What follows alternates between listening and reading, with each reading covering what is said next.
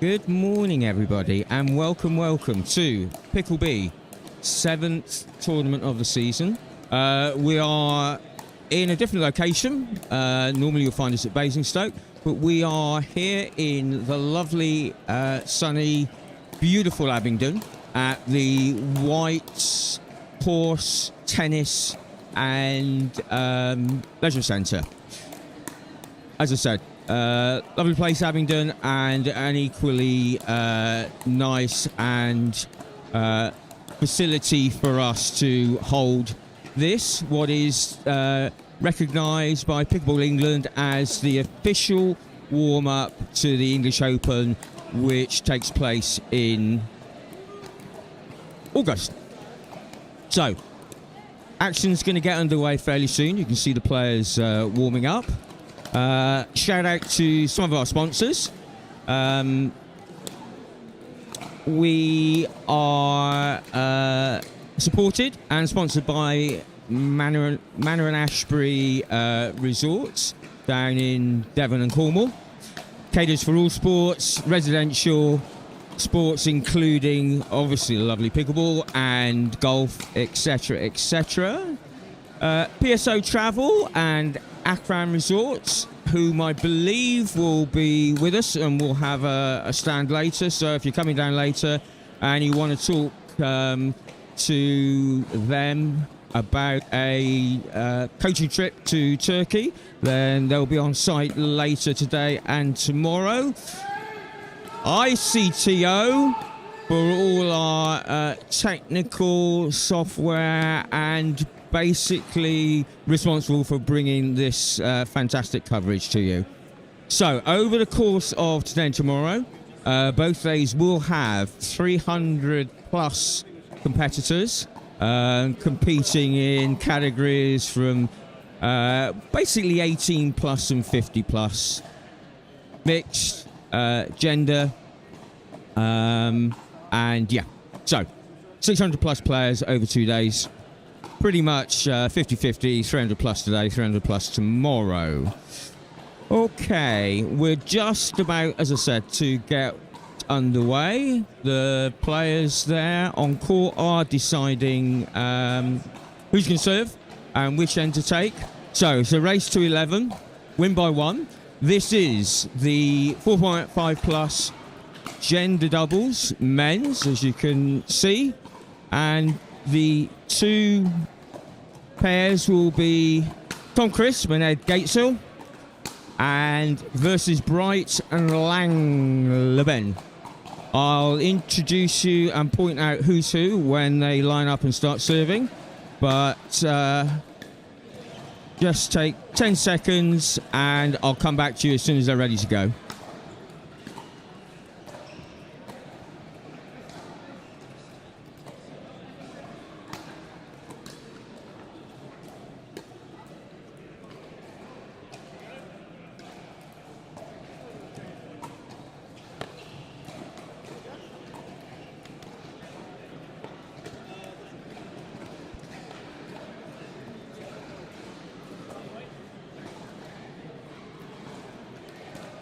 And here we are ready to start.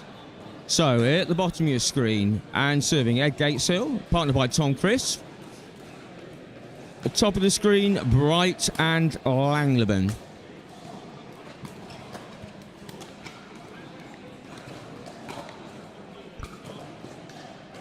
Bright in the blue top, Langleben in the black top, just about to serve.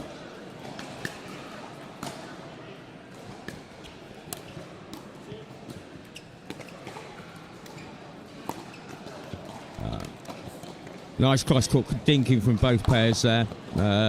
Chris unable to dig that one out. Langleben to serve, 1-0.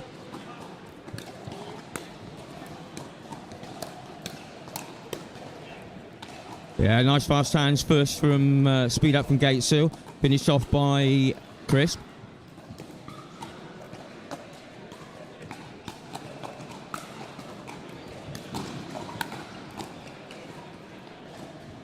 Again, nice hands from Crisp at the net.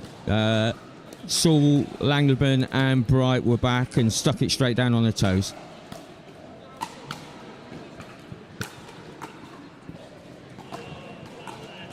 brilliant finding the space down the middle from Crisp. Just slightly long. Just slightly long.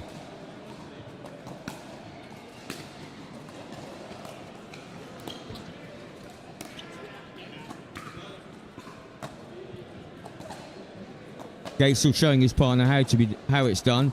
Find the space down the middle, keep it in, easy point.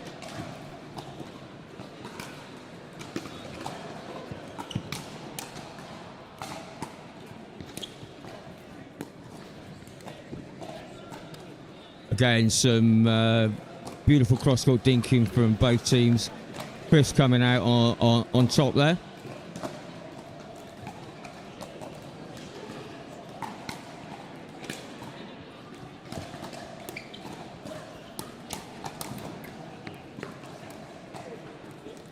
Side out.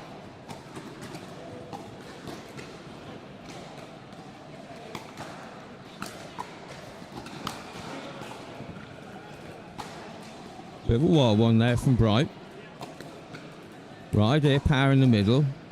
Not such brilliant execution. He'll want to do better.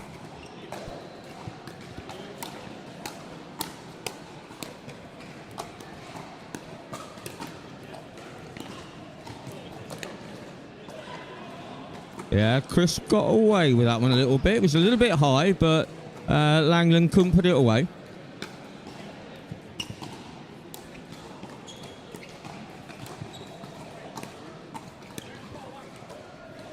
That's a beautiful... He's apologising, but I think it would have been a winning shot anyway, even though it caught the top of the net. He went for such an acute angle from Langleben.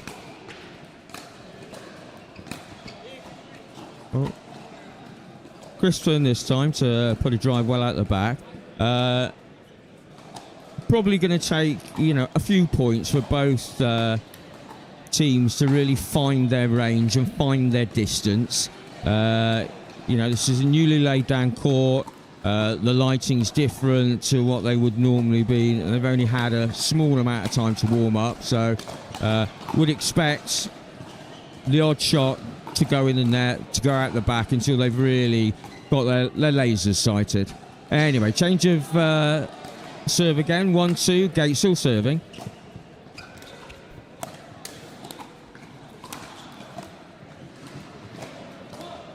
Nearly miraculous defence from Chris. Threw himself at that on the backhand, but unfortunately the return just went out.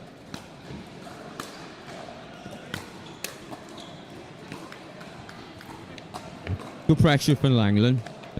Kept Chris right at the back, made him play a forehand, then twisted him round onto his backhand. So service.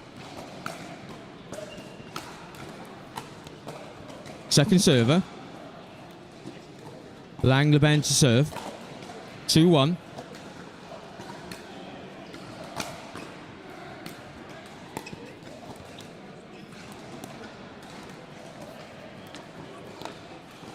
Very, very close.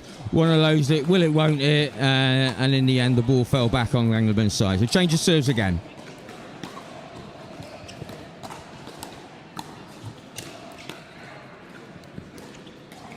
Great angle by Chris. Yeah. Well played, Gateshill and Chris. Managed to transition from defence into attack and won the point. 3-1.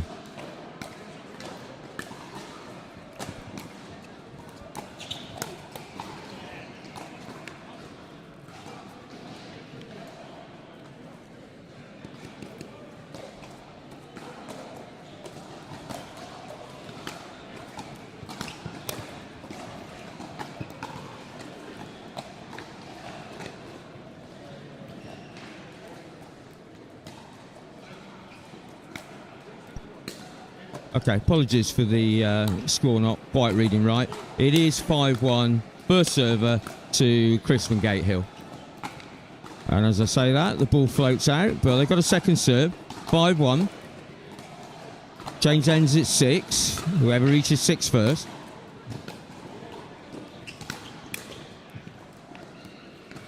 And Chris from Gateshill will be...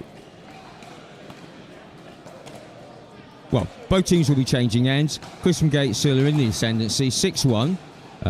Seem to have gotten into their flow now, and they've had a run of points.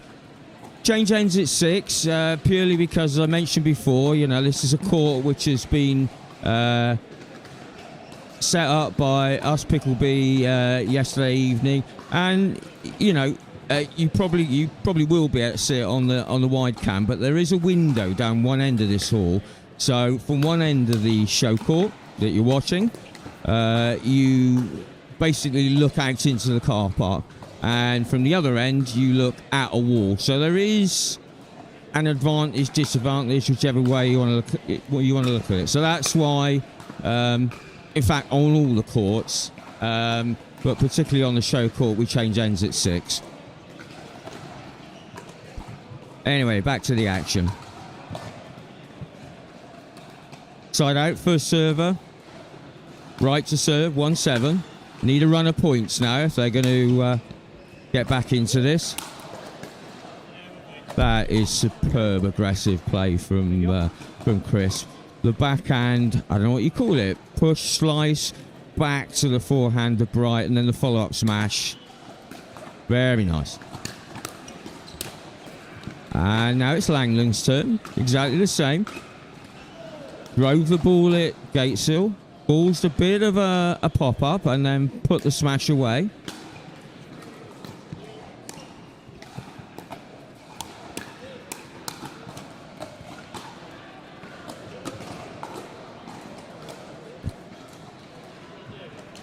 Bright and Langland, smiling at each other. I think they got away with that one a little bit. Commentator's curse, of course. Langleben then just puts the ball into the net. So we're back with Chris from Gateshill, 7-3 up. Still serving, second server. Gateshill to serve, 7-3.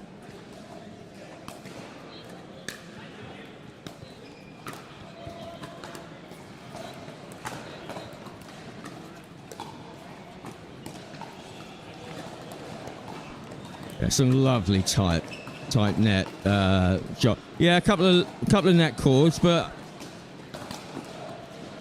they weren't really net chords. They were such good. And there we go. ATP, the first ATP of the day from Langland. No chance for Gateshill and Crisp to get that one back. The angle and the height, it skimmed the floor. Yeah, Crisp, unfortunately, apologies all round. Crisp unfortunately wore that one on his back. He was trying to get out of the way, and the ball would have sailed long, but as he stopped it going out, it's point to Langland and Bright. So they're making a bit of a comeback, 5-7.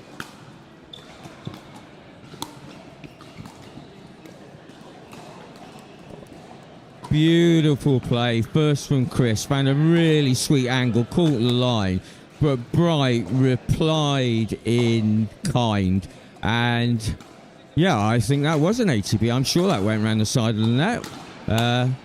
Hopefully we'll see a replay, but we could already be on 2 ATPs. 6-7, second server.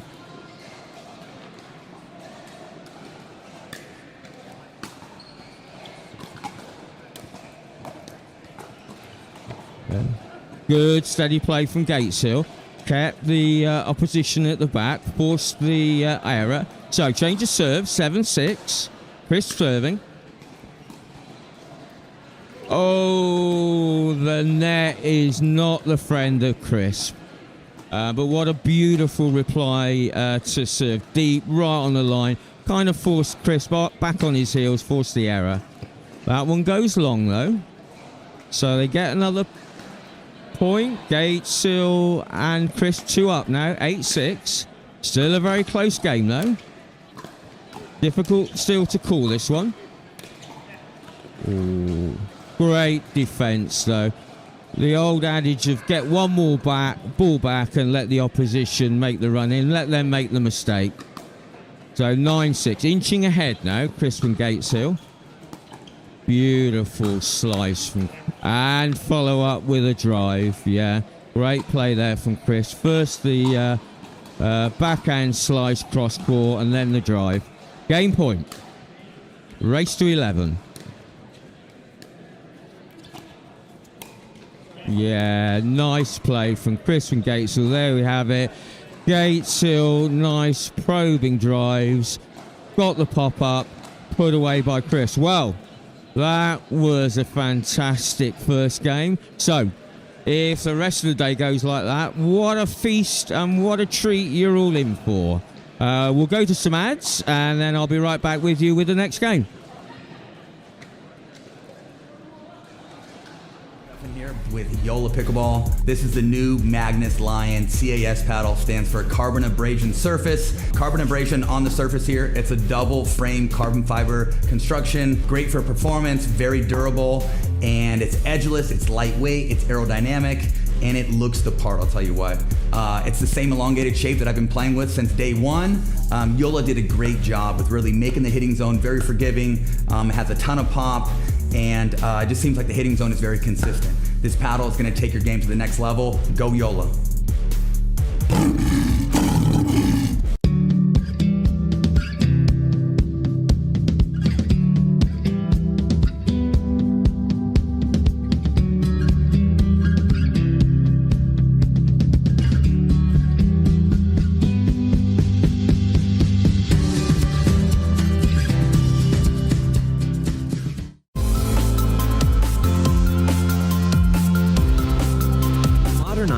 Landscapes are increasingly complex, with evolving security threats and the growing demand for seamless service delivery. A managed IT SIM platform enables businesses to overcome these challenges by streamlining processes, enhancing operational efficiency, strengthening security measures, and providing a scalable, cost-effective approach to IT service management. iCTO helps businesses optimize their managed IT SIM platforms by providing expert guidance, automation, and strategic IT service management solutions, ensuring efficiency, scalability, and enhanced service delivery while reducing costs and downtime. iCTO, here when you need it.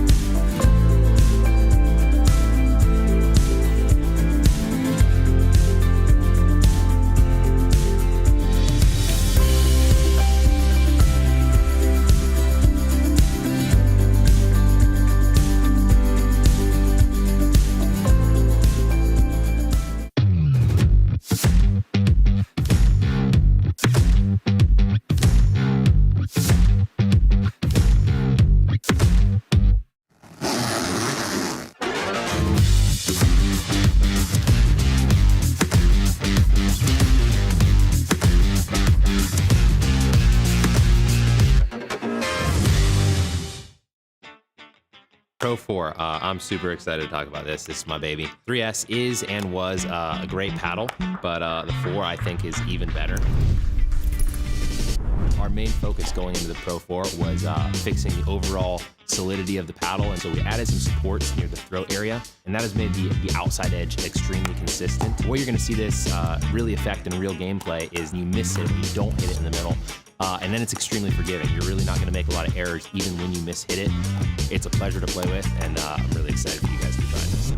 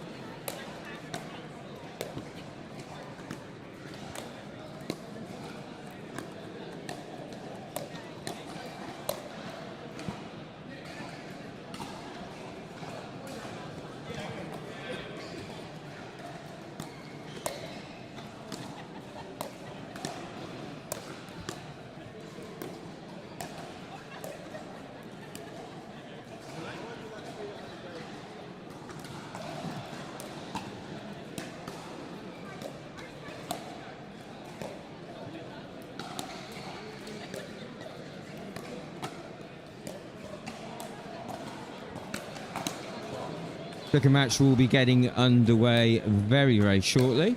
We have Mr. Nick Mays and Mr. Lewis O warming up, and they are just waiting for their opposition, who will be Garg and Yeng. I will introduce you when everybody comes back.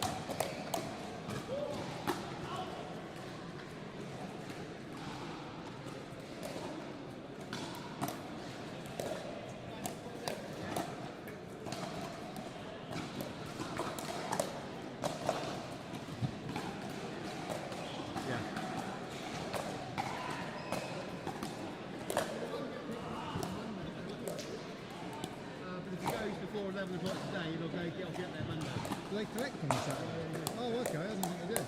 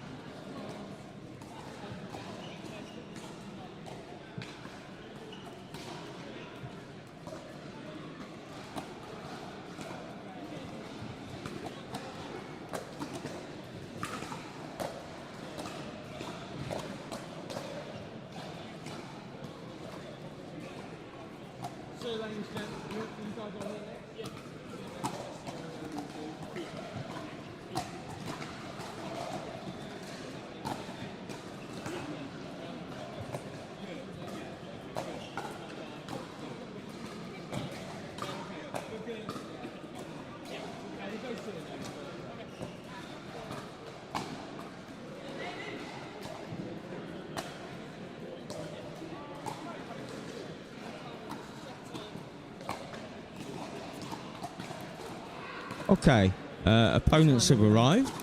Just whilst they're just getting a sighter of the court, which is only fair, because like I mentioned earlier, it is, you know, because this court, the show court, is put down a different way to the rest of the courts. The rest of the courts, again, you can see on the camera, are, you know, very much one side of orientated in all the same way. This one's orientated differently, so there is the wall and window aspect. Anyway, we are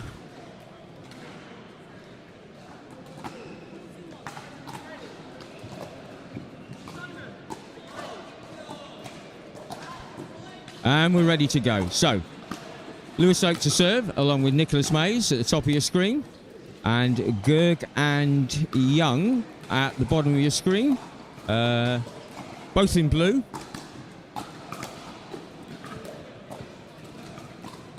So that side out, 0-1, and Garg to serve.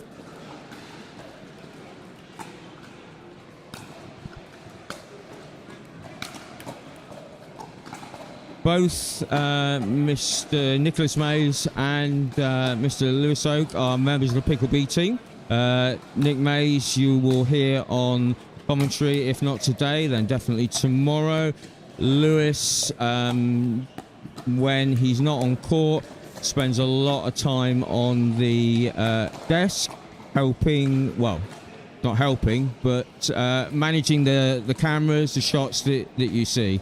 At the moment, Mr. Simon Barr is multitasking, bringing you the score and looking after the camera angles. Great put away there from Garg. I think that caught Lewis out slightly. Anyway, 1-0-2. Just a point in it. Ooh. Nice drop there from Lewis. Oak. Yeah, brings them to 2.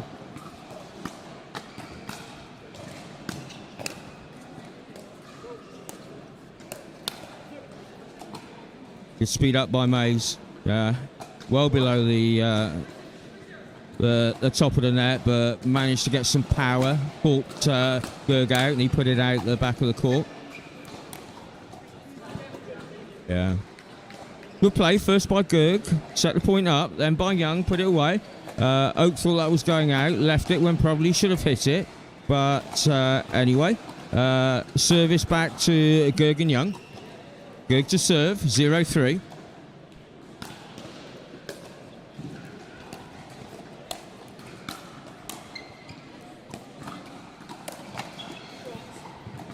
Beautiful. I think that's his signature shot there. Table tennis background, I believe, Mr. Nicholas Mays. I think he showed that with that backhand roll.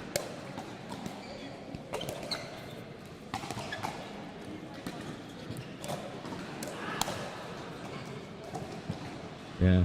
And again, backhand roll. Although Garg got that back, he put it out the back of the net. Caught him by surprise with the speed. Skipped back off the line. I think Lewis Oak thought that was going long, but it landed right on the line, then skips up, and he had no time to react. Beautiful deep return there from Garg.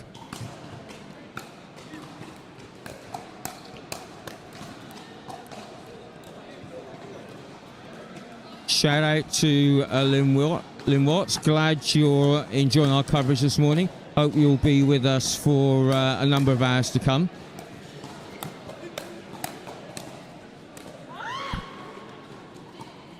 Superb defence there from Mays and Oak. The old adage, get one more ball back, let the opposition make a mistake. They're doing the same thing again. Keeping the ball tight. Waiting for the opportunity. And Mays thought he saw the opportunity, but unfortunately he left it well wide. The opportunity was there, though. They worked that opportunity. Unfortunately, the final shot wasn't quite up to it. Long serve there from Garg. Perhaps getting a little overexcited there, or just feeling he needs to go for power to keep Mays and Oak on the back foot. Again, the signature Mays shot, backhand roll, put away, opposition no chance. 5-0 to Mays and Oak. Change of ends, 6-0. Garg and Yeng got a bit of a mountain to climb here. It must be said they are up against the first seeds, being Oak and Mays. Both part of the PPL this year. Lewis Oak in the Dinks Premier team, for whom he also works. And as you can see, sporting a Fox shirt and the new Fox paddle, new full foam 14mm wide body Fox paddle. And here we go. Second half, 6-0. Mays serving. Lucky net call, but you'll take those. Especially if you're Garg and Yeng and you're 6-0 down.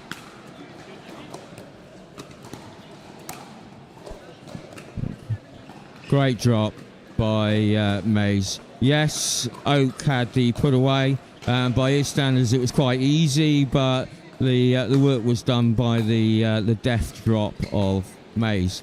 So we're up to 8-0.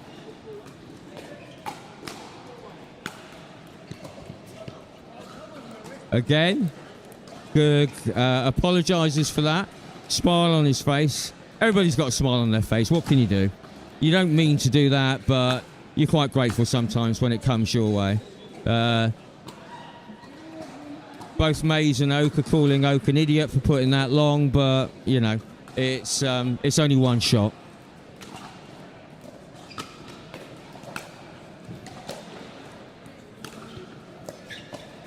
Lovely drop by Garg, but what a get by Mays. He's a little bit unhappy with himself because the next shot that he put in net was arguably a little bit easier.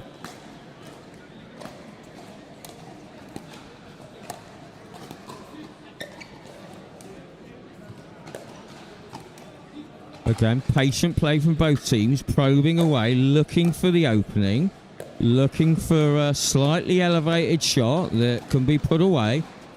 Net cord, that might do it. No. Oh, and Yeng thought he saw it. Probably got a little bit excited and put the ball back out the net. But they're on the board. They've got 2 points, so they're on a little bit of a run.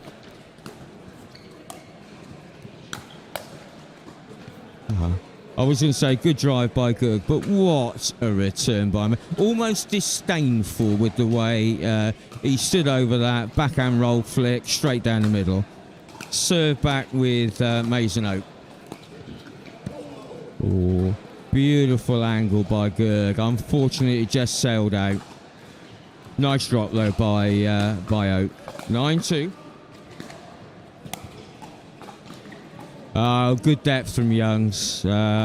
Oak right back behind the baseline. Couldn't clear the net on that one. 9-2 though. 2 points away from victory.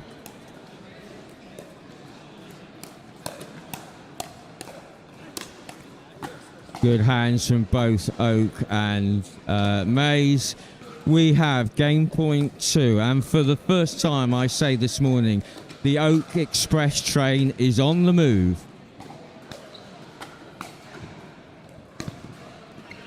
Yeah, that'll teach me, won't it? Sticks it in the net. 2-10. Bit of a mountain for Garg and Yeng to climb, but let's see what they can do. Yeah, dominant play by Oak. On his toes, just behind the kitchen line. anything up over the net, he puts it away. Yeah, nice, careful maze by play by maze. Didn't go for power that time. Went for the feet of the incoming Garg. Game point. And there we have it. 11-2. Great fight by Garg and Yeng. Well played, Oak and Maze, the top seeds. So, first game out of the way for them. Garg and Yeng, I don't know if we'll see them later, but well played to them. Right, go to our sponsors, and we'll be back with the next one. Here with Yola Pickleball. This is the new Magnus Lion CAS paddle. Stands for carbon abrasion surface. Carbon abrasion on the surface here. It's a double frame carbon fiber construction. Great for performance, very durable, and it's edgeless, it's lightweight, it's aerodynamic, and it looks the part, I'll tell you what. It's the same elongated shape that I've been playing with since day one. Yola did a great job with really making the hitting zone very forgiving. It has a ton of pop, and it just seems like the hitting zone is very consistent. This paddle is going to take your game to the next level. Go Yola.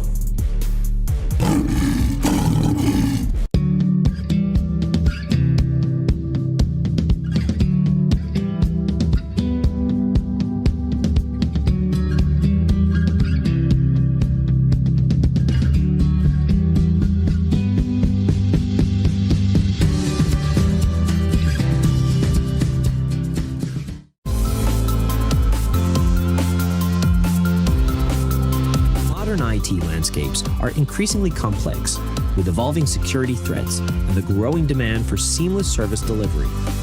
A managed IT SIM platform enables businesses to overcome these challenges by streamlining processes, enhancing operational efficiency, strengthening security measures, and providing a scalable, cost-effective approach to IT service management. iCTO helps businesses optimize their managed IT SIM platforms by providing expert guidance, automation, and strategic IT service management solutions, ensuring efficiency, scalability, and enhanced service delivery while reducing costs and downtime. iCTO, here when you need it.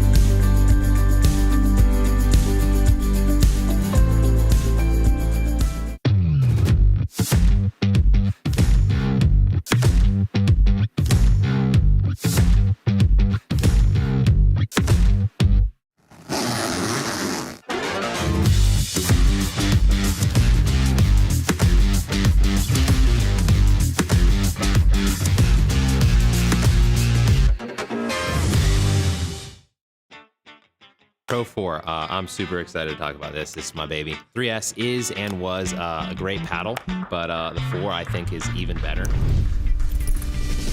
Our main focus going into the Pro 4 was fixing the overall solidity of the paddle, and so we added some supports near the throat area, and that has made the outside edge extremely consistent. The way you're going to see this really affect in real gameplay is you miss it, you don't hit it in the middle. And then it's extremely forgiving. You're really not going to make a lot of errors even when you miss hit it. It's a pleasure to play with, and I'm really excited for you guys to try this.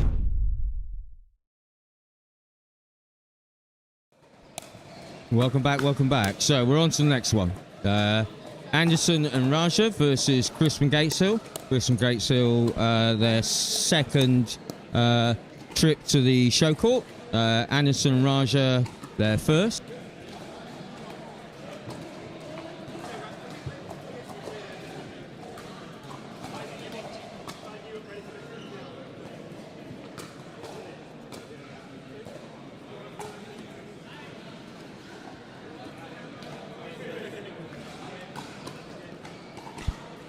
Okay, all the formalities, all the niceties done, all smiles, we're good to go. So, once again, Gateshill with the ball in his hand at the top of your screen, along with Chris, Raja to receive, and Anderson at the bottom of your screen. Game on.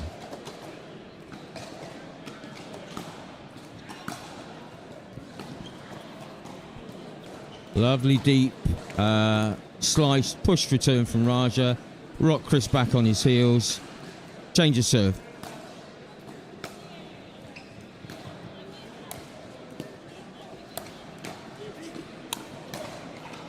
Yeah. Good though from Chris. One leg, leaning into the kitchen. Took the ball at its highest point, put it away past Raja.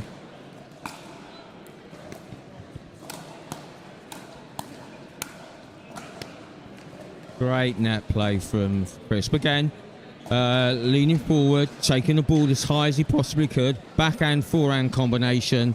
Gets the serve back. Still at 0-0. Something tells me this could be quite a close one.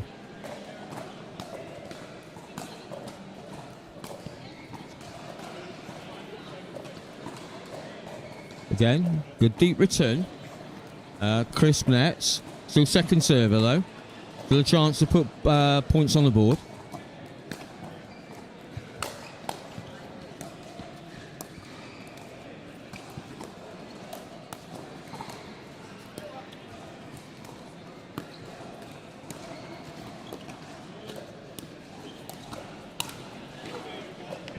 Okay, helped by the net cord. He apologises, Chris, but I think he would have won that point anyway, because again, he seized the initiative after some nice, careful, patient dinking from both sides. First point on the board, 1-0 out of Crisp and Gateshill. Again, commentator's curse. So, change of serve, back to Raja and Anderson. And they have their first point, 1-1.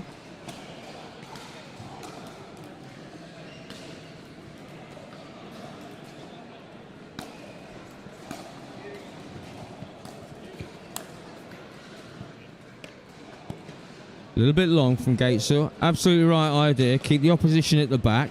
Just slightly overcook that. So, Anderson and Raja into the lead. Still on first serve, 2-1. Same thing again. Nice serve though. Put the pressure on. 3-1.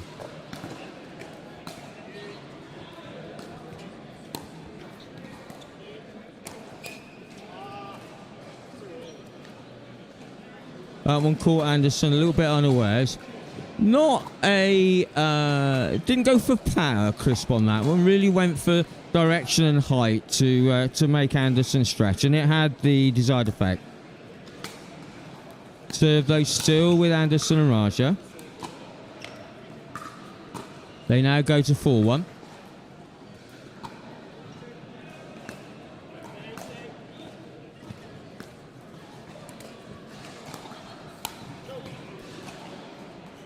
Yeah, ball was certainly there to be hit. Chris not very happy with himself. I think he realised he completely overcooked that and put it out the back.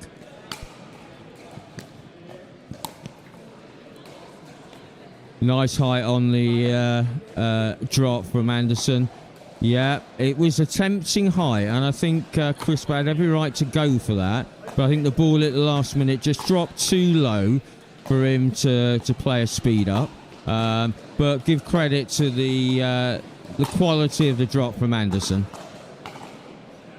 So we're at 6-1. Change of ends. Second serve, but the impetus very much with Anderson and Raja. What can Chris from Gateshill do? As you can see, they're having a tactics conversation. Maybe they've spotted a couple of things that they need to do with their own game, or just vary what they're giving to the opposition to get them back in this game.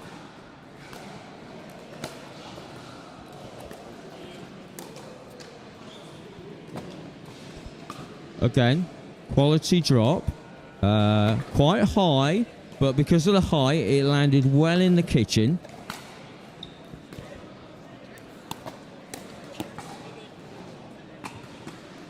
Again, no real power in difference.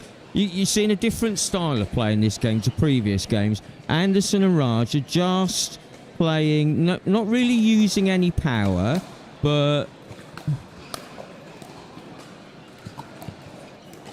what you're seeing is quality drops, and then when the ball pops up enough, one of them will put some power in, but it's kind of subtlety and measured play and quality of drops first and then power second, which is a little bit different to what we've seen in previous games so far.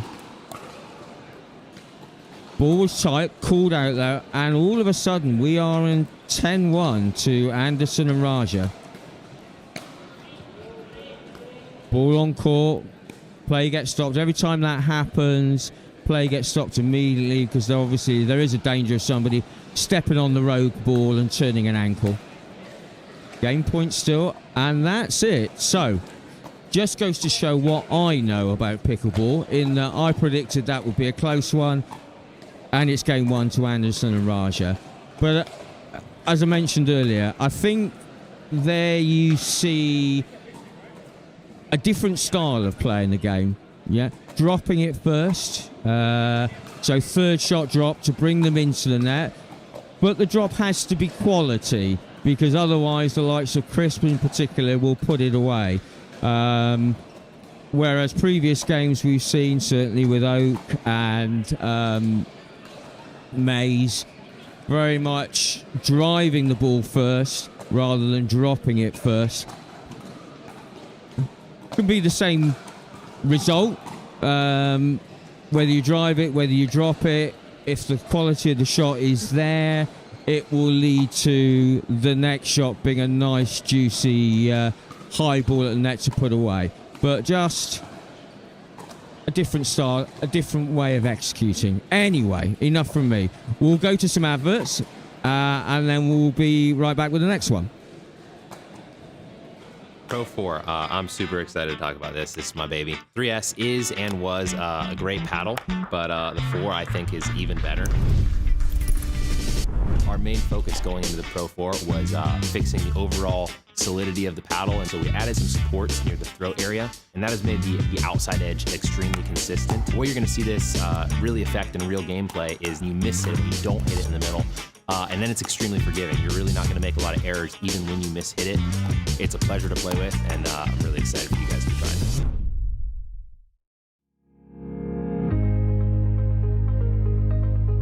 The modern workplace promises flexibility, productivity, and collaboration, but getting there isn't always easy.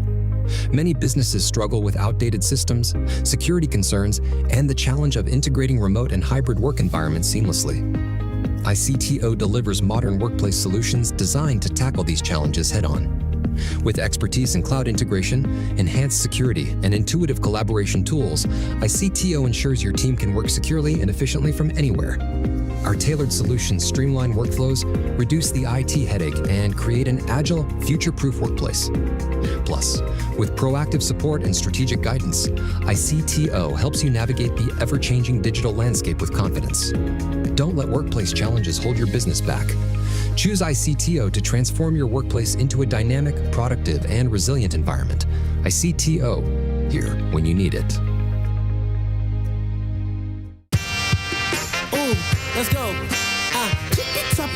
Wait, hold on, Q. Yeah, feel like I'm at the tippy top of my game, looking down at the rafters. I had this, like that confidence. Come on now.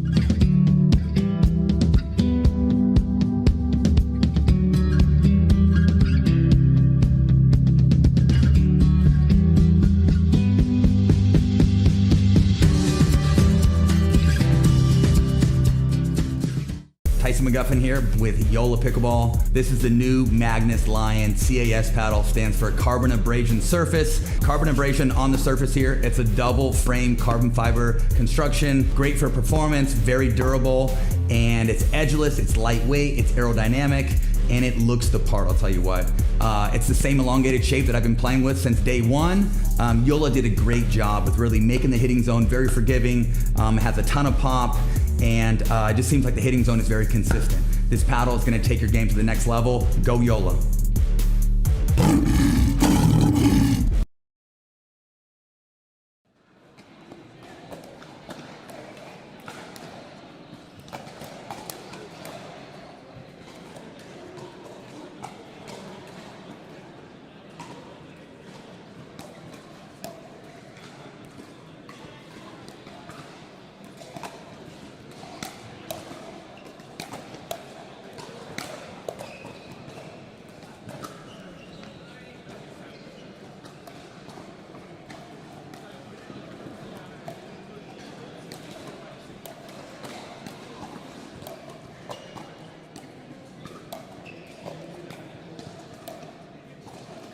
Okay, welcome back. Just ahead of our next game.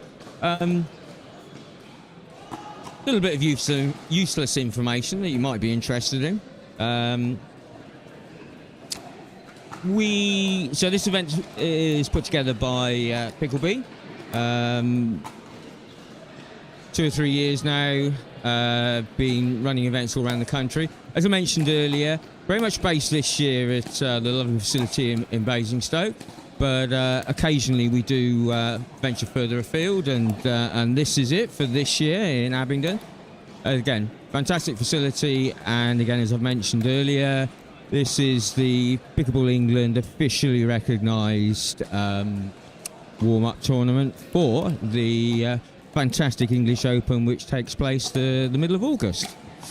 Anyway, 22 courts that were all laid down last night on this beautiful tennis floor here in Abingdon. Took a team of us about 3 hours to do. So that was from measuring, laying the tape down, building the nets, putting the balls out, putting the streaming facility together, and anything else, and there's probably a list of another dozen jobs that I can't think of. So all skillfully managed by the man, the myth, the legend, Mr. Forgotten his name now, Steve Beale. That's the one. How dare I forget? Mention some of the other names: myself, Phil Nash, Rob Patrick, Mrs. Caroline Nash, who else? Mr. Jake Matthews, Mr. Lewis Oak, Mr. Simon Farr, and Mr. Spencer Matthews. So, fairly small team. Managed to achieve a lot in 3 hours last night, but most of us now have been doing it for a couple of years, so we kind of know what we're doing. But this was always going to be a challenge because we're laying down 22 courts. At Basingstoke, yes, we have 20 courts, but 8 of them are on permanent lines. So, and we were against a time constraint last night because the centre opens, whereas Basingstoke, as its hotel, we've pretty much got 24-hour access to the setup to the tennis centre. Anyway, always worth mentioning some of the names and a little bit of what goes into putting this tournament together. Should also mention, and this is the useless fact, that we used last night about just over 1.3 kilometres of yellow tape, all of which at the close of play on Sunday will be taken back up, leaving no marks on the surface. So we return the surface to the centre as we found it. Anyway, enough from me. I'm sure you've all dozed off during that. I'll shut up for the time being, and when the next full set of players appears on court, I'll introduce them to you.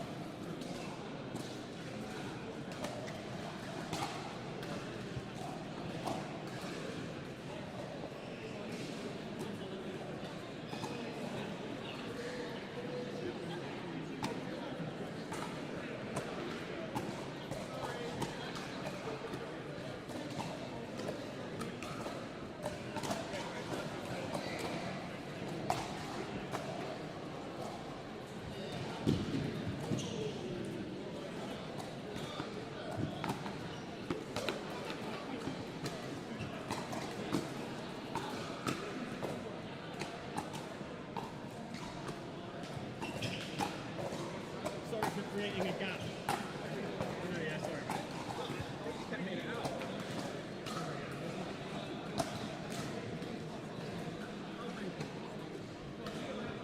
We did our modelling in the first half. You're being involved in practice. No, I brought the final that we had last year.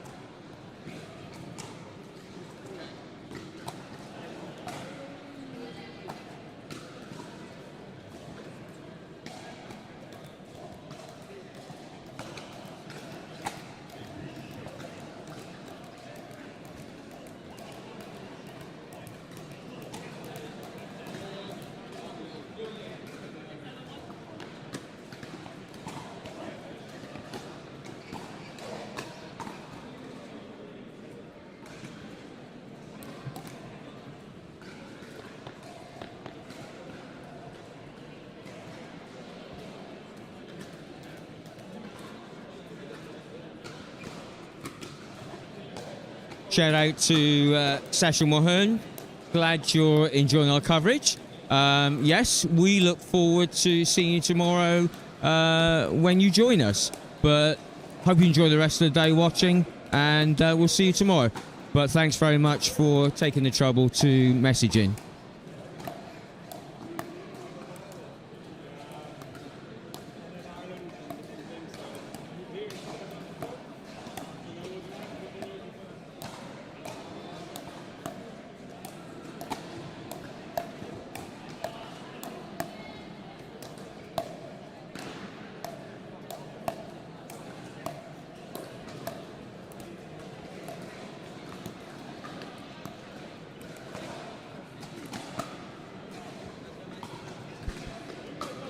Okay, we have all 4 players on court.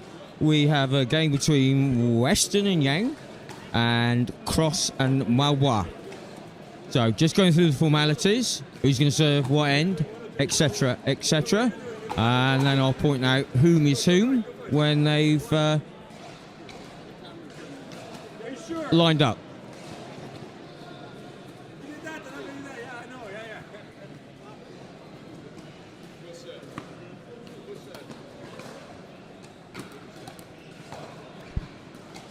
Okay, so top of your screen, Cross and Malbois. Bottom of your screen, Weston with the ball in his hand, about to serve, and Yeng. Game on.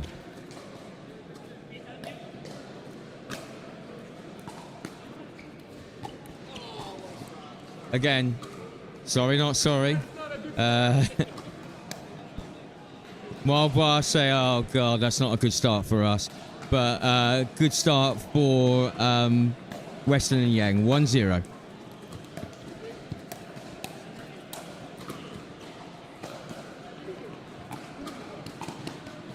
Didn't see whether, yep, so that was clearly out. 2-0. Serve goes long. Side out. 0-2. Cross serving.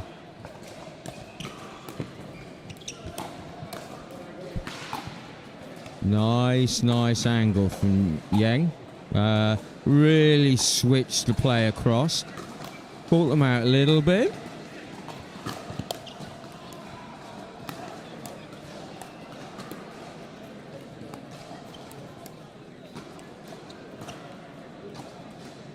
Careful play from both teams. Weston with a mistake. Change of serve. Cross a bit disappointed with himself. However, they got a point.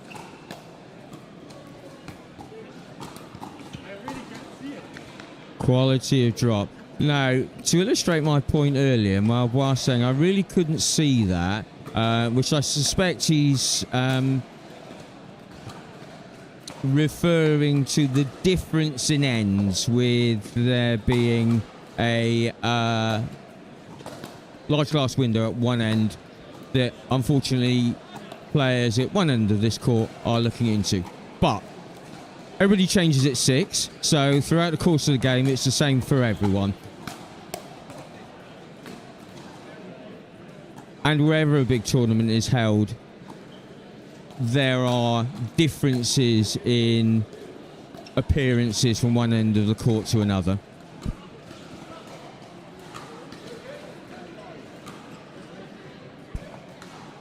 Weston and Yeng, my apologies, into a bit of a lead, 5-1, but they've lost the serve. Cross and Malbois, let's see if they can get some points. Nice shot from Weston, right down at the toes of Malbois. Couldn't really do much with that.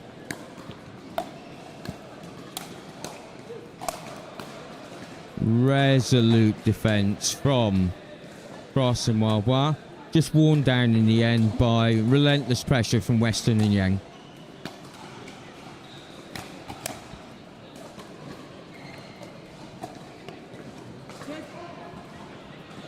Change ends, 6-1, still first server.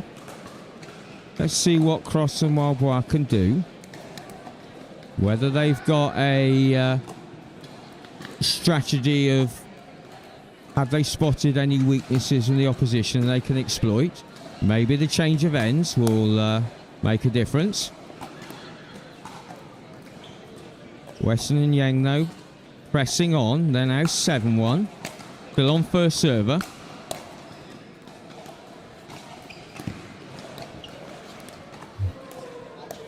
Nice angled play from Weston and Yeng. Moving the opposition one side of the net to the other.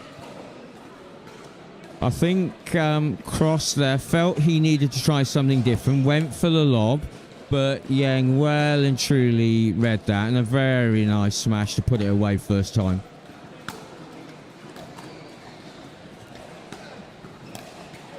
Good serve from Malbois. Yeah, really good serve from Yeng, but excellent return from Malbois. Yeng really wasn't expecting that and tried to put a lot of spin on, but Cross and Malbois won that point quite well. Good defence from Weston. Lob again. Nice lob. Yeah. Couple of lobs from Malbois, mixing it up a little bit, giving them something different to look at, and they come away with the point. So 6 point difference, still a bit. Nice serve though. 3-8, so they are closing the gap. Still on first server, putting a decent run together. Okay. Malbois not happy with himself. Didn't really get his feet in the right position to play that drive, and it sailed long. 3-8-2. Just checking the scores. Everybody's on the same page. Lovely serve. Yeah, that point was all set up by the serve from Cross. He had Weston inside out, not quite sure whether to do forehand or backhand, and Cross and Malbois won that point comfortably. Yeah, good response there from Weston. I think Cross thought he had that point won, but nice reply from Weston, and they in fact won the point. Good quick hands, getting his hands out away from his body. Good tight dinking. Both teams waiting for somebody to make a mistake or put it up slightly. And there it comes. Cross. Rat's getting a feeling like he needed to do something different. Went for the lob. Sadly for him, it went out. 9-4. That now must be 10-4. So all of a sudden, we're back in game point. Game point to Western and Yeng. 2 serves to get it. Good reply by Malbois. Dug that right off of his toenails. Patient dinking from both teams. Malbois again wanted to change it up, but undercooked the lob, and meat and drink for Western. So Western and Yeng win that one 11-4. We'll go straight to our sponsors, and we'll see you back with the next game.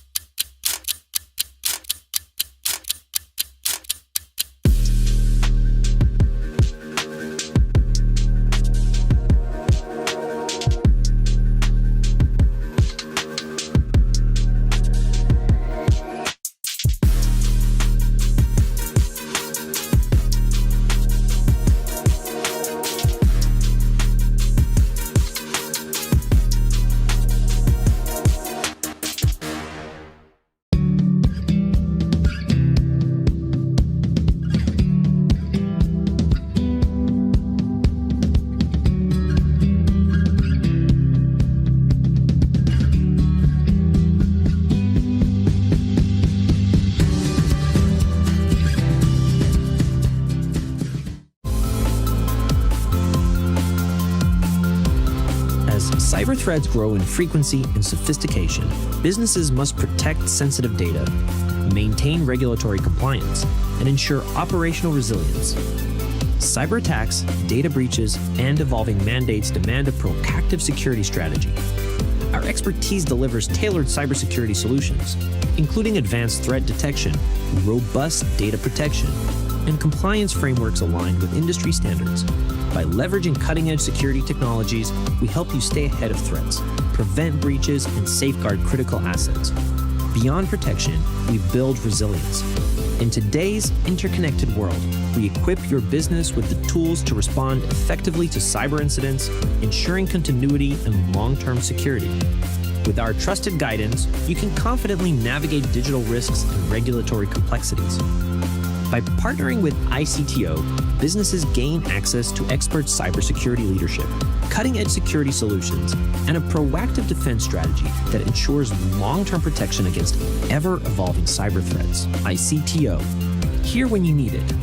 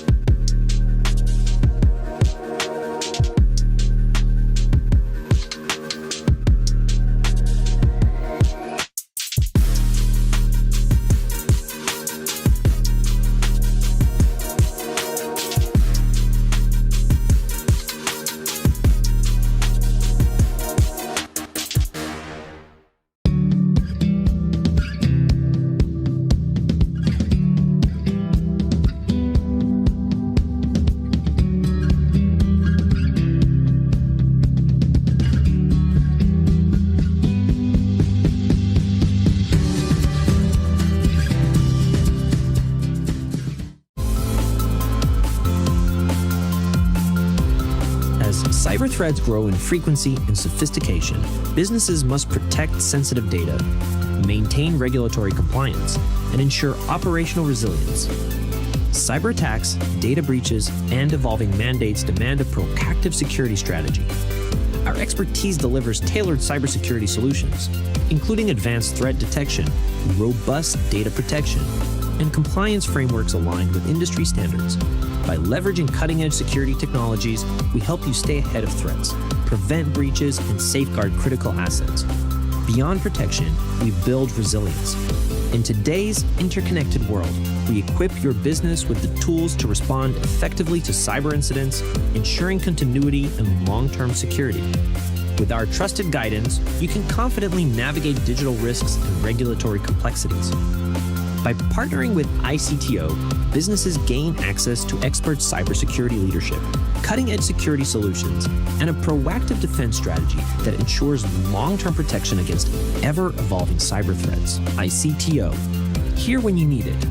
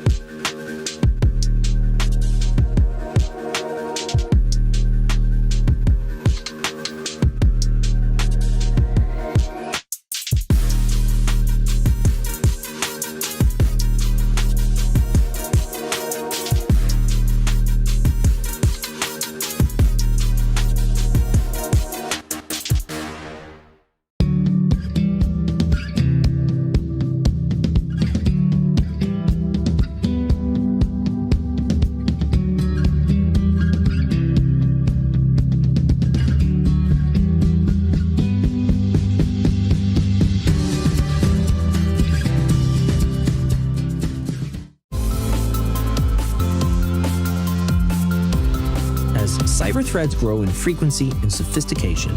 Businesses must protect sensitive data, maintain regulatory compliance, and ensure operational resilience. Cyber attacks, data breaches, and evolving mandates demand a proactive security strategy. Our expertise delivers tailored cybersecurity solutions, including advanced threat detection, robust data protection, and compliance frameworks aligned with industry standards. By leveraging cutting-edge security technologies, we help you stay ahead of threats, prevent breaches, and safeguard critical assets. Beyond protection, we build resilience. In today's interconnected world, we equip your business with the tools to respond effectively to cyber incidents, ensuring continuity and long-term security. With our trusted guidance, you can confidently navigate digital risks and regulatory complexities. By partnering with ICTO, businesses gain access to expert cybersecurity leadership, cutting-edge security solutions, and a proactive defense strategy that ensures long-term protection against ever-evolving cyber threats. ICTO, here when you need it.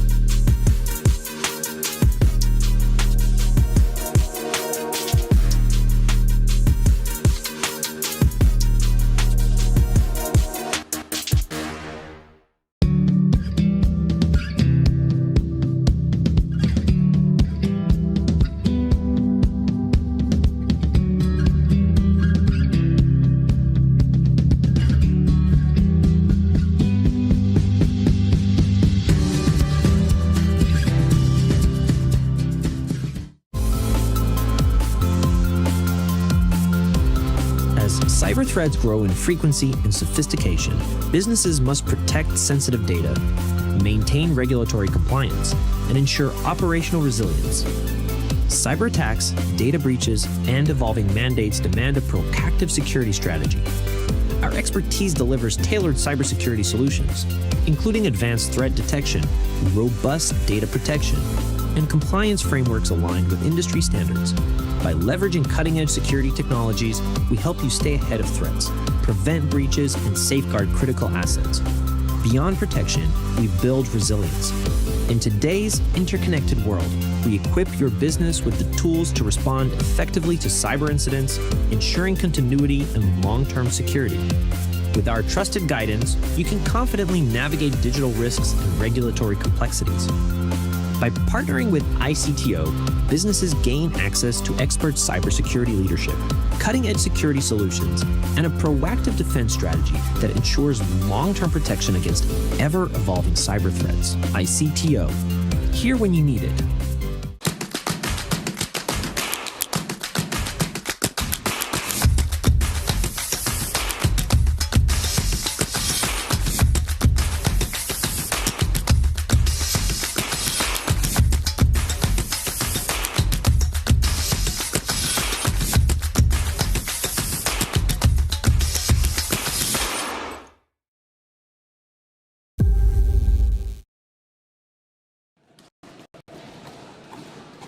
Here we are, ready to go.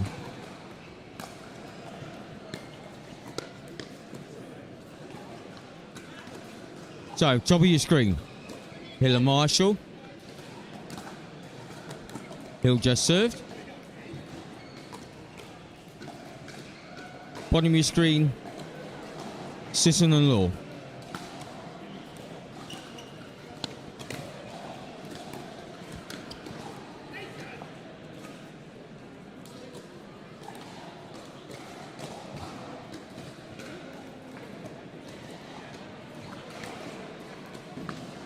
One zero.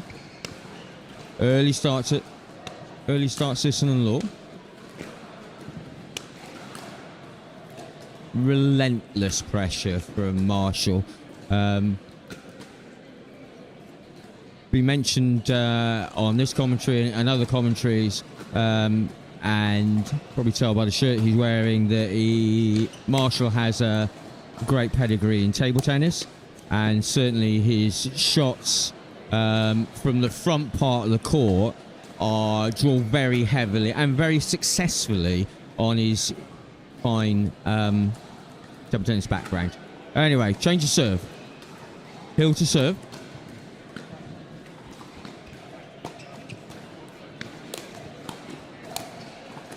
Oh, a little bit too much from Sison. Just wanted soft hands there rather than try and punch it back, but the speed of his hit at him probably didn't have time to think too much. Beautiful shot from Marshall. Not just the depth with his table tennis hands from the front of the court, but can also impart heavy topspin from the back of the court. Beautiful angle.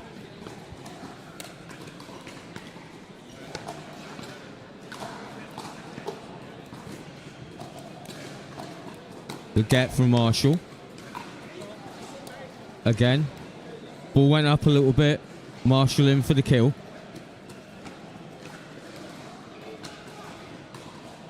3-1-1.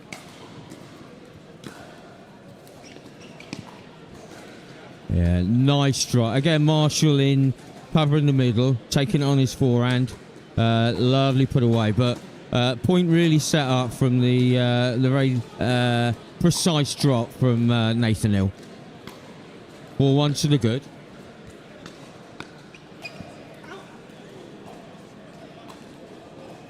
Good lead by Marshall again, forcing the error. 5-1. Nice run of points for Hill and Marshall. They are the third seeds.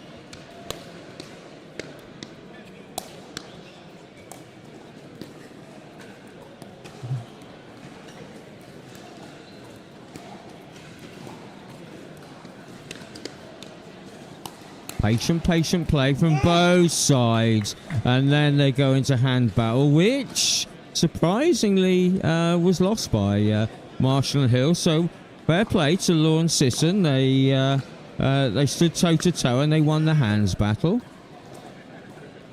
Marshall a little bit frustrated with himself.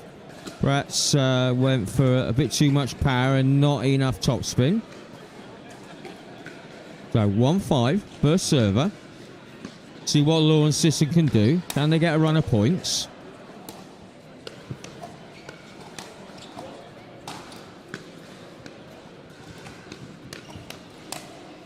Yeah. Good play there from Marshall. Turned defence, stoic defence into attack. Saw his opportunity, moved up the court. Forehand put away. Still serving though, Law and Sison, and they've got another point, so we're 2-5.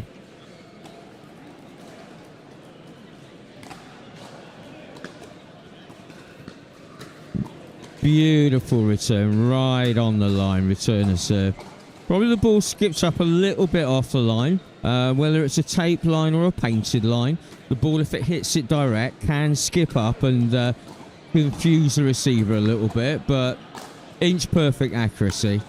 5-2, 1 point away from the... Good defence by Hill, get one more back. That time though, pinpoint accuracy. I think it was Law who had the forehand put away, but between just out of reach of Hill that time.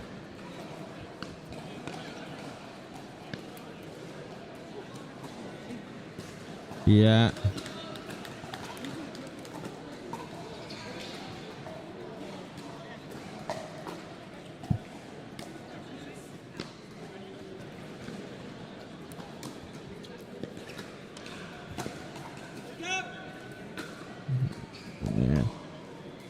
He'll fake that. I don't think there was any ever chance he was going to hit that. And the ball sailed wide.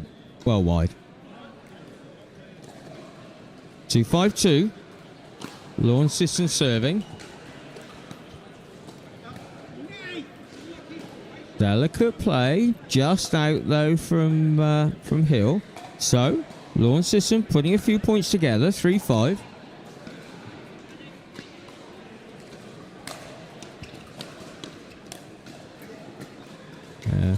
Good power, good placement from Marshall. Gets the serve back.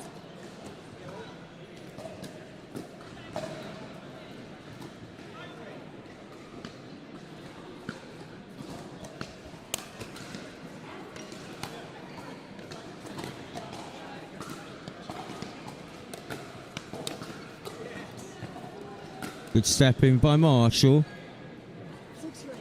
Takes the ball, wasn't that high above the net, but high enough for him to use his forehand roll. And they change ends at 6-3. First server. 6-3-1.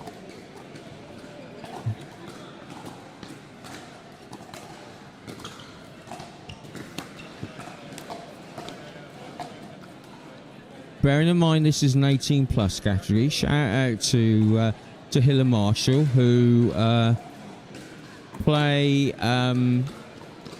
in the PPL Masters, so that means 50 plus for I believe the same team, just started last week. So, you know, they are, should we say, players that are a little bit older, but obviously are good enough and want to challenge themselves in the 18 plus. I suspect, and I don't know this for sure, when they go to the Open, they'll probably be in the 50 plus category. Vastly experienced pair as well, been playing together for a number of years now. Well set up by Marshall. And then beautiful angle for the put away. Took all the power off. Just gave it slice and angle. So, second serve. 9-3. Hill serving. Sison and Law need to do something soon. Otherwise this will get away from them. Yeah, you speed up at Marshall at your peril. it's liable, especially on his forehand, it's liable to come back to you twice as quick. 10-3, game point.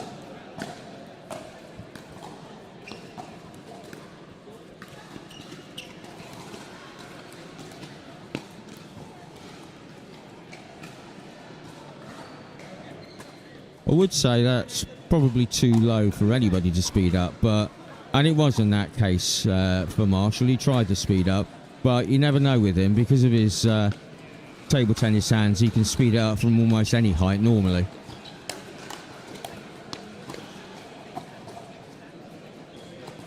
Again, meeting fire with fire. Lawrence Sison trying to take it to Hill and Marshall, but getting is as good as they're giving and then some. Second serve though, still a chance to put some points on the board.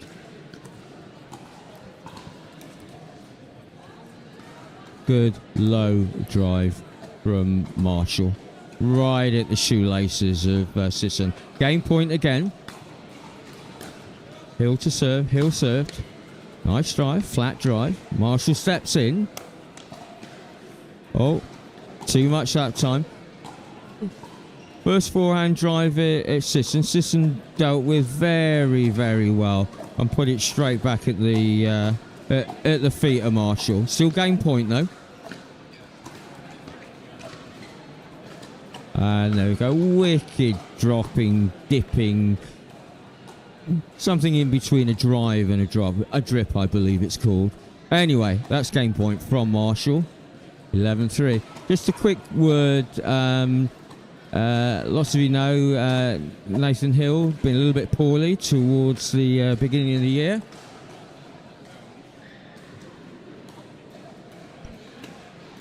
But lovely to see him back. Had a quick chat before they went on court.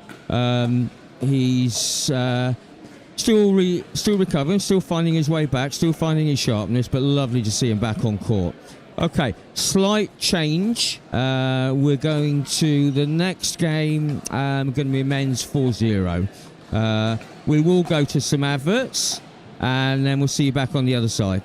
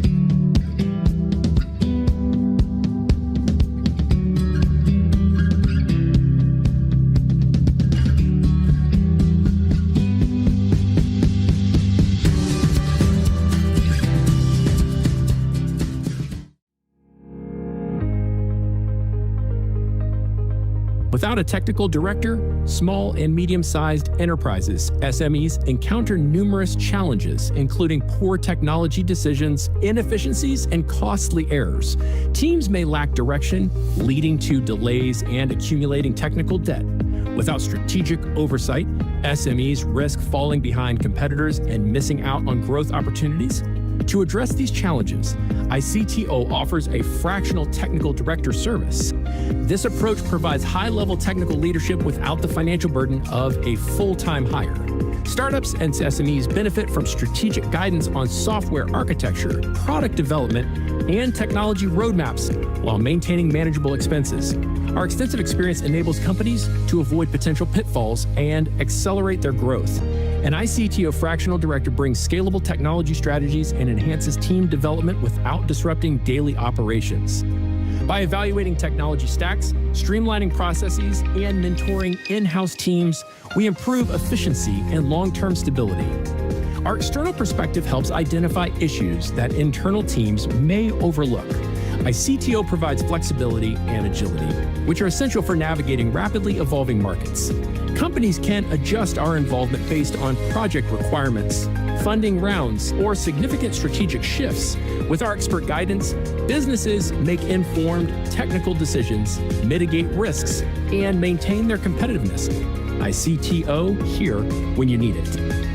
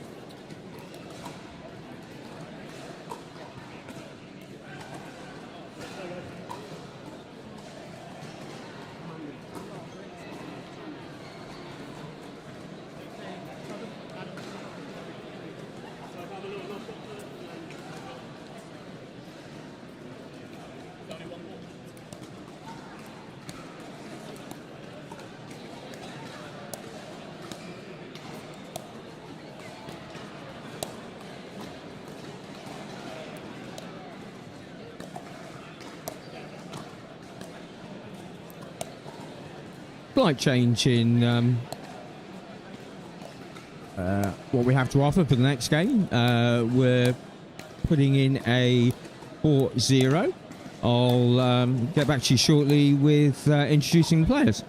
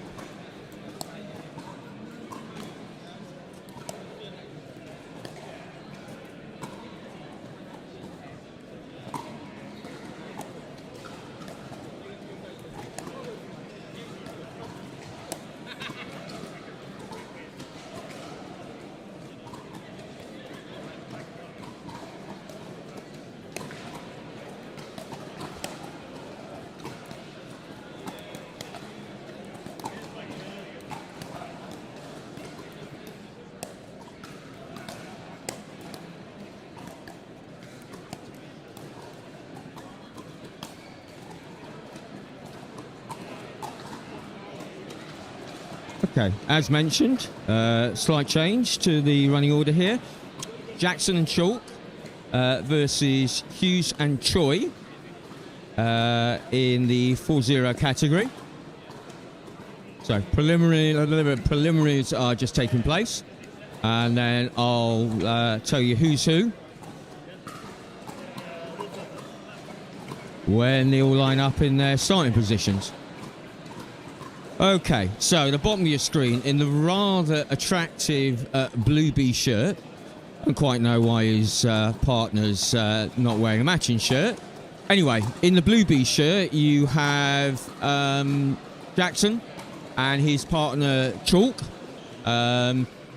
Blue B is the company of Jackson that's responsible for a challenger team in the PPL this year.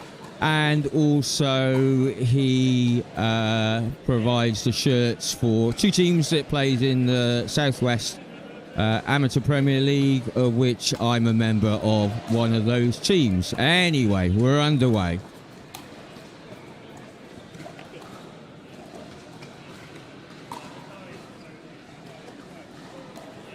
So first blood to Tsui and Hughes, 1-0.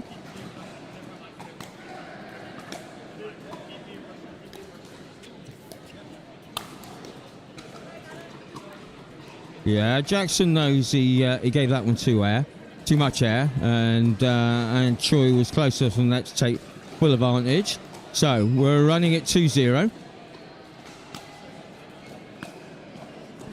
Serve was just long, not by much, but it was enough. Good call by Chalk. So 0-2.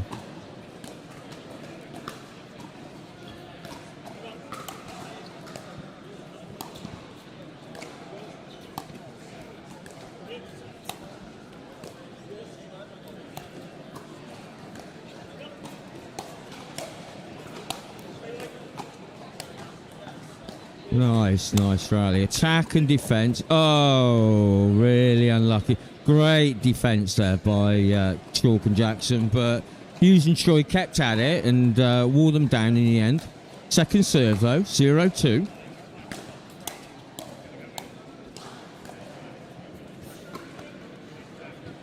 Unlucky by Chalk.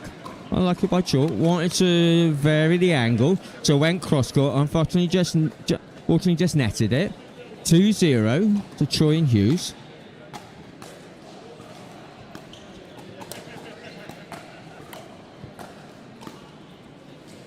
Yeah, good pressure from Jackson. Kept the opponents at the back, waited for them to make a mistake, and they did. Still second server though, still 2-0.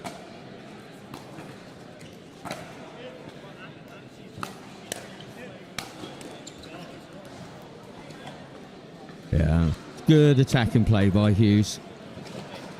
Chalk didn't do much wrong, but credit to Hughes for taking the ball out of the air and driving it straight back at him. 3-0.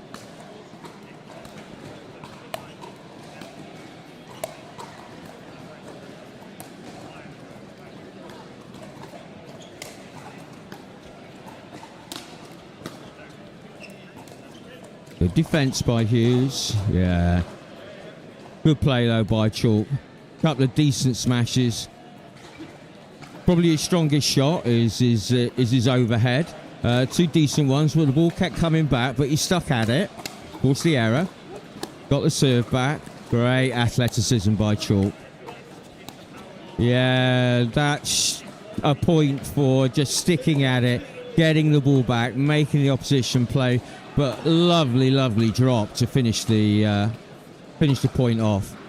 Unplayable. So they're off the mark. Jackson and Chalk.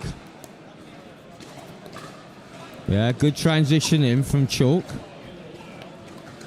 Well played. Turn defence into attack.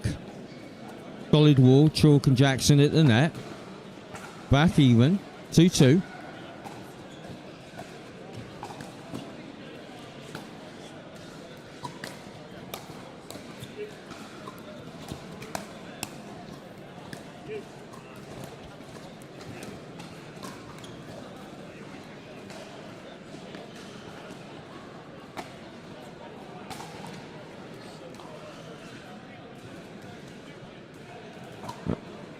Chalk and Jackson now finding their rhythm.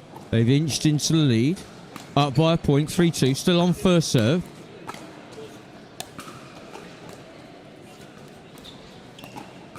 Good play again from Chalk. Nice transition play. Back to front. Good speed up by Jackson. Waited his turn. Probed away for a couple. Waited for a slightly higher ball. Nice speed up. Point winner. 4-2.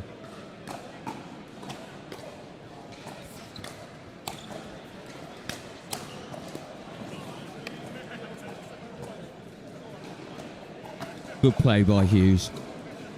Yeah. Dealt with the drive really well. Put it straight down at the toes of Jackson. Nothing much he could do.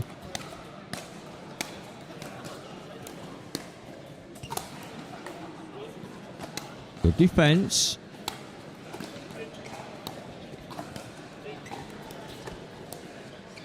Again, nice transition in from Chalk. A little bit lucky there from from Tsui. He got the net cord, but the shot was a good one anyway. He played it into space, low down towards the feet of Chalk. So change of serve, 2 points in it. Nice deep play. Forces the error from Tsui and Hughes. Second serve though, still got a chance to make points.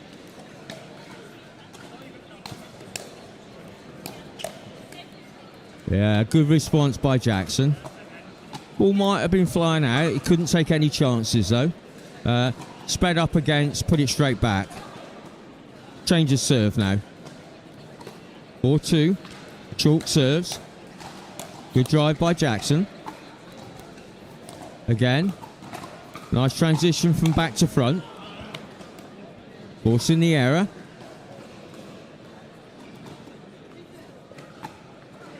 (5-2). 1 point to the turnaround.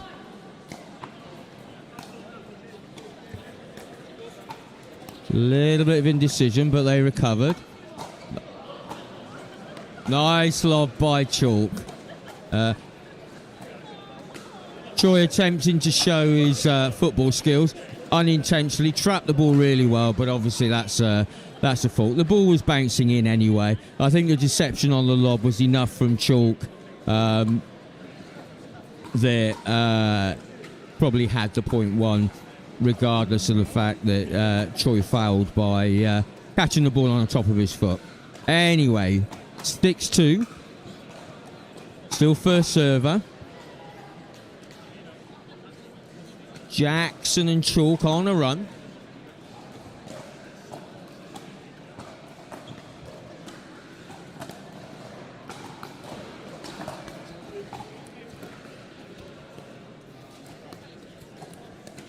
Patient play from both teams. Probing away, changing the angle. Again, surprise lob up from Chalk. Hughes and Tsui have recovered, but they're at the back defending. Chalk and Jackson on the attack. Good defense. Good defense, good attack. Oh, great transition from Tsui. Went from defense into attack. Got a slightly higher ball, but can't underestimate the quality of the put away on the backhand side.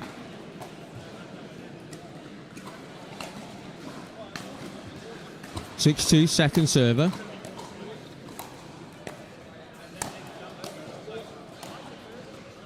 Good defense again from Chalk.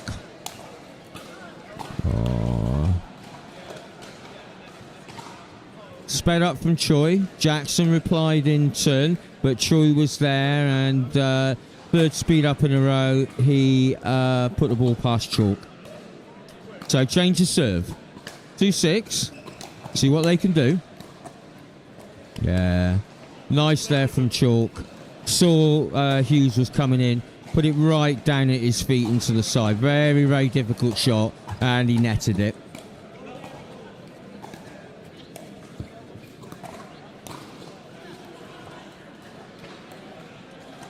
Point gained then.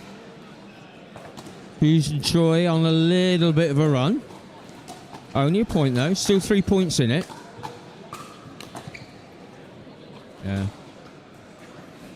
A side out. Back to Chalk and Jackson. 6-3.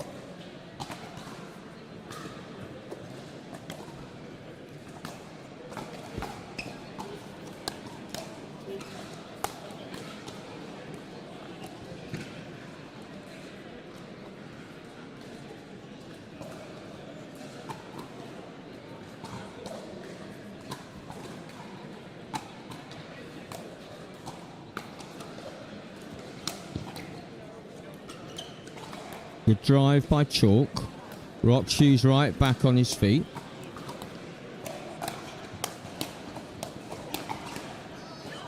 Oh. Good hands by both Hughes and Tsui. Tsui in particular. When you speed the ball up at him, he's remarkably quick and very, very difficult to outspeed.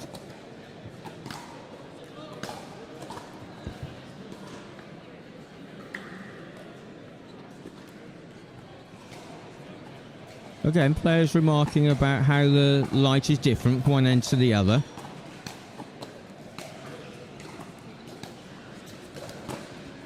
Only a point in it.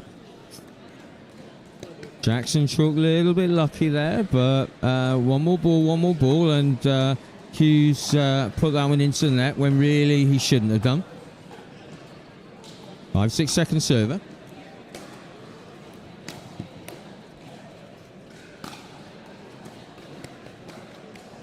Yeah, don't think Hughes had his feet in the right place. I think he had to adjust his arm at the last minute, and therefore the drive went sailing out. Point in it. 6-5 though. Jackson and Chalk still in the lead. Jackson went for the ambitious ATP. Very, very difficult one. In truthfulness, wasn't that far away, but very difficult shot to execute on the backhand with the ball almost behind him. Tsui again.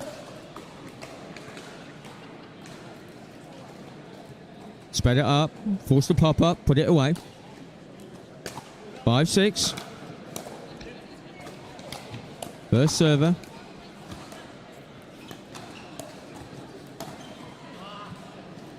Yeah. Good patient play. Chalk first, then Jackson. Lob went sailing out from Tsui and Hughes. Second server.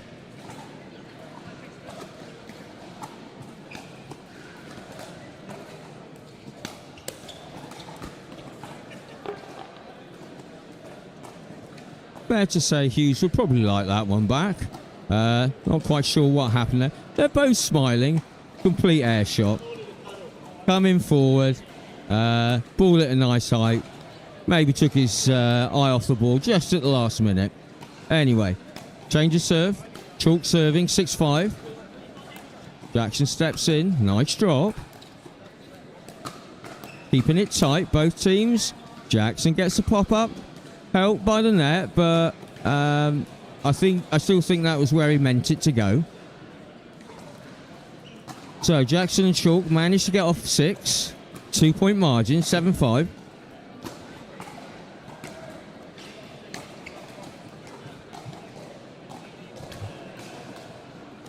Error there from Tsui, perhaps going for a little bit too much, trying to paint the line, put it out.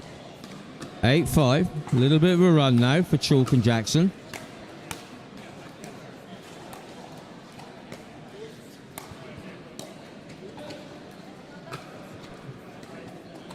Yeah, Jackson not that happy with himself. Felt he could have done more with that.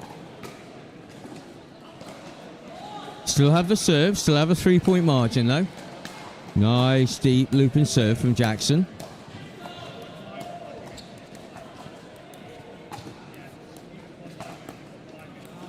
Yeah, good defence. Good defence. Forcing the error from Tsui and Hughes. So it's a 4-point gain now. 9-5 second server.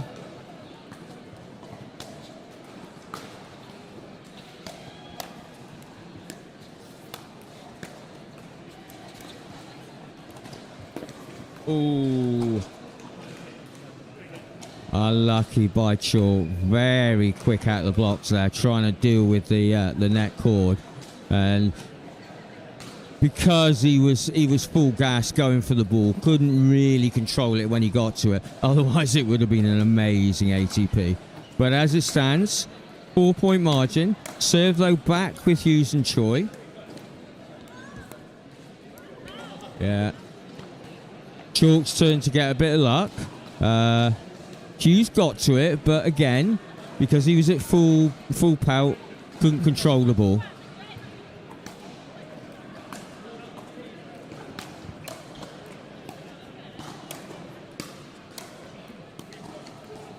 Yeah, a couple of decent backhands there from Jackson.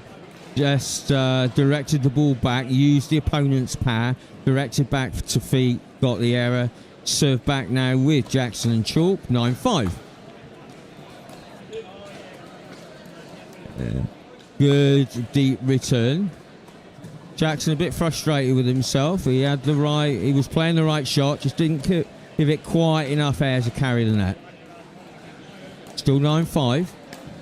Still a 4-point margin. Second serve though. Yeah, good play by Jackson. Tsui knew he made a mistake, but lovely drop from Chalk.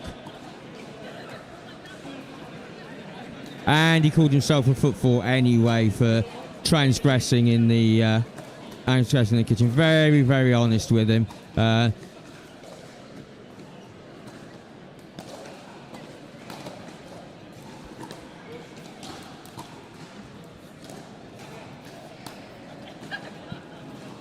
There we have it.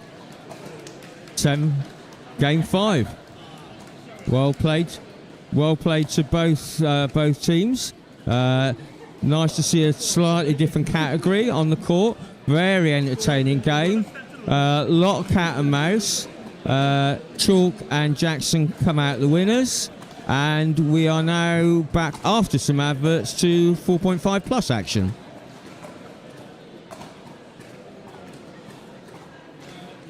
Pro 4, I'm super excited to talk about this. This is my baby. 3S is and was a great paddle, but the 4 I think is even better. Our main focus going into the Pro 4 was fixing the overall solidity of the paddle, and so we added some supports near the throat area, and that has made the outside edge extremely consistent. What you're going to see this really affect in real gameplay is you miss it, you don't hit it in the middle. And then it's extremely forgiving. You're really not going to make a lot of errors even when you mishit it. It's a pleasure to play with, and I'm really excited for you guys to try this.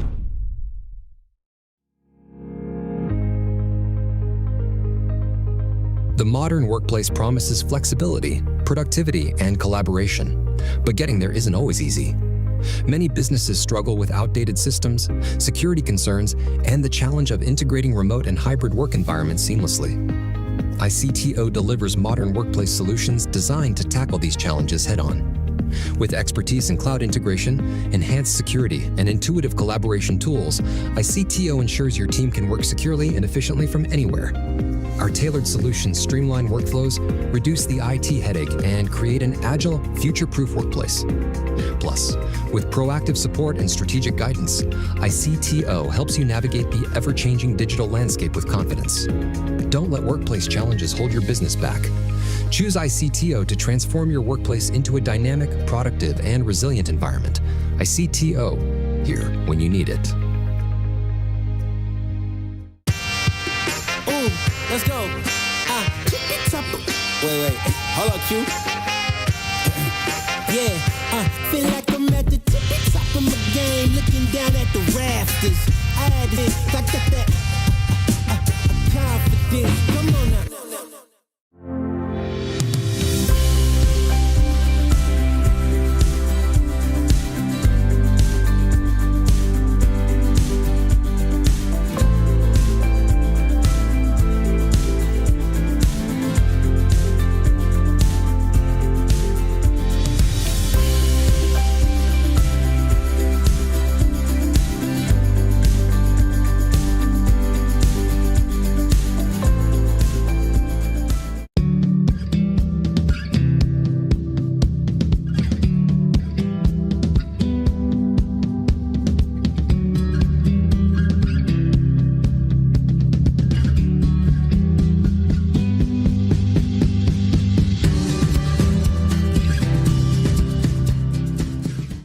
McGuffin here with Yola Pickleball. This is the new Magnus Lion CAS paddle, stands for carbon abrasion surface. Carbon abrasion on the surface here. It's a double frame carbon fiber construction, great for performance, very durable, and it's edgeless, it's lightweight, it's aerodynamic, and it looks the part, I'll tell you what. It's the same elongated shape that I've been playing with since day one. Yola did a great job with really making the hitting zone very forgiving, has a ton of pop, and it just seems like the hitting zone is very consistent. This paddle is going to take your game to the next level. Go Yola.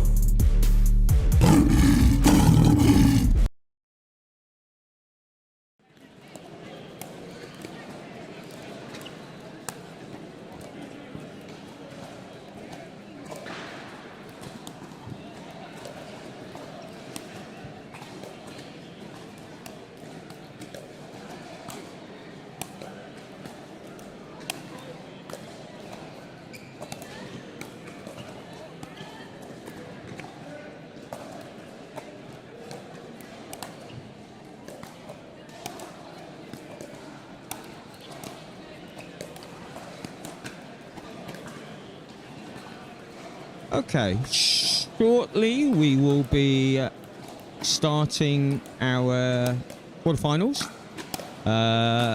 We have Maze and Oak against Baweja and Stevens. Scoring remains the same, so it's still a race to 11. Win by 1. Change ends at 6. Only until scoring will remain the same through the knockout rounds until the final, which will be best of 3. 11, win by 1. Okay, but for the time being, we stay as we are.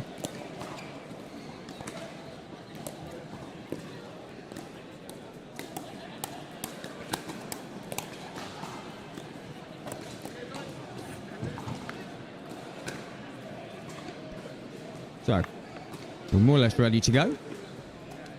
Formalities are taking place. Everyone's shaking hands. Everybody being nice and pleasant to each other before the action starts. I'll introduce everybody when they've lined up. But return to the show court, streaming court, number 1 court, call it what you will, for Picklebee's finest. Dink's employee and box player and Premier player, Mr. Lewis Oak. Again, Picklebee's finest, statistician, I can't say that, commentator extraordinaire, analyst extraordinaire, and challenger PPL player, Mr. Nicholas Mays. Goes by the Instagram handle Nick Can't Dink, but believe me, he can. Anyway, we're ready to go. Stevens to serve at the bottom of your screen. Stevens Baweja. Oak and Mays, top of your screen.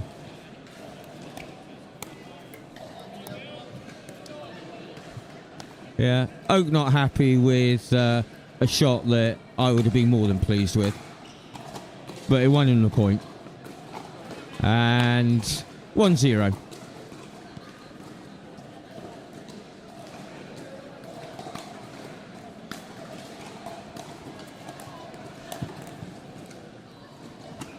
With the grace of a gazelle, flying across the court goes Oak. Backhand put away. Lovely return though of serve. Oak that time rocked back on his heels. Ball came back at him like a lightning bolt. Couldn't do anything with that. Second server though.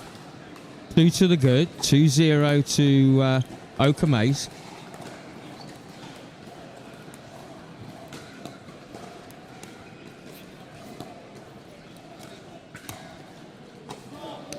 What an angle. That had no height on it. Was down by his knees. Somehow he manages to speed the ball up, but keeps it in the court. So much topspin, so much skill. 3-0.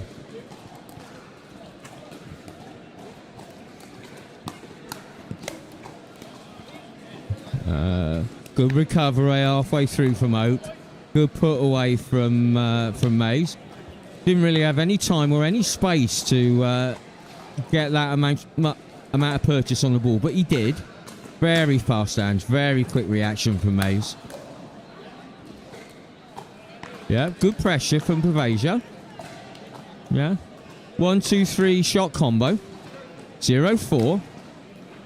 Couple of chances to get points on the board. Nice drop from Baweja.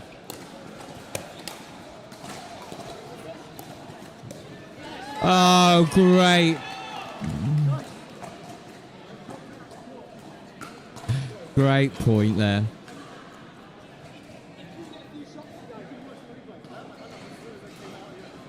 Little bit of discussion. Something fell out of the pocket of one of the players on this side, and 0-4. So he's checking his pockets, make sure something doesn't fall out. 0-4. I think they're just playing the point again. Oh. Pressure again from Oak. whipped his paddle through that and got the ball up and over the net and down it, Baweja.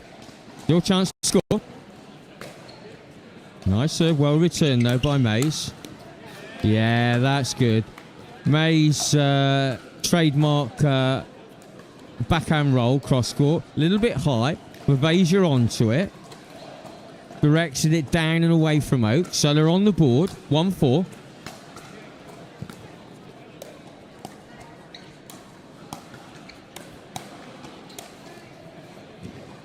Pressure from Oak, putting it one side then the next. Baweja didn't really know what side of his body the ball was coming. Got twisted around on that one. Good pressure from Oak. A lucky Baweja. Yeah, that's a nice shot. Kept it low. Kept it directed at the Mays backhand. Think Mays thought he was going forehand. Second serve though. Yeah. Again, Oak not happy with the height on his a drop, but it wins him the point. 5-1.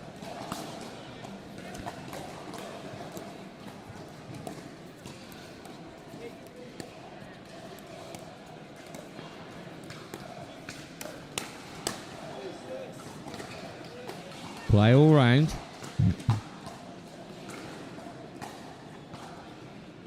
Misdirect his speed up. From Oak, puts it out. Change of serve. 1-5. Baweja's a serve.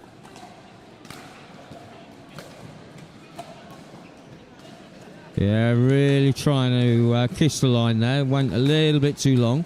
So second serve.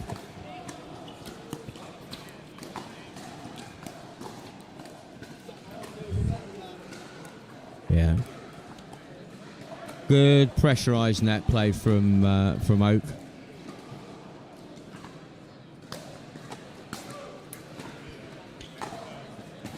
Serve was called out. Close one. Anyway, second serve. Mays and Oak. Lovely drop from Mays. Stevens reaching, but the ball dropped on him so wickedly.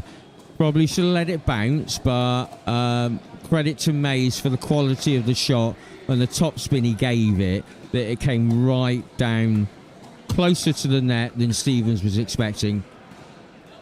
He netted the ball. Anyway, change of ends. 6-1. Mays and Oak.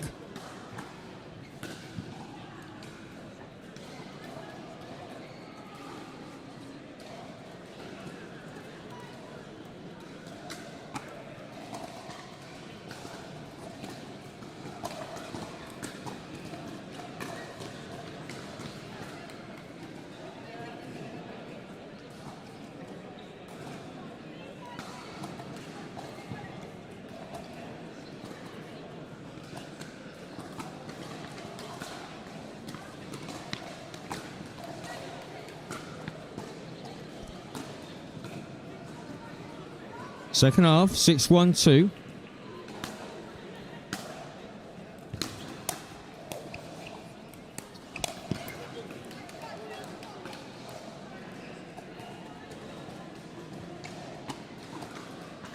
Change of serve, 1-6. Yeah. Good deep serve from Baweja. I think Lewis Oak may be in two minds as to what shot to play. But credit the serve of Baweja, put him under pressure.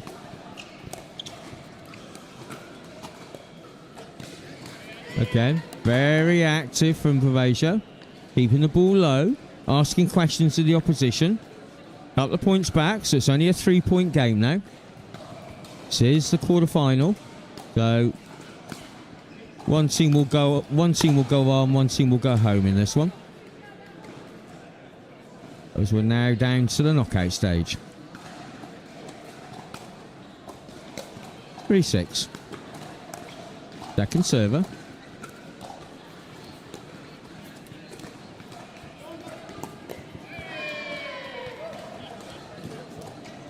Probing by both Stevens and Oak. Oak gets the net cord. Did Stevens a favour. Allowed him to play the ATP. And Mays couldn't defend.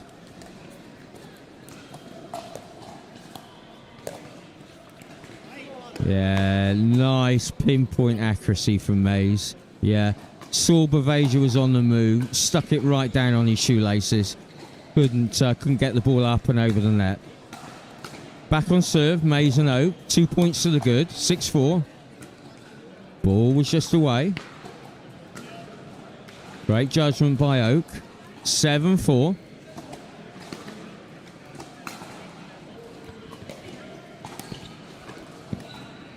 Nice misdirection by Baweja. Yeah.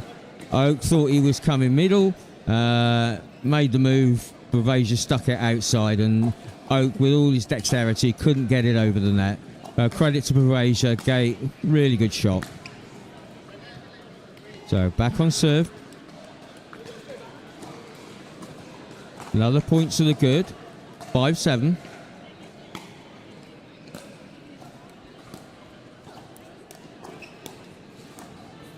My apologies, 4-7.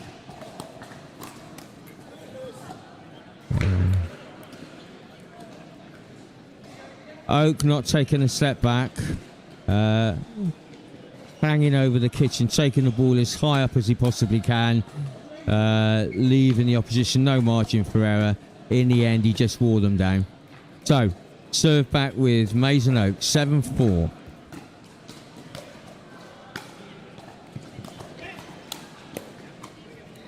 Great defense by Mays. Oh, he's not going to be happy with that. Feels like he did, and I feel like he did all the hard work and then missed the easy one, but that's sometimes the way it goes. Credit the opposition though, sticking in the point. Still only a 3-point game, my mistake.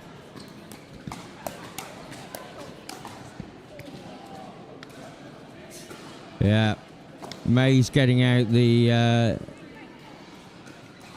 backhand roll, forcing the error. Now it's a 4-point game.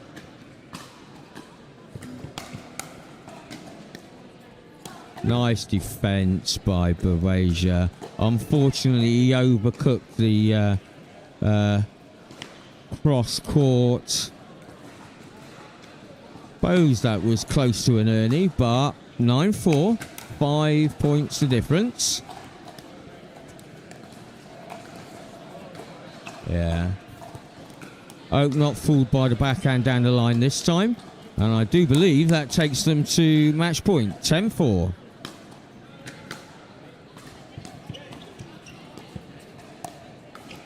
Angles from Oak. And then the speed up. Chicken wing, catches Baweja. Ball would have gone flying out, but he couldn't get out of the way. Oak knew that. So, they advance to the semi-finals. We'll be back next after some adverts with the next quarter-final. Pro 4, I'm super excited to talk about this. This is my baby. 3S is and was a great paddle, but the 4 I think is even better. Our main focus going into the Pro 4 was fixing the overall solidity of the paddle, and so we added some supports near the throat area, and that has made the outside edge extremely consistent. Where you're going to see this really affect in real gameplay is you miss it, you don't hit it in the middle, and then it's extremely forgiving. You're really not going to make a lot of errors even when you mishit it. It's a pleasure to play with, and I'm really excited for you guys to try this.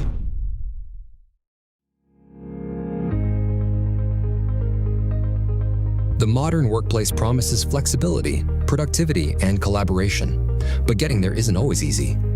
Many businesses struggle with outdated systems, security concerns, and the challenge of integrating remote and hybrid work environments seamlessly. ICTO delivers modern workplace solutions designed to tackle these challenges head-on. With expertise in cloud integration, enhanced security, and intuitive collaboration tools, ICTO ensures your team can work securely and efficiently from anywhere. Our tailored solutions streamline workflows, reduce the IT headache, and create an agile, future-proof workplace.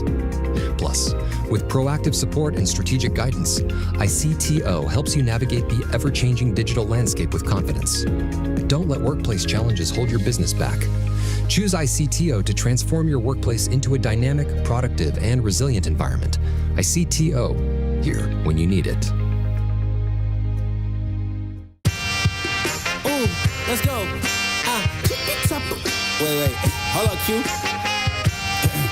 Yeah, feel like I'm at the tippy top of my game. rafters. I got that confidence. Come on now.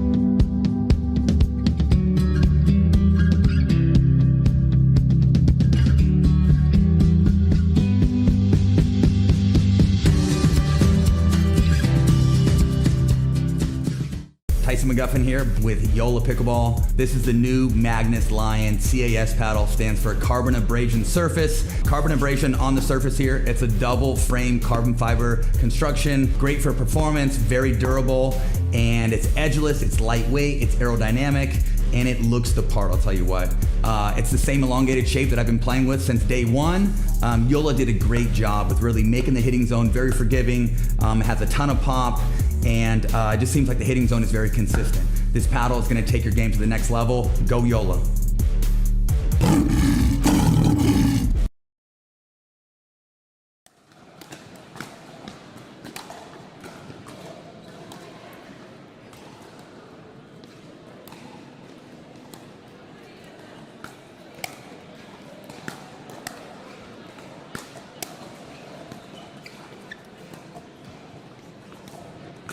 So, back again shortly.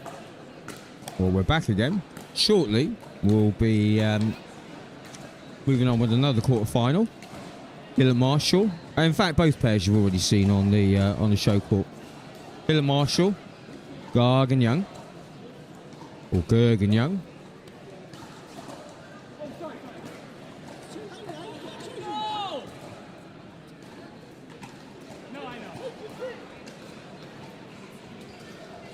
So it looks like Hill and Marshall, bit at the top of your screen. Gerg and Yeng at the bottom.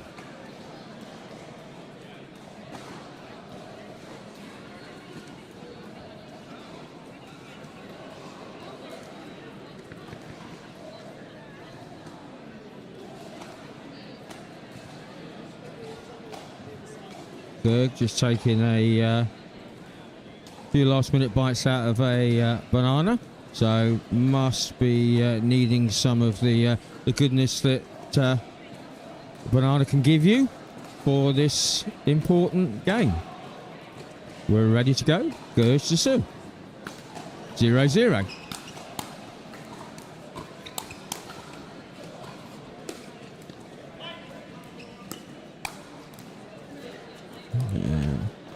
Nice play there by Nathaniel. Anticipation is spot on from Nathan. Knew where that ball was coming. Got himself in the right position. Just directed used the opposition power to direct it back. Marshall, exactly the opposite. Given no real power, generated his own power. 1-0. Hill and Marshall.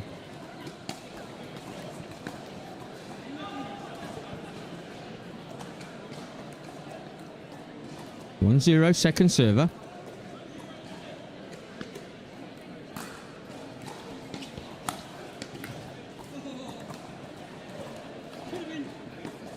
This time the net doesn't work for Marshall. Caught the tape, but it came back on his side. So, serve now to Garg. Yeah. Good direction back by Nathaniel. Again, using the power from the opposition. Yeah.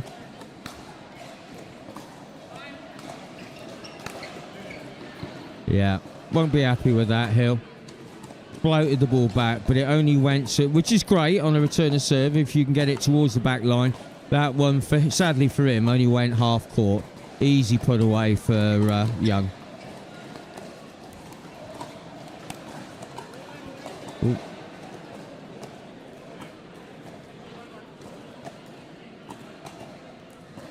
Certainly there was something there to work with. Unfortunately for Young, he just gave it too much air and fired that straight out the back. Yeah. Changing plan then from Marshall. Don't often see him lob it too much, but caught the opposition out. Nice lob. Hill going for pinpoint accuracy, just missing the line on that drop.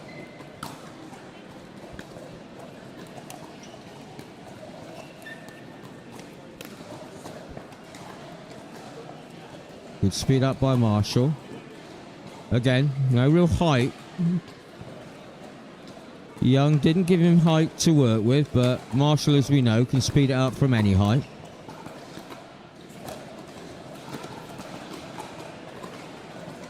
Patience from Young. From Hill, I'm sorry. Causing the error from Young.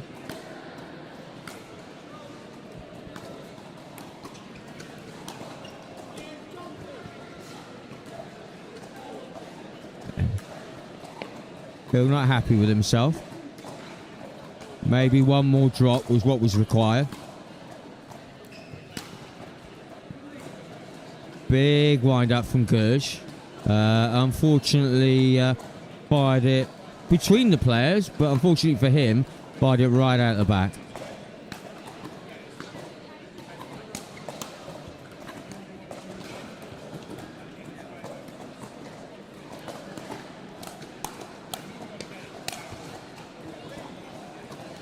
Patient play. Hands battle though, won by Marshall and Hill. 4-1 to the good.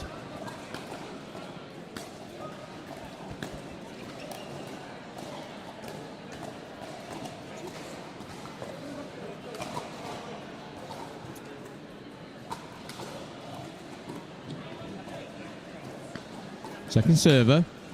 Marshall 4-1-2.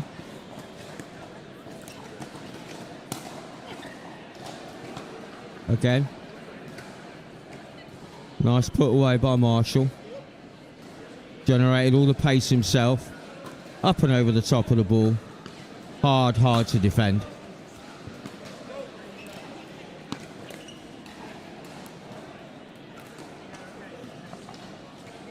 Changing ends. 6-1.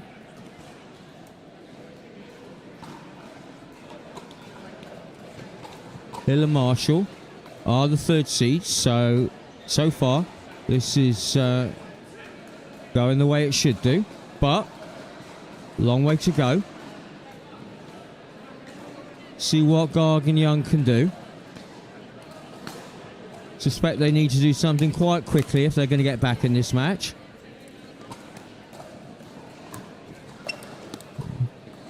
Little bit of fortitude with the tape.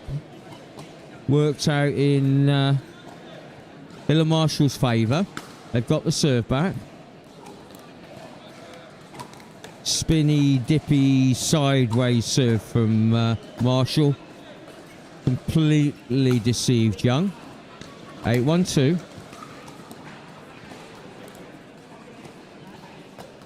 Trademark drive from Marshall. Up and over and down. Pulls the error. Ooh. Good play though from Young. Spotted maybe if he can pin Marshall back on his backhand. He can maybe do something.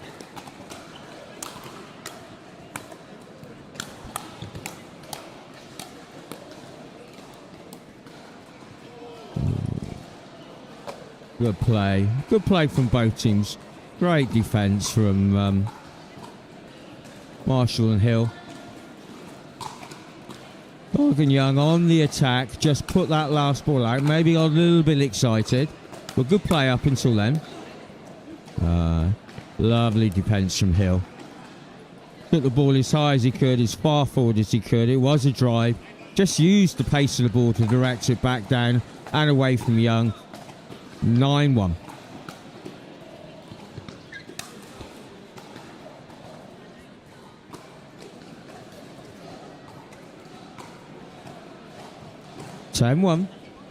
Game point.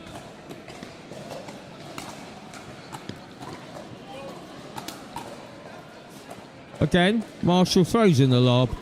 Game point. Win for Marshall and Hill.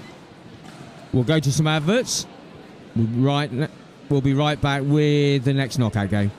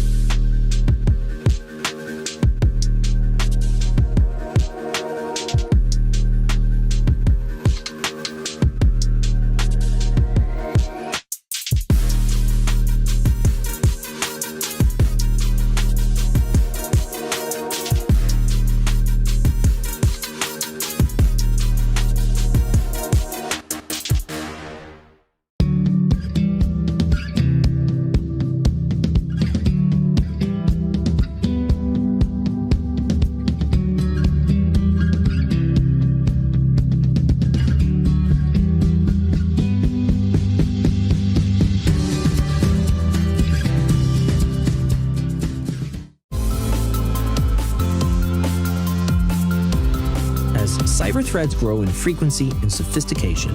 Businesses must protect sensitive data, maintain regulatory compliance, and ensure operational resilience. Cyber attacks, data breaches, and evolving mandates demand a proactive security strategy. Our expertise delivers tailored cybersecurity solutions, including advanced threat detection, robust data protection, and compliance frameworks aligned with industry standards. By leveraging cutting-edge security technologies, we help you stay ahead of threats, prevent breaches, and safeguard critical assets. Beyond protection, we build resilience. In today's interconnected world, we equip your business with the tools to respond effectively to cyber incidents, ensuring continuity and long-term security. With our trusted guidance, you can confidently navigate digital risks and regulatory complexities. By partnering with ICTO, businesses gain access to expert cybersecurity leadership, cutting-edge security solutions, and a proactive defense strategy that ensures long-term protection against ever-evolving cyber threats. ICTO, here when you need it.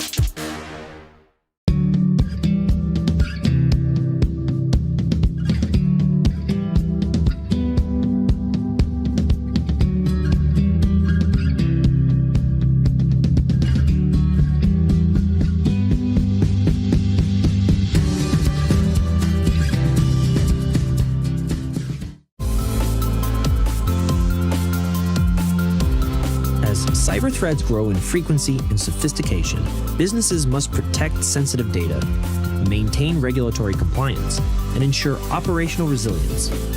Cyber attacks, data breaches, and evolving mandates demand a proactive security strategy. Our expertise delivers tailored cybersecurity solutions, including advanced threat detection, robust data protection, and compliance frameworks aligned with industry standards. By leveraging cutting-edge security technologies, we help you stay ahead of threats, prevent breaches, and safeguard critical assets. Beyond protection, we build resilience.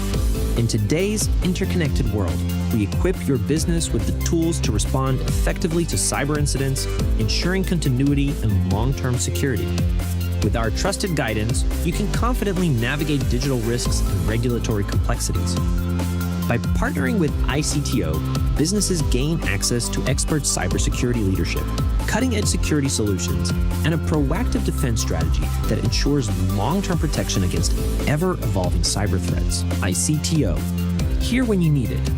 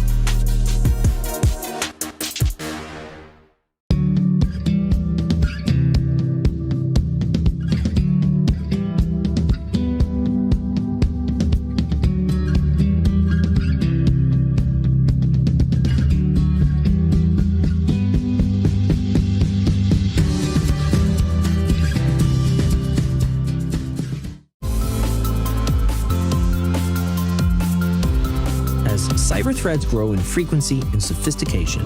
Businesses must protect sensitive data, maintain regulatory compliance, and ensure operational resilience. Cyber attacks, data breaches, and evolving mandates demand a proactive security strategy.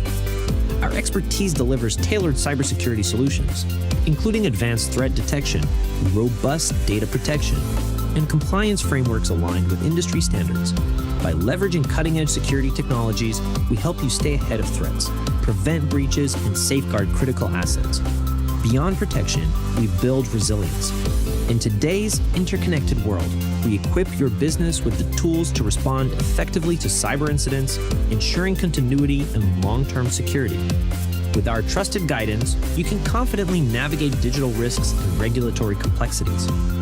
By partnering with ICTO, businesses gain access to expert cybersecurity leadership, cutting-edge security solutions, and a proactive defense strategy that ensures long-term protection against ever-evolving cyber threats. ICTO, here when you need it.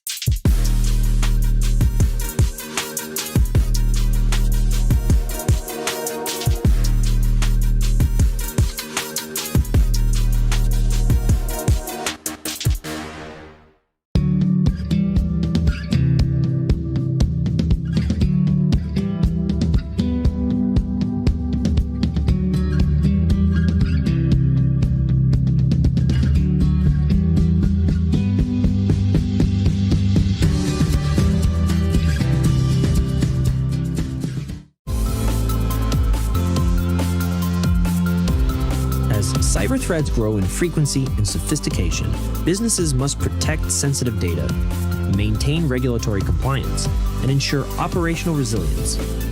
Cyber attacks, data breaches, and evolving mandates demand a proactive security strategy. Our expertise delivers tailored cybersecurity solutions, including advanced threat detection, robust data protection, and compliance frameworks aligned with industry standards. By leveraging cutting-edge security technologies, we help you stay ahead of threats, prevent breaches, and safeguard critical assets. Beyond protection, we build resilience.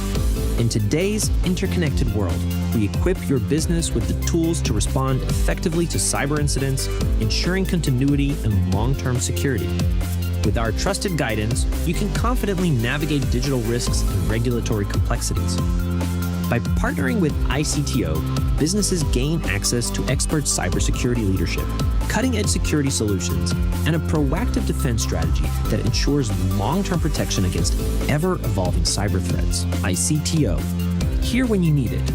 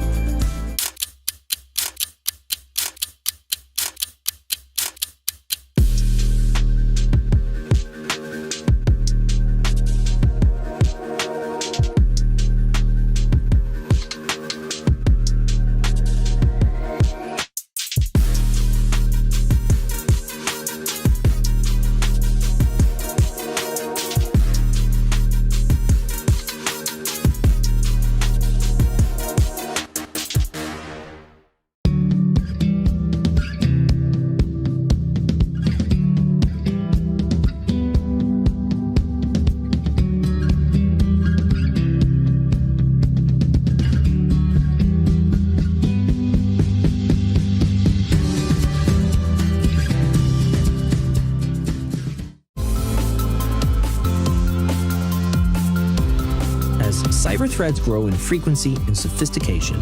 Businesses must protect sensitive data, maintain regulatory compliance, and ensure operational resilience. Cyber attacks, data breaches, and evolving mandates demand a proactive security strategy. Our expertise delivers tailored cybersecurity solutions, including advanced threat detection, robust data protection, and compliance frameworks aligned with industry standards. By leveraging cutting-edge security technologies, we help you stay ahead of threats, prevent breaches, and safeguard critical assets. Beyond protection, we build resilience. In today's interconnected world, we equip your business with the tools to respond effectively to cyber incidents, ensuring continuity and long-term security. With our trusted guidance, you can confidently navigate digital risks and regulatory complexities. By partnering with ICTO, businesses gain access to expert cybersecurity leadership, cutting-edge security solutions, and a proactive defense strategy that ensures long-term protection against ever-evolving cyber threats. ICTO, here when you need it.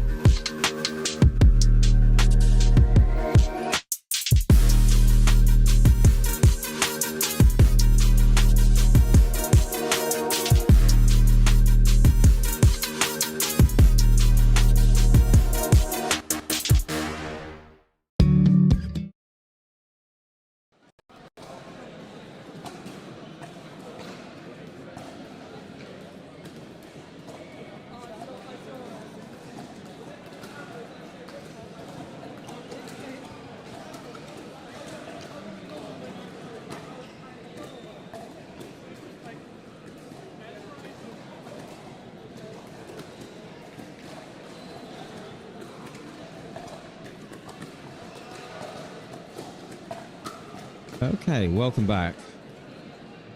So, we are just about to get underway with one of our semi-finals. Introduce the players to you in due course. Both players you'll have already, both teams you will already seen on the show court earlier. We have the top seeds, Oak and Maze versus Law and Sison. Oak with the ball in his hand at the top of your screen in the white Fox Pickleball shirt, about to serve. Romeo Sison about to receive. Although this is a semi-final, as mentioned before, we only go to 3 sets in the final. So, one game, race to 11, change at 6.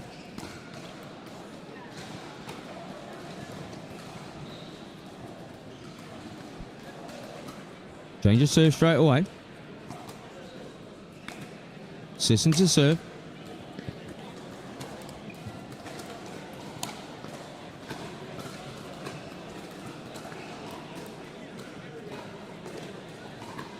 Second serve, 0-0.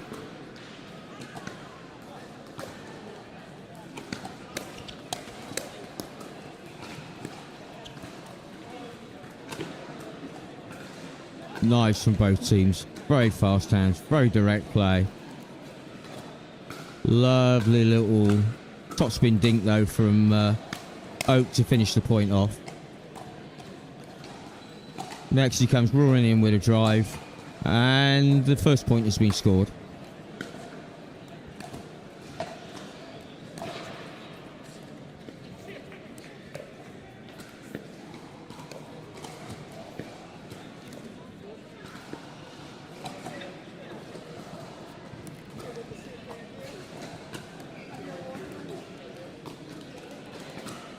Patient play from Nick Mays. Gets the error. 2-0, first server. Rasping drive. Law not able to deal with that. Ball goes flying out the back of the court, but really undone by the pace. Hard to deal with.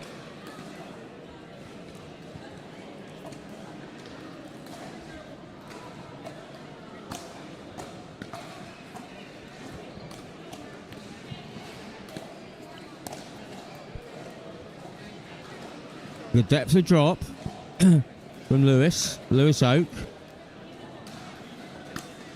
Racing away into a 4-0 lead. Yeah, gave it too much that time. Set himself up. Nice cross-court drop. Ball was there to be hit. He just overcooked it and sent it flying out the back.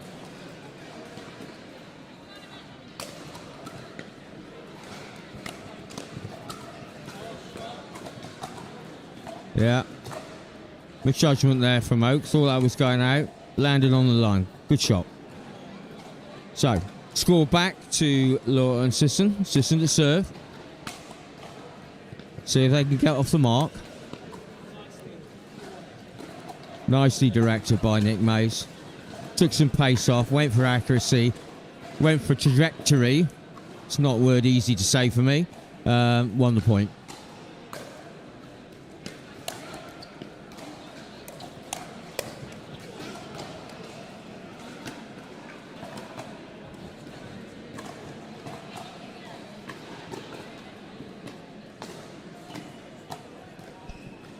Getting tasty out here. The ball's even flying at the commentator.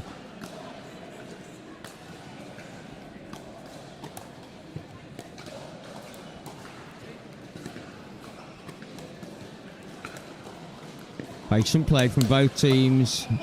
Oh, Nick Mays smiling. Great get by Sison. I think it was instinctive, but he got the ball back. Surprised Mays, and Mays netted it.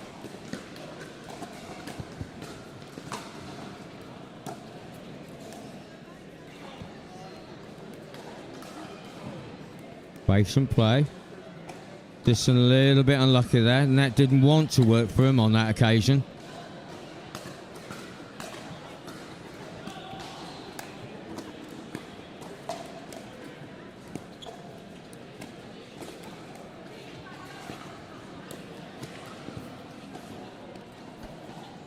Patient play again.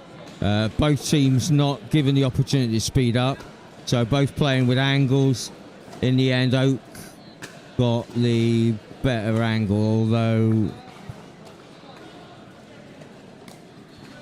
I think he thought he hit it in, but it was called out. So anyway, change of serve. Back with Law and Sison. 5 points they need to get back on equal terms, and that's the first one. So they're on the board now, 1-5.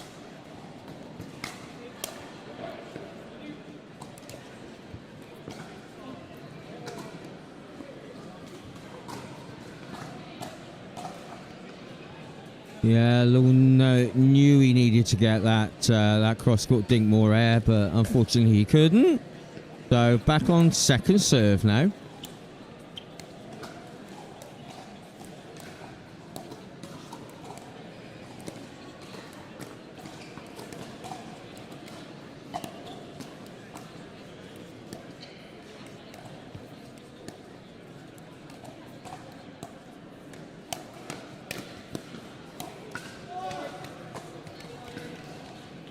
Patient play, and then the hands battle started. Fair to say, there's probably only going to be one winner of those, and it was Lewis Oak. 3 in a row. Last one going at the body.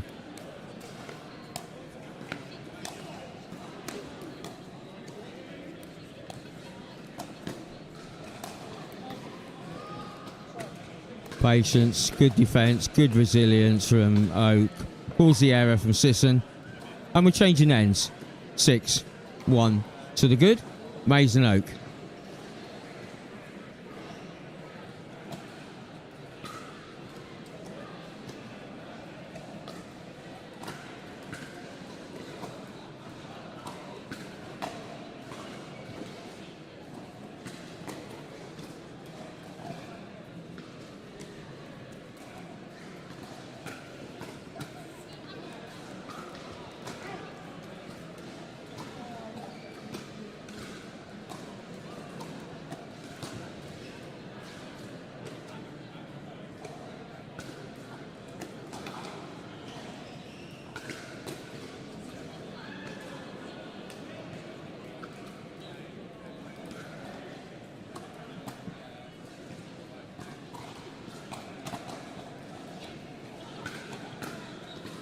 So here we go.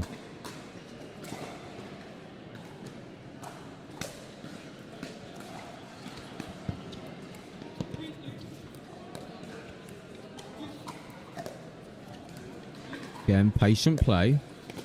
Waiting for the opening, and nicely played by Hall. Law, my apologies. Saw Oak encroaching into the middle. Put it past him down the outside. Then Oak puts his serve out. So service chain. Law and Sison 1-6.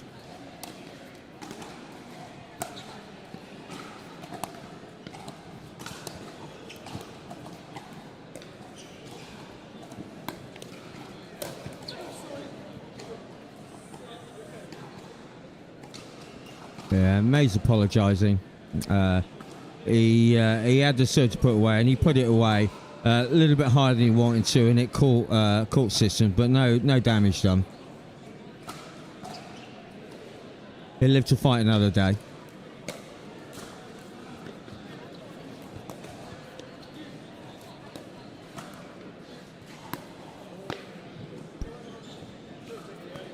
Patient play again by Law. Forcing the error from Mays.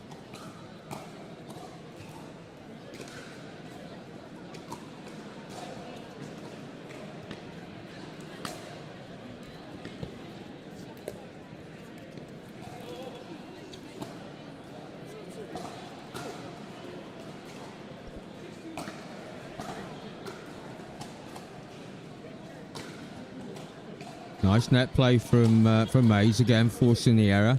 Lovely cross court, lovely angle, plenty of slice. Ball skidding away.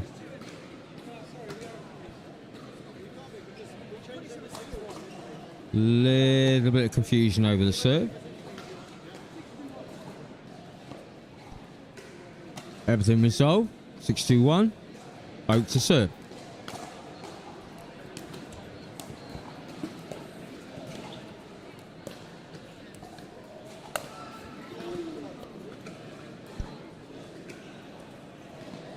Very close. Just put it out the back.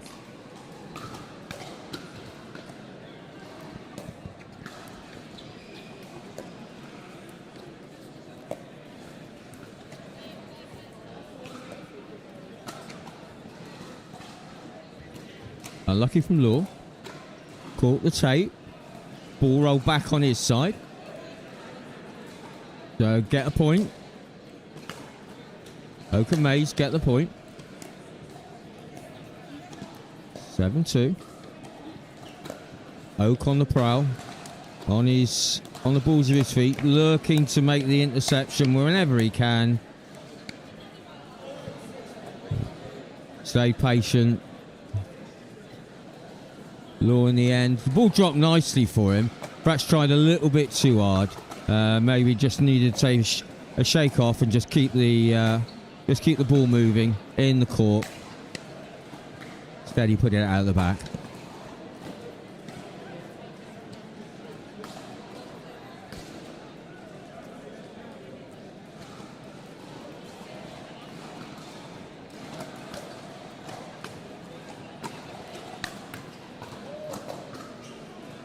How did that stay? His side of the court, Oak is asking himself. Net clearly not on his side. So, 2-9. Last chance, I think, for Law and Sison to get back on terms, or get near to getting back on terms. Nice defence. Yeah. Good play from Oak.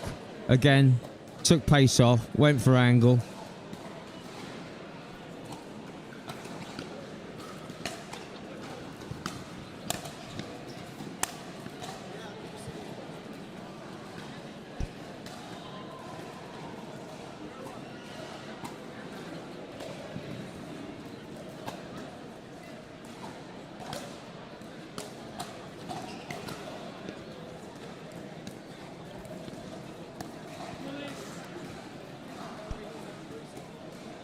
Oak unhappy there, but I think credit to Law.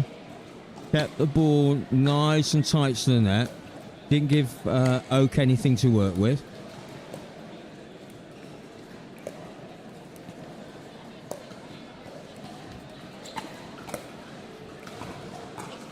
Again, nice play from Law. Exploited the angle. Pushed Mays further and further out, and in the end he couldn't do anything with that backhand.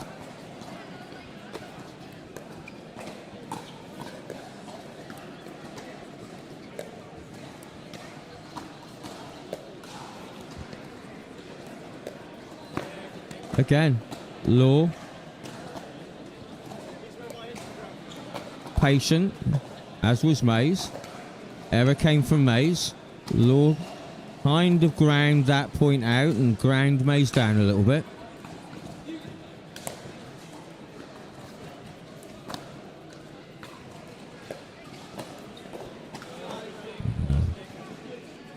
Nice though from Mays. He found the angle this time. And Law, nothing he could do. The ball was... He was trying to play the ball from behind him, which is never easy.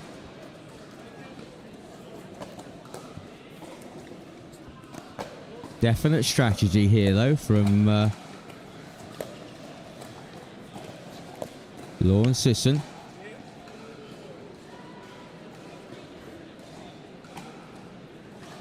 Just checking what the call was on that.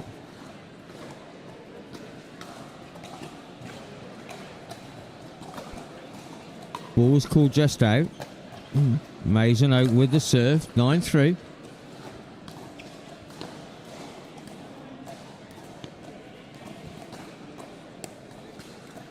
Great movement by Oak. And yeah, knew that was going out. Well and truly got out of the way. So here we have it. 10-3. Get into the final. The number 1 seeds. Good defense by Sison. May's unhappy with himself. Put it just out. Lorne Sison clinging on though. Mays and Oak still with another chance. Second serve. And there it is. Number 1 seeds into the final. Hard line to Lorne Sison, especially in that second half. I think they detected not a weakness, but an area of Mays and Oak's game that they could exploit. And there were some good rallies. They managed to get some points, and they were competitive. So, well played to them for coming up with a plan as to how to beat Law and Mays in the second part of the game. Unfortunately, it wasn't enough. Oak and Mays showed the class, as they should, as number 1 seed, and they're safely through to the final. Right, we'll go to some adverts, and then we'll be back with the next semi-final.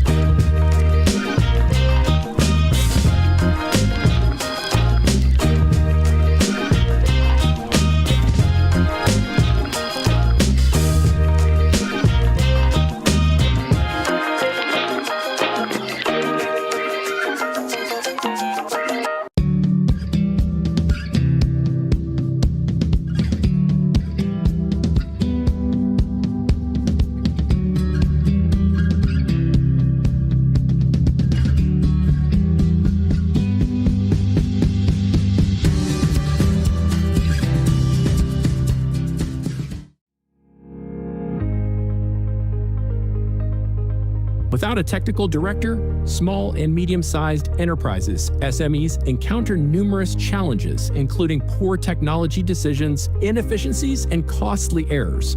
Teams may lack direction, leading to delays and accumulating technical debt.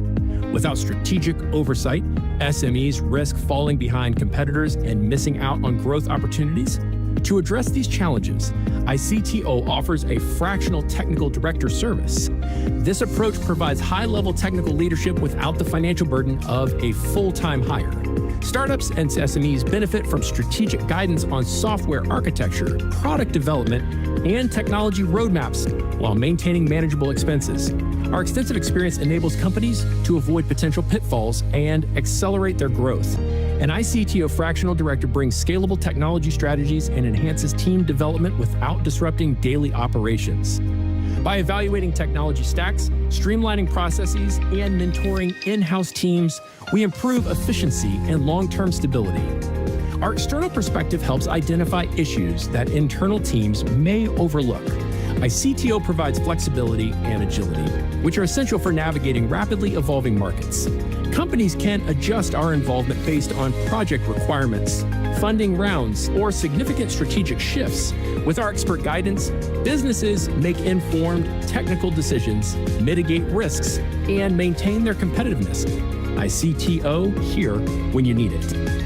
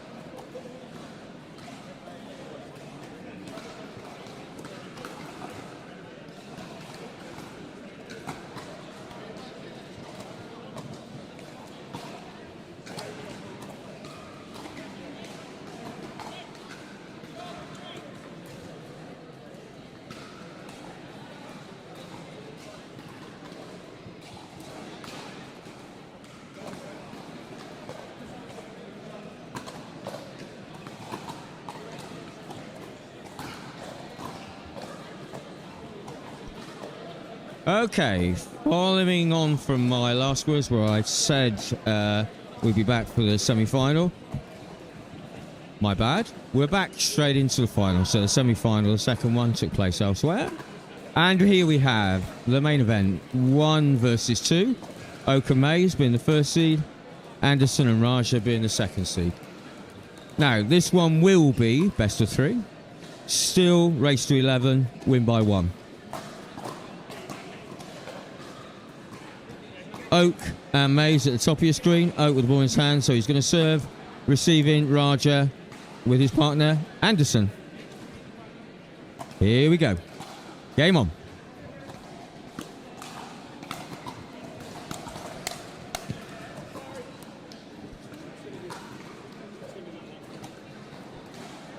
Oak apologises, but power and speed, Raja, unfortunately for him, just got in the way. But Mays nets it. So, service with Raja and Anderson.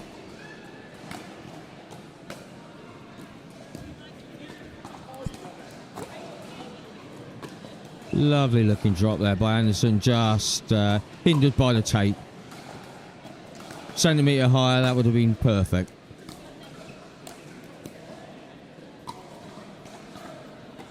Yeah, Oak given plenty of height with the backhand. Didn't go for pace, just directed it and directed it down at the shoelaces of Anderson. Serve back with Mays and Oak, 1-0.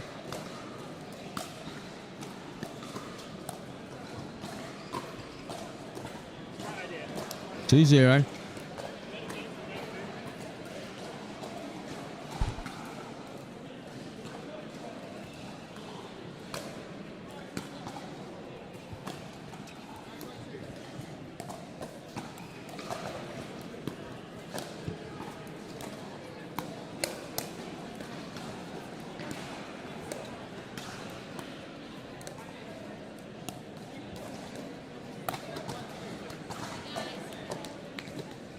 Patient from Anderson and Raja, waited for the opportunity, and Anderson put it away.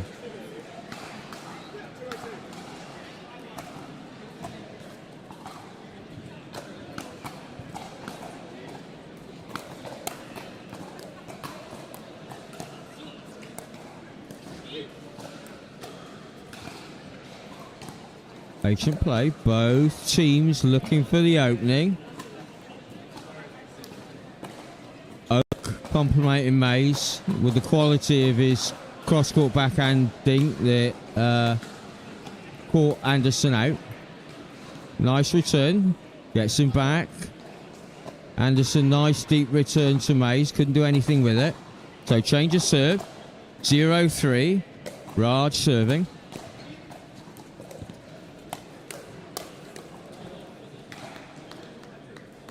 Good play, Raja and Anderson. Covered the net. Anderson obviously has, I wouldn't say an advantage at the net, but he has a decent wingspan, so it's difficult to get it past him. And he's got fast hands to go with that, so all works, all helps.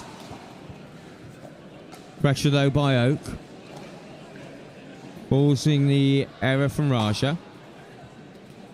Plenty of talking going on between Anderson and Raja.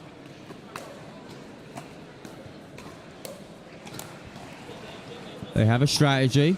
Anderson's making sure they're sticking to it. And that was nice play. Saw a gap on the outside of Oak.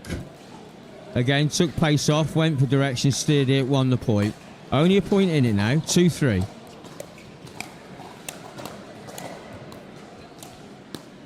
Defence by Anderson.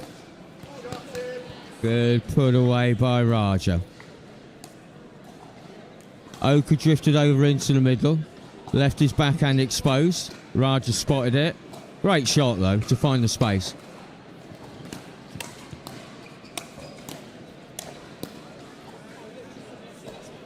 Mays and Oak. Consistent power. Once Mays and Oak get the scent, they get a high ball. They're unrelenting. Case in point, that was just Oak that time. Wasn't really much height on the ball that he put away, but he finds the right trajectory most of the time.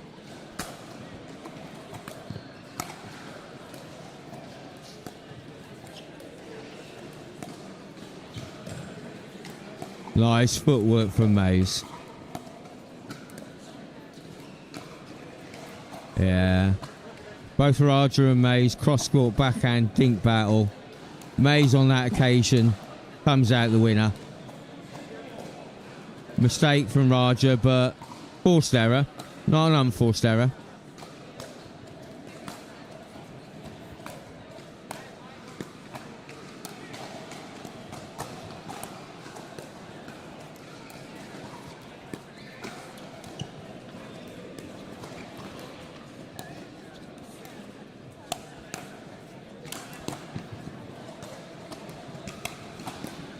Defense by Anderson. Oh. Raja and Anderson right back on the baseline. Meant there was space up front. Mays and Oak couldn't find a way through them. So Mays took the option of dropping it in to the front of the court, and that won the point. Again, Anderson covering a lot of court and getting the ball back. Fantastic defence. Causing the error from Mays. 6-3 though. As this is best out of 3. Won't change ends at 6 unless it goes to 3. In which case we will change in the last game. Halfway through the game.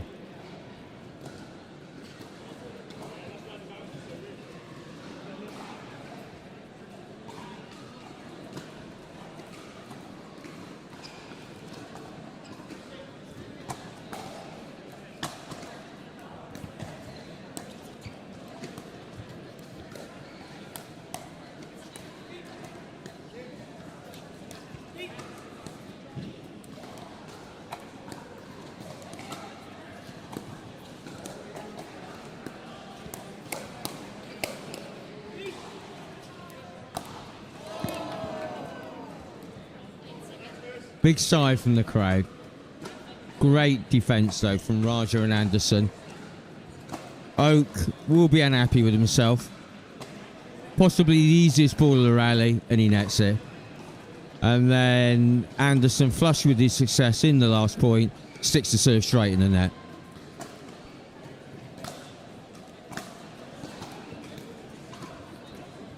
Two-point game. Still a 2-point game. Side down. Side in. 2 serves. First server. Lewis Oak. 6-4.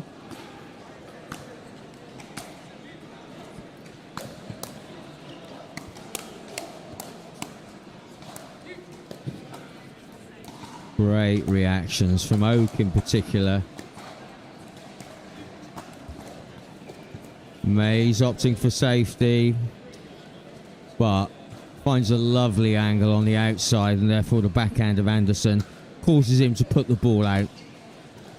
Forced error though, not an unforced.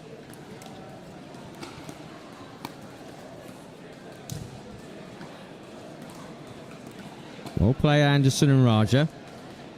Raja saw the angle again on Oak's outside backhand, forces the pop up, Anderson puts it away. Still second server, now it's side out. Only a point gained there, so still only 3 points in it. Anderson and Raja with 2 serves.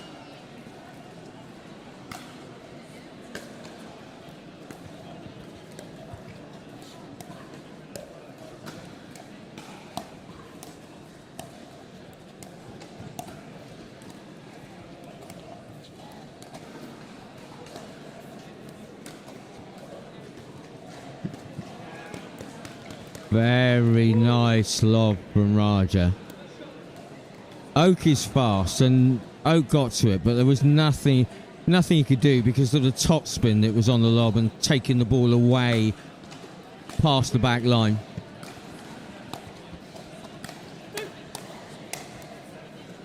Yeah. Good angle by Oak, set that up.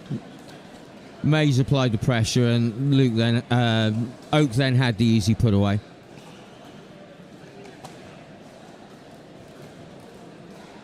Within 2 points though.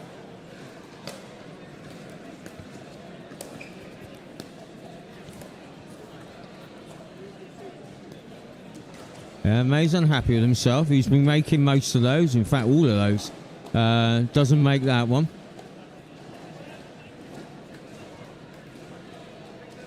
Only a point in it.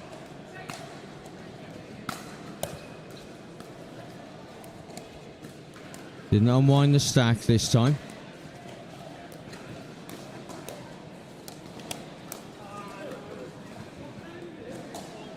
So, Oak and Mays played that point on their wrong sides. So they both had backhands down the middle. One's a lefty, one's a righty. Didn't make much difference. They still won the point. They got the serve back. Close game though, 7-6. Still 7-6. Second server. Anderson and Raja staying in this. And at the moment, you could say this is anyone's game.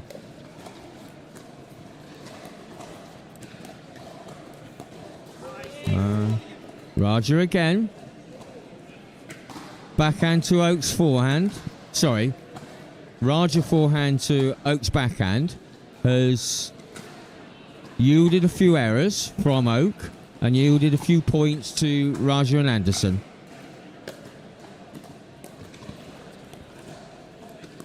Pick up off his toes from Oak.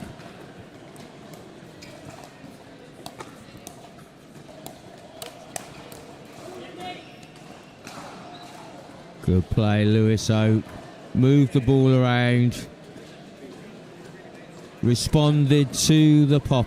Responded to the speed up with more speed back at you from him. Still only a point in it though. Yeah. Miss it from Mays. Anderson completely taken by surprise. Nets the shot himself. So 7-6. Point in it. Mays and Oak. Lovely pickup from Anderson. Yeah, Raja not so accurate this time. Oak saw him coming with the cross-court forehand. Think a little bit higher than it should have been. Oak puts it away first time.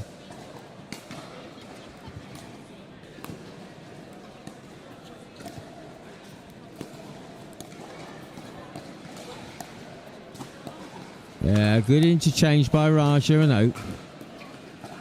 Oak varies the angle. Another lob by Raja. Oak drops it back. Him and Mays are now back in at the net. Good defense by Oak. Anderson moving it around side to side, backhand then forehand. It's a lovely rally. Oak unhappy with himself. Probably the best rally of the match. So both teams attack, defense, resets. Little bit of everything in there. 2 points.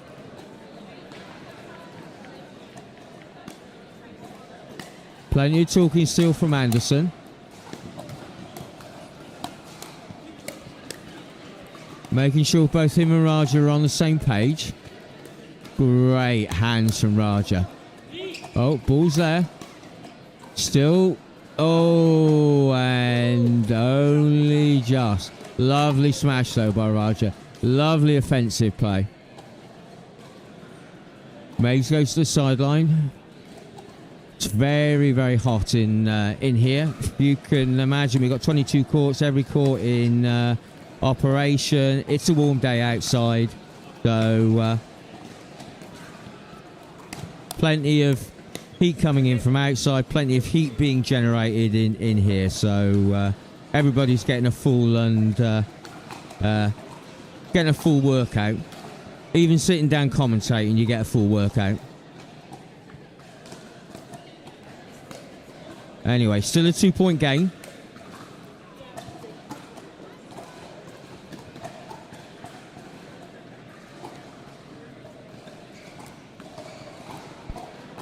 Lovely shot by Mays. I think Anderson was hoping that it was going out, but unfortunately it didn't. Landed on the line.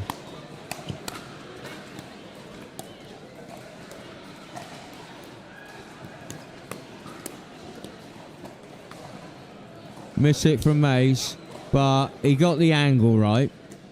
Right down at Anderson's feet. He apologises, but not sure he had too much to apologise for. Set up low by the driving player vote.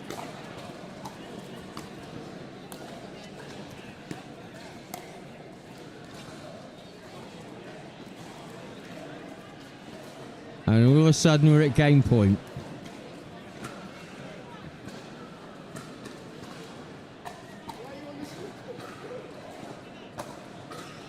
The Oak Express is now moving.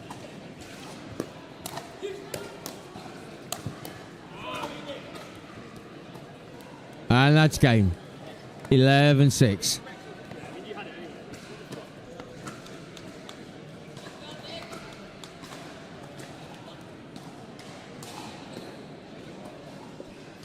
So, first game, as I said, mentioned before, first to 3, or best of 3, first to 11, win by 1 as per normal. So, second game, they will change ends. Anderson and Raja for much of that game, very, very much in it. I think whatever they were doing was certainly working. Raja was finding space on the outside with his cross-court dinks to Oak's backhand, where Oak was crowding the middle. That yielded a good amount of points and kept them very much in the game. I think second half of the game, I think Oak and Mays realised that. So Oak wasn't perhaps crowning the middle quite so much. So he was able to play those cross-court dinks better and managed then for them the second half of that game to get away from Anderson and Raja. But very competitive game. All 4 players having to work incredibly hard. There's been some great attack, there's been some great defence, and there's been some great tactics as well. So, we're underway. Raja serve. Oak straight away on the offensive. Doesn't look like he wants to hang around here.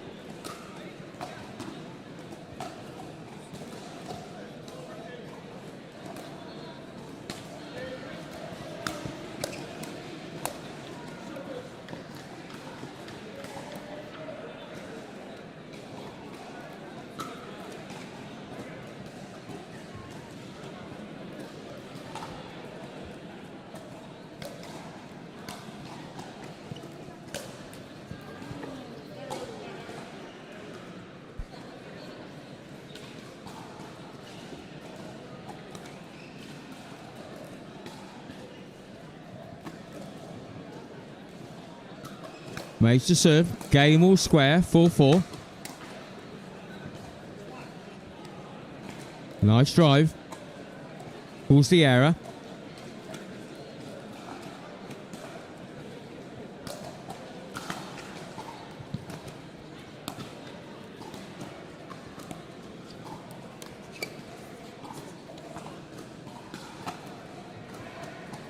Oak then takes pace off. Went for trajectory and positioning. Pulls the error from Anderson.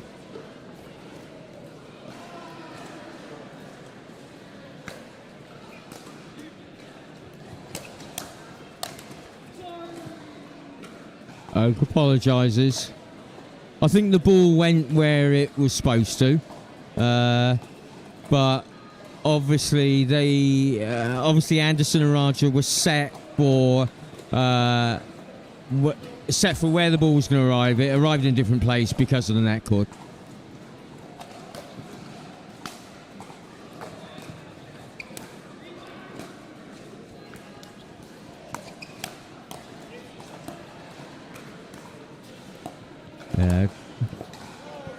Lewis this time. Lewis Oak giving Raja some of his own taste of his own medicine in a way. Saw the gap out wide. Cross court. Dink push. Clean winner. Nicely played.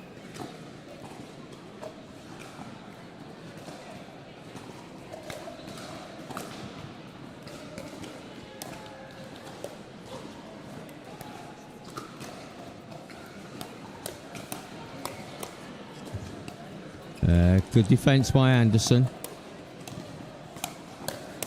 Oak and May still asking the questions. Lovely reach by Anderson. Mays, there we go. There's the Nick Mays we all know and love. The backhand roll straight down the middle. Clean winner.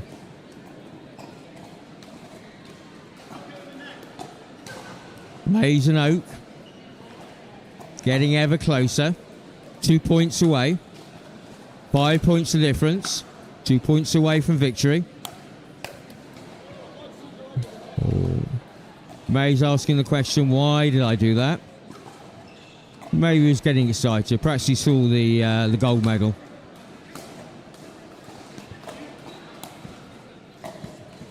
Great redirection by Raja. Anderson drops it short.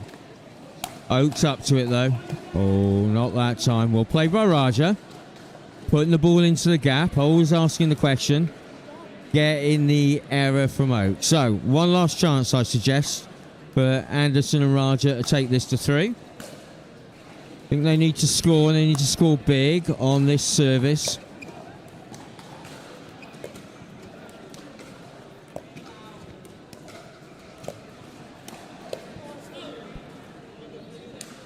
Play Anderson. Forcing. Gets the error from Mays.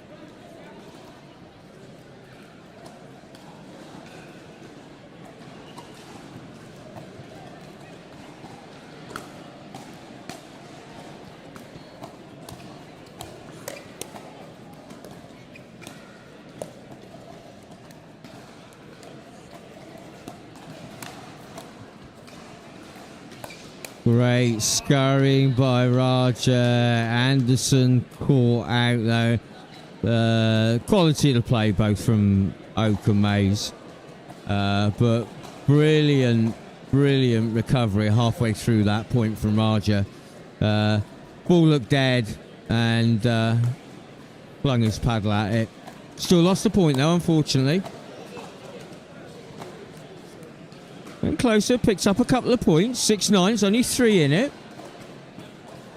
Said they needed to score on this serve, and they're doing that. Anderson won't be happy with himself there. Probably one of the easier shots he's had to deal with, but sometimes happens that way. Serve back with Mays and Oak, 9-6.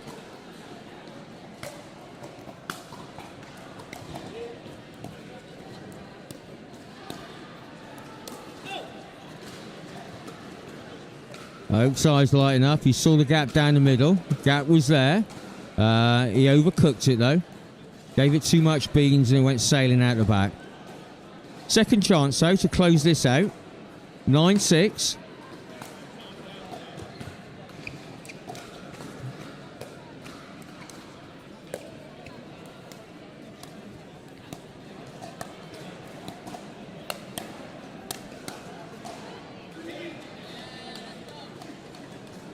Good attack by Oak. Good attack by Mays. Solid line of attack at the kitchen. And here we go. Match point. Gold medal point. Championship point.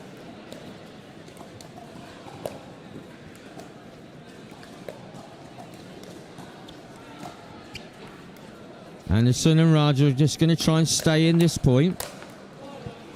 Raja speeds up. Mays is equal to it. And there we have it. Your winners.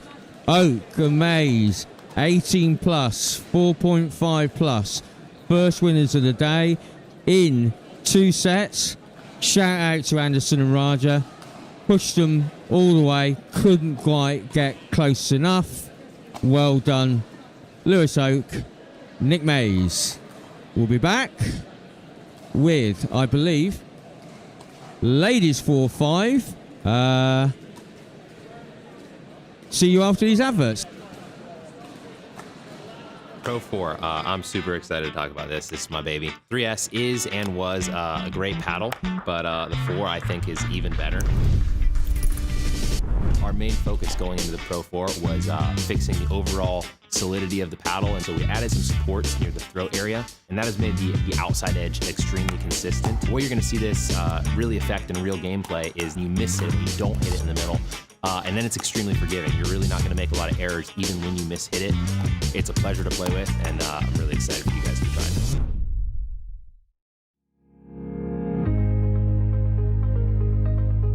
The modern workplace promises flexibility, productivity, and collaboration, but getting there isn't always easy. Many businesses struggle with outdated systems, security concerns, and the challenge of integrating remote and hybrid work environments seamlessly. ICTO delivers modern workplace solutions designed to tackle these challenges head-on. With expertise in cloud integration, enhanced security, and intuitive collaboration tools, ICTO ensures your team can work securely and efficiently from anywhere. Our tailored solutions streamline workflows, reduce the IT headache, and create an agile, future-proof workplace. Plus, with proactive support and strategic guidance, ICTO helps you navigate the ever-changing digital landscape with confidence. Don't let workplace challenges hold your business back.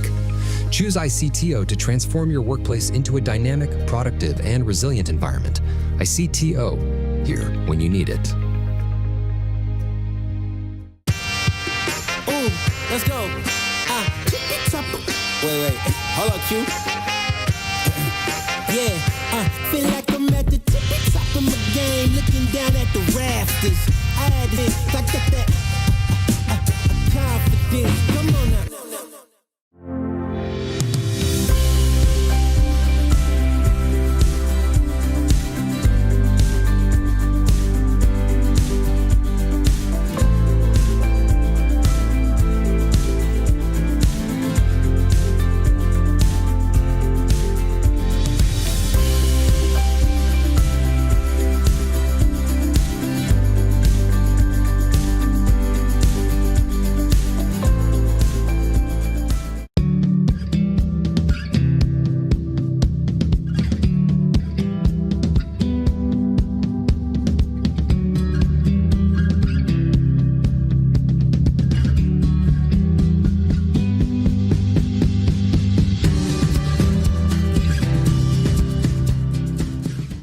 McGuffin here with Yola Pickleball. This is the new Magnus Lion CAS paddle, stands for carbon abrasion surface. Carbon abrasion on the surface here. It's a double frame carbon fiber construction, great for performance, very durable, and it's edgeless, it's lightweight, it's aerodynamic, and it looks the part, I'll tell you what. It's the same elongated shape that I've been playing with since day one. Yola did a great job with really making the hitting zone very forgiving, has a ton of pop, and it just seems like the hitting zone is very consistent. This paddle is going to take your game to the next level. Go Yola.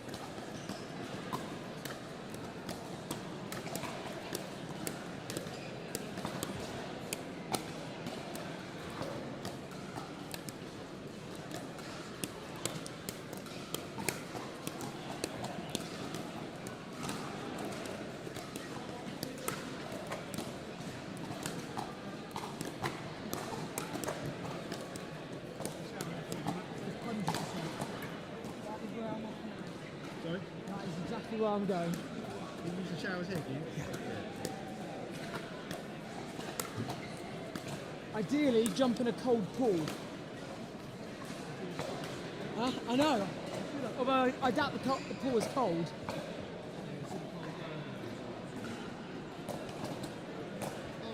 Right, welcome back. So, second half of the day, if you like. 4.5 plus ladies, 18 plus. So, exactly the same for the ladies as what you've just watched this morning with the men's. I'm delighted to hand over for a while to Mr. Nick Mays, literally fresh off the court, winning gold. So I'm going to take a break, and Nick's going to take you through. Thank you, Nick, and very well played this morning, sir. Thank you, and thanks for all your commentary this morning.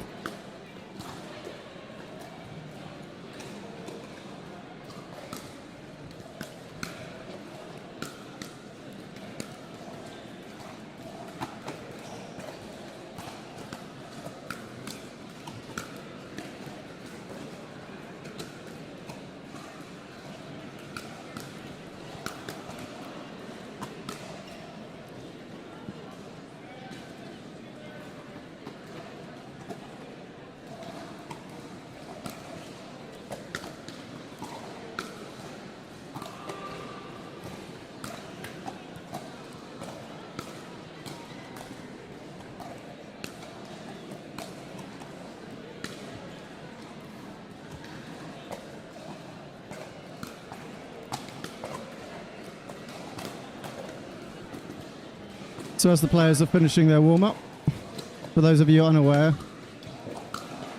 Linda Randall and Kelly Cannings are twins. Not identical twins, as you may see, but very different play styles as well. Linda, typically the more aggressive of the two, just on court that is. And Linda, I'm slightly biased, will be appearing in the mixed doubles tomorrow, and she'll have the unfortunate opportunity of partnering me. Sorry about that, Linda. But if you have been enjoying the stream this morning, please do let us know in the comments where you're watching from. And do like the video, it helps to push it out for more people to see, more people looking to watch some pickleball on this Saturday, late morning into the afternoon. And if you're not already, subscribe to the channel, and that will allow you to put comments in. We are on subscriber only mode. It'll also let you know of future streams that come up. Which you may have noticed, the Pickleball Premier League is now featured on us on this channel, so you'll get notified when those are going live as well. Anyway, looks like we're soon to get underway in the first match of the 4.5 plus women's doubles here in Abingdon.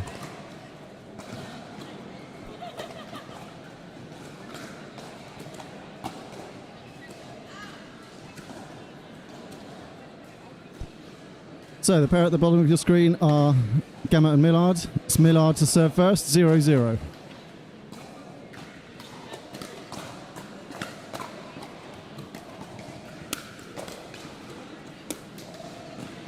Big put away down the middle from Linda Randall. Takes the first side out, so serving in the white is Kelly Cannings, in the pink, Linda Randall. 0-0-1.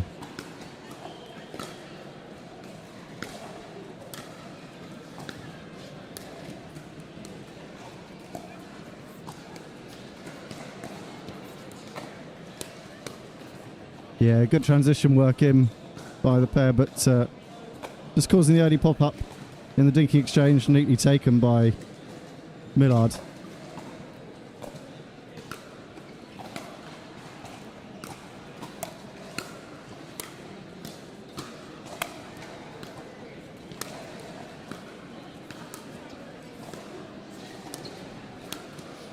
Oh, big move from Kelly Cannings there. I'd noticed that Millard was starting to come across, taking the middles on the backhand. Perhaps that just caused a bit of confusion between the pair, so when the speed up came down the middle, it was left by both. Serve just going along by Linda Randall. Anyway, scoring side out, they'll be pleased to get some points on the board, or a point on the board.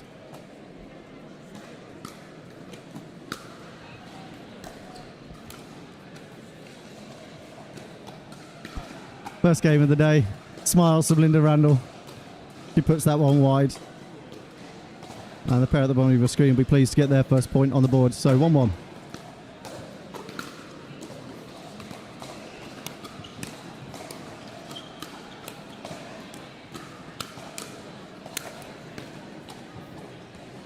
Yeah, solid work from Randall to keep that aggression on. And noticing early it's Millard that's taken the slightly more aggressive role, particularly with the off-ball movement.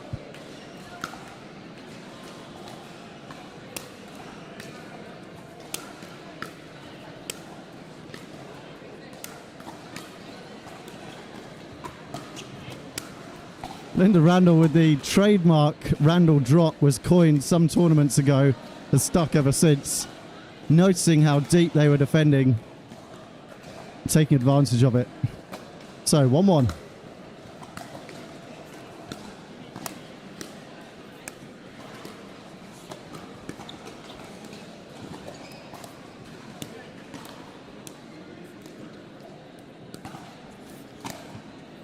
Oh, I think the weight was for the ATP potentially there, so the wrist was already cocked looking for it. Ended up having to commit to the speed up, but good dinking from Keddy Cannings to force that angle.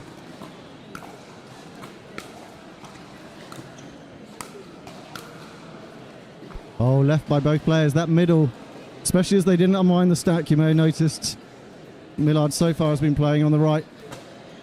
These are the kind of things that get ironed out in the early few games of the day. Yeah, smart from Randall there, dropping straight into that middle. Neither player on the front foot to get to that.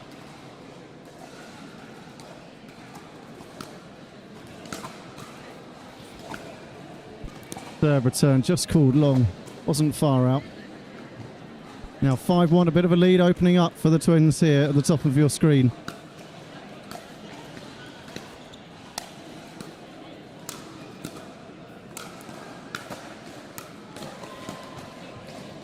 Great low footwork to defend their way through that, but it is Millard that gets the ball down low enough to not be reset. So second serve opportunity. We change ends at 6. They'll want to be 6-1 up if they can here.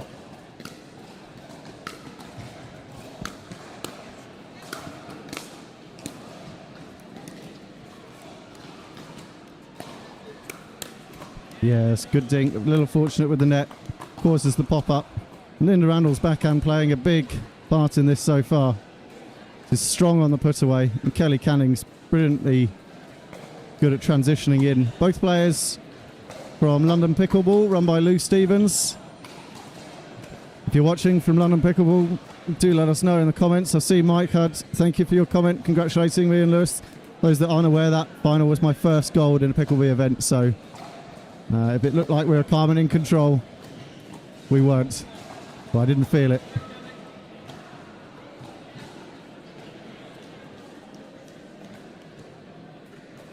So 6-1-2, big lead, and they have just finished at the harder end of the two. I'll explain that after this.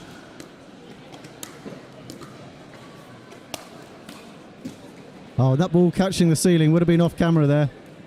So when the players are at the far end of your screen, they are facing into a window, and at the moment there's quite a bright light that shines through it and reflects off the cars, so it's the trickier end I find to be at.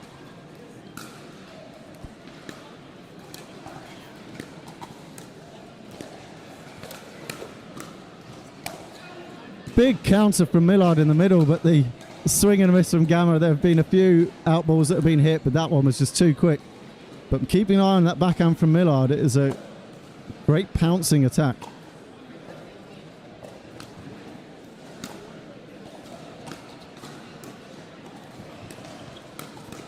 And there it is again, the trademark Randall drop, followed by the attack. So non-scoring side out. Good work from the Twins to keep that at bay. 6-1-1 now.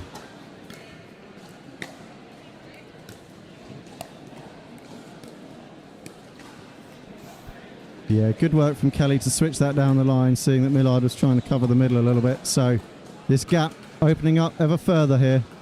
7-1.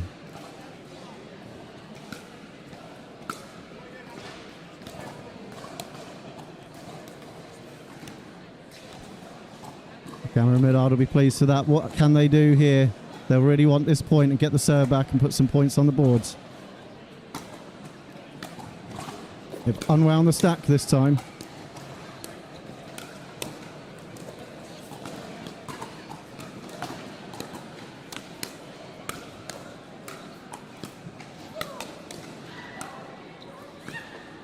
What play by all four. A stunning battle in the middle of that.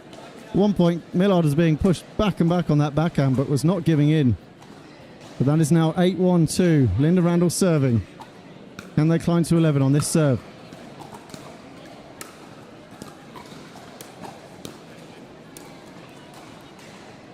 And that backhand that's been serving Millard so well just this time, put into the net. She looks down at her feet. They've been in a lot of these rallies. They're just struggling to convert at the moment. And that serve going long isn't doing the pair justice. There's now 10-1. Will this be it for our first match in the ladies 4.5 doubles?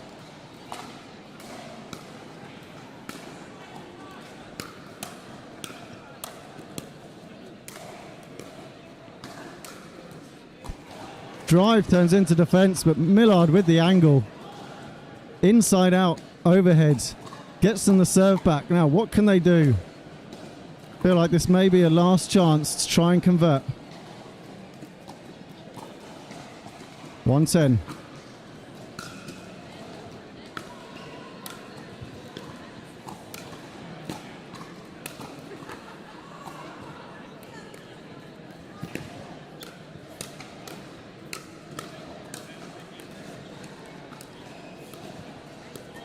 Oh, great footwork from Millard. It's just the early volley, dink, that brings the error. Perhaps patience once you've got neutralised with that kitchen line. Anyway, second opportunity here. And that mid-court drive, seeing Linda Randall was struggling to come back from the deep serve, gets them another point. Big sigh of relief from Millard.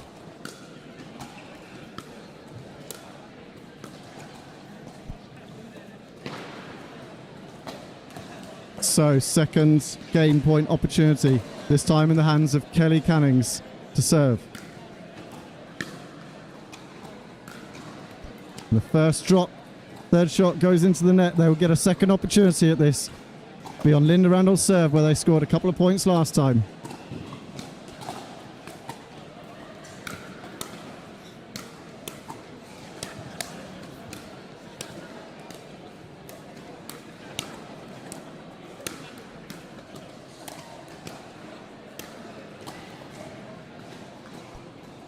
The work from, I'm not sure if that's being called, yeah, it did catch the line and it skidded, so I'm glad that call was overturned by the pair. Anyway, 2-10, what can they do to put some points on the board? As I'm joined, hopefully on the mic here, by Sam Anderson. It's the first third we see goes into the net. There's a happy coincidence here, Nick, that I get to sit on a nice comfy chair as well as watching pickleball.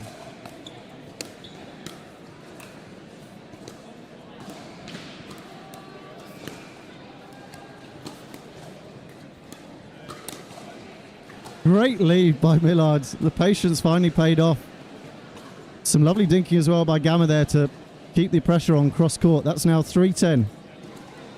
Very easily done by Cannings there, just reaching for that one, pushing it long. Oh, confusion in the midcourt. That middle has been a target throughout, and I think that's part of the issue with the structure of Millard being aggressive on that backhand side, usually covering the middle. Anyway. Seemed like Gama read it. It was just too early. Which was a pace ahead. Fourth match point opportunity.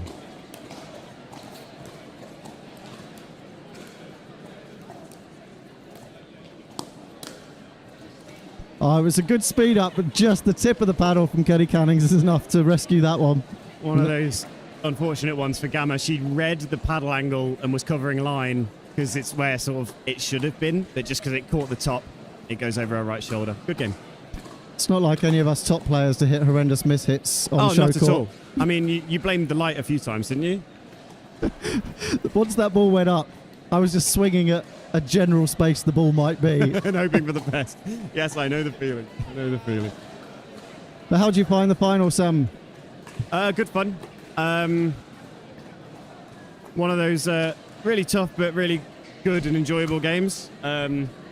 Obviously, I'm going to be biased, but it felt like maybe a fair scoreline from how close the game felt might have been 8-8 rather than 6-6. But you guys got the points where it mattered, and kept your heads where it mattered. Whereas we lost patience a couple of times, I'd say. Yeah, I definitely agree. I think one thing we said to each other towards the end of the first leg and then between the two legs is, if we're going to stay here, we have to work exceptionally hard with our feet at the kitchen line. There are no two ways about it.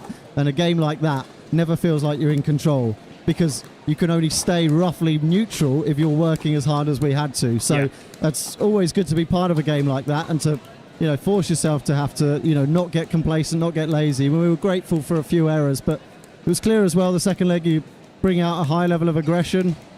How did you feel that went for you once you started it? It was what we noticed after the first set. The feedback I gave to Sibby was, if you get a volley, take it. He spent the day in that sort of safe and calm and creative mindset to try and buy me the finish, but there were plenty of times with the patterns that we were doing where I felt he had the chance to go at you with a volley. So that was the feedback I gave him. And the feedback I gave myself was I took on a bit more understanding that I needed to do more with my serve and then be more than aggressive with the thirds with the space I created. And I think we got 2 or 3 from that. Oh, that was hugely noticeable. I felt the pressure difference on the serves. And then, as you say, it opens up the space, makes us not always unwind the stack. Did enjoy the thinking we had to put into that, as well as the physicality. It was absolutely the goal to get you to stay. I managed it a couple of times. Yeah. And then who's covering the middle? Yeah, exactly. It's so easy to get you, well, easy is relative, but it felt much easier to get you or Lewis to take a step off the kitchen when you were backhands in the middle. Oh yeah, we had to allow time to think who's going to take this one. Yeah. Right, what do we have here? We have Kim and Kim. Okay. Yes. Yeah, these two Instagram handle the Pickle Twins. Ah, the famous identical Pickle twins, indeed. And you've got the ongoing joke that everyone refers to them both as Kim. Right, even though obviously one of them is Leah. See what you did there, Sam.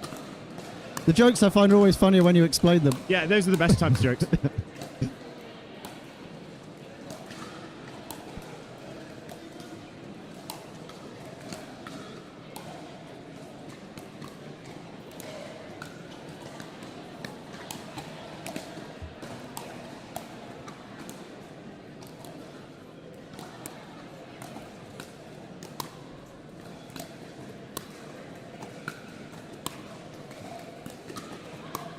So, second match in a row featuring twin sisters. And you're right, yeah. I wonder if at some point we'll have a twin derby. A twin off. Yeah.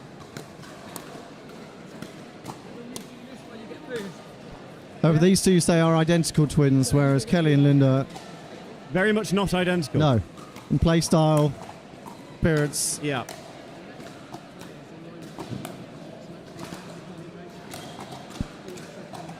Yes, both McCall and McDaniel played college tennis in the States, and then have found pickleball now in their 30s.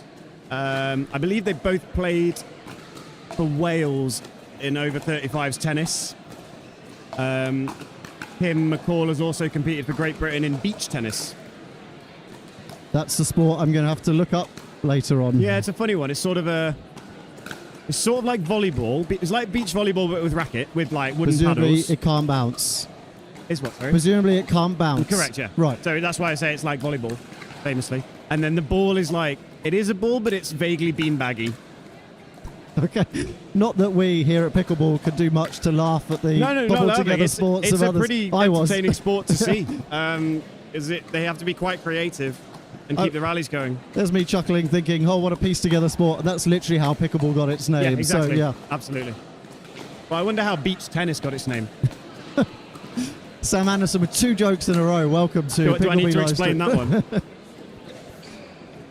So not long until we get underway. You've probably seen the gesture there, as I was saying earlier. The far end of your screen, when players are at that end, they are facing a big, huge window. We're in a tennis arena here, and all the tennis courts face the opposite direction to the show court here, so normally it doesn't factor in, but Is there a big window there, Nick? I didn't notice. it's the cause of all the mishits. Yeah, it's definitely when you're facing the window, the mantra you have to tell yourself is don't go for too much on those volleys. Yeah. Because it's your timing, it will be off. Yeah. And things like, you know, I think it helps to explain to the viewers, just in case they see errors, things like slice drops are usually a gift. You can judge them a long way off. You can see it hanging in the air. However, here it goes up, sits in the air, and then you can no longer judge the depth. So whereas normally you'd swing at it, you have to go, right, I'll let this bounce. And sometimes it's, well within reach. Either let it bounce or just put your paddle in its path, but don't swing. Yeah. Right. Yeah, absolutely. Looking to It get could underway. be 3 inches in a different direction than you thought. So Cockell to serve, 0-0-2. Early middle confusion, I'm sure will get ironed out as the day goes on. But a chuckle from Dunn and Cockell there. Risky to run around that and hit a forehand on that third as well, leaving a big hole.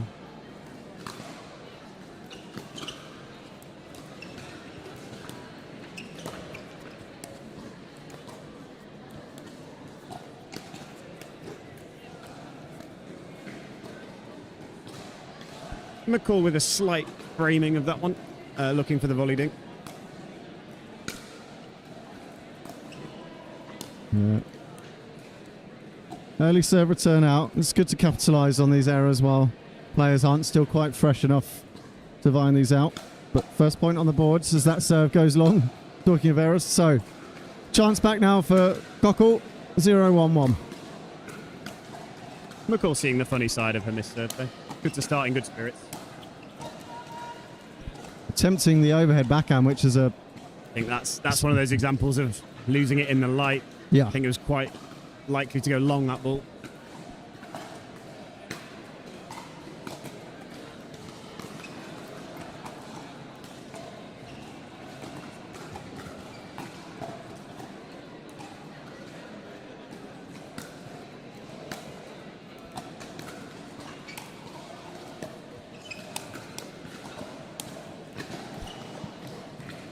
It's always my favourite thing to spot the sport that people have come from. I know you've said tennis, but that locked wrist backhand attack is a very tennis thing. You don't ever let the wrist dip when you've got a tennis racket in your hands.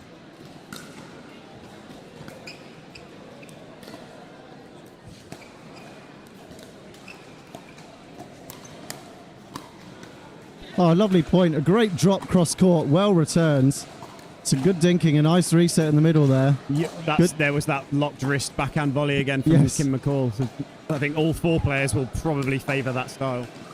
It's good for resets and absorbing pace, though.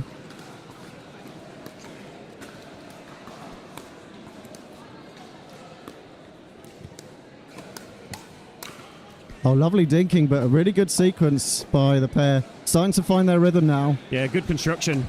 Moving McDaniel around to get the opportunity. You feel it's McCall and McDaniel that are transitioning better early on, but the net exchanges are going about 50-50 so far.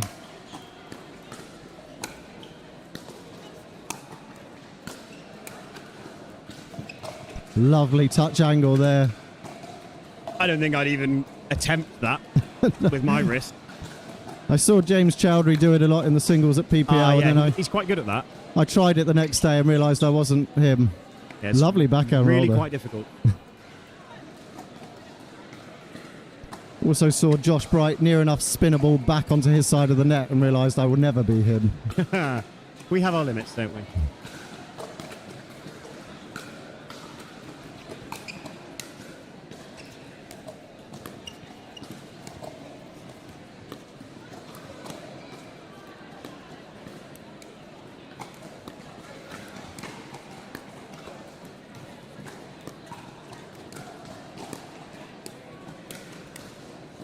Leah McDaniel, not sure if that final one was in or out, but she is looking Just extremely wide. confident at that kitchen She is line. staying in it, got herself the opportunity.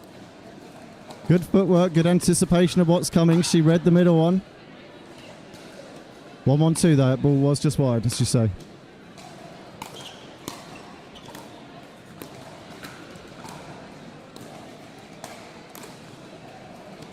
All four players, I notice, are recognising that pace and drives just isn't really enough. They're all fielding it well. They're used to it. So finding ourselves with a lot of dinking rallies, and it's nice to get some early structure into the pairs. Yeah, and trying to look what creativity they're bringing. What are they trying to? What looks are they trying to create?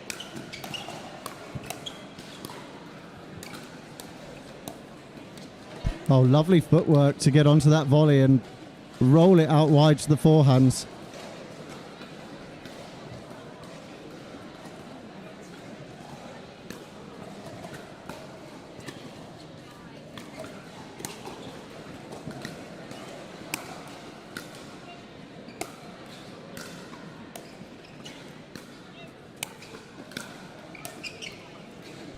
So a really good example there of the difficulty that we're seeing with the window.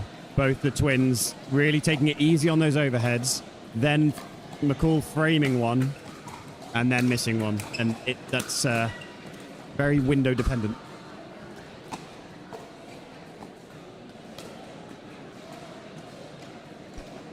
And Cockell and Dunn perhaps not doing enough to take advantage of that.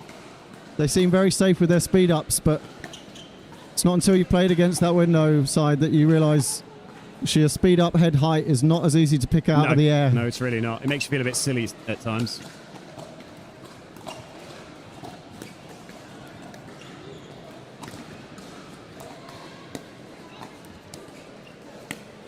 Possibly a paddle grounding there in the kitchen. I mean, it's hard to call. It's the third foot fault I've seen, unfortunately. So for those unaware of the rule, if you volley a ball and then your paddle touches down inside the kitchen as part of your momentum, that is counted as a fault as well, just as that serve goes long. But 2-2-1 now. Score creeping forward.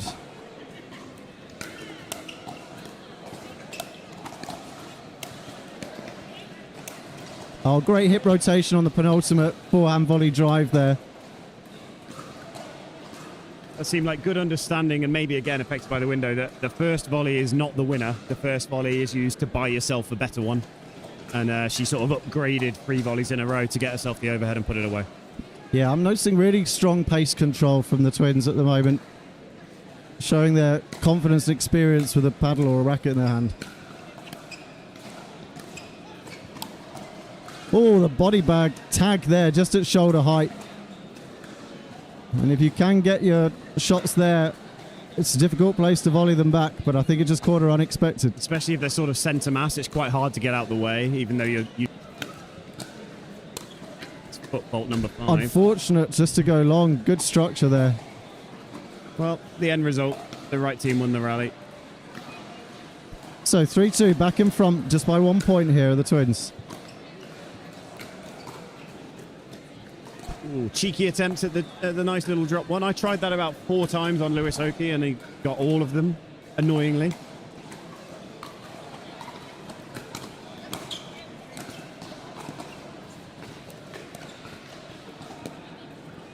Lovely approach shot in the middle there to keep a topspin approach really nice and low and transition in. I thought Dunn did pretty well with the first one to keep it really shallow to the net. Unfortunate that McCall found the net cord on the next one.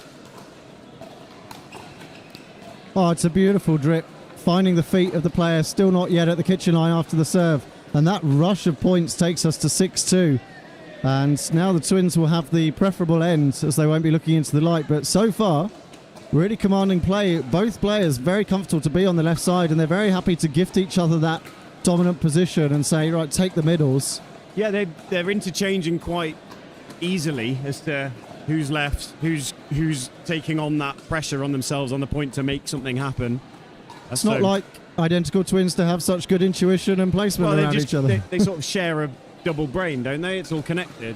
I think they are somehow still neurologically connected. So 6-2. Big run of points. Can they keep this momentum on now they've changed ends? What will Cockell and Dunn do to stop the flow of points? And that pop up, you can see the frustration on Cockell's face. Looking to try and take it out wide, but it's that tight wrist.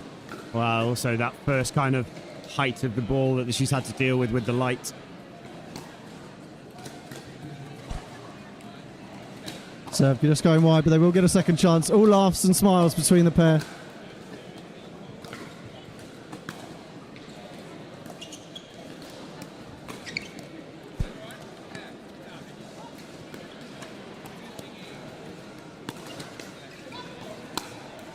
Lovely spot there. The middle opened up. I was looking for the cross court, and so too was Dunn, and just made the move too early. And the speed up down the middle, enough to earn the pop-up. Yeah, the choice was perfect. Neither of the opposition were in position to deal with it.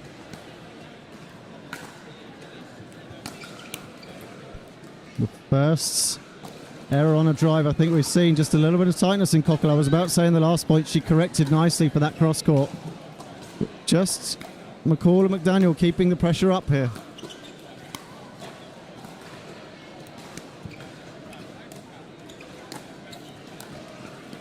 Oh, beautiful sequence of play over the left shoulder of Cockell with that lob, forcing the backhand. So casual as well, not readable. No backlift, just pushed it. And here we have first match point, 10-2.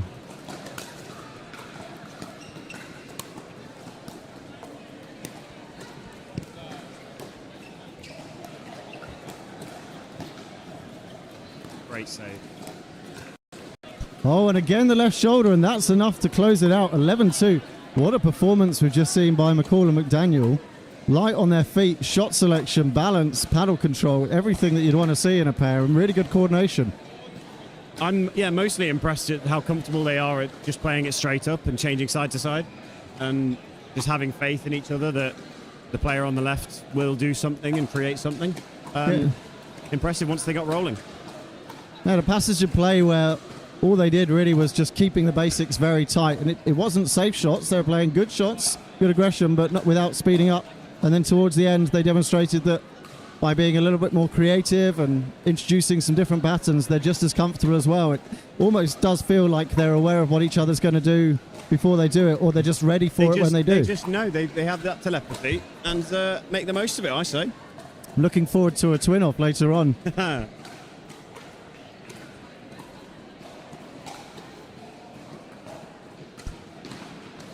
So in case there's any confusion, what you see on your screen is not part of the 4.5 women's doubles. This is a minor line repair.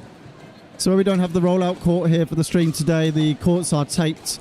So if you see the odd rally that all four players kind of look up at each other afterwards and half apologise, it may be because the ball has caught a line. The difference on this acrylic surface between hitting the almost sandpaper-like painted on acrylic surface versus these lines is huge, especially on a slice or something like that. They can skid off and then hop. So when you think you've got time, a line just takes it away from you.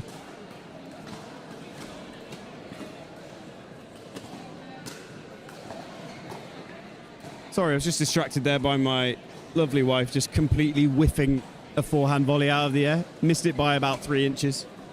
Shame the camera's But she's seeing the funny around. side. Oh, that's good. We've all done it, let's be honest. Oh, yes.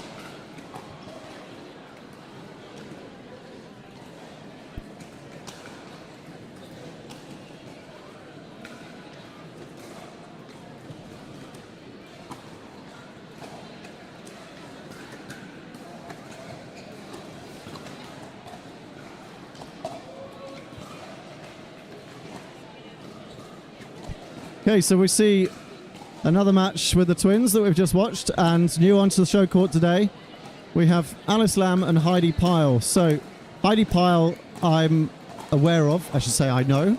She is from Kent. Doesn't play at the club that I play in, but when we have county matches, she's been in the county team. Well, she couldn't make the first because of injury, but she was in the second. She's trying to get out and play more tournaments now, so glad to have her here on the live stream. Has deceptively good hands, so people often speed up into Heidi, and she is absolutely ready for it all the time. I caught a bit of this pair on one of the side courts about 15 minutes ago, and I was impressed by the power, the consistency. It'll be interesting to see if this one's a little bit closer than the previous game we saw.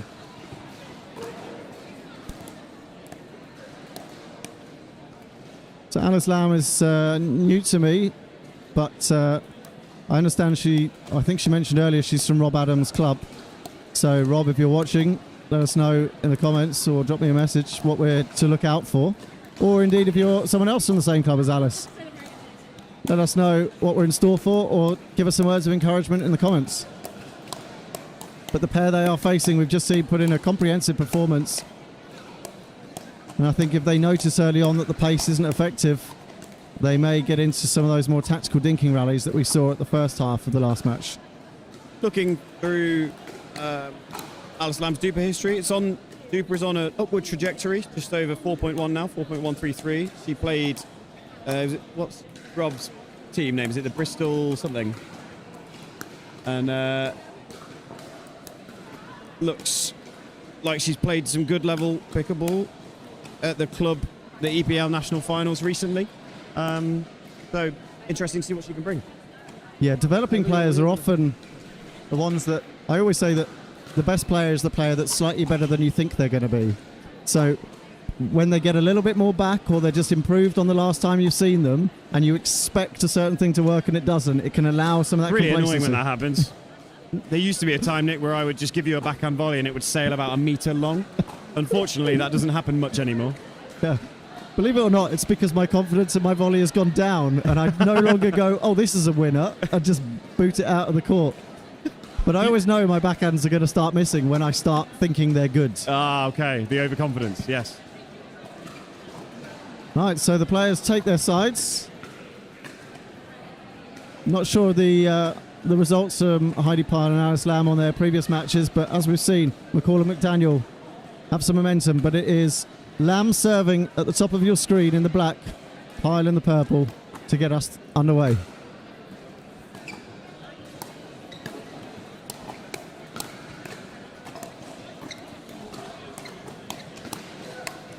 And there we see an immediate speed up into Heidi Pyle. We did. It was a really good transition from her, actually. Yeah. Played everything absolutely correctly, technique-wise, and punished it.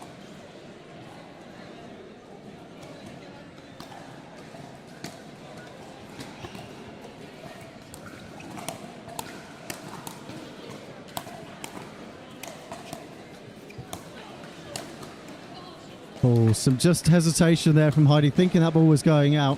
The twins did really well to stay in that rally. Absolutely. 2 really strong resets on difficult balls. Does look like Lamb and Pyle are trying to bring pace into this, knowing it may favour them.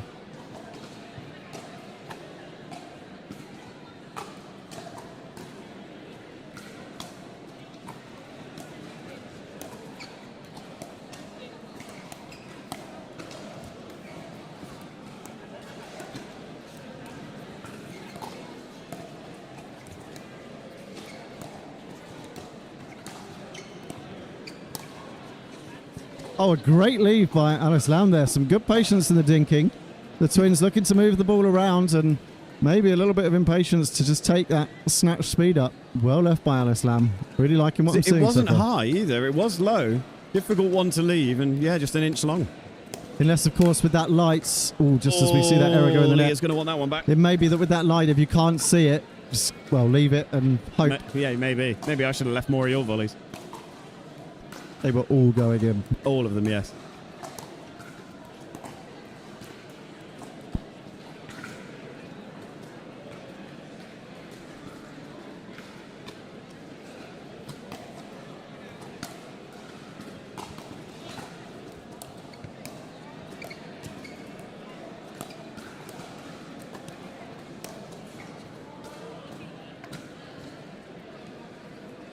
Nice speed up opportunity from Lamb there. It was definitely there, and the ball only sailing a few inches long. So I like the choice. Yeah, absolutely.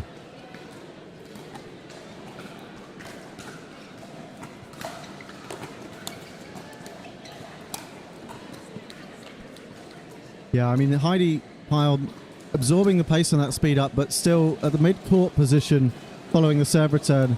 And that just gave the twins enough time to come in and take the net and hold that pushback.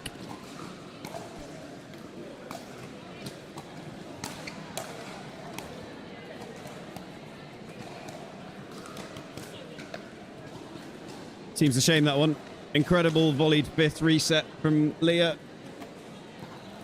Came a little bit complacent on there. Serve return just going wide there from Pyle. When they're into it, there's not much in it between these pairs, so errors may play a big part in this as the scores trickle on. So 2-1 now. First lead opening up as that drive goes into the net.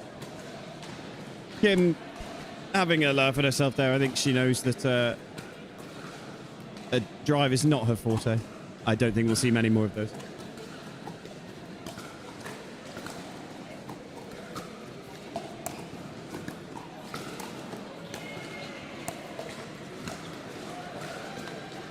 Good job scramble moving them defense. side to side there. Nice and simple pickleball. Yeah, they do work the angles well, whether it's at the kitchen line or in their attack. They definitely see the whole court from a creativity point of view. Again, catching her down that line. So Lam clearly wants to shift things cross court, and when she gets caught just behind that outside foot down the line, she's putting them wide, and that's a pattern that's definitely being spotted now.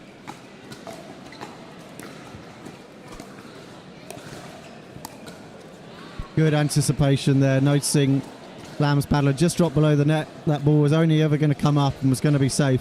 Did really well to take pace off it just to get it down. Lam and Pyle were both ready for it to be about a foot higher than it was, expecting it harder.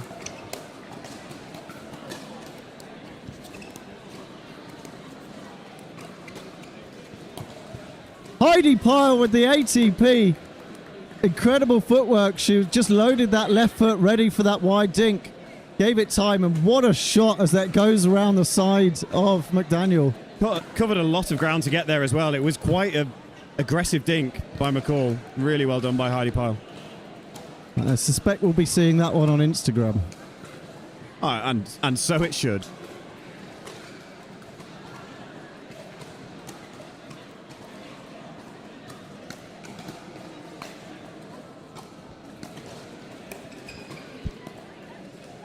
Ooh, just catching on the off step there. One of the twins a little further up on the transition zone. This is some...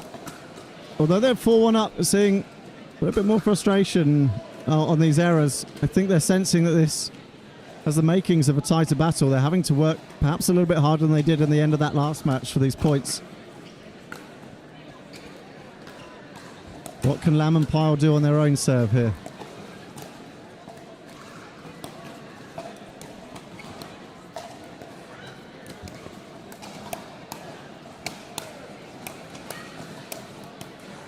Great battle there. Good hands. Good hands from all four players, really. Kept it under control despite facing into that light, and I like that they're transitioning in as well. And that serve return into the net is going to be very appreciated. Closing the gap now to just 1 point. We're at 3-4, still on the first serve. Can be quite common after a good rally that you then see a misreturn. People still thinking about the previous one. Yeah, and the twins, great deep return there. Grateful, I'm sure, for that third being put into the net. But there's a second chance now for Lam and Pyle, this time on Lam's serve, to close the gap.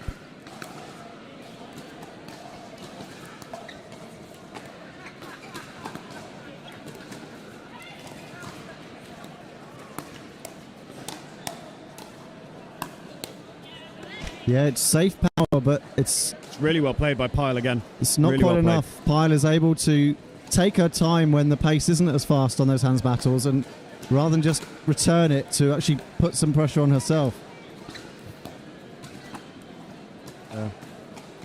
I think now both sides, Lam can get the ball outside her at the kitchen line. She wants to be fixed, looking for that attack. I mean, it's the other side to it, isn't it? If you're really reaching forward and looking to take the ball out of the air, you may just be a little bit more hesitant on your footwork. Oh, it's my bane of my life. I'm so convinced that, yeah, I'll be able to reach this out of the air, that when I can't, I make an absolute hash of it. Be interesting to see if the twins are able to make more dinking rallies out of this. That's an incredible lob. Over The that left audacity, shoulder. Nick. The audacity. But again, it's only ever when she spots that left shoulder being available, and that's, I mean, it's most of the time where you should be looking to lob it. It draws a backhand attack, which is never usually that strong unless you come up against Gail Ems. It would be nice to have that level of talent, wouldn't it? Just to see that gap and then find it. Good reset, McCall.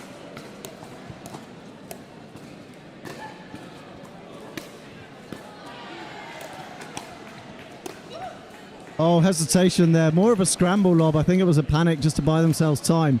To echo Dave Fleming of the PPA, that is why we love women's doubles.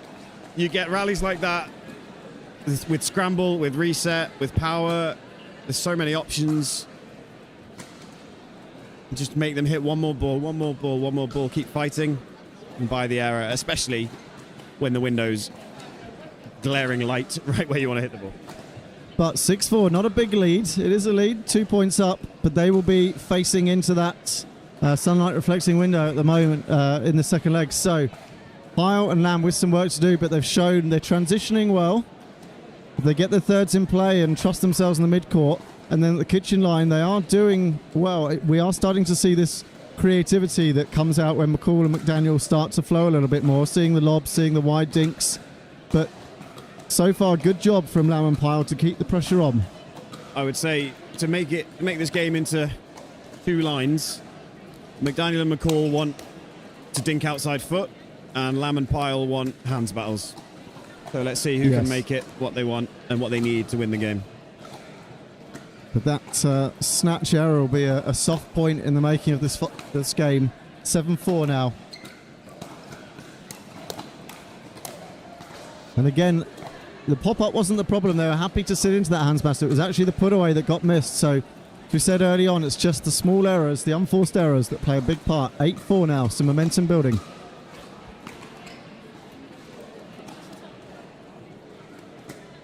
Encouragement from Pyle to Lamb there, nice return. You can force it deep. It's more likely to draw an error on those thirds. A nice drop. Really hard to deal with when you're still getting your feet set. So Heidi Pyle there, it might have looked like a duff error, but that is a really hard ball to deal with. Yeah, and as that takes us to 10-4, that shot, the previous one, that cross-court topspin drop, isn't a shot that a lot of players are able to execute, so you don't get a lot of practice against it unless you've got someone at your club that does it. But here we are, 10-4, match point. Well, they just need the one opportunity to close this out. Good work from Pyle to make the adjustment. And the pop-up is earned, but this time it's McCall who makes the error, and Pyle and Lamb now get a chance to mount a comeback at 4-10. Can McCall get that miss out of her mind? Yes, she can, and makes the next ball almost identically, but gets the swing perfect this time. Yeah, much better balance on that one, you feel. There's no reach for it. The ball was coming onto the paddle, and she saw it away confidently. Second opportunity to close the gap.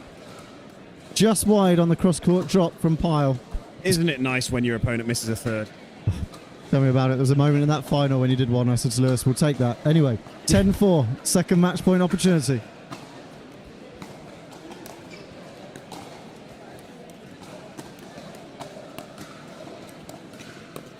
Brutal two-hand dink there. Really dipping. Hard to deal with. Great work. Lovely work again from the twins.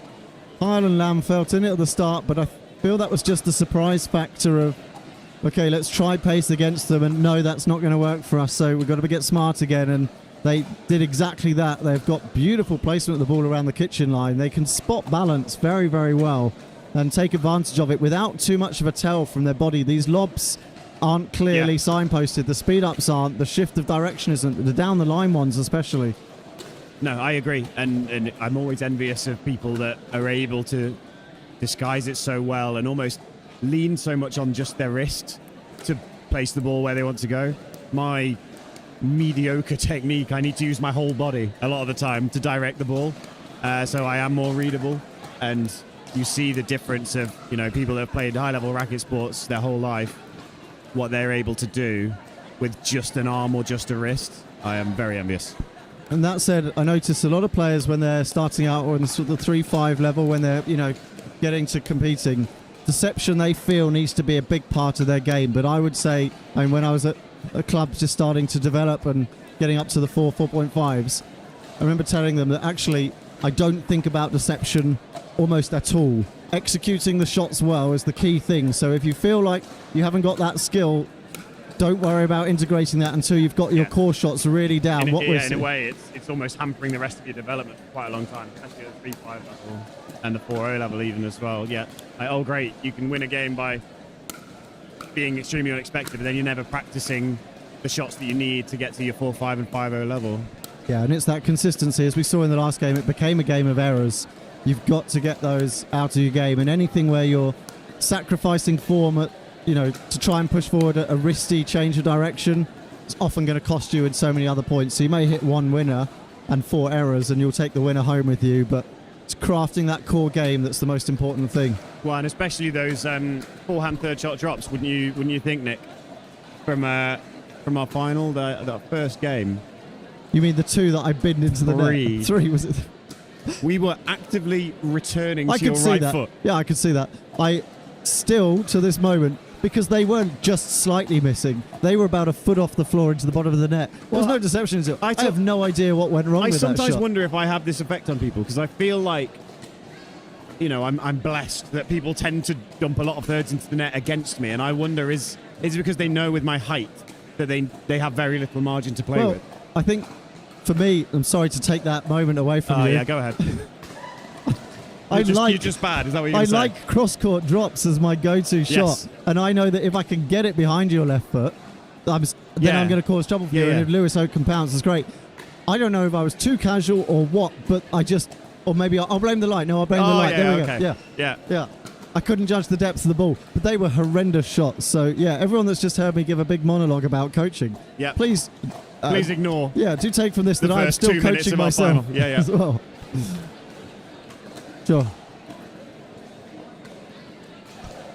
So as we just wait for our next match to come on, we've seen Cannings and Randall, the first pair of twins to be on show court today. They will be up against Kapoor and Kotecha. So that's dear Kotecha, and I love Kapoor and Kotecha as a pairing because Kotecha, although she's introducing more aggression into a game, is just absolutely known for her reset ability. Kapoor, I would say, if she's known for anything, it's the slightly erratic speed-ups from anywhere and everywhere that just catch you off tempo. And that's drawn a change in play from dear Kotecha that I love. She likes to pounce on things if they pop up, but Kapoor is just a smothering player, and if they get into a hands battle that doesn't feel like it's going their way, Deer is ready just to put the ball back in the kitchen and start things over again. So always fun to watch. And then they will be playing Linda Randall and Kelly Cannings. Linda, the slightly more aggressive of the two, but the difference in play is not as extreme as we will see in Kapoor and Kotecha. So a nice fun match. I think errors will play a big part as you get a player as aggressive as Kapoor. Taming those and choosing the right shots to reduce errors is a big part of it. But I see just to my left that Kapoor and Kotecha are still in their match, so we'll just have a wait for this one. But while we are waiting, please do let us know in the comments where you're watching from. We'll try our best to give you a shout out. Thank you again for Mike Hudds for the congratulations to Lewis and I. And yeah, I do see that we will be in the group with him tomorrow. He's a player that I've commentated on before and had good chats with about his game and the changes he's making with his paddles and trying to get used to the touch of the new one. So a chance to play against him will be really enjoyable. So I'm looking forward to that, Mike. Sorry, were you just congratulating yourself? I was reading out Mike's comment. Doesn't count if somebody else has says anybody it. Congratulated me? No, not even on those serve that's returns to me on my right foot. Nobody spotted that tactic. Yeah, but well done on your silver. That's a result for you. I feel like. Yeah, huge result. If not for the duper reset boost you got, that would have been an absolutely on-brand duper result for you. Playing with Sibby's duper, outrageous. So we're both a little higher than I think we should be on the old dupers. Every time I get on court with you, you are better than I think you're going to be, as we said earlier. And I've worked. I look back at old videos of myself. I mean, I've got hundreds of them, and it's just filling in the shots that I didn't used to have. Yeah. The backhand roll volley, I used to duff them all in the net or long because I didn't change my grip or I tried too much on them. And that Tsui backhand dink in the modern game, if you don't have it, like, it's just so hard to stay at the kitchen in men's doubles without it. Yeah. I mean, I've made a modification to mine because my slice was never going to work, and the Tsui for me, just the footwork is like a whole 3 month off to fix habits. So I've had to adjust. As you say, I knew I wouldn't survive in the men's game with just a slice. I do a sort of a flat cross-court one, which can stop players like you. Can also short hop a topspin coming in. But I recognise that, you know, from there, if I wanted to switch into an attack, I'm not in a position to do so. And it gives you the freedom to consider baking in a Tsui topspin attack speed up. What it sort of means for me playing against you, yes, the aggressive flat one that you do is dangerous. But what it allows me to do is basically cheat with my positioning and stay wide. Yes. Because I do not think it likely that you will speed up middle. Yes. Because you don't put a second hand on the paddle. So It's sort of like, oh, okay, he's only going to dink it to Sibby's left foot or back to me. Exactly that, yeah. I mean, it could short hop onto the down the line. Thing is, very shortly after introducing that shot, I played, I think, Louis Leville, and he just seemed to want to earn everything. Yeah. And I was like, oh, okay, that's a problem. Yeah. But of course, you have to remember most players aren't going to, The 5.8 backhand early. Ernie is quite a tricky one to pull off. We've all tried and we've all made ourselves look silly. But yeah, it's sort of once they read your body position, they'll just keep leaping. Yeah. I'm quite happy that I managed to avoid getting Ernie by Lewis in that game. That the was 2 an attempts. incredible pickup in one of those when... Used the full length of my arm. Yeah. Some good wingspan reaches, but... Yeah, I mean, where I don't have that ability to switch up and speed up, obviously I rely on a lot then on the flick, that if I know I'm going to lock myself into a cross-court pattern and the other player's going to get comfortable with that, I don't mind, because generally the flick allows me to shorten their target more than they can it's shorten definitely mine. a consideration. I'm a couple of times I'm stopping myself from going too aggressive with the dink because of a fear of the risk is what not if I worth leave it the high. rewards. Yeah. So I'm more focusing on hitting the outside of the ball to make it shallower in the kitchen. Yes. So it's maybe more tempting you that if you do go for a flick, it's 1 inch further away from you than you think. Yeah, because if it's a straight top spin, it will sit in the air. That's a very visible point for anyone looking for a flick. And if they track it down, they can short hop it if they need to take off the bounce. So hitting around the side of it just means that as it's curving, for those that can't see all the hand gestures we're doing, when it's curving to stay tight. Yeah, tight so to the you net. might reach for it and then it's not there and It's you end hard up to tipping work it. though. Yes. You got to get another few inches past the ball to be able to hit the outside of it. Or put your a couple of times I find myself with my arms at full extension and then you've got way less control. Yes. But worth it against someone like you with that very dangerous flick. Well, it's occasionally dangerous flick, depending on how much confidence you have in it that day. It's more tame today. No, I think you did. You played your role well of not being like full beta on the left side, but no, absolutely. being not alpha. Yeah. I think you played your role well. My job is to... It was the same with Amber Valley playing with Jack Edwards and I did it at the RTA. My job is to not make errors. That doesn't mean that I can't attack. Yeah. But what I don't want to do is just bin an attack into the net as I did a few make times. the correct choices. No, you would never do such a thing. But that's the problem. I mean, I don't get to practice that role often, and especially on the left side, you rely on a dominant lefty on your right. But then to switch on the attack again when you've forced yourself to stay tame, I find a little bit difficult. It can be, it can be. At 37, I appreciate any moments of peace and rest that I can get. So, well, Sibby and I noticed the same. Of we're both righties, so we've got that dilemma of whether or not to unwind on Sibby's return. And part of the challenge of that, it's not that Sibby doesn't know how to play the left. Of course, he does, and can be very strong there. But one, I have the height advantage, which makes it easier to cover 55 or 60% of the court, but it's also the mentality. He's played the whole day thinking, okay, what can I create and can I be consistent? And then suddenly you play one rally in the middle of nowhere when you're on the left and you've got the pressure of making something happen. It's like starting a game again, isn't it? You're suddenly into that fresh error rate. So anyway, we see our players on court. Sam, while you're off, I did talk through the contrast that we're likely to see between Kotecha and Kapoor. Kotecha being absolute safety first, the queen of resets, and Kapoor being wild speed-ups. And Cannings and Randall, sure there's a difference in aggression between them, but that margin is far closer together, so when they need to lock in, they can. Whereas Kapoor and Kotecha, it's a big contrast between those two players. Yeah, I'm looking forward to this one. This should be a well-contested game with hopefully a close score at the end. Be interesting. I couldn't call it now. I think there's variability in all four players' levels, whether they're having a good moment or a poor moment. This could go either way. I'm looking forward to it.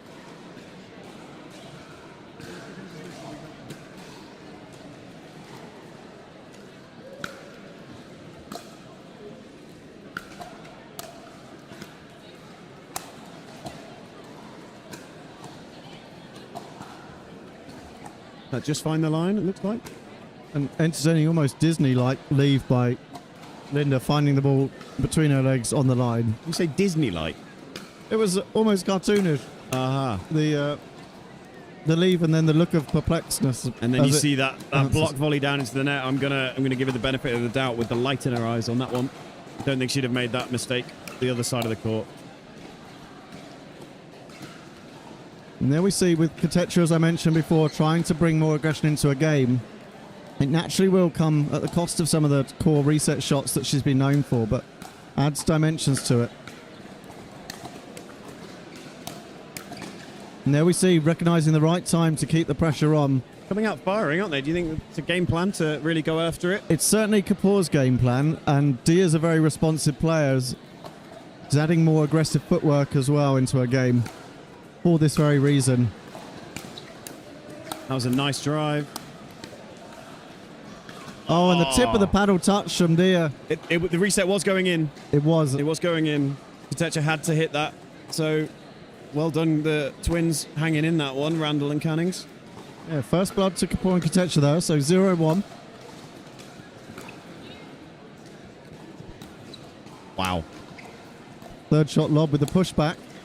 Can they hold them back though? As Kotecha makes the approach. Yeah. Great rally, all four players. Good counter hitting. That backhand roll from Kapoor was very nicely done, very elegant, good pace, good position.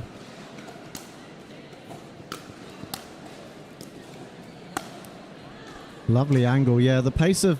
So an early drive from Randall just to test the response to the drive. Fielded very confidently by Kapoor and then put away. So an on-scoring sign out, 1-0 to Kapoor and Kotecha.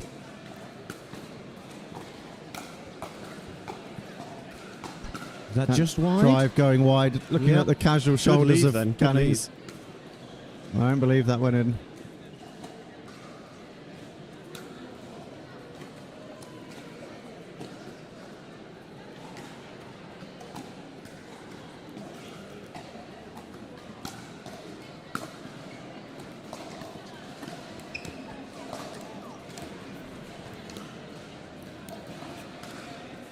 Or just the clip of the net making that ball sail a bit further towards the feet of Cannings. And I'm noticing that Kapoor and Kotecha are not stacking even on their serve. So happy to take left and right side alternating. 2-0 now.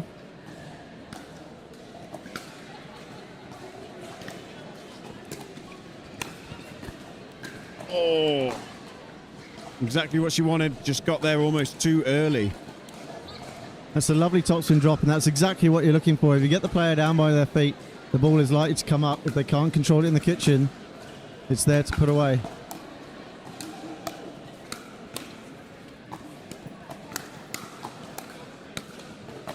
Randall there with good work to reset and just seeing the opportunity to counter, but still on the back foot, not stepping into it. 0-2-2.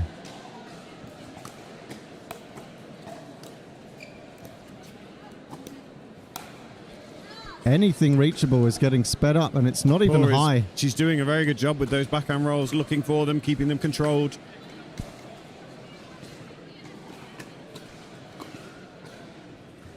So it's the pair you're watching through the screen who look to be in control at the moment.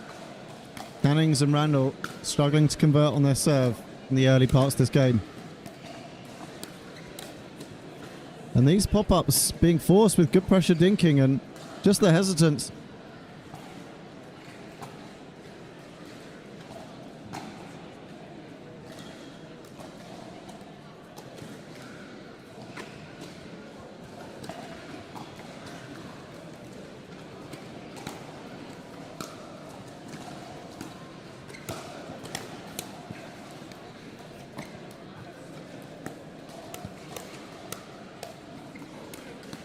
Good work from Randall, staying on the front foot this time. A couple of resets from Kotecha, but the ball just never getting low enough to keep away from Randall's swing. Still, they'll get a second chance, 3-0, edging forward each time they get a serve.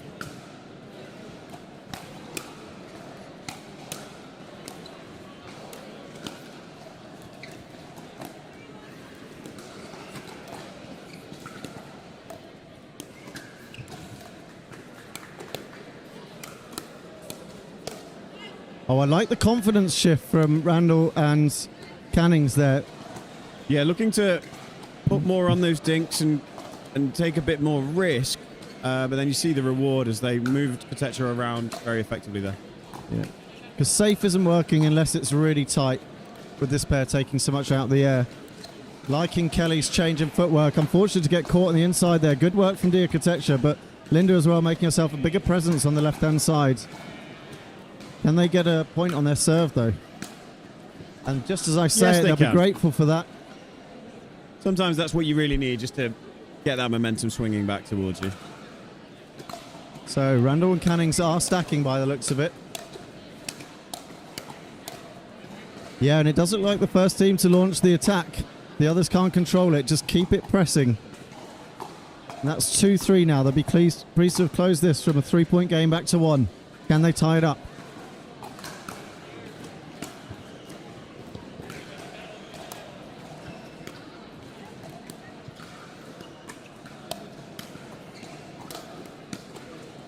Smart play from Kotecha there, seeing that Randall was looking to cover the middle and protect Cannings on the cross court. Just went down the took line some first. pace off the overhead just to go for position rather than power there. Good choice.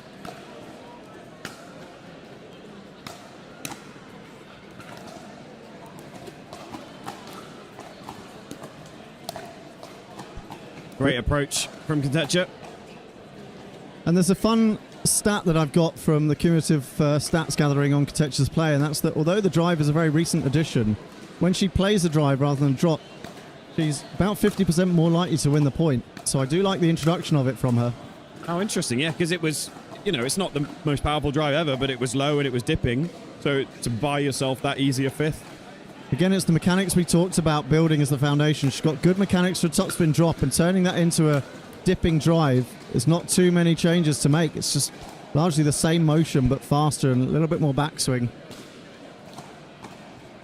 But now 2-4. Cannings and Randall just having a chat. Little powwow. Settling themselves.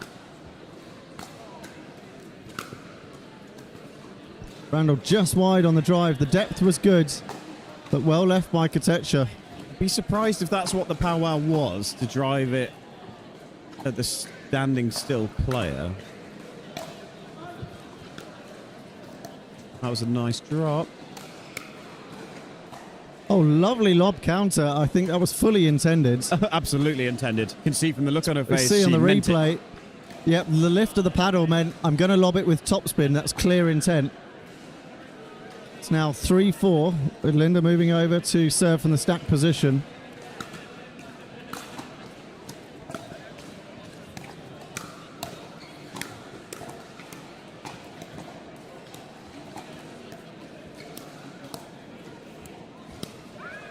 Oh, the scream from Linda. What a wonderful point from all players. Great effort to almost make that ATP. It was really well done to take the flick out of the air and create pressure. Kotecha and Kapoor stayed right there with her toe-to-toe and then getting outside of her.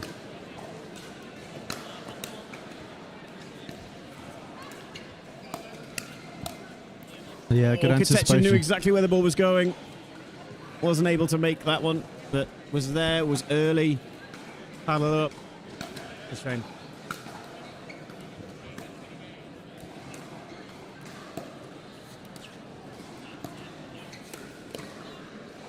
Oh, very near on that reset. Good work from... Again, it always Cannings. feels the most painful when Kotecha knew exactly where the ball was going. She was there. Such small margins.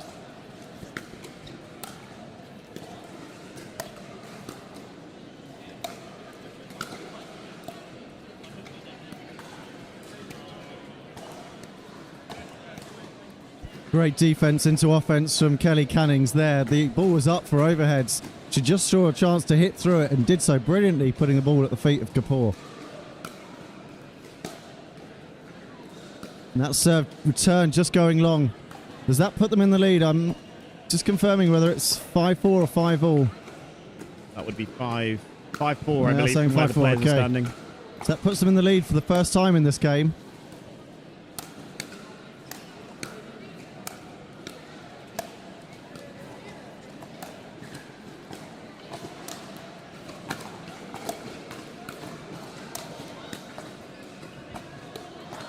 Oh, on the top edge, but some beautiful Backhand rolls from Kapoor. Really envious of those 3 topspin rolls. They're very well defended by the twins.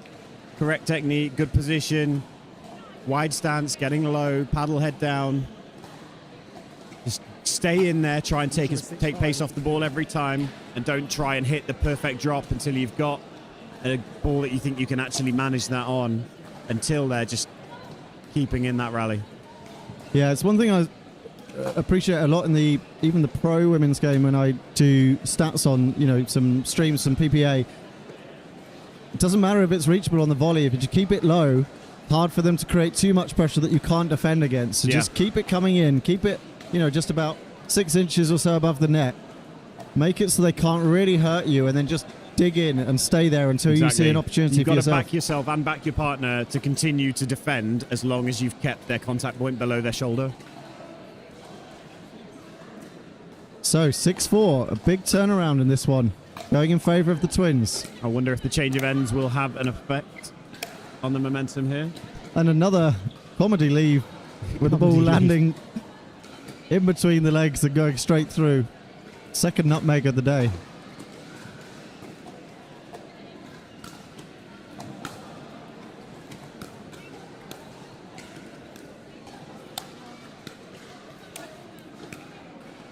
I am liking what I'm seeing in Kapoor's backhand. She's dipping the wrist and rolling it with a really lovely controlled technique. It's not an overswing. Lots of players see fast shots of those and then try to overswing on it, and it's very neat and compact just as that forehand drive goes into the net. So 4-6-2, what can they do to restore the momentum that they had early on in this, as Cannings and Randall have found theirs?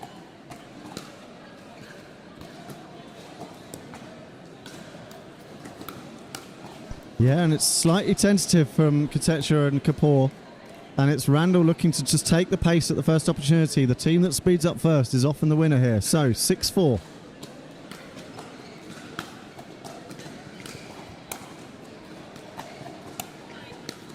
Yeah, lovely. And the variation of that topspin. Is it going to dip down to the feet? Is it going to stay in the air? That's the uncertainty it causes, and it doesn't need to be fast. It just needs to be varying on the spin.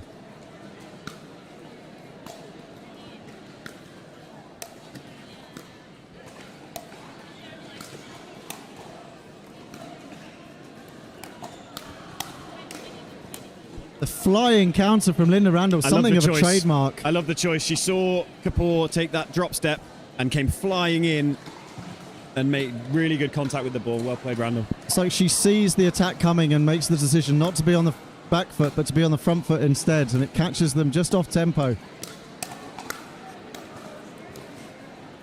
Great work from Kotecha to reset that down low, and Kapoor taking the first opportunity to volley it into the middle between Randall and Cannings. So perfect placement. Randall was sitting left hip ready for that backhand counter. Great placement. 4-7 now. The gap widened to 3. Will they launch an attack of their own? Wonder if we'll see an unwind here from the twins. No.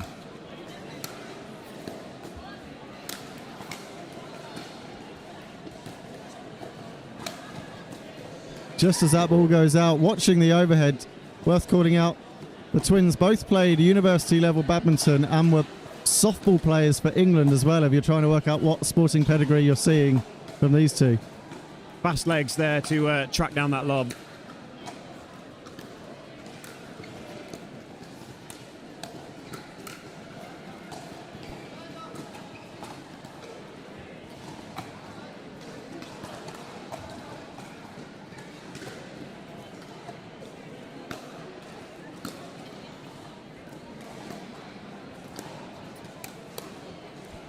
Good catch, Randall.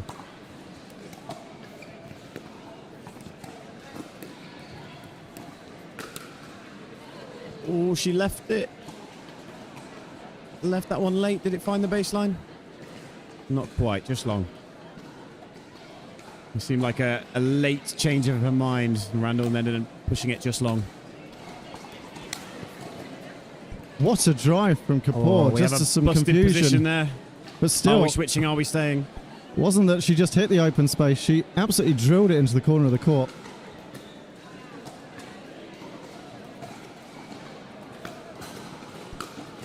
Big swing here And this is the momentum we wanted to see from them. And again, the lob counter from Randall, fully intended.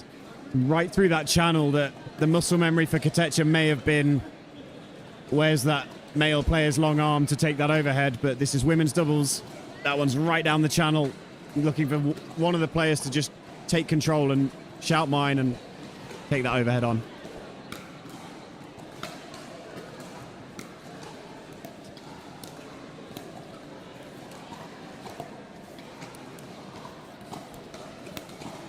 Great reach from Randall. Did we? Jinx. Well seen.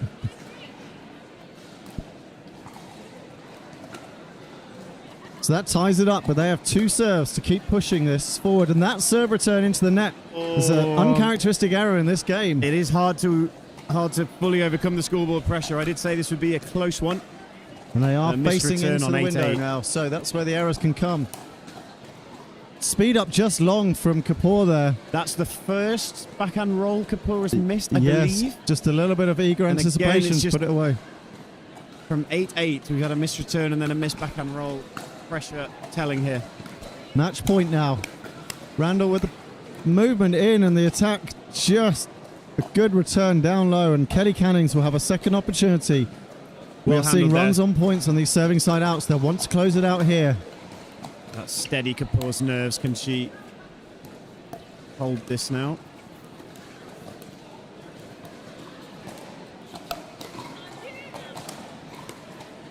Good rally. Work. And that will put them ball in hand at 8-10. Have they got enough to make a 3-point charge here? Remember, we are win by 1. 11 is enough to do it.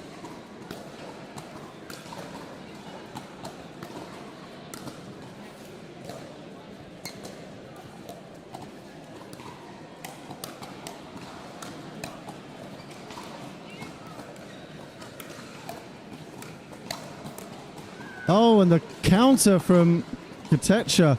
Randall did so much right there. So much right. Got herself the volley that you would want at the end, but just missed it too low.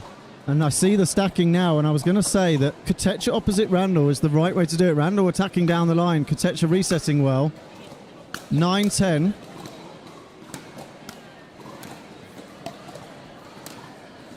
Just pushing that long, and it will be 2 opportunities now for Kotecha and Kapoor to close this out themselves, despite defending 2 match points just a moment ago.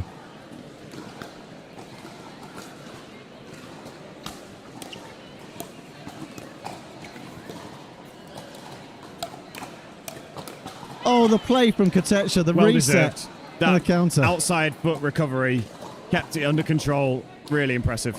What a game we had there. Well played, all 4, but Kotecha, it was just a game of momentum. I think if we carried on, we'd have swung 3 points up and down Very either possibly. way. Yeah, you think back to the missed volley on match point for Cannings and Randall.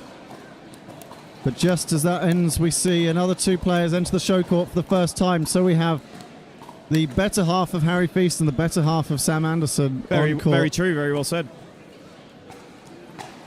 I don't know what I've done for women's sport by first referring to them in the context of their partners. Outrageous. You might get cancelled, Nick. Zoe Vankempen and Jess Anderson, who I apologise in the PPL, I called Jess Wilson, was quickly called out for that, and I was like, where has that come from? So, oh yes. Oh yeah, it was her name. Yes, that was her name. You're not crazy. Yeah. You have seen it written down. Quickly pivoted into one of my best saves, whereas, of course, the change of name came from a recent marriage and some wonderful footage from their honeymoon on Instagram. And if you haven't already, do follow these players on Instagram. It helps to build their profile. Always useful, and we like to keep the entertainment value high. Lots of pickleball highlights. Those that did follow me were subjected to possibly too much of my honeymoon. Just wanted to make sure people felt like they were there in New Zealand with me. But what are we, 10 months married now? Anniversary approaching first. Congratulations. Thank you. We've treated ourselves to a nice all-inclusive in Tenerife for the 1-year anniversary, with probably 2 trips to the Siam Park water park to pretend that we are still young. Someone told me recently that was the highest rated destination on TripAdvisor in Europe. It is. I've been. It's really good. And then I googled and it wasn't, but it seems to be holding on to that. It was up there. accolades, It is up there. Is that the one where the slide goes underneath? Yeah, there's one of those. Yeah, there's one in Dubai as well, but right. there's one at Sion Park. So, fun facts about Tenerife for those that haven't been or unaware. The island is typically volcanic black sand. Where you see the white beaches on the south side, it's imported sand, purely for tourists. Brilliant. So enjoy that. Oh, yeah, absolutely. I'm actually, controversially, not really a fan of the beach. Much prefer the pool for its proximity to alcoholic beverages and not sand. The only thing worse than sand is stones, though. Oh, on well, the yeah. beach. Yeah, my go-to on a pool day at an all-inclusive is, and you know, this isn't really a healthy living advocation, but starting from about 10:30, gradual stream of beers moving into cocktails, lie by the pool until you get too hot, reading a book or audio book or playing a puzzle game on my phone, and then when you feel a bit too hot, dive in the pool, rinse, repeat. If you are watching this and you're Sam's sponsor, please get in touch just as we see the first serve go long as this one gets underway. Oh, that one clearly the game hadn't started. Now it has. So, Anderson and Vankempen. Vankempen's been on such a growth trajectory. Clearly been drilling well. Lovely two-handed backhand attacks. Reset well as she's fielded pressure playing with Harry and getting targeted. Copes very well with it. Jess Anderson on the left. Very experienced player. In the PPL this season, deservedly so. As we see the first point go just from a dink clipping the top of the net and sending itself wide. So, Kapoor and Kotecha with the first blood here.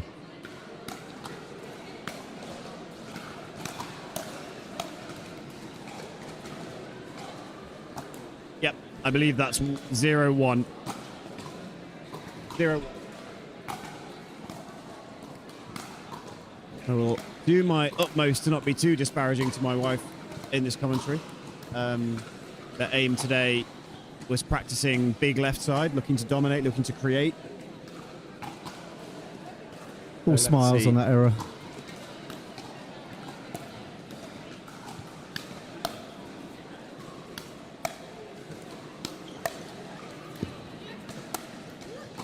Anderson really happy to let that ball bounce between each of those drives, but in every one of them, she did a good job to get the ball popping up.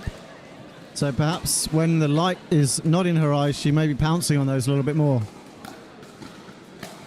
Well handled by Kotecha. Knew what was coming, set her feet, dealt with it.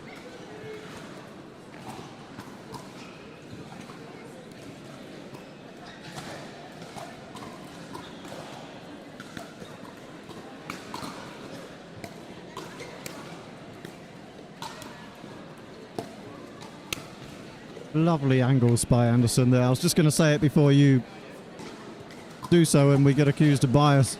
Absolutely. But there's that creativity that she was looking to work on today and practice. Taking a bit more risk on the shots, but making something happen.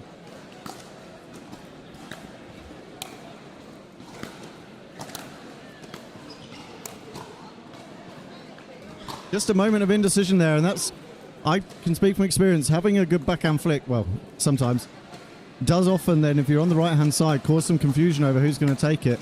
As your partner's almost wanting you to hit the backhand flick. Yes. Yeah.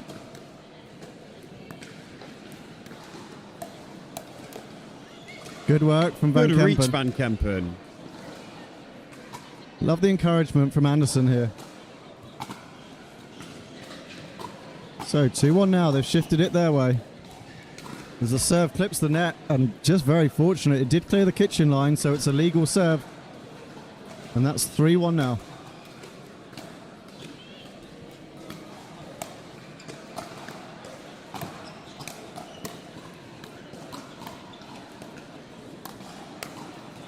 Unfortunate to miss there. A good variety of two-handed backhands from Vankempen. As I said early on, this is one of the things she's been working on. They did well with Anderson not quite able to get the ball to bounce. Vankempen did. They did well to grind their way in there. Good recovery from Kapoor. Not sure if the paddle was grounded there, but it's not been called by any of the players. It was a beautiful drop That topspin drop by Anderson, threatening Kapoor's angle. But they get the serve back, so 1-3. What can they do? Launch their own attacks. You see an unwind from Anderson and Vankempen.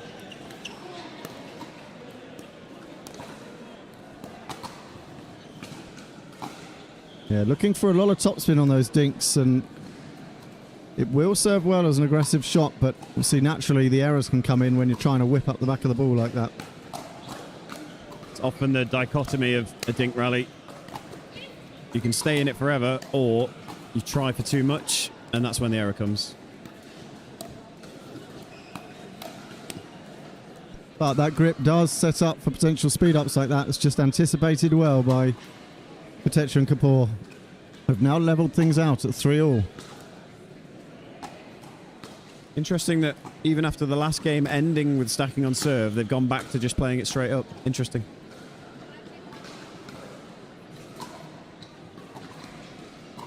You see a backhand slice drop into the net. I don't think I've seen her hit many of those just yet, so not really found her range with that one. It's a good drive to the open space. Vankempen will have seen that late whilst crossing behind Anderson. And in the light.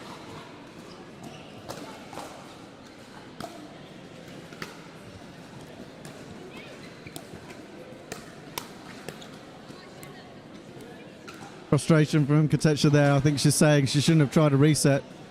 Should have just countered it when the ball was up high, but I wonder if that's going to be a spot that dropping into the feet of Vankempen can cause those pop-ups, and they'll pounce on those. Anyways, Anderson with the serve back. 3-4. Lovely shot from Vankempen.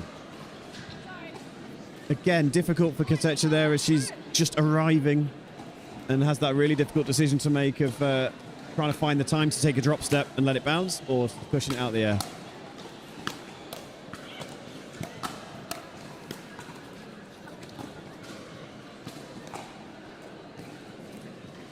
Anderson happy to stay with those drives to try and buy an easy ball to drop.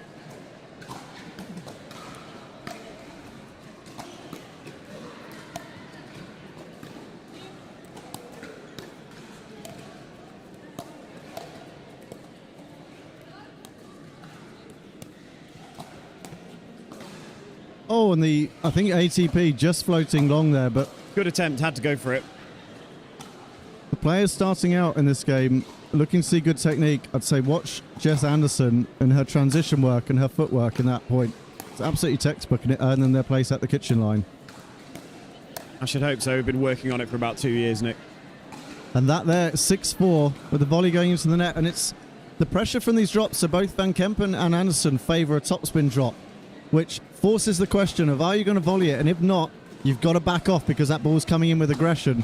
And we're seeing a couple of attacking volleys that are just catching the ball lower than they'd want to as it dips when it goes into the net. And they look like unforced errors, but the topspin on that drop is doing a lot of the work. It's a really hard choice at times where, you know, from day one, you're taught in pickleball, try and keep your opponents back. So with that fourth shot, the first thought for everyone is, can I apply pressure? And it's sort of that reaching that next level at the 4-5 level and higher of just accepting, yep, they've hit a really good third shot drop here with topspin. Maybe I was only just arriving. I cannot apply pressure here. And we'd call it in coaching as conceding the kitchen. And if you don't, that's when you see those pop-ups that people crash volleys off or hit another speed up off a high bounce rather than just knowing my opponent has hit a really good drop. I just need to hit a dink. Yeah. The simple heuristic to start with is keep them back as much as you can. But above that really needs to be, don't just gift them an error into the net while they're back. At least welcome them in if that's the alternative. Yeah. Great Lovely reset. transition, and the slight lift of the paddle, just making sure it wasn't going to be a slice reset. And that ball dipping low, and this eagerness again to hold them back. But you talk about technique again. 2 hands on the paddle, well controlled. And again, the ball dipping below the net, forcing Kapoor to take that volley as they charge in to try and hold the kitchen line. And we're seeing a pattern emerging here. Again, looking to apply pressure where maybe it would have been difficult to do so. Kotecha handling that net cord well and calmly finishing in a great spot.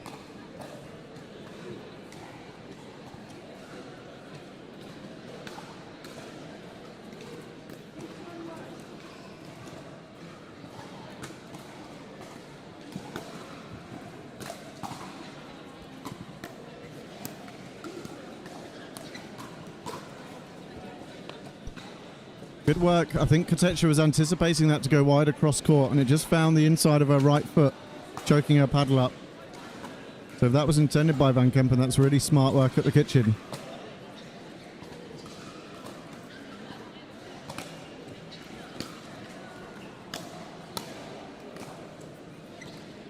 And a non-scoring side-out will be gratefully received. And there's a call of let's go from Anderson to Vankempen as they get a chance. Will they close this out? They had a good run on the last serves.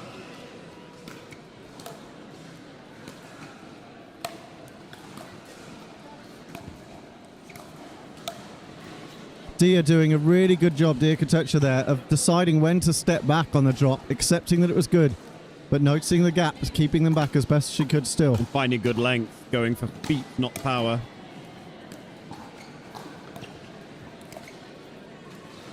And they're just conceding the kitchen, as you say, welcoming Vankempen in and drawing an early dink error. High five from Kapoor to Kotecha. 4-8. Will they launch an aggressive attack as they've done previously?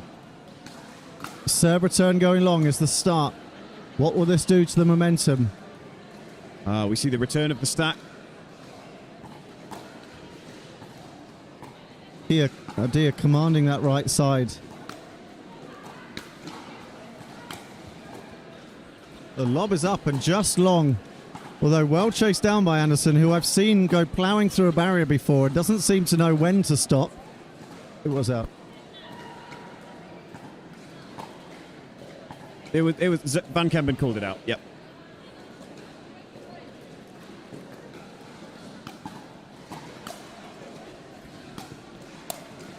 And again, the ball dropping below the net. These kind of mid-pace drips. Again, an example, yeah, where if you try and apply pressure there, it's hard to do. Rather than just concede, put your opponent wide and ask them to hit a tricky fifth.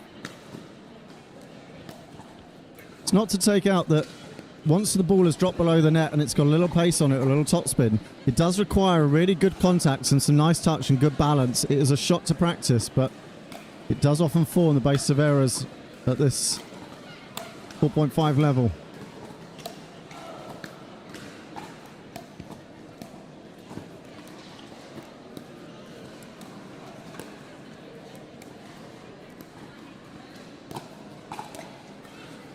Good aggressive dinking from Kapoor and Kotecha.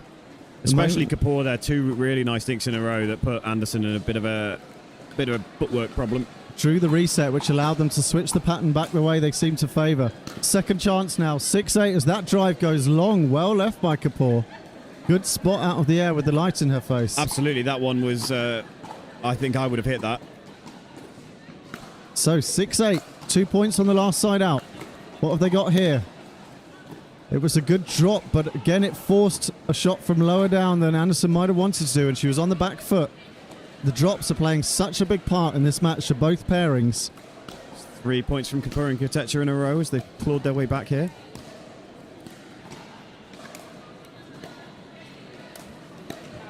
Lovely from Vankempen, keeping her balance up at that kitchen line, whipping the ball down at the feet of Kotecha. And with the amount of topspin, it's hard to judge those half volleys. And again, not trying for too much on the first one. First one is to buy yourself a better one.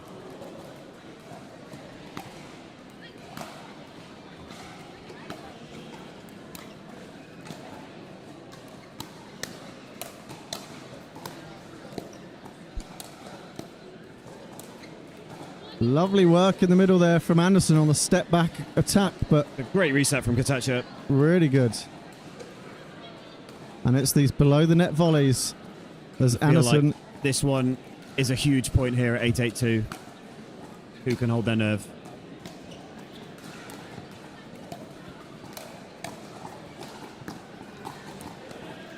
Lovely work from Anderson. Even though she didn't take that ball in the middle, she's covering more court, just drawing the ball her way, and then she's able to put pressure. So they've got the serve back.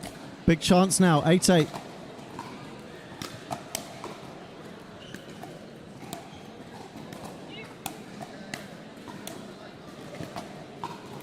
The drive recalibrated, but just struggling to make that transition in. I think that with Vankempen very confident on the two-handed backhand resets, might allow Anderson to hold a little further left on that mid-court position. The drive comes in, and this time draws the top edge from Kapoor. Confident call from Anderson, and the step in front third shot drive takes them to 9-8. Just as soon as that returns a little shorter, the jeopardy that it creates. This time a good lead from Kapoor. Again, hesitant to take it out the air, though, from Anderson. Much happier letting the ball bounce. Misses the opportunity. Hindsight's a wonderful thing, but I wonder if an off-pace roll down to the feet just to try and draw an early pop-up might be the fifth there, as we see the drop from Kapoor on the backhand side. Good return from Anderson there, spotting that she wants to come in swinging with that forehand. 8-9-2.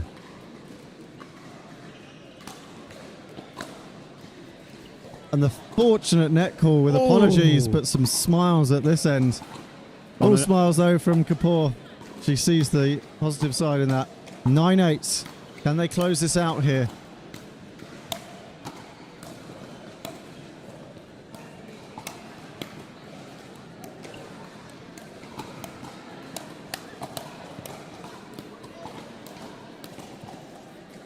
Kotecha there playing an almost dominant right-sider position, coming across, drawing them into a speed-up that Kapoor is sat in position for. She did really well going back behind Anderson twice as well. Deceptive. Really well done.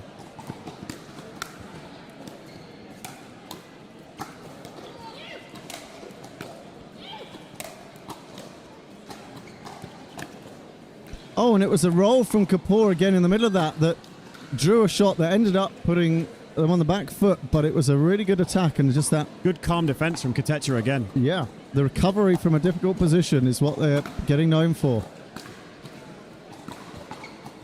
Correction on the backhand drop from Kapoor. This time it's the ball down by the feet of Kotecha that doesn't make it to the net. 8-9-2. So this is the jeopardy here. Mega Kapoor's serve to a possibly unwinding Zoe Vankempen.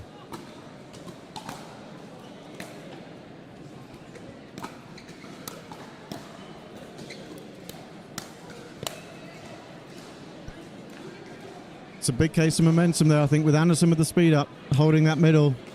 Might have been hers, but encouragement from the pair. It's now 9-9. Too close to call here.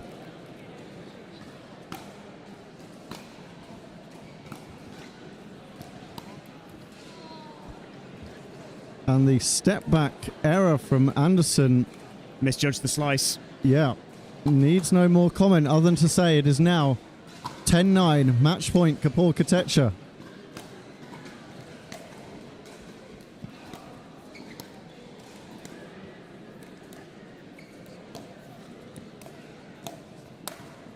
Wonderful speed up. A call-up. I love it from Anderson. The confidence shift from Vankempen there. Normally loads up on the Tsui, but the flat Good poke. reach. Yeah. Well balanced. Prodded it out there. Kept it down inside the baseline. Very nice.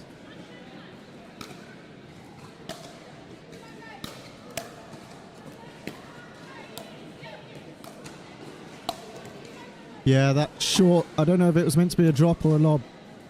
Dealt with by Kotecha. 9-10-2. Second chance to close this up. Oh, this time the second drive. Finding the corner of the court. As I'm losing my voice, Sam, take it. Kept it very low.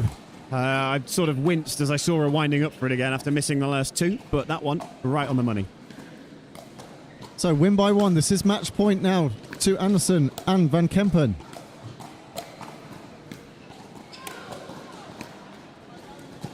Great approach. They get it done. Drop onto the line. Gets the job done. There's hugs. That felt like a battle to go through. What a game. Yeah, a real part played in that by those topspin drops and just forcing the errors, trying to hold the other pair back. Great spirits on court, and perhaps a match we might see again later on if the draw allows it. But a spirited comeback from Anderson at one point, having to impose herself more on the game and then finding the errors on her own paddle when she did so, correcting that with a drive and a late drop. She hit the points when it mattered there, Sam. It's, yeah, and this is exactly what she wanted to work on. Coming over to take those forehands, be dominant, trying to create something, but then you've got to hot step it back over to make that backhand fifth. And she was doing that pretty well. across that game. But yeah, that could have easily gone either way. I think all 4 players played well. And the overall theme, I would say, of that game is what we talked about, the topspin drop. The decision that it creates in the player receiving it of, can I take this out of the air and apply pressure? Can I drop step and apply pressure? Or do I just need to concede that kitchen? And it is such a hard decision that you need to make in a quarter of a second. And it felt like the game hinged on it. Yeah, once you start to come up against that shot more regularly, it becomes the single most important factor in stepping up to the next level. Because up until there, until you face someone that really finds that sweet spot on the topspin drop, you're confident of either, I'm taking this one out of the air with good reach, or I'm stepping back and taking, the slice off the bounce. But that pace of it really means that if you do step back, you can often find that that kitchen line has been taken and you're now under pressure.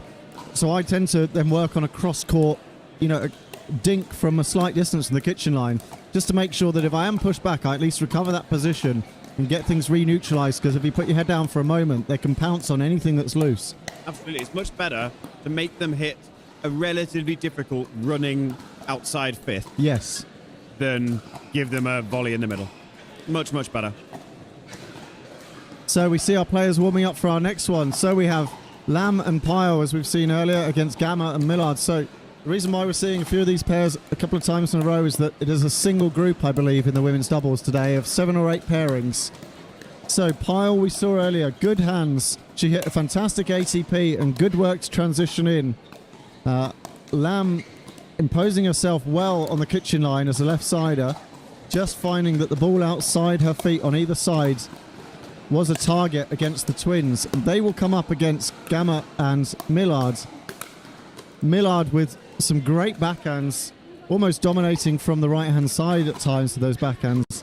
And then Gama there with the forehand putaways when the ball does escape the onslaught of Millard. So, can't call this one at this stage, Sam. What are your thoughts? Be interesting to see. I've not seen much of Gama and Millard yet. Be interesting to see if they want to match the hands battle game plan of Pyle and Lamb, or whether they want to play a more patient, constructed game.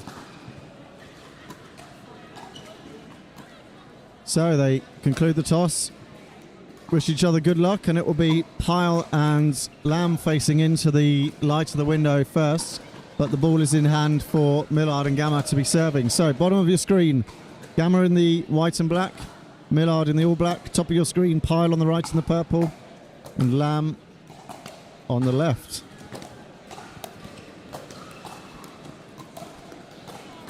This time, Lamb playing as big right sider at the moment with Heidi Pyle on the left. 0-0-1.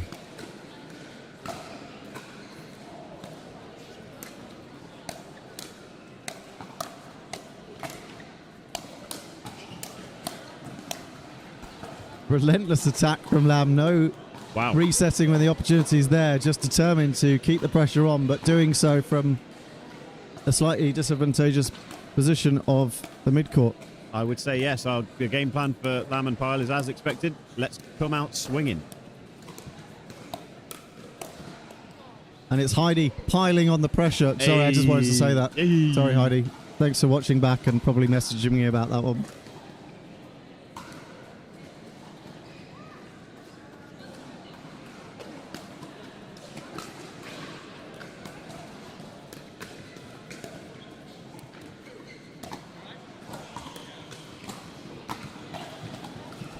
From my position, saw that coming, but clearly not expected, and into the light, it's hard to pick it out of the air. I agree. Yeah, it's sort of like if I was to hit a lob, you'd see it about 14 years before I did it. But it was perfectly placed and proved to be a good decision. Time for that conversation between Lamb and Pyle that I love to have with a partner. Looks like we've got a lobber, so let's put that into the things we might expect.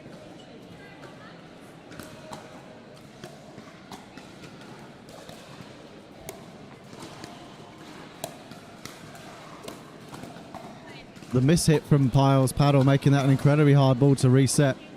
But you see the intent again straight away. Lamb and Pyle want to apply pressure, and they want to do it now.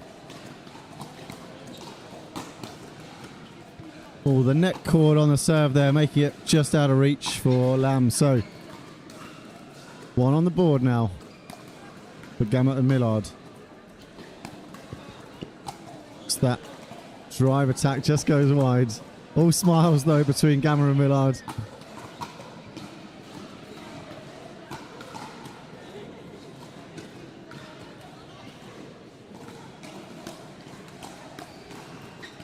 Oh, this time the net not quite allowing the ball over as that serve return doesn't make its way over. So that's 2-1. Pyle serving.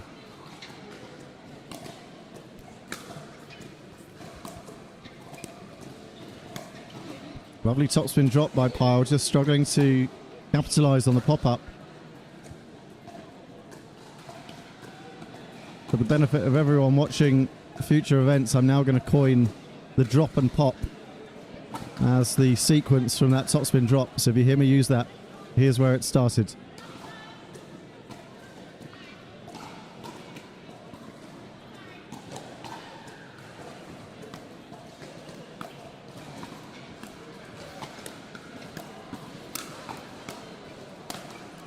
Lovely overhead put wide there. Some apologies between the pair as that high five was more forceful than they thought it would be. It's Gama who put the ball away, who now has the serve. 1-2.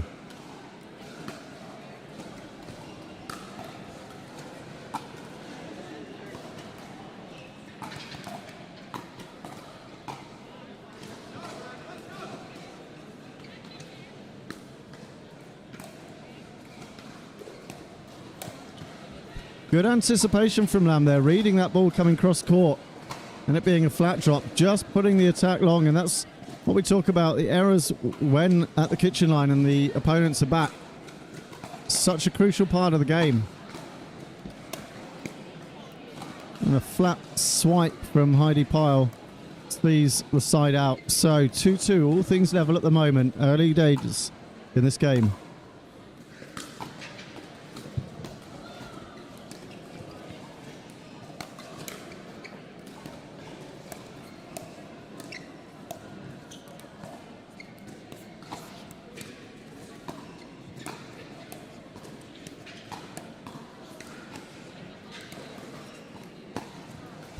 Yeah, good patience in the dinking. There may have been, if you're watching on the screen, there may have been a foot fault from Pyle as she reached in for one of the backhand volleys, but not called on court. No referee here, so it is 3-2 on the boards as that drop just finds the top of the net. And a scoring side out. Ooh. Apologies, second serve now with Pyle.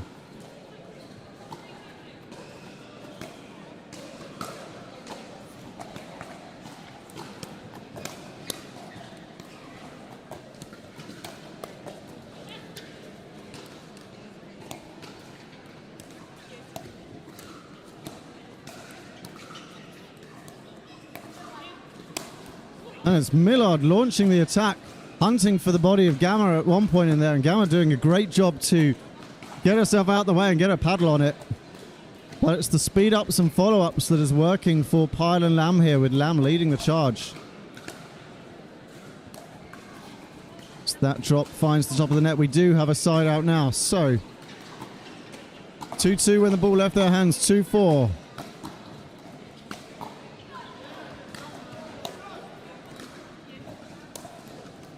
And it's backhand and forehand attacks from Lamb, finding angles, finding depth. It's preventing any scoring here.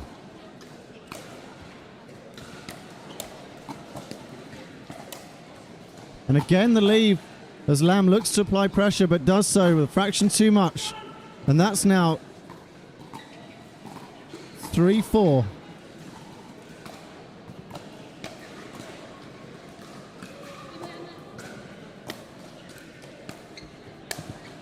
The lob went up, and it was a good job from Pyle to see that one, as the light was no doubt in her eyes for part of it. But it's the next one trying to do too much too early and win the point. It sends the ball long. 4-4, all square.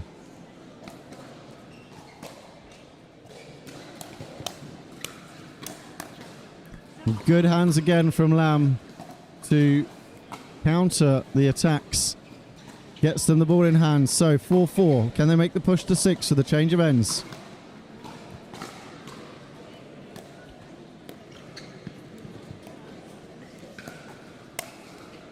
Good work from Pyle there. Pushing the ball out wide and then pouncing on the pop-up. Takes them to 5. Frustration from Gama there as she knew getting pushed wide was going to put her on the back foot.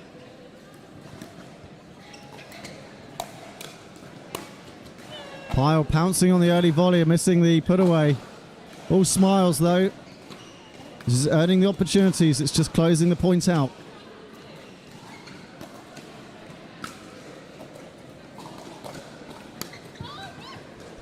And the drop just catching Millard off balance. And that takes us to 6. So it will be a change of ends. It will be the trailing pair that will be looking into the window and into the lights.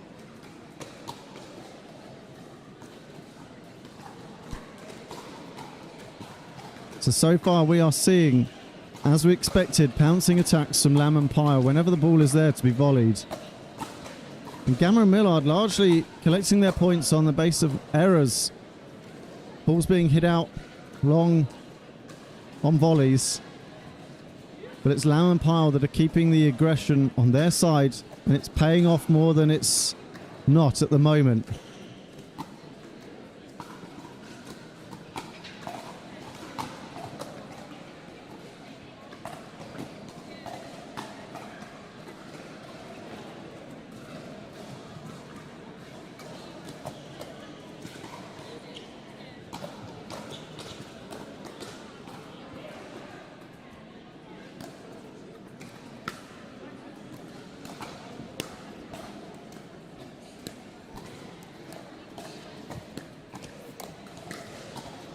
Some confusion over the score there, whether it's the first or second serve, but it's the good drop to get us started there, and the attacks thereafter that take us to 7-4.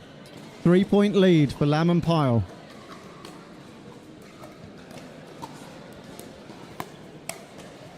Great counter there from Gama. That's that forehand in the middle that we spoke about at the start. She's ready with it, and a nice short counter punch steers it back into the middle. 4-7. What have they got as a comeback here? A lovely backhand roll from Lamb. Sees the counter sail long. From what has been a very flat shot, that one had a nice dip of topspin on it.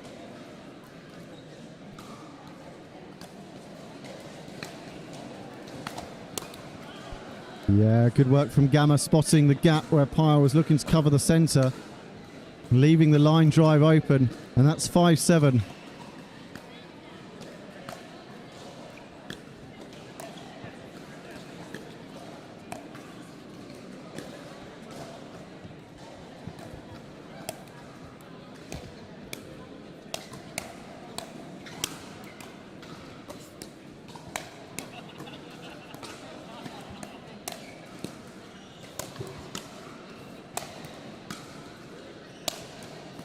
And we have point of the day in the women's doubles here on centre court, on show court. Heidi Pyle making the incredible lob recovery. And then it was Lamb covering the entire court in the centre with attacks, drawing the pairs into the net. And Gama with the speed up, quickly seen by Pyle, and it was attacks thereafter from Lamb and Pyle. Take a bow, Alice Lamb.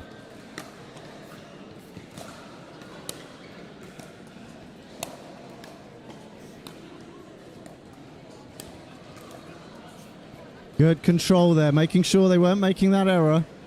Just keeping the ball down at the feet where it can't be counter-attacked, knowing that Pyle and Lamb like to swing at anything they can reach. 7-5-2.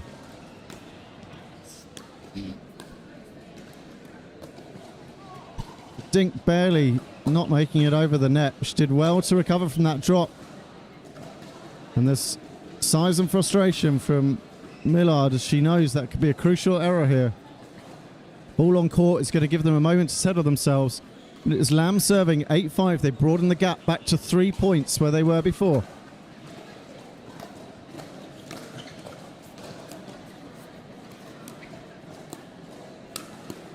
I love the slow unwinding of the stack, waiting for that third to come in. If it was a drive, they were going to hold their positions by the looks of it. And once it was a drop, they made their shuffle. It's one I've seen on Instagram. I've never practiced myself, but it is 5-8.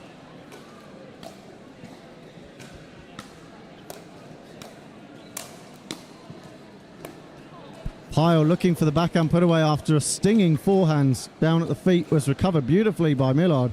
And well done for making them play one more shot as Pyle sends that one long. 6-8, 2-point game.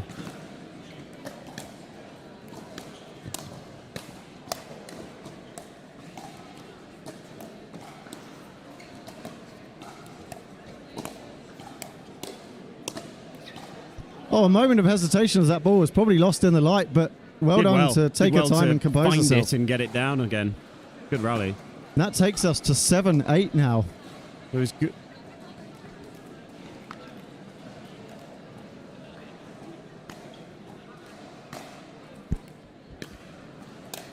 See a bit more intent from Gama to move Lamb and Pyle around at the kitchen, but they've got to get there first.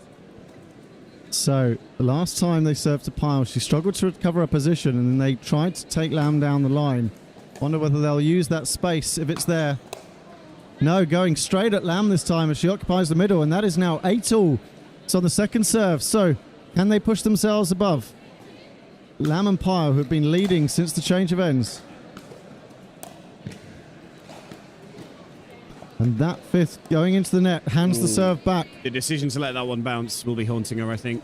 Big moments at 8-all. Who's going to take this?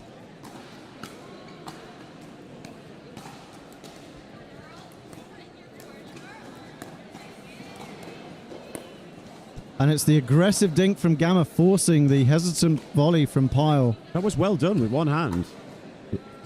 Really nicely executed. 8-8-2, second opportunity. Can they put a point on the board on their serve? Good safety from Gama on the drop, deciding not to take any risks. And they come out on top of the exchange. Well left by Millard. That would have been very tempting to swing a forehand at. Lands an inch wide. Unfortunate from Gama there, an onslaught, a drive that clips the net, and a follow-up that I didn't think was on, but she played it beautifully. It was just the third of those attacks that goes long, but they're coming out swinging here. 8-8-2.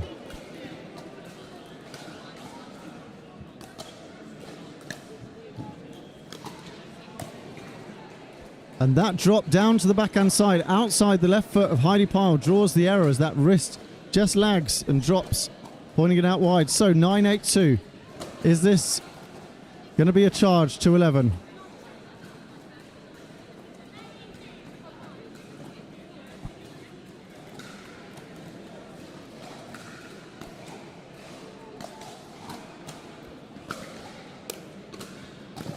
Great return from Lamb on the service. Pushes them right back to the baseline and gives her all the court to aim for. And ultimately, it was that space that she used, whether it's intended or not. But it is now 8-9. Sometimes the mishit volleys are actually quite hard to deal with because your opponent is reading the shot you're trying to hit. Oh, what a fantastic shot. We talk about how to handle good drops. Taking a step back and playing it into that open cross-court space. Take a bow. Really Millard. good palm control to get it wide.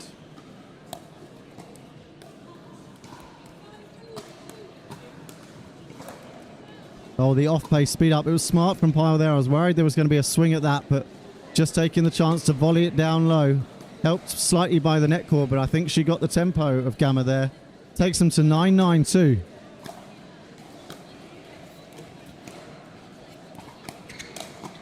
And the speed up by Gama, not recognizing this is a pattern that has not caught Heidi Pyle off guard once yet.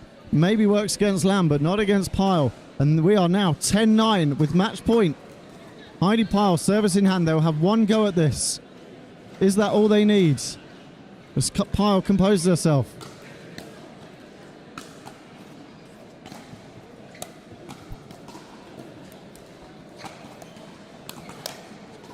And that ball left as it sails long. Oh, close. I really liked seeing Lamb come and take responsibility for that drop. She's been more reliable on those. It looked like Pyle was grateful for that. And then they had it on their paddle just long.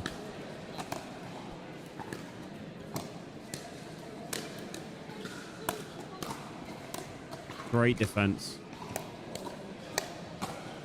Oh, and that ball sailing long. Did it catch her on the head or the ponytail? I believe I don't not. think it did. Head hunting there from Another Lamb. example, though, of the miss-hit volley. It led to Lamb being early on that ball and then long. Now 10-10. Match point to Gama and Millard.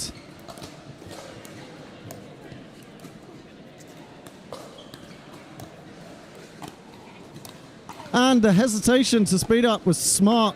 And it drew an error ultimately from the paddle of Lamb, which was uncharacteristic in that game. But what a game we've just seen. Back and forth, as a few of those have been. But it's Gama and Millard that come out on top with the composure to recognise where the errors are coming from and to just resist that temptation. They were 8-4 down, weren't they, at one stage? And from the what seems to be being described as the harder end, with the light coming from the window. So really well done. I wonder if in these games where we're seeing these errors of people going for much, the light forcing them to just be much safer than they would normally ever consider being is paying off. It seemed like, yeah, the game plan that they found was to dink outside and then dink the other way outside, to move Pyle and Lamb around. And maybe, yeah, it was maybe, ooh, volleys are a bit tricky with the light in our eyes. Let's try dinking. And that forced the comeback. When you take out that thought of, hunting for a volley attack, it allows you to focus so much more on what you're doing with the dinking first. And where your feet go. Yes. So we are seeing Cannings and Randall back on court. And they will face Pyle and Lamb when they're ready.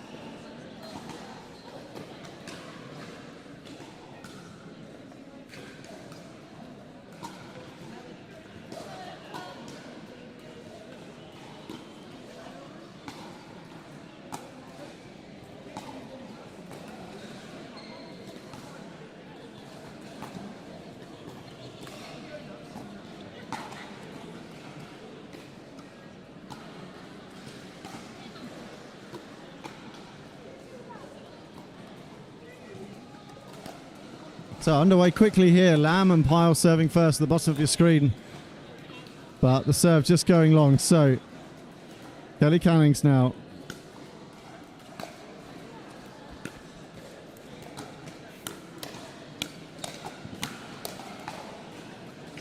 Relentless speed ups by Cannings, but calmly countered by Lamb, Alice Lamb.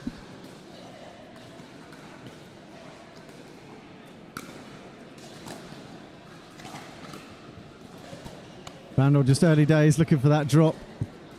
All smiles over to the commentary booth as she gives me a look that says, I won't do that tomorrow, but I most certainly will.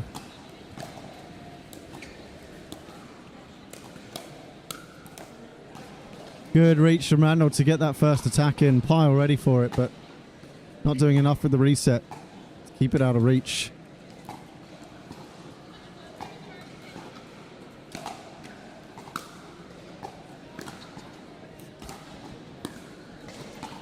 Yeah, good work from Randall just to catch the tempo of Pyle on her approach.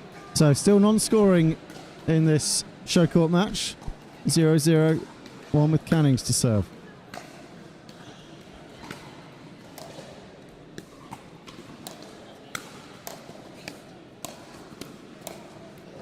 Linda Randall with the improvised shot in front of her face.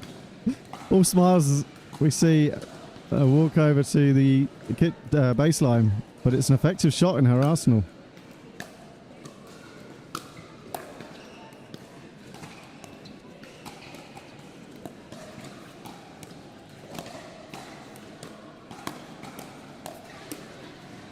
Nice work from Randall, but Pyle staying sturdy at the kitchen line there. Controlling the pace and aggression brought from Randall's dinks.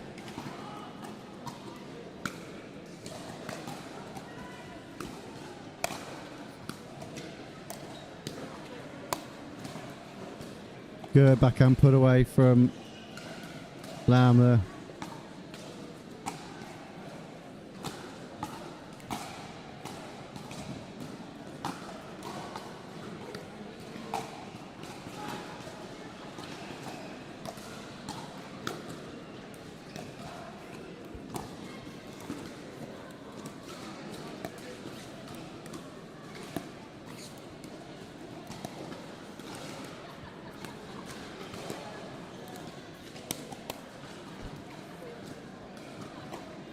Cannings and Randall confident in the kitchen line, as you'd expect from Lou Stevens' London Pickleball, where patterns of dinking and controlled aggression when the ball is there is what they become known for.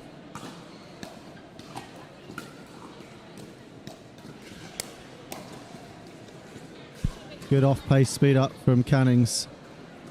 So the pair at the top of the screen from London Pickleball, Alice Lamb, as I mentioned earlier, just confirmed with her, is from Bristol, playing at Rob Adams' club down there. As Linda Randall launches a trademark counter-attack lunge, she anticipates the speed up so well and takes the tempo, pushing the backhand counter down the middle. Extends the lead to 2 now. As the serve return goes wide from Heidi Pyle, I imagine that last game we saw has taken its toll on both Pyle and Lamb. It's warm in here as well. That said, a calm, confident put away from Pyle. 3-0-2 now. Can they extend this lead any further? 3-point game as it is.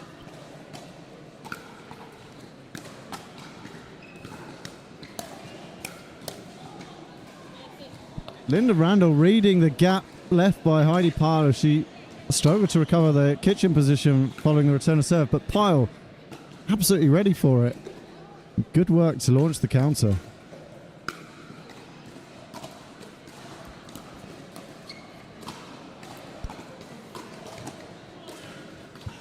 Good work again from Linda Randall, reading the tempo of Pyle, reading the movement and catching her off balance.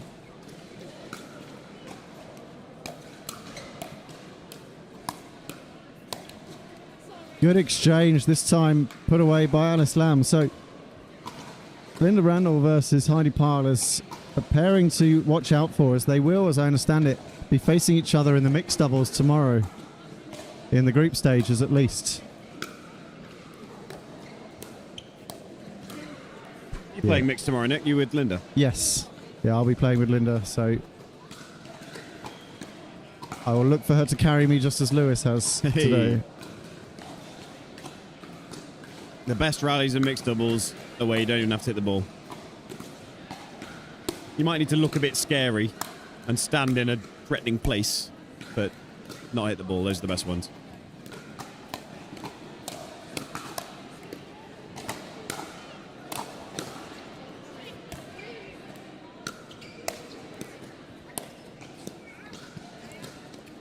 Alice Lamb. And that is why we love women's doubles. I want to see Alice Lamb play singles. She occupies that middle when Heidi Pyle's been pushed back by lob so well. She looks more comfortable there than she does in doubles. Incredible display from her.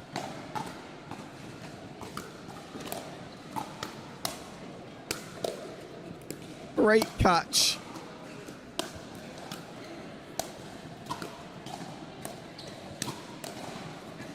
Oh, Linda Randall sealing that rally, but what play from all 4 players. Highlight reel after highlight reel. Can we just have these players play to 25?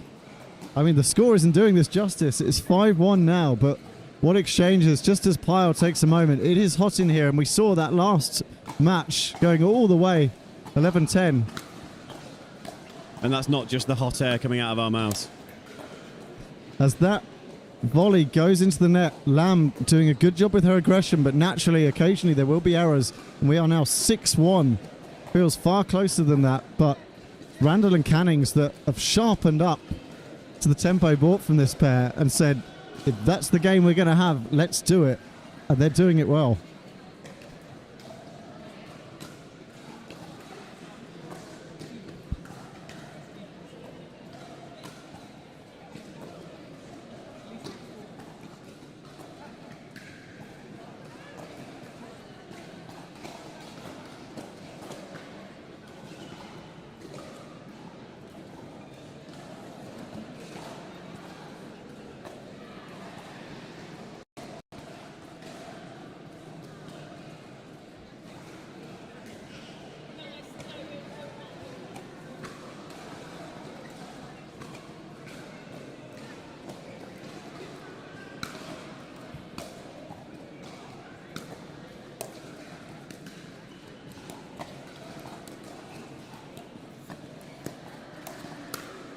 Good transition work. Even when that pop-up's there, they know they're ready on the counter hit, and they're trusting Linda Randall on that left-hand side to command it once the ball is flying.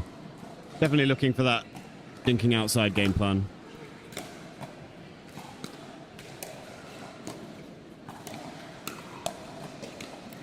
Good surprise attack, but the forehand error draws a scream and a smile. Was that flick again from Lamb? Very nice. Yeah, played one from outside the left foot there. Really well balanced. That's usually the one that I duff over towards the commentary table. No, you would never do such a thing.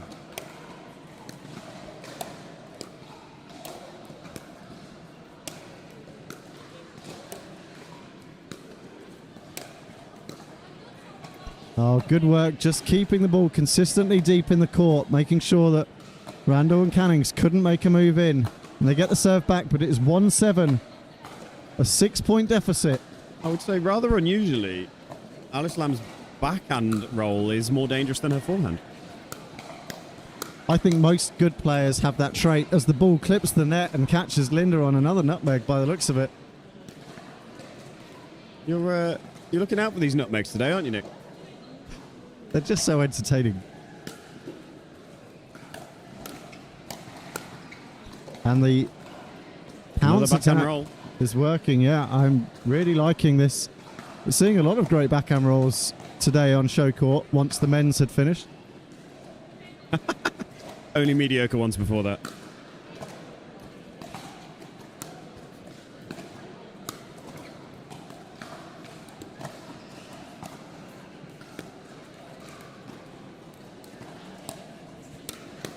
Oh, nearly saw a shot round the back from Alice Lamb. But it's Linda Randall with the smart dink drawing the pop-up and attacking straight down the line. Alice Lamb would have had a highlight reel with that one. If anyone's got any good video editing skills, please make that ball go in and she'll put it on her Instagram.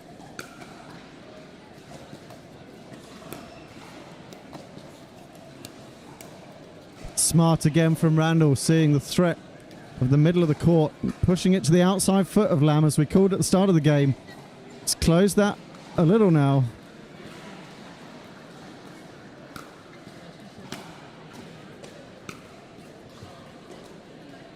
She just called 7 there. Yeah, it's 7. 7-3-2 now.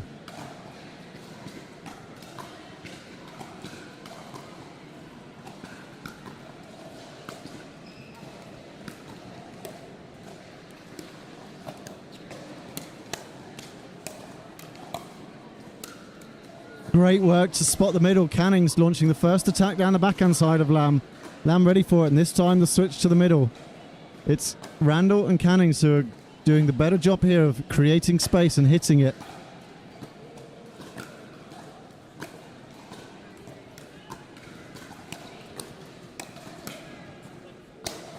Oh, and the stinging overhead from Alice Lamb. Great connection. Full Caught that throw pure. of her arm on that one. Linda Randall getting a paddle to it, but only the outside edge.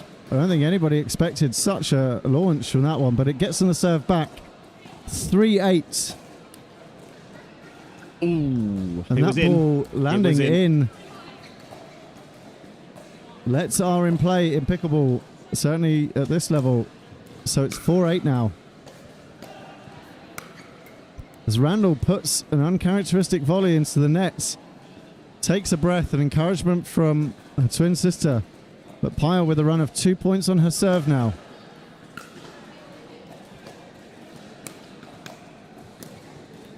And a third now. Another Tsui. identical volley. Quick points for the pair at the top of your screen. If there were timeouts, I think there'd be one called here just to steady the nerves. Deep breath from Linda Randall. She's ready. Looks like she's trying not to engage in a firefight, trying to almost volley dink it and not having the range just yet.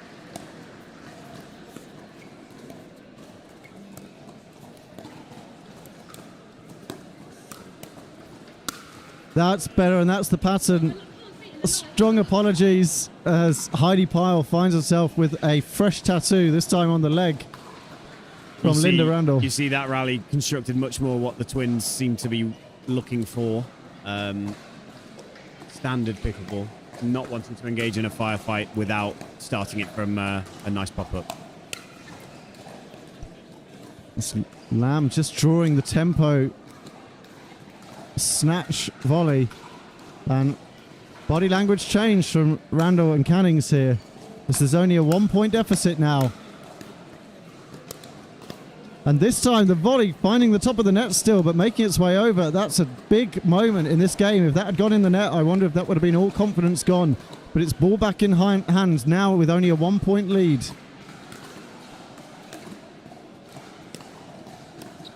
And Linda Randall catching Lamb on the full stretch, looking to try and take that drop on the volley. Perhaps needed to let that bounce. She was expecting it middle. She was We're cheating now middle. 9-7. Very nice outside drop. And a fantastic low drive from Randall takes us, I believe, to 10-7 here. As the I didn't know scoreboard Linda had gets that one in the updated. locker. That was beautiful. Match point to the twins.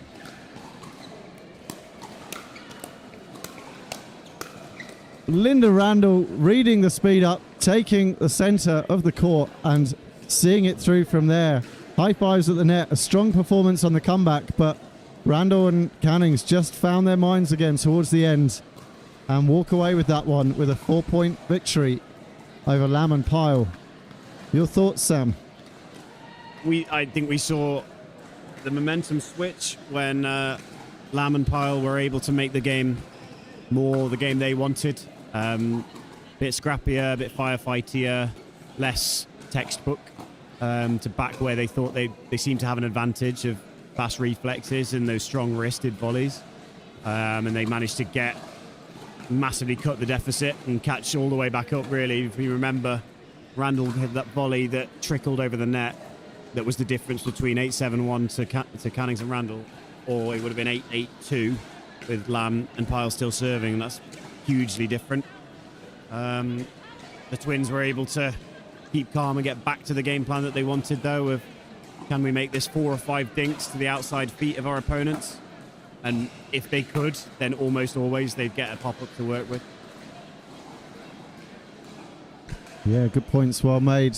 That smallest of margins with that net cord, creating the biggest of swings in momentum as it bought them and almost a timeout. It was a change of scenery, wasn't it? It was ball back in hand to serve. And we will be waiting for the results from outside courts before we see the first of our semi-finals in the women's doubles here. As Sam Anderson leaves the commentary booth, and we thank him for his input. No doubt he'll be going over to console his lovely wife, Jess, as I see her sat just off camera with Zoe Vankempen. Perhaps not had the results they'd be looking for on the outside courts. But we're likely to see twins of at least one variety in our upcoming matches. The game I would love to see here are the two pairs of twins against each other.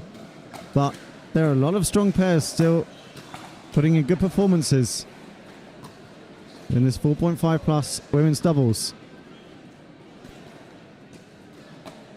you want some adverts? We're going to go to adverts now while we've got a break.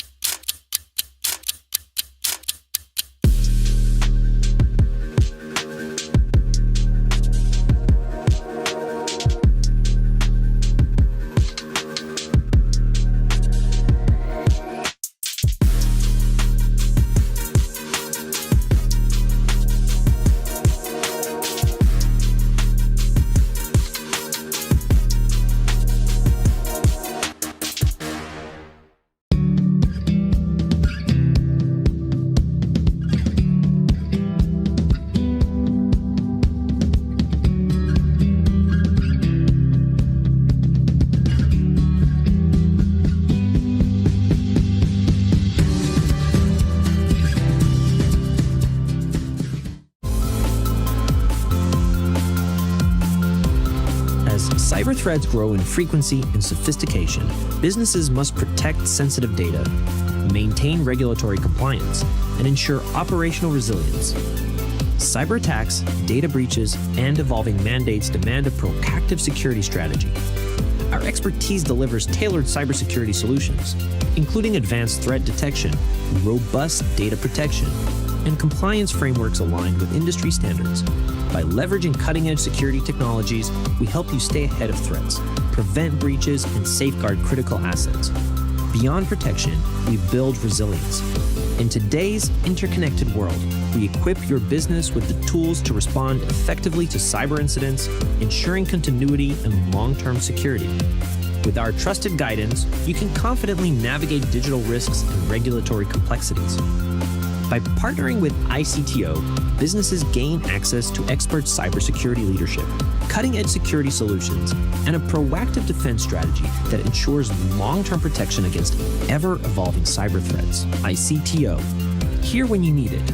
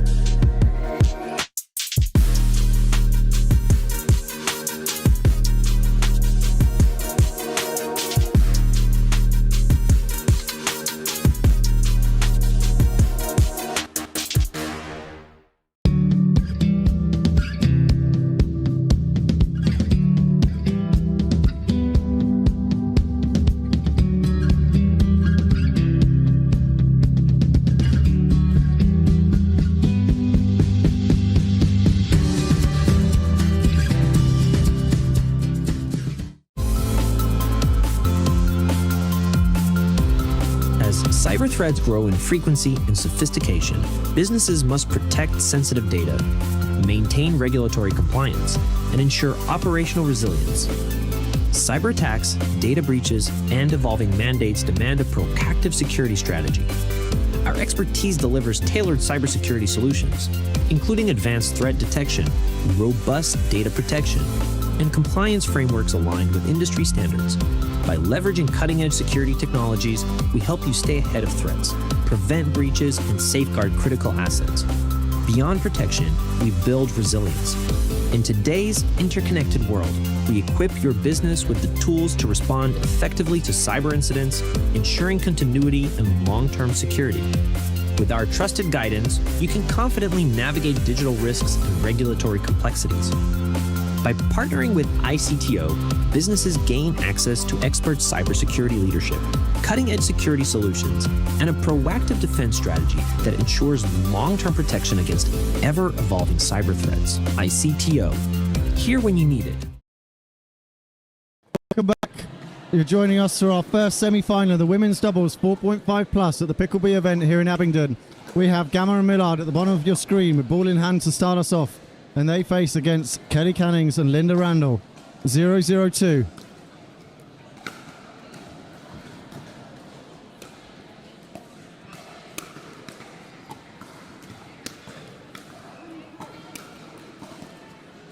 Good work from Randall there with the ball up in the bright zone. Keeping it controlled in court. You can see she was taking a bit off those smashes. Making sure rather than risking it. But did just enough.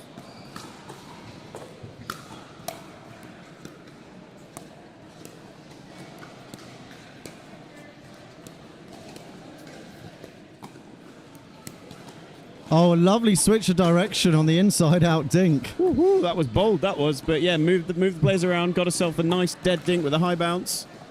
Took it onto the sideline. Well done.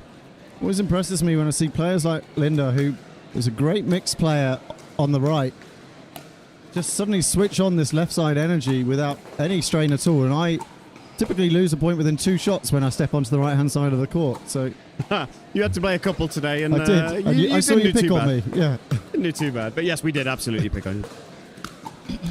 Lovely dipping drive from Randall there. I think there was a moment of hesitation, perhaps.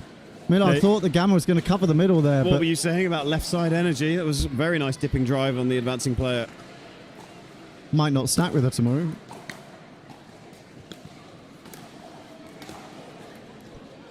And that mid-court error sends the ball back now. 2 points already up for Cannings and Randall.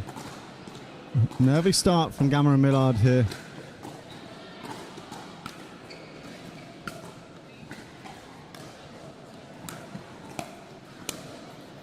Lovely clean put away.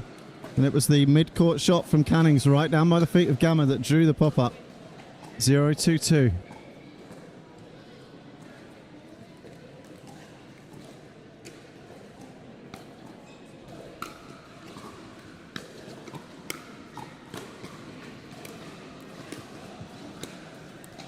The trademark Randall drop.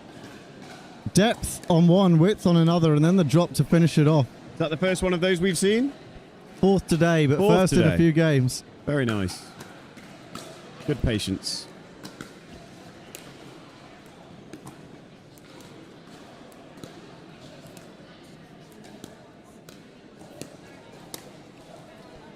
Change of pace on that first one. I like the hesitation to go for the early speed up. Often that change of tempo makes your opponent lock their feet. It did, yeah. Draws them off balance. Cannings was expecting the speed up. Millard sort of thought about it and then prodded it at her, which then bought her an even easier speed up to hit. Good work from Gama on that first one. Ooh.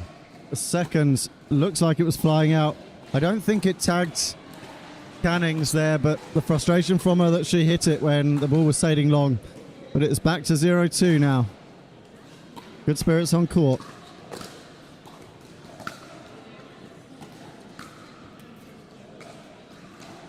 I like to see the universe equalise a little as Gama faltered on that previous volley. So I think, you know, a missed third evens that out.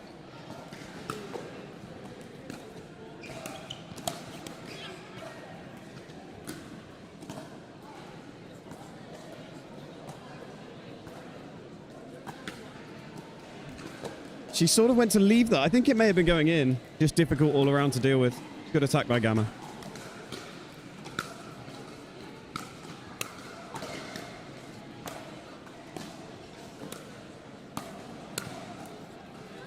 Gama is doing a good job in this mid-court of anticipating when, especially Randall, is starting to get comfortable thinking the feet are in a certain place and just taking a step in and bringing the volley with a tempo. Unfortunately, it didn't convert on that occasion, but it's one to look out for as this game progresses. A good choice by Cannings as well to, again, it's a mantra I have at times with my mixed partner. Feet, not power.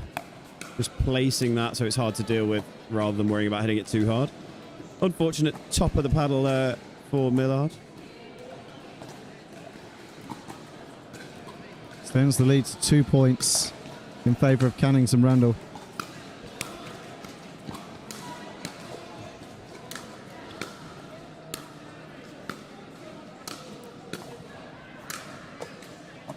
Oh, the cross-court defence from Kelly Cannings there. Trademark, really, from the twins. Fast feet, good hand-eye coordination, scrambling at the baseline. They will always make you hit another 2 or 3 volleys than you want to. I know from playing against them both or with them in mixed. You can back them to get paddle on that ball. Cannings using her softball pedigree to look like an outfielder, and the ball is coming cross-court. Randall with the sneak attack, this time sending it into the barriers at the back of the court. I think props to Gama on that one for keeping that low. She would have seen it late, crossing behind her partner on the unwind. It was a good drip. It was a really hard volley to keep down for Gama, and she did it really well.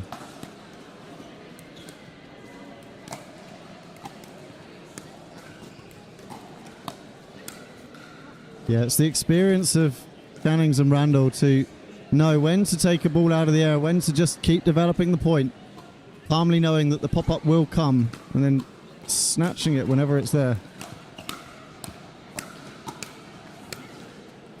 Lovely footwork from Gama there, driving down the line, seeing the next one was likely to come back middle, taking the next, but it's the open space down Millard's side of the court that's exploited. Looks like, again, the game plan for Cannings and Randall to look to get outside their opponents, either on dinks or on volleys. That ball sending long. I feel like Linda Randall is still in aggression mode from the last game where it has to be the snatch, the first pair to speed up. At the moment, this is putting them slightly at a disadvantage in the hands battles, but they're digging their way out of it. I just wonder if calming that down a little bit now they're not facing such an eager pair.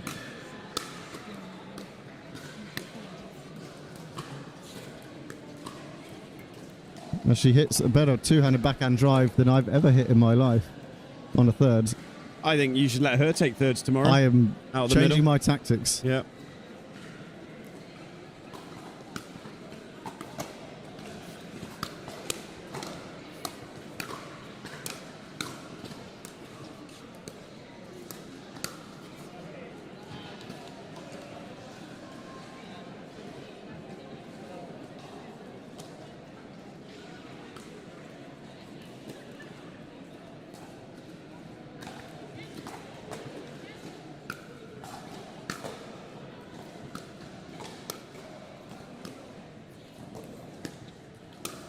Linda Randall pouncing on that as the ball outside the foot of Millard caused the pop-up, and that is the change of ends at 6-1. They're finding a lot of joy, Cannings and Randall, by dinking to the left foot of whichever of Millard or Gama is on the left side. Both of them, when they're on the left, they're wanting to be big in the middle. They're looking for a hands battle. They're looking to take a volley out of the air. So if you can find that left foot, their body weight's in the wrong direction. It's a big shift to then get back behind the ball and keep it down, and they're both struggling with that at the moment. Will they realise? Will they be able to adapt and pull this back? Well, you often hear players talking about keeping them honest. This is what we mean. If you come up against a pair and you go, how can I possibly keep it away from that left side? They're making themselves such a big presence. Target them outside their left foot. Push them back into their corner. I don't want to hit dinks out there. Don't hit it there against me. And it makes them have to anticipate that, and then resets their position. That will expose a little bit more safety space on the, to bring it over to the right player that will be on the left as you look at them. So team talks happening between Gama and Millard here. It's Randall and Cannings who look ready to keep this going, as they would with this momentum. But what will Gama and Millard switch up to change the trajectory of this game? And there, exactly as you called it. I was about to say. The cross-court is Canning's favourite shot from there, but reading the movement, the anticipatory movement, she places it outside that foot and gets success immediately. Great return. And they unwound as well. Millard not confident, staying on the left-hand side. Good catch. Lovely work from Randall, anticipating. I mean, I like that Gama is looking to apply pressure on that dink, but as we said before, that's the risk with it. It's a trackable ball in the air for a volley, and Linda Randall has the backhand flick to deal with it. 8-1 now. Drive from Randall. Punch back to the feet by Gama, who takes a strut back to the baseline, waiting Fabulous to serve. technique on that. Was perfect. Elbow in a wrist nice over high the ball. position, yeah. Planted the feet, stepped into it. So, first chance to serve since the change of ends. You might take some notes on that technique, Nick. Try me, Sam. Drive into my backhand. Oh, and it's this time Millard with the tempting drop into Cannings. Now, we saw a change of momentum in the last game, and they were 8-4 up, the Twins. Gama and Millard, they look like they're in the right headspace. They look like they're prepped to go for this comeback. It's unfortunate there, the third a little high, putting them on the back foot. We're playing a pair that looks like they're still finding their feet with each other against a pair who really almost instinctively know what each other's doing now. That's going to play a part in this.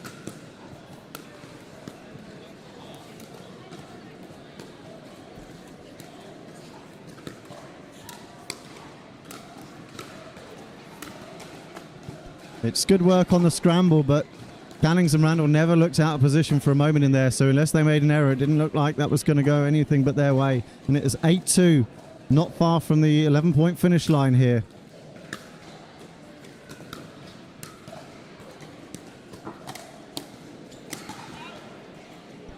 And it's creating these opportunities and just missing the put away. It's a good backhand flick again from Gama. Millard, unfortunate. Again, you may think, looking into the light there from the window, difficult to track that ball for the overhead.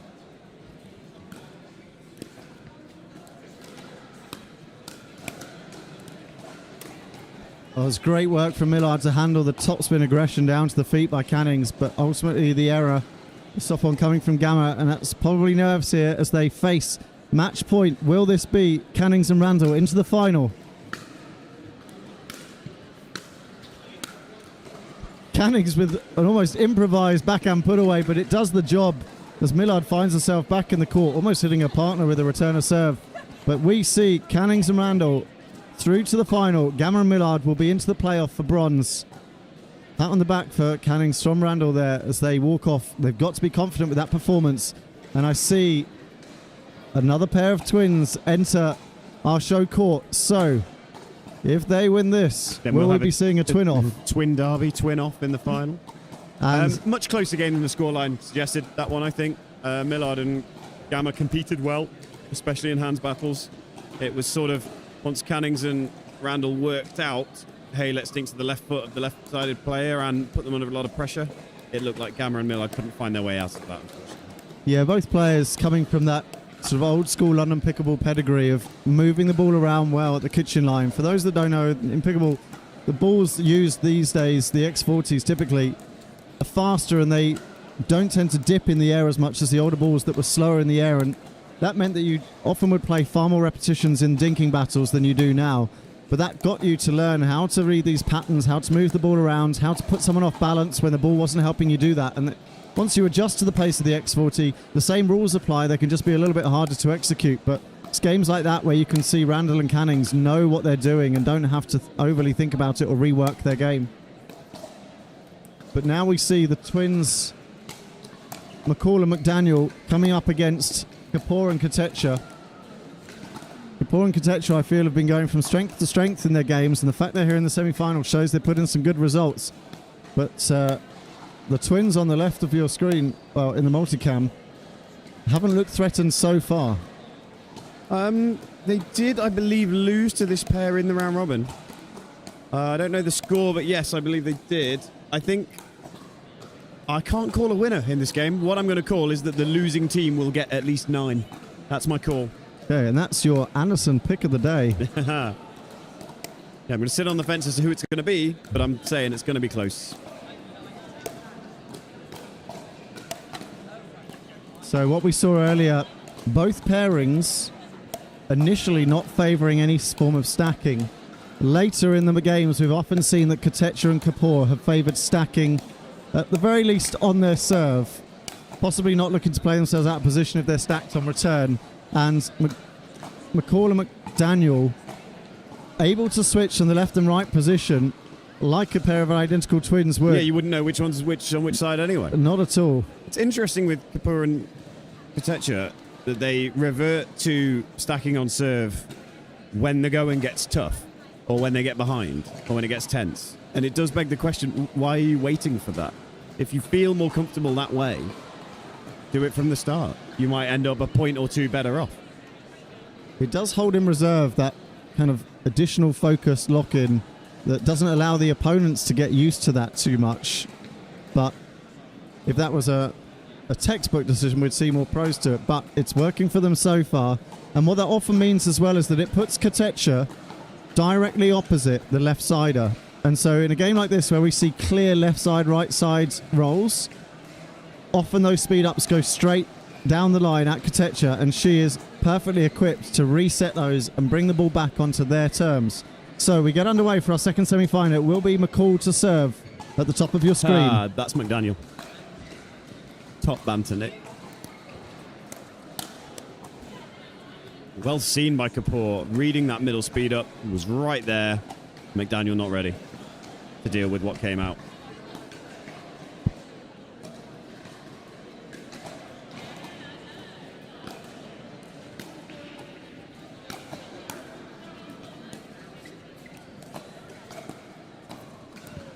Good work from McCall. Move the ball out wide to Kapoor's backhand. For simplicity, based on their Instagram, we should just call them both Kim.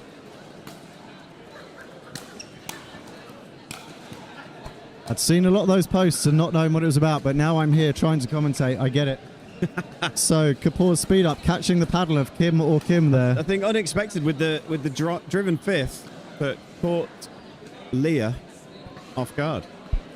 They've played them in the group, so they should know it's coming, but whether you're ready for it is still another thing. 1-0 Kapoor Kotecha.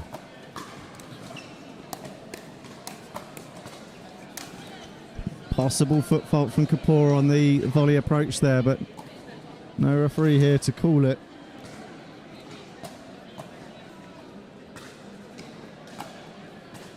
That takes them to 2-0.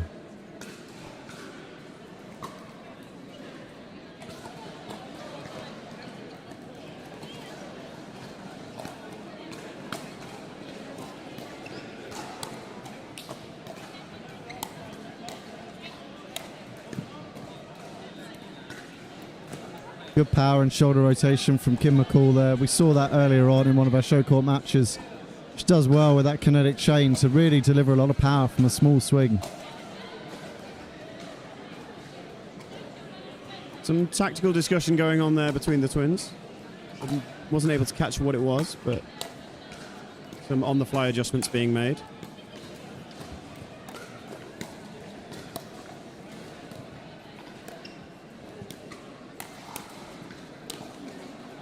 Oh, and the top edge overheads.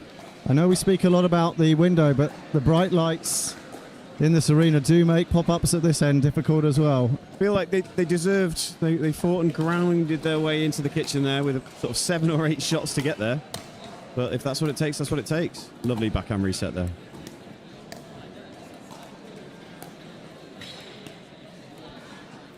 Aggressive slices from Leah McDaniel there, but it's McCall that puts the ball into the net when they are... The look of disgust she gave herself, I think she knows that's They're working their way in well.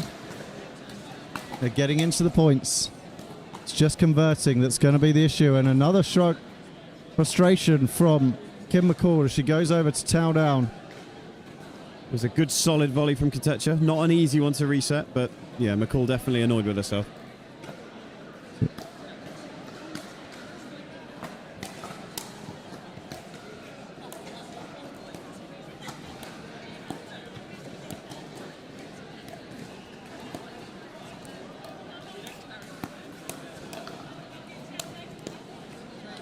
Lovely patience from all four. The attacks, nothing wild, no errors made, just keeping it there, keeping it present, keeping it down at the feet.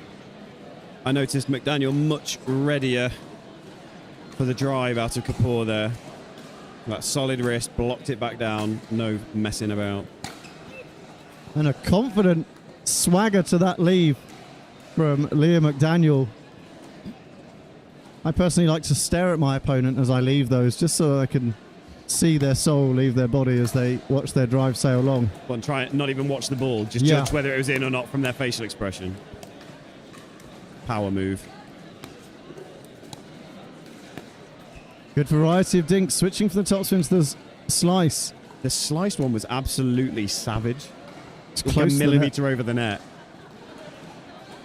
Lovely touch on hands by both twins here as they switch around positions. 2-2.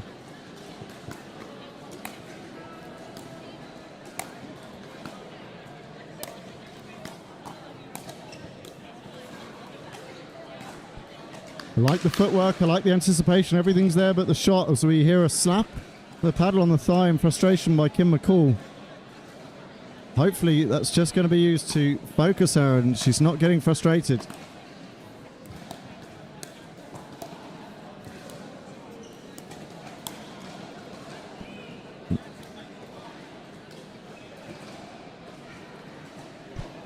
Great call on that leave. I don't know how much was intended versus just...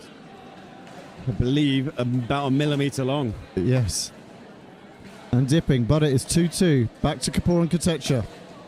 Close start to this one.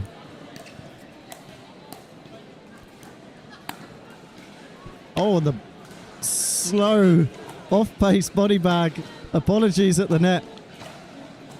She tags the shoulder of Liam McDaniel on the way through. I think it was the head, actually. She seems to still be in good condition. But barely just seemed to leaving move. that a little high. Great drop, Kotecha.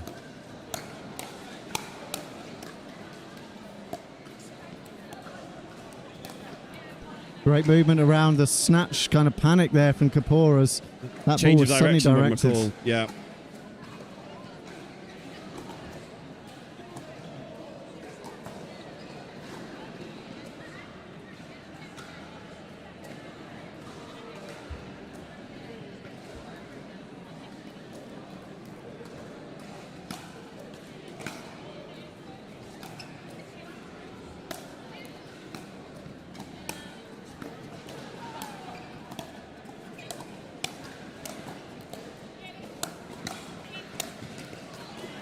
Big left side energy from Kim McCall there, who looks to be, when on that side, the slightly more aggressive of the two. Good partner communication. Liam McDaniel shouting you on a lot of those balls. It was an interesting choice for the third shot lob from Kapoor and Kotecha. I think maybe trying to see, hey, let's test them. They haven't had to hit many overheads into this light yet.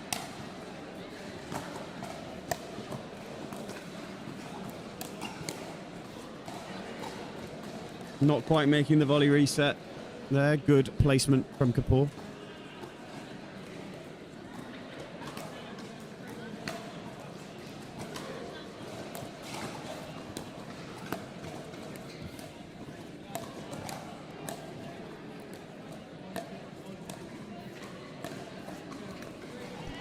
Kotecha moving the ball around there beautifully at the kitchen line. For a moment, the twins recovered that and seemed to have an advantage, but Kapoor Kotecha kept her composure and dug away out of that.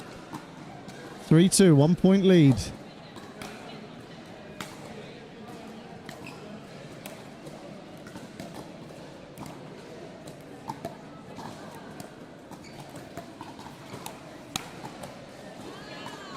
Lovely counter from Kapoor. Really well done. I think McDaniel will be gutted she couldn't get that lower from the hit contact point she had, but Kapoor did brilliantly with it. Extends the lead to 4-2. Not seeing the stack employed yet. That serve return drifting long just by an inch or two, but it was long, and that's now 5-2.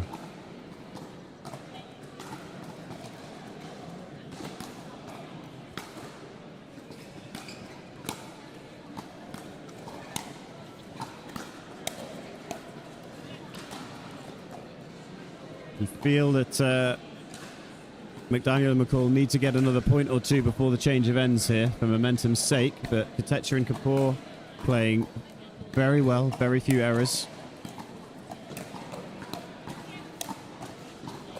And there we see that shoulder rotation again. It is a weapon, that shot on the left side. I wonder whether we'll see them opt to stack that way round, as I do feel that put away power is in her favour, though on dinking, I wonder if I favour Leah McDaniel on that side more.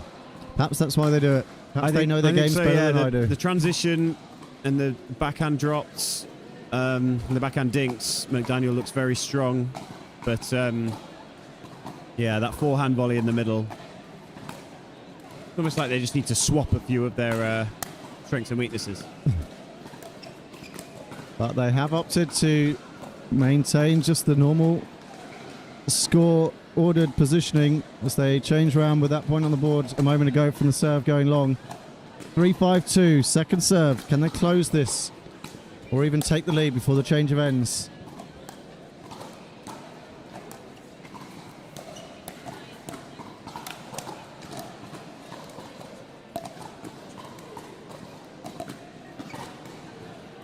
Good work from Kotecha. I'm loving the refinement she's putting into these backhand dinks to move the ball around, to really punish that cross court. It's paying off for her. Yeah, and the two she had to deal with were not weak dinks by McDaniel.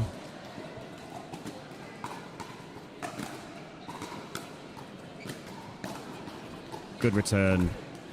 Good depth on the return and putting Kotecha on the back foot on that backhand side. 5-3-2, second opportunity. Can they take themselves to 6?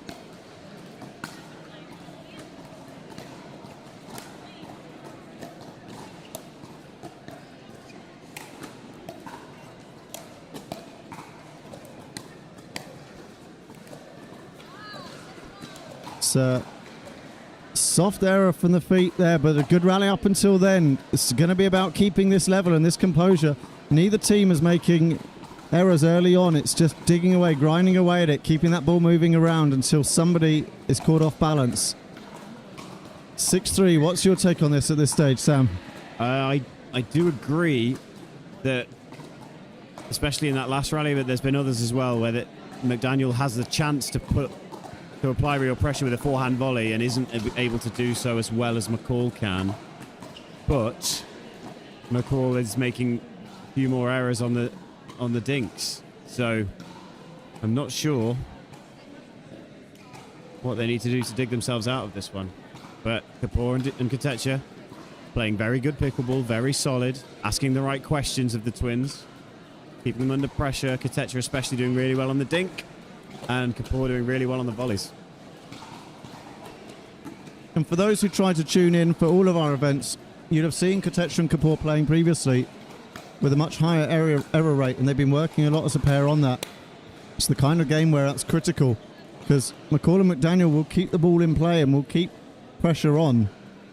And if you can't sustain a level without errors, early on in the rallies, they will just rack up points that way. I think the twins have gone to the wrong sides here after changing ends. No one's noticed apart from me. Yeah. See if they notice now that they take the serve on at 3-6.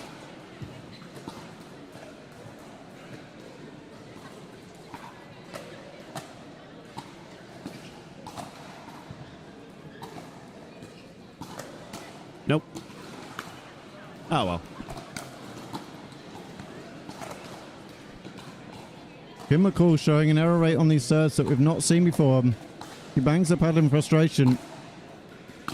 I feel if they can just lock those in, they're very much in this semi-final still.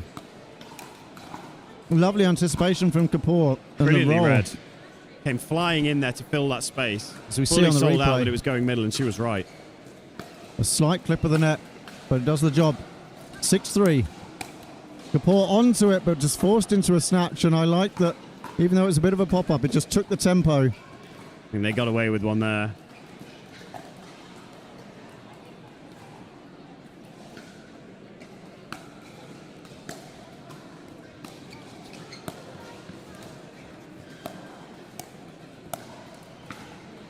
Good patience from McCall, gets them the serve back. A non-scoring side out, so McCall and McDaniel have the advantage of not facing into the light now, and they have 2 serves to put some points on the board. What can they do?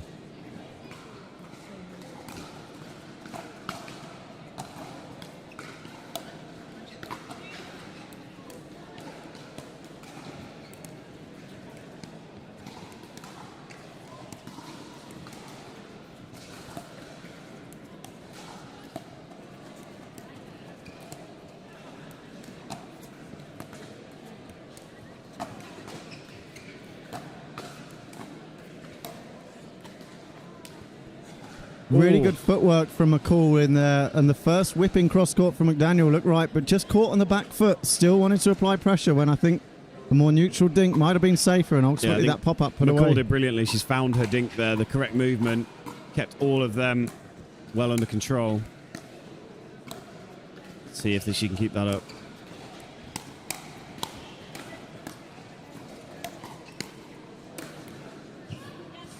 Beautiful cross-court angle from Kapoor, but it was the early read of the speed up that tilted that rally back in their favour. Yeah, brilliant counter on that left hip. Liam McDaniel clearly looking to see whether that was going to catch them resting, and Kapoor most certainly was not. 6-3 again.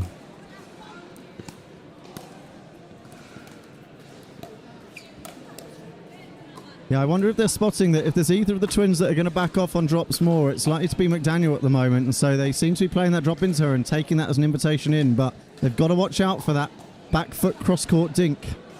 On another note, that is 1-1 in the foot fault scoreboard, so let's call that a wash for now. Hopefully there's no more. As that drop goes wide to the backhand side of McCall. So, another non-scoring side out. We're back to 3-6 for a 4th time.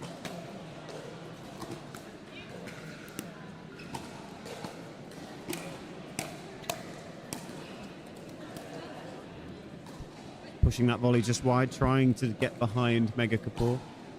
Good backhand roll again in the middle of that.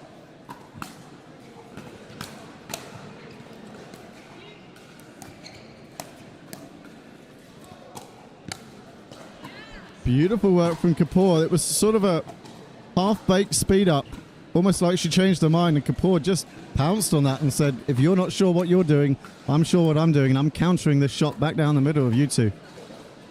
No swinging forehand from McCall that you would have expected. So, another non-scoring side out. We've been here for a while. What can they do?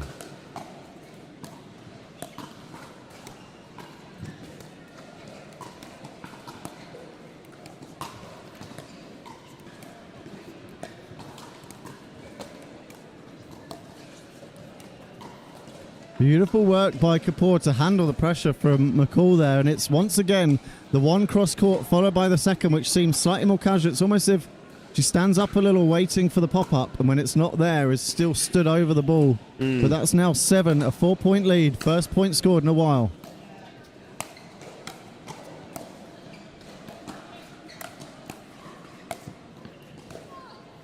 Stunning cross-court angle Great there. angle. Didn't look on at all. Kotecha almost made it, full stretch, but I think anyone would have struggled to make that. Second opportunity. Can they extend this beyond a 4-point lead? 7-3-2. Kapoor The stack serving. is back.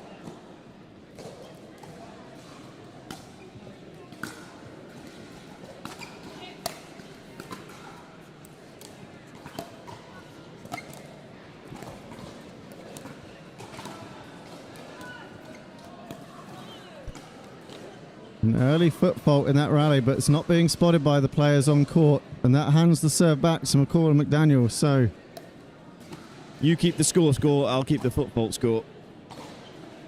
2-1 to the Twins.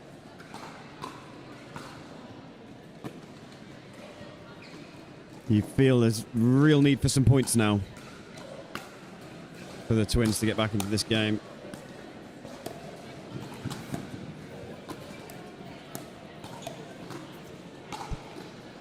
McCall and McDaniel controlling the tempo at the net, forcing the rush volleys, and there's smiles again at this side of the court where we'd seen frustration early on. Is this the relaxed momentum that they've been needing to mount a comeback? They're back to 3 points, the deficit. Good backhand roll from Kapoor. It's the difference between welcoming them in or holding them back. Absolutely. The whip on it means that Kim McCall, with just one hand on that attempted reset, not able to control it. Great drop. Good put away. Beautiful work from Kim McCall. Finding the feet of Kapoor with a drip. Catching her on the approach, and we are now 2 point gap. 5-7. Comeback is in progress.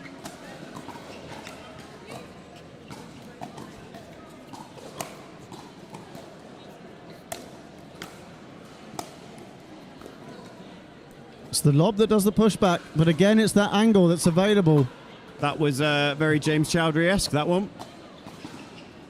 And Kapoor reading it, but still unable to get there. This acrylic surface, if you're slice volleying down into it, just checks the ball and stops its progress. 6-7. 1 point gap.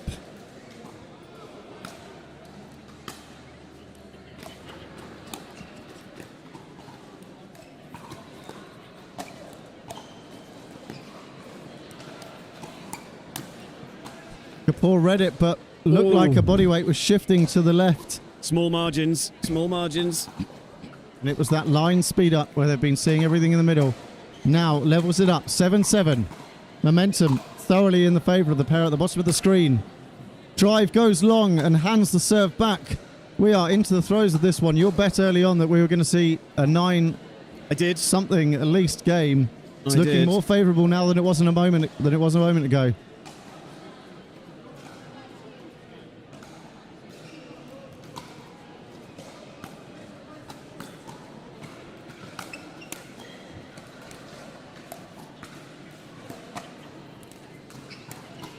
Smart play from Kapoor. She recognised that the shot was on, but didn't want to make the error, and it's that off-pace, high speed up with that dipping backhand that lands about a foot inside the baseline and wasn't even attempted by McCall and McDaniel. All smiles from them, but it is a 8-7 lead, an 8-7 lead now. That one created by Kotecha's probing dink, catching McDaniel on her heels, and all she could do was try and bail out the line. Fierce drive from Kotecha. And then a good angle on the dink from McCall. Rare swing and a miss, but the ball just the drive from Kapoor, fizzing away from her. Kotecha feels like she's found her touch back again now. Commentator's curse there, unfortunately. Mr. Nick Mays. Sorry, dear, I ruined that for you. But we are 1 point behind McCall and McDaniel. So we reach the business end of this semi-final.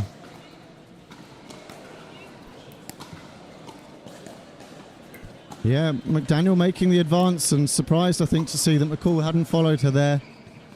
Second opportunity. Can they level this out?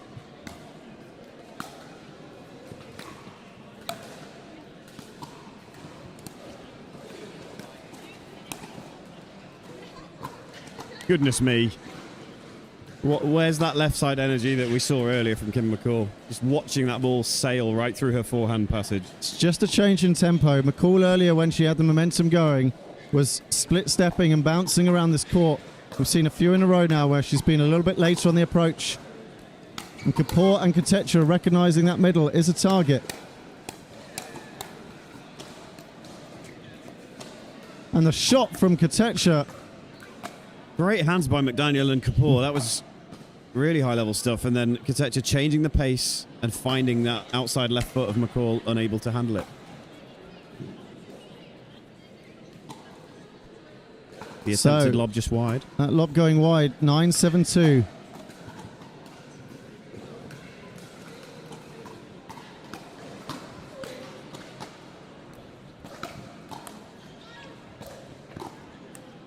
Oh! And good adjustment from McCall to get that over the net. Much harder than it looks after the net tickle. Great work, and they have what feels like a really crucial side out now. They are 2 points down at 7-9. Can they level it? Can they take it to 11 themselves? What can they do here?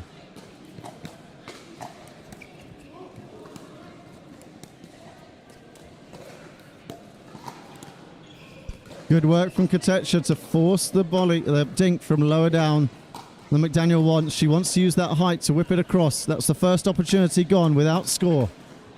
7-9-2. Good control from McCall. Good footwork and anticipation, and she just finds the placement over power. What was that third? Would you call that an off-pace drive? But it sort of worked with them unwinding. It recognised there was a gap rather than a target, you know, rather than a pressure to apply with power. And it worked, just caught her off balance.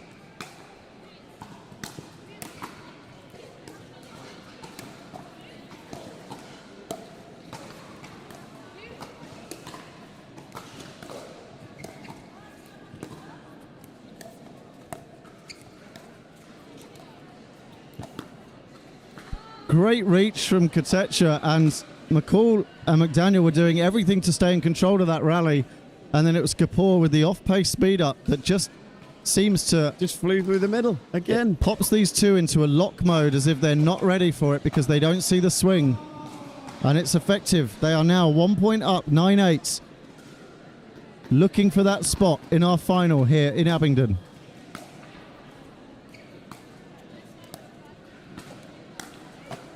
Good leave this time. This time a more intentional leave from the pair as they saw Kapoor wind up from far too shallow in the court for that pace. I think everyone in the hall saw that one coming. Second opportunity, 9-8 still. And the serve drifts long. Bit of scoreboard pressure starting to find its way into all four players, I would say. So they've been given a lifeline with that one, 8-9. And that return going long now squares things up. A late comeback has turned into tying things, and Sam Anderson's prediction of the day has been proved correct. What can I say, Nick? I watch far too much pickleball.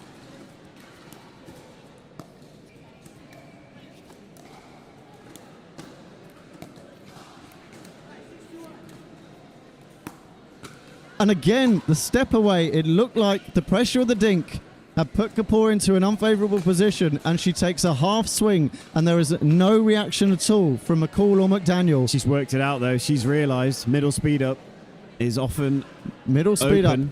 up, off pace. 9-9-2 as the players confirm their positions. It will be McDaniel serving to Kapoor. 9-9-2.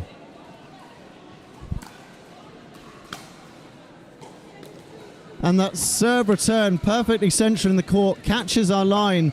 As you see McCall hands on hips staring down at the court. As we talked about earlier, the difference between the lines and the main court is that it will skid off the lines, and that was just enough. So we are back to 9, but this time no points of the lead. Can Kapoor and Kotecha make a move here?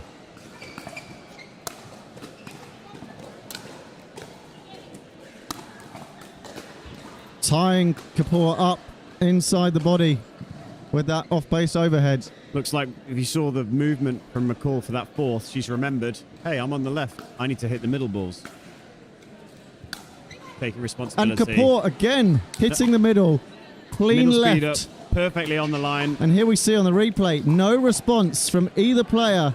And it is match point for a place in the final.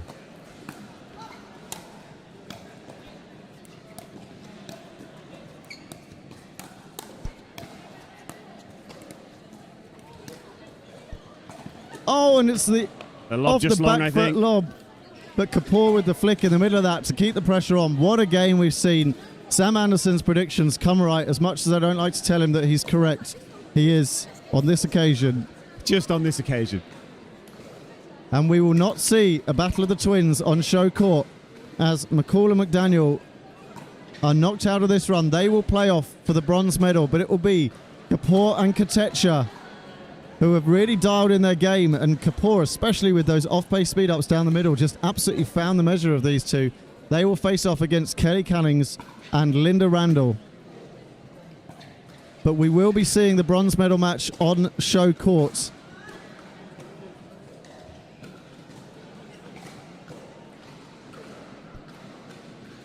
And that will be starting as soon as the players are ready. The twins have just been on, will be back on to contest their best of 3 bronze medal match. And it will be Millard and Gama, if my memory serves me correctly, from the previous semi-final, who they will face off against.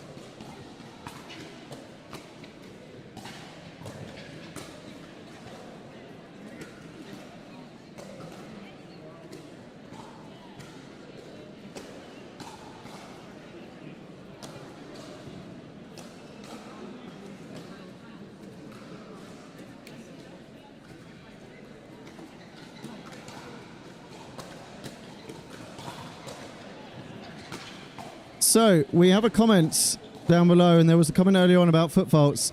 So, I'm going to read this one out. Surely it's about time for some referees in the semi-finals and finals, given the foot faults being seen. Seems unfair teams can possibly progress to the final having not been picked up on faults. And just as you say that, we will be welcoming in the talent and expertise of Jess Anderson, who will be looking out for the foot faults in our bronze medal and potentially gold medal match, if we can persuade us to do so. Thank you, Jess. And thank you as well for your comment. We do want to see the sport played the way it should be, and foot faults are really hard to call by players on court. You often don't know you're doing it yourself, and for the players opposite, unless it's a sort of a put away overhead, it is hard to take a moment to look down at the feet before that ball tags you in the face. So we are going to see a referee on court to look out for these foot faults in our bronze medal match. Thank you for your comment there, Catherine Jones. Sorry, it was all one word. It's just checking how to read that.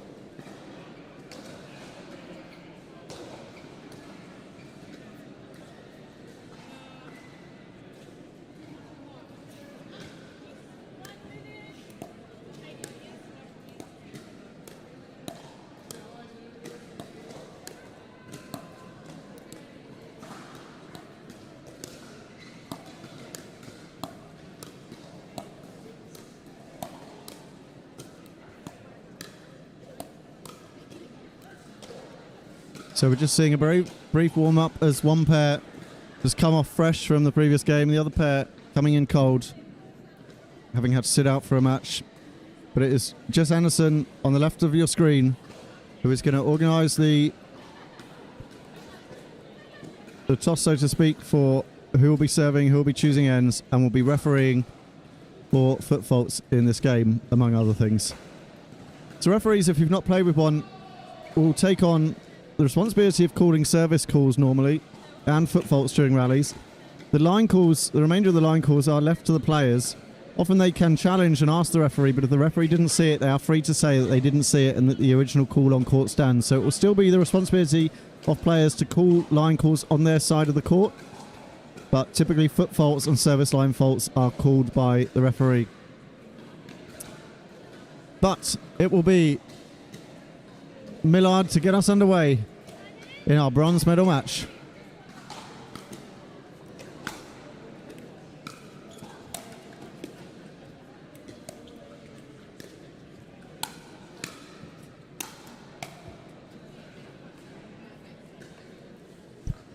Big early attacks from McCall and McDaniel holding them back. This will be best of 3 legs. So we won't see a change of ends at 6 unless we reach the 3rd leg. But get yourselves a cup of tea, something to nibble. We have some 3-leg finals coming up for you. You'd call them legs? Yeah, what of it, Sam? What sport would you call it a leg? Is that darts? This sport, if I want. Yeah, well, whatever sport you want. Yeah, fine. You make the rules, Nick. As was demonstrated, you can reach a reasonably high level in this sport and not know that they're called sets, apparently. So, well, all games. I don't know. Oh, okay. Yeah, Right, I suppose either is fine. I think it's probably technically meant to be games. I'm trying to think what... There is a sport where they're legs. Darts is legs. What about balls? You know, carpet bowls. I think they're legs. Any other sports where they're legs? Answers on a postcard in the comments.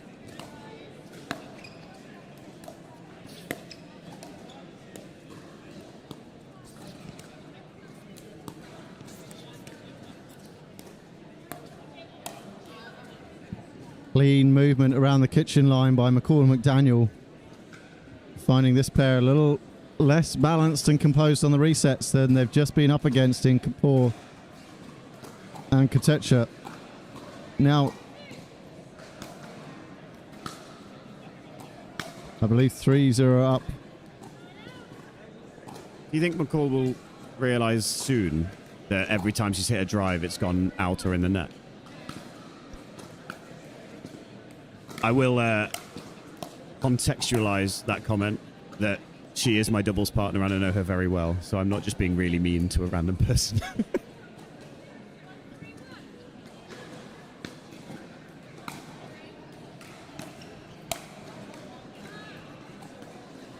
Good variation. She's got a flat hit and a topspin one. It makes the mid-court quite difficult. You can't read until very late whether that ball's dipping.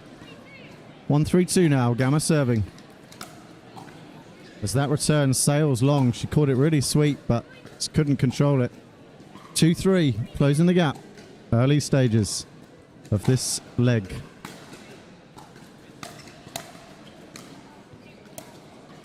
How many other synonyms you can come up with for leg, stage? 3-2 in the first end of our final here. Frame.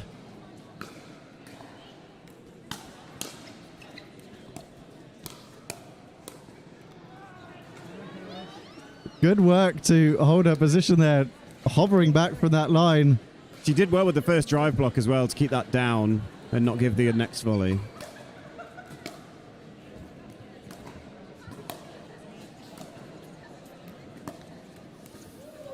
Like the lefty switch trying to recover that dink. Almost made it.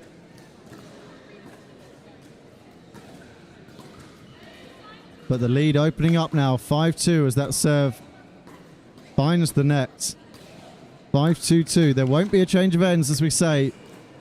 We will just change end at the end of each phase. Each chapter, if you will. And what a drive there from Leah McDaniel. Straight down the middle. And I'm finding just a tempo that's not in the pair at the bottom of the screen, quite like we've seen earlier on. Coming off the back of a loss is difficult. But there's a bronze medal still to play for here.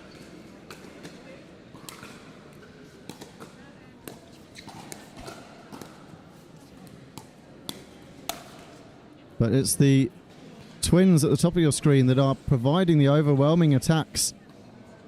Keeping them on the back foot. Now 5 points in the lead.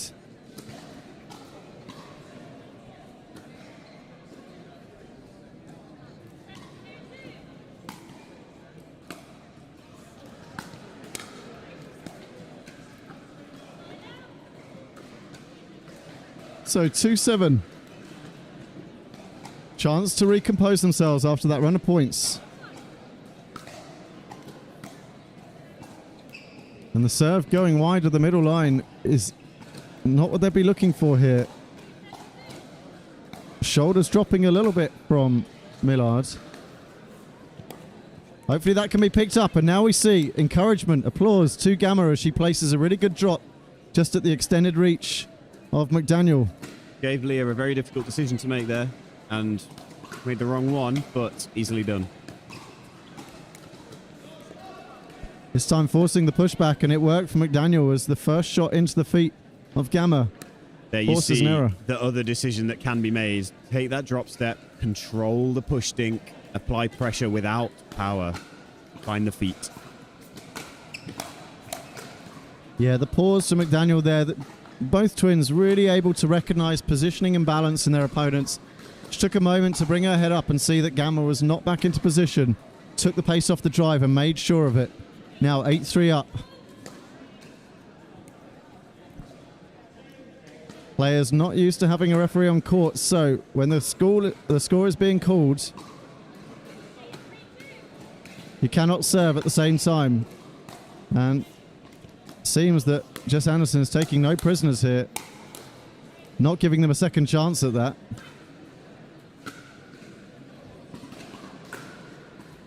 But they still, on their second serve, have pushed it up to 9-3, 6-point lead. Gama and Millard need to reset here. Find the momentum and the swing that they had as that return goes into the net. Wanting to see a good battle here contested by the pair. And they just don't feel like they're in their rhythm at the moment.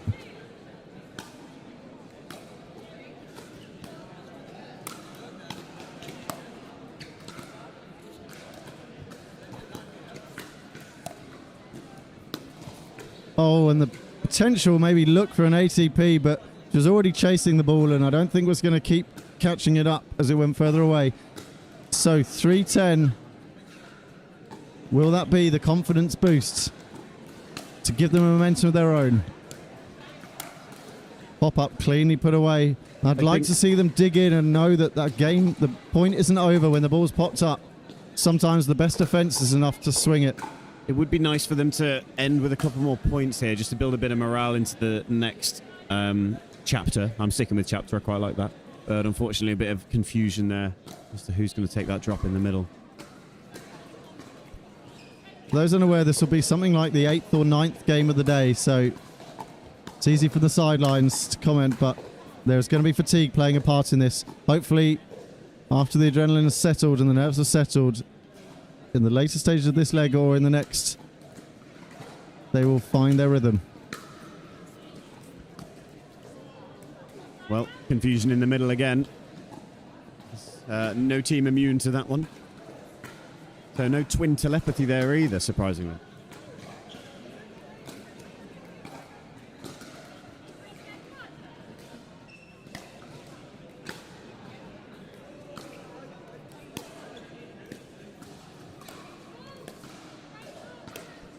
Foot fault called there. Yeah, very, very much a foot fault. So just a little late on that replay, but I think it was that volley earlier on. So there we see the referee providing value already. Good length on the return, but a little too much on that one, and we've now got 2 points in a row. Possibly some frustration creeping in there for McCall after the foot fault call. Will this too be much a on that lift volley. for Gama and Millard? Good drive, Gama.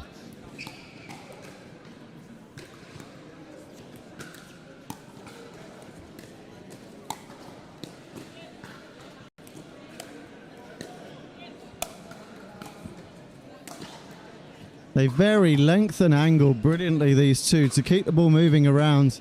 And it's not like either one of them needs to keep the momentum. They both read each other's play brilliantly. And it'll be a second serving opportunity, this time in the hand of Millard. Close the gap to 5-10. You called it, Sam. It would be good to get some more points on the board, and I think 5-10 feels much better, but they would love to see this close up, potentially win this leg. And that drop catching the line and the ball skidding off takes them to within 4 points, but they have the momentum and they have the serve in hands. Every point they can grind here, even if they aren't able to win the set, is confidence for the next one. And do it for Duper, as I say. Do it for Duper. So with that put away, it gives us another game point for McCall and McDaniel.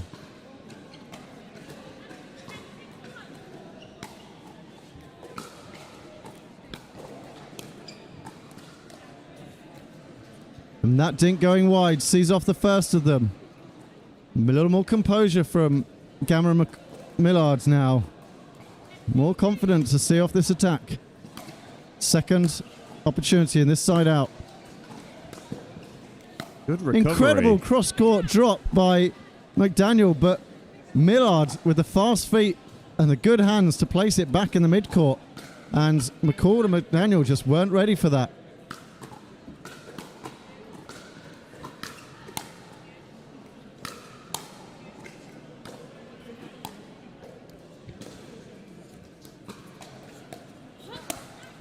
That lob just not catching the middle of the paddle quite right, but Gratefully received by McCall there, just a casual put away.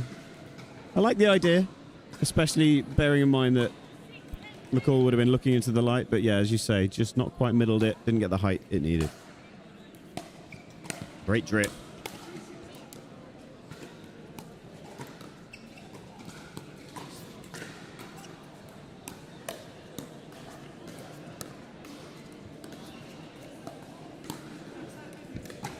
the left-handed switch from Gama in the middle of that didn't go unnoticed, but the response from McDaniel with that cross-court gives them another 2 match points, game points, sorry. I'm always impressed and baffled by people who are able to pull that off. My brain never even thinks of it.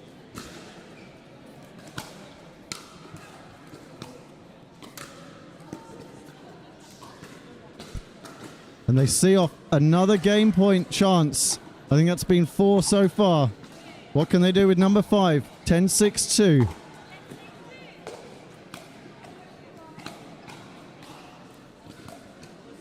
And that third going in the net is exactly what Gama and Millard want. And you can see they've picked themselves up. There's encouragement between the pair.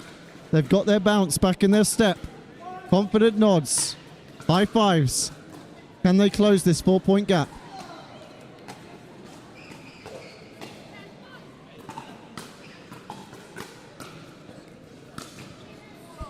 First drive goes long. They will have another chance at it. Smiles and encouragement from Gama.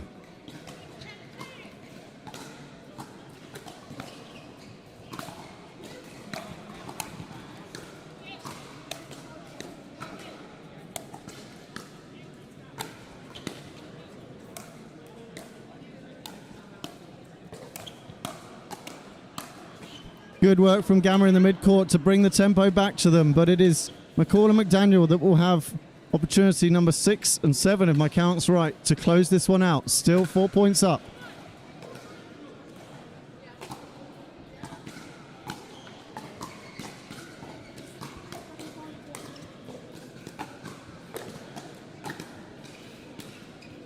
And with that reach, the first visit game goes to McCall and McDaniel as Millard locks herself in, but a good comeback, and we're seeing that both pairs are now bringing their game to this bronze medal You final. see the world of difference, right? If Gama and Millard had sort of let that game slip away and lost it 11-3 versus now they were able to claw it back to 6, save the first 5 game points, they can take real heart and confidence going into this next leg that it is winnable. Absolutely. For the latter part of that leg, they were well in it. And it really only seemed to be just nerves and hesitancy at the start that prevented them from bringing this game to the pair that are 1 leg up. So can they carry that momentum? The body language looks different. We're seeing nods, seeing encouragement from Gama and Millard. But they will be facing into the light now as they try to mount their comeback, needing to win the next 2 sets to take this medal.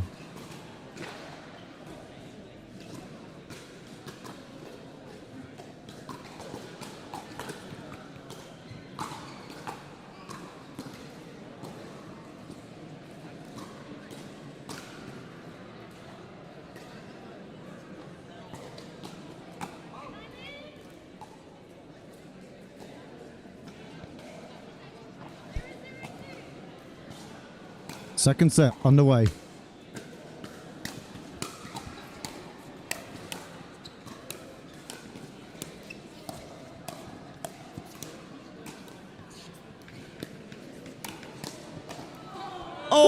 What a counter from Millard there. Some incredible volleys in the middle of that. I was all ready to call that one of the best rallies. And then Millard pulls off an absolute worldie. How much she knew of that, I don't know, but I'm not going to take it away from her. McDaniel had done so well to save that rally 3 or 4 times. Then, yeah, Gama and Millard giving as good as they get, coming away with it. Was that another nutmeg for you, Nick? I think that was outside the legs, but it was definitely a victim of the light there. Yeah, she says to her partner that she couldn't see it. It is tough when that ball's up.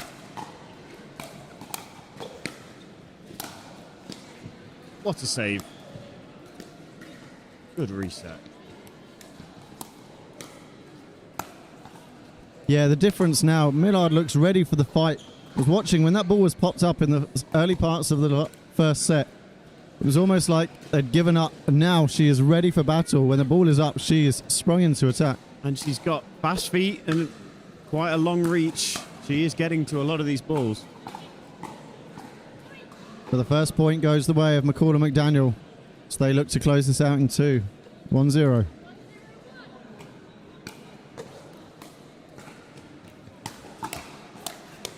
Savage drive. Not much that Gama and Miller could have done with that one, just praying that maybe McCall would miss one, and she didn't.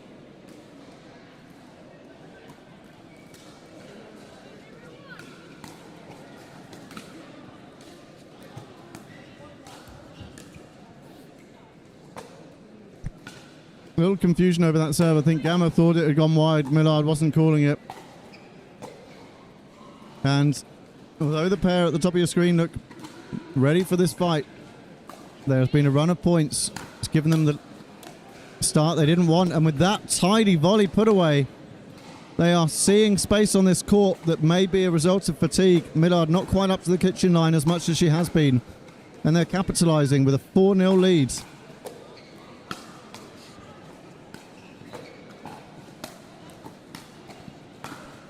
Well done, Gama.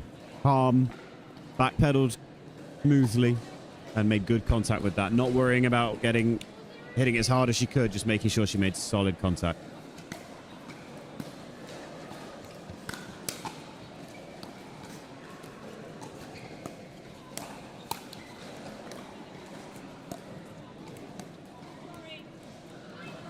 Good dinking there. It was a brilliant save from Millard in the middle on that one-handed backhand reach just before that dinking exchange.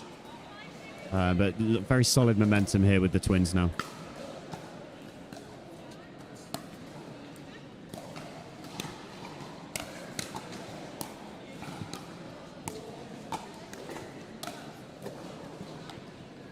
And that looked just wide to me. Has it not been called?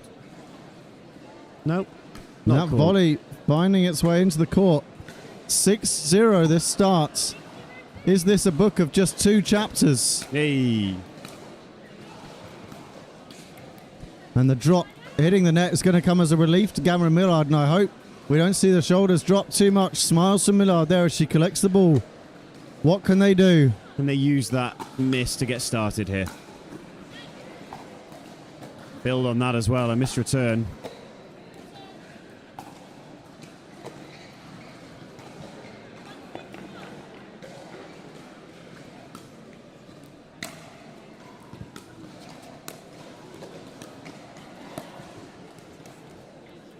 Good cross-court volley dink from McCall, asking a very difficult question of Gama. It's this variety of depth and width that McCall and McDaniel are doing. It just asks the opponents to have a full suite of shots and resets, and it's hard to have without an error ratio that's just going to creep it away from them.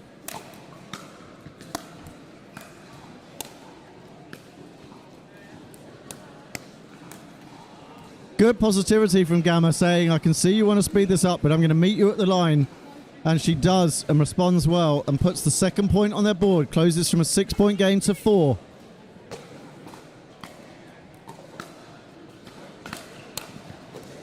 Positivity continues from Gama with that drive. Oh, just unfortunately can't get back across to control of that one. I'm loving the intent from Gama. The energy is different, and it's paying off.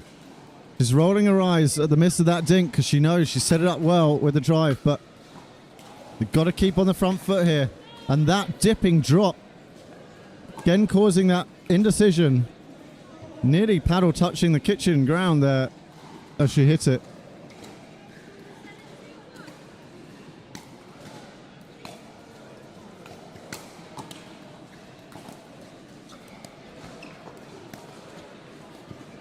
Oh, and the lob over the left shoulder. Every time they play that, it is perfectly placed.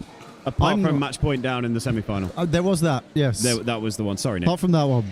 Every other time, apart from the times that it isn't. 8-2 now, 6-point lead. See Millard staying way back off that drop this time to make no mistake. Wild speed up from Leah McDaniel. Hopefully when Made Easy Mavericks play Pig Sports in the Challenger, we see plenty of those. I'd be grateful for any she can donate. Rush of blood to the head, I think.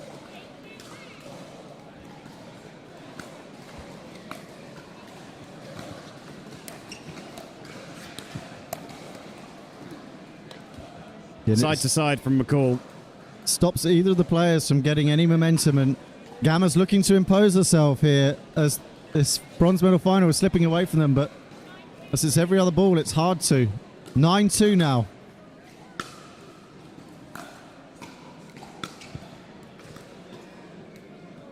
Returns from Millard, just struggling to recover her position, which... Very strange, but it worked. I think fatigue is playing a part here, but they have the serve back. Can they launch a comeback like they did last leg? And this time, can they make it convert? First volley goes long. 7 points becomes 6.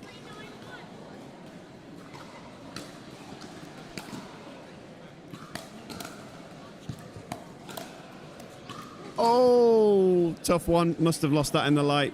Had the high ground. Had the rally won, really. Unfortunate for her. I love the sequence of this drive down the line and then ready for the volley in the middle. Just unable to convert the pop-up she earned well. Gama serving.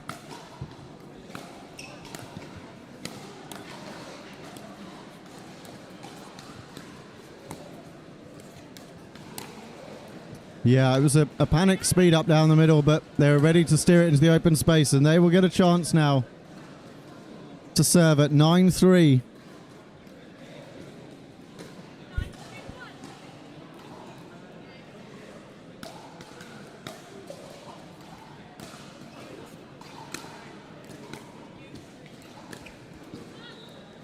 And with that error, they get bronze medal points to write the final paragraph in this chapter of the Book of Bronze.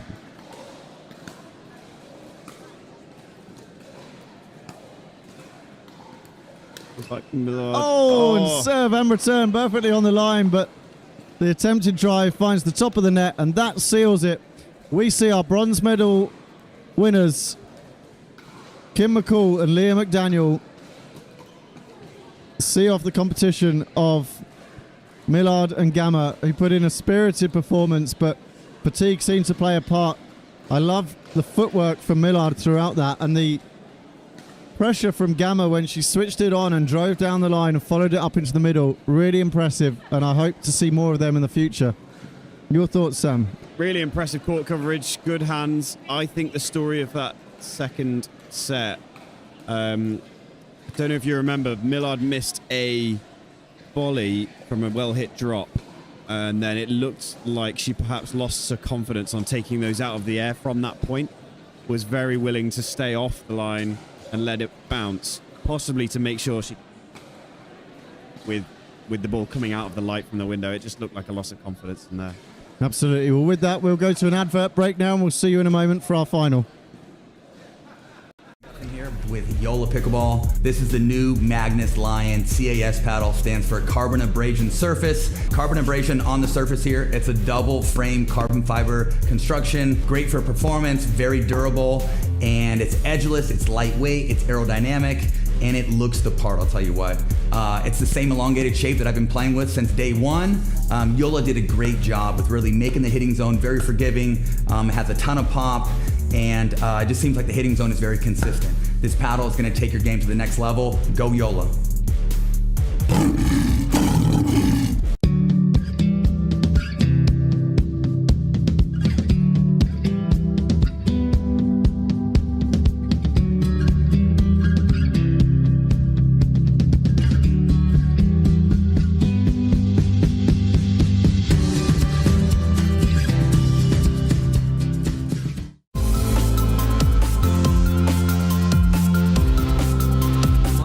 IT landscapes are increasingly complex, with evolving security threats and the growing demand for seamless service delivery. A managed IT SIM platform enables businesses to overcome these challenges by streamlining processes, enhancing operational efficiency, strengthening security measures, and providing a scalable, cost-effective approach to IT service management. iCTO helps businesses optimize their managed IT SIM platforms by providing expert guidance, automation, and strategic IT service management solutions, ensuring efficiency, scalability, and enhanced service delivery while reducing costs and downtime. iCTO, here when you need it.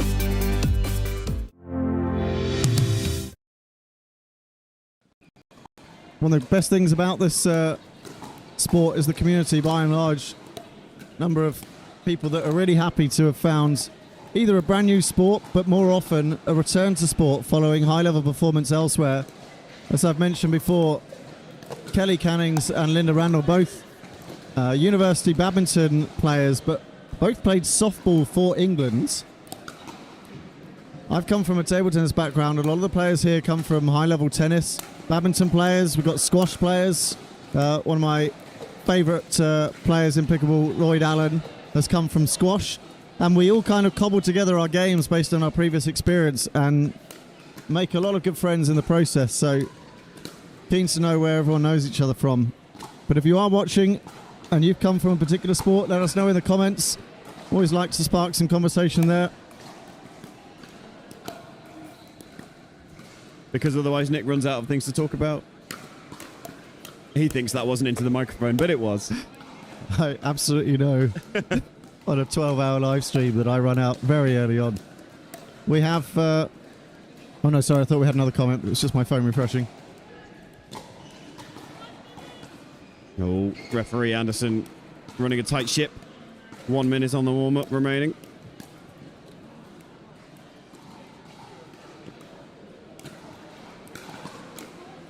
Steve Beale there on the left of your screen. Just checking that Anderson's okay and she's got everything she needs. Steve, for those of you that aren't aware or haven't been to one of these tournaments, is the mastermind and organizer behind these things, so he's very quick to call out what a team effort these things are. But I have to say thank you and well done to Steve for growing this empire of tournaments that brings you this high-level streaming and high-level competition. Absolutely. I mean, we've been attending since 2023. We're some of the OGs. Perhaps before you'd even heard of pickleball, Nick. Completely, yeah. I started playing in 2024. My first tournament was a Steve Beale pickle beat, and it was my first medal, which is still on my wall. It is a ladies doubles medal because I was given the wrong medal. Brilliant. 3.5? Probably. I think I've definitely got one that's a 50+ medal at home. But yes, I have many. You don't look a day over 45, Sam. I can't believe that for a moment. Very kind. Over 35 is national champion, I'll have you know. That can't have been... that was men's. Oh, I see. You beat me in the semi-final of the I don't want to rub it in, but I was going to give you an opportunity to justify that. For those of you that want to see that match, look for Outlaws Pickleball on YouTube, where Sam kindly hosts all of his losses. I do, yes. Even the ones where I look absolutely atrocious. You can see them all. I know that one will particularly sting because it was a tight affair all the way through. It was played to best of 15 standard scoring. And then at 13, you just had two complete wobbles. I think one on serve and then one on serve return or a third. Yeah, some frustrations some sort there. of counter, and that was just enough to swing it. I definitely wanted that game back. But I was grateful for the chance you gave us to go into the final and get hammered Yeah, by you got pummeled, Marcia didn't you? Odeber and Andrew Parker, who just responded better to everything we threw at them than anyone had all Is it day. because I tired you out? And that's what I'm going to take. Something like that. We then played a monster of a bronze match that went to all 3 chapters against Pep and Auntie Giuliano. I remember seeing that still going after I'd thankfully had my adrenaline dump and stopped playing. Anyway, the players are ready. This is our final of the women's doubles 4.5 plus here at Abingdon Pickle B, the official English Open warm-up. On the bottom of your screen, you will see the slightly more successful twin pair today of Kelly Cannings and Linda Randall. They will be up against Mega Kapoor, Dear Kotecha, Dear the Reset Queen, Mega Kapoor, the drive queen, up against the calm, composed product of London pickleball pairing of Randall and Cannings. My money at this stage slightly on the twins, but ooh, you're making a big call. Let's see how it goes. 0-0. I'm going to make a similarly on the fence prediction and say this is going to go to 3 sets. Okay. That's your second Anderson call of the day. Can we have multiple queens on the court? Yes. Okay. It's your world. We're just living in it, Nick. Well, I consider reset and drive different territories, and our queens are their own territories. Oh, okay. Something like that. I don't know. Yeah, okay. There's a border there somewhere. Poor lack of attempt to even catch the ball there by Simon Farr as it sailed over his head.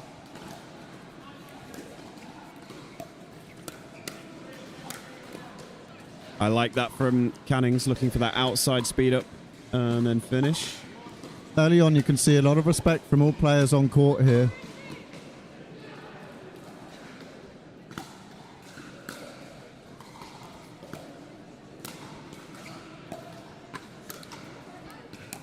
I'm hoping that means we don't see too many errors. Mega Kapoor looking for one of her snatch speed ups, but this time not off pace, knowing that Randall and Cannings are likely to be onto it. Thank you, Debbie Miller, for your comment. You've come from a tennis background and have played with Lloyd Allen in Bridlington. With the drive taking the open space left by Kapoor and dear Kotecha there as they get confused over the stack unwinding. But I too visited Lloyd Allen down in Bridlington. He did a wonderful job setting up a club down right on the edge of nowhere there in terms of the pickleball world and bringing pickleball to a host of players. Nice place there, Bridlington. I've played a whole day's worth of beach volleyball there back in my university days. Volleyball being the best use of my long legs and long arms before I discovered pickleball.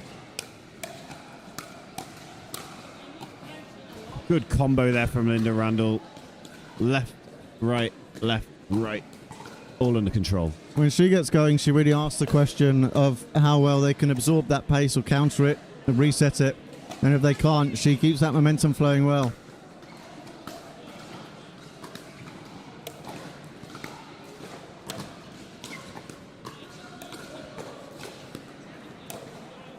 Good leave by Randall and Cannings there. Strange one there. I think we were all, the Kotecha included, expecting the volleyed speed up from Randall. So when she didn't do it, Kotecha was then very early for the next one and pushes it just long.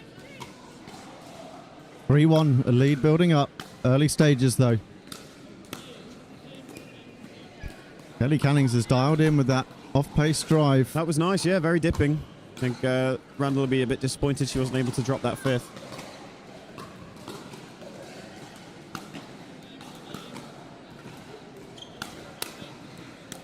Oh, that was a clean backhand counter off that drive.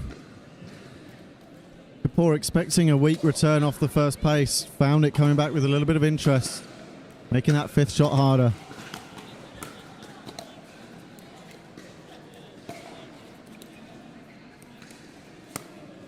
What a shot from Linda Randall.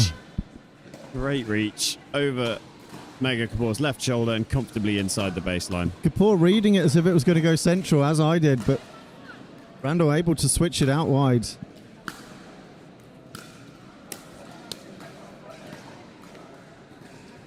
A snatching moment on the semi-overhead from Linda Randall. I'll snip that one and send it to her later. I think you might have a an admirer in the comments there, Nick.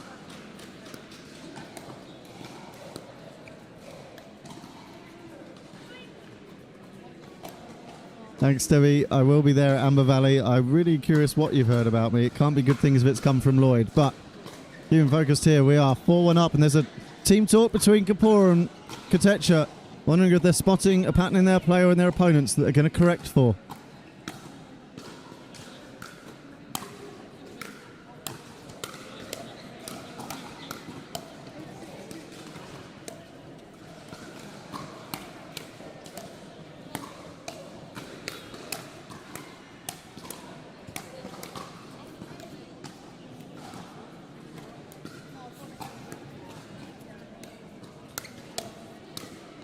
And that is why we love women's doubles. Ladies and gentlemen. What Brilliant play. hands. Great resets. That had everything. Cannings and Randall repeatedly asking the question of whether they could handle an onslaught. And Kapoor and Kotecha doing so well to stay in it. Gets them the serve back. The Randall drop. 5th time today. With Kotecha not so far off the baseline. But Randall with the touch and the disguise. Couldn't be more grateful to have persuaded her to play mixed doubles with me.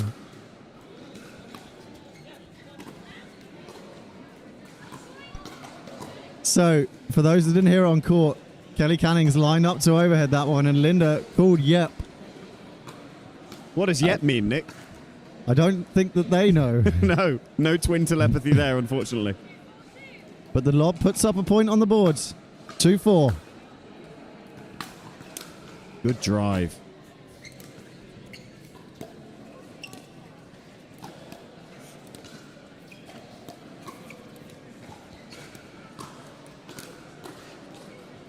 Just So unfortunate with that off-pace speed up. It was a smart play, and both players left it. I don't think because they were so confident it was going out. No, there was a gap there. It was well seen. It's now 3-4. They've closed it from a 3-point game to 1.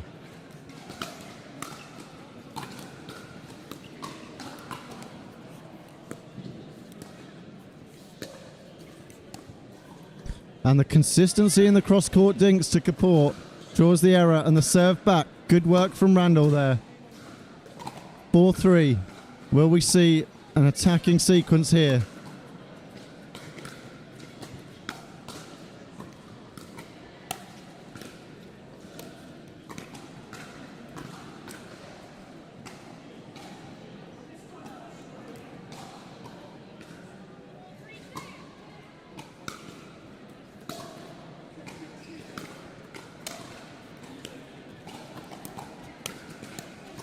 Great reactions from Kelly Cannings. I didn't think that was on at all, and just the swing through it on the backhand, staying low to the net, possibly clipping it on the way through, extends their lead to 2.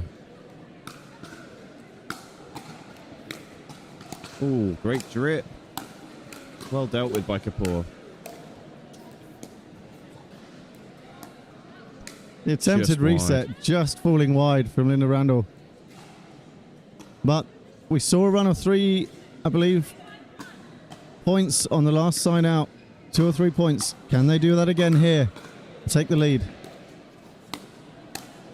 Yeah, loose, I think, there from Kelly, looking to play a ball that just became out of reach and popped it up, and Kapoor pouncing on that. Looked like tried to play that backhand roll with a forehand grip, so paddle at the wrong angle. Can't get it down. There's that drive from Kotecha again, just to get away in. And getting the better of the twins in the dinky exchange brings us to 5-all. This is too close to call at the moment. Looks like Kapoor and Kotecha making hay while the sun shines for these rallies where Kelly Cannings is on the left, as we now see a switch. Looks like the twins much more comfortable in this configuration.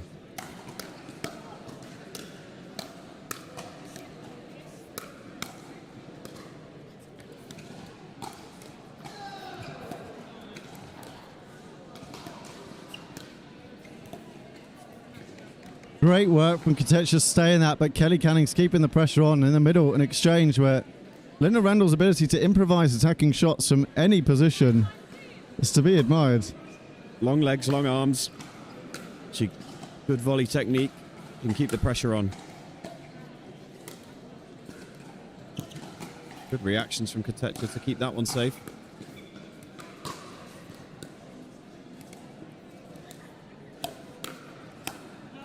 Always ready on the counters, just makes earning the opportunity and then trying to attack off it really hard for Kotecha and Kapoor.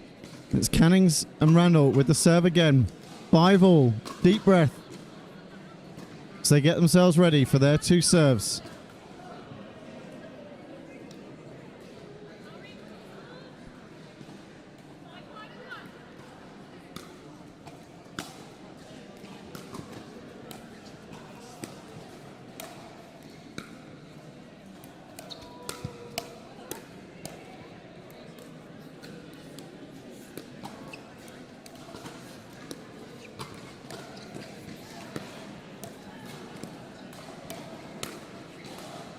Kotecha finding the line with 2 consecutive dinks, putting Linda Randall under a lot of pressure. When she finally gets the opportunity, just puts the speed up long. Second chance now. Can they put themselves back in the lead?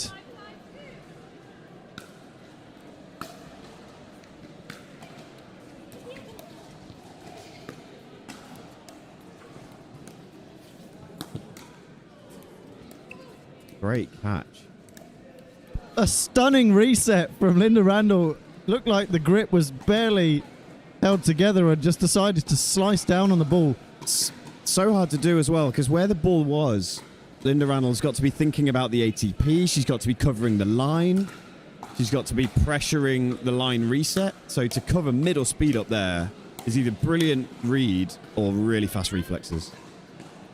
But Kotecha is putting in some work at the kitchen line. She's been moving well all day, but she's really hungry for it in this final. And that's going to wear down on Randall and Cannings.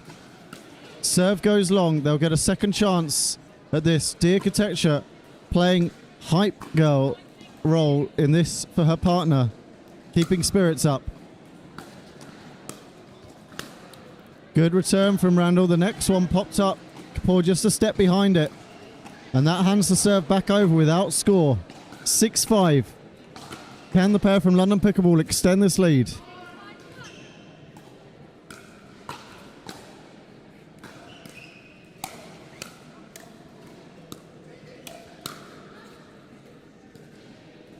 Ready on the counter, but a great job from Kotecha to get that ball down low, forcing Randall to have to swing up at it, putting the ball long.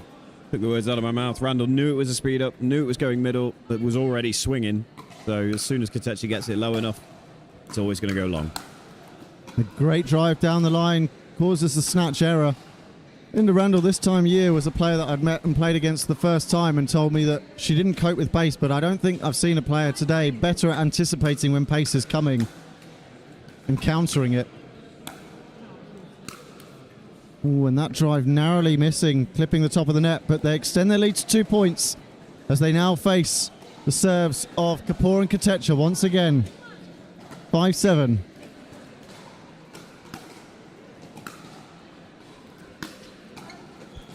And that shot probably landing out of camera view there. I don't think it landed. I think it hit the barrier. Yeah, interesting choice is what we've seen is Kapoor and Kotecha wanting to get some points on the board whilst Cannings was that side. They're unwinding here. Did not have that problem. Kotecha with the reset, catching the volley. Lovely off-pace roll from Kapoor, keeping that very low. Good roll on it as well. Just that little wrist flick. Really effective all day. And we saw it disappear for a moment, but it looks to be back. Again, another example for you to learn from, Nick.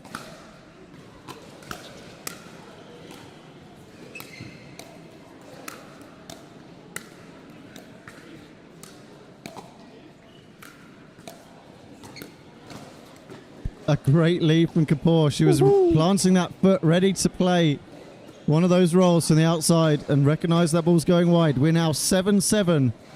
First set still of this gold medal final.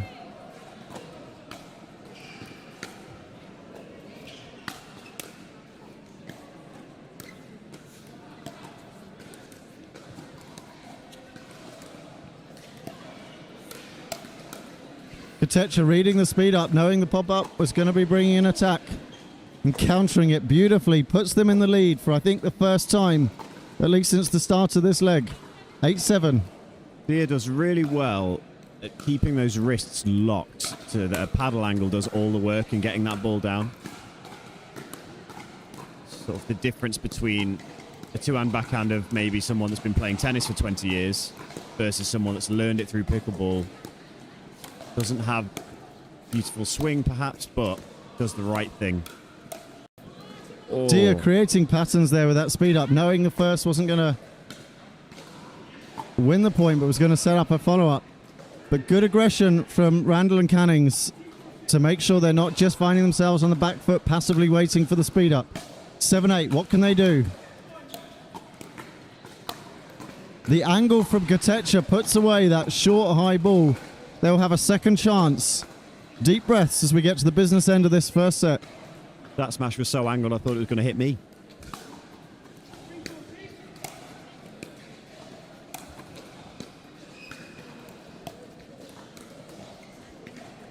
Good rolls again from Kapoor, really applying the pressure.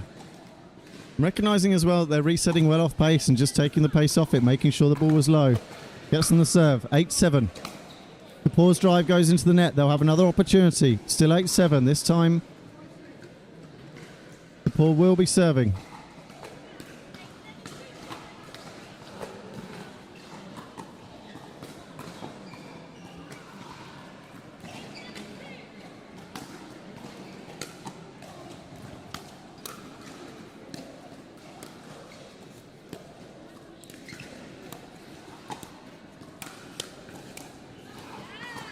Great catch there with Mega with the roll. Cannings did well to get the counter back cross body. Kapoor fast enough to switch to a forehand and get down the other side of Randall.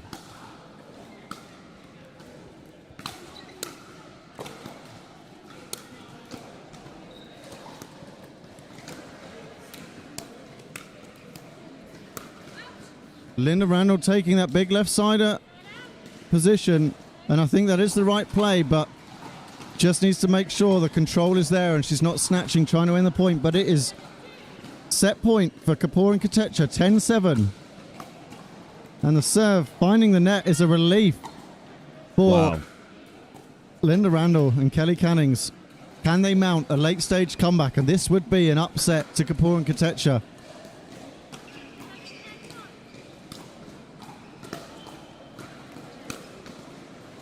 And the drive beautifully in from Linda Randall as we see this replay. Shuffles her feet round, gets in position, straight at the head of Kapoor and well inside the baseline. That's now 8-10.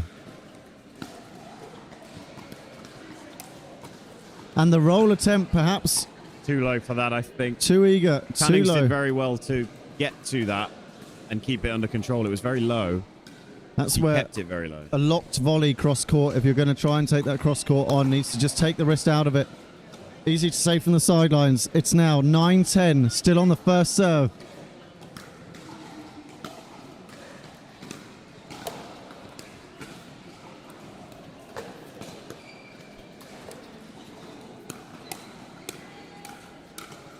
Randall with the speed up and the tidy up. A high five from the pair, and they will have their own set point here.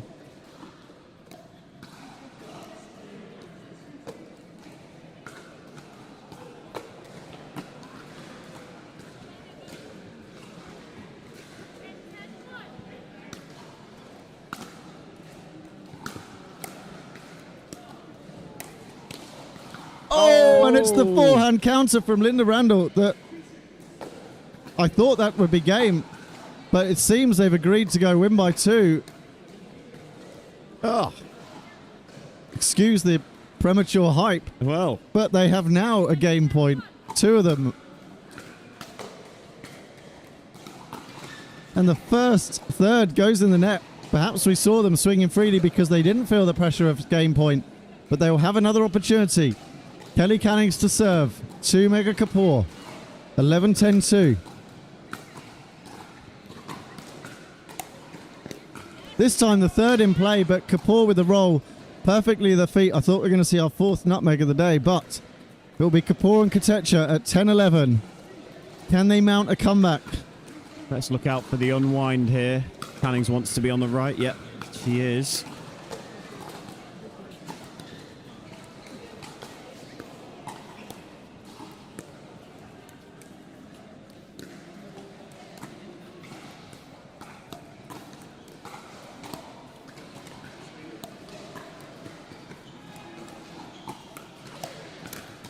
The speed up was there, but the snatch finish into the net ties us up again at 11-all.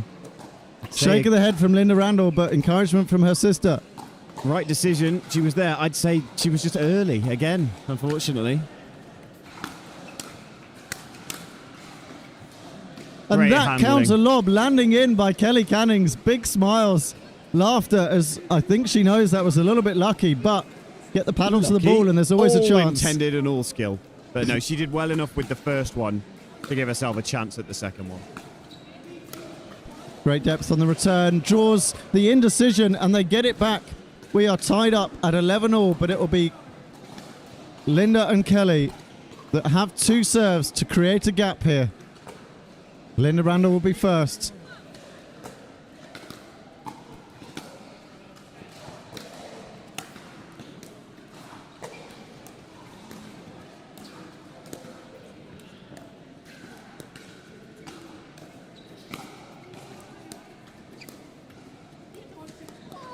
Oh, the fortunate net frustration there on the face of Kotecha. All smiles, reluctant as they were, and that gives us another game point.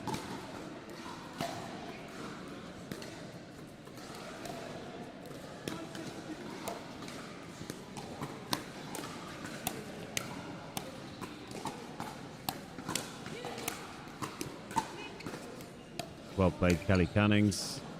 Really well played. Oh, what a point. All 4 players exchanging at the kitchen line.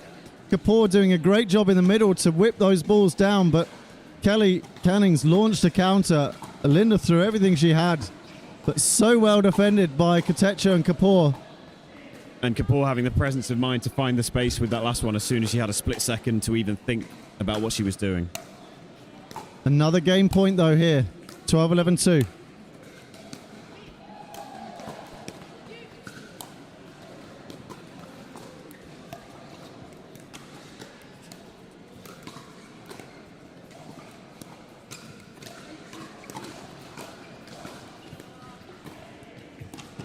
Oh, and you what a hate to way. see it go that way, but another incredibly tight net. All smiles and a shrug from Kotecha. She knows there's nothing you can do about it, but we wouldn't want to see it end that way, and it has. We will have at least another leg of this. At this stage, Kelly Cannings, Linda Randall have the lead, but that was a 13-11 first leg. Sam, your thoughts on what we've just seen? Oh, it's definitely going to 3. But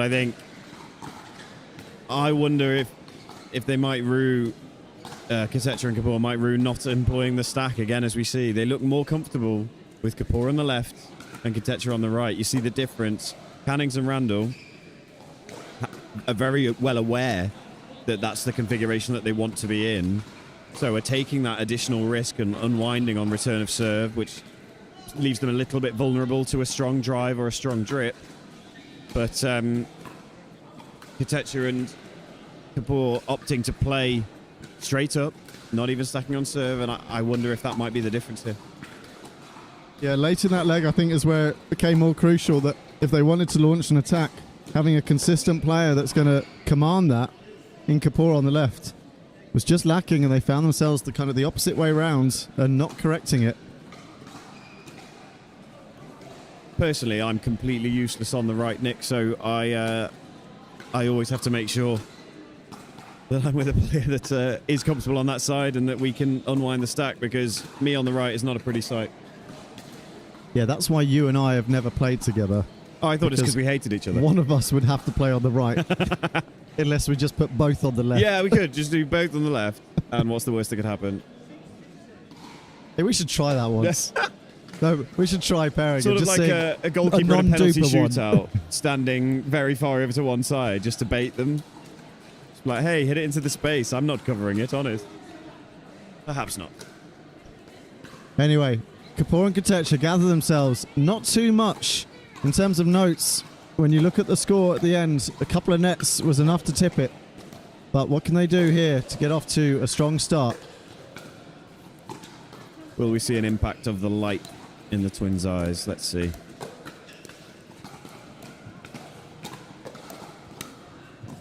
That going long. I'm noticing, particularly towards the end of that last leg and at the start of this, the time went to switch it down to the backhand side of Linda Randall in those dinks, just to stop her being that big left side presence, is really crucial, and it often turns attack from Cannings at the dinking line into defence.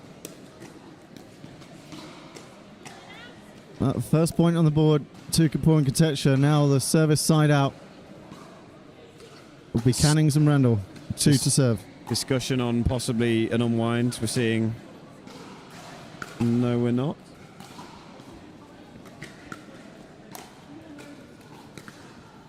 So if you see the receiving team on your screen here gesturing behind their back, if it's an open hand, that means switch.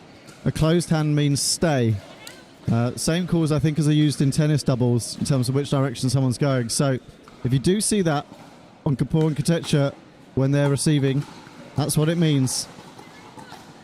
But they get the serve back. Ah, the stack is back.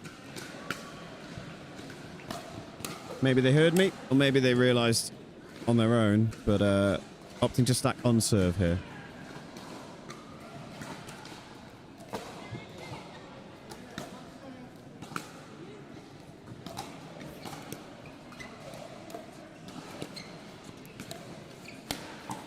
Really nice from Kelly Cannings. Brilliant short hop to deal with the first push dink from Kotecha.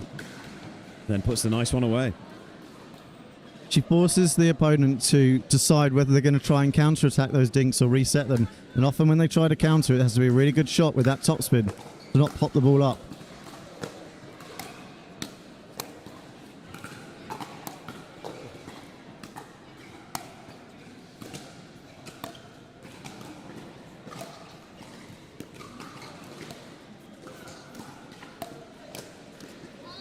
Great hands from Kelly Cannings there. Linda Randall did well on the outside foot on that dink to whip one cross court, and Cannings snatching at the opportunity that was presented by it.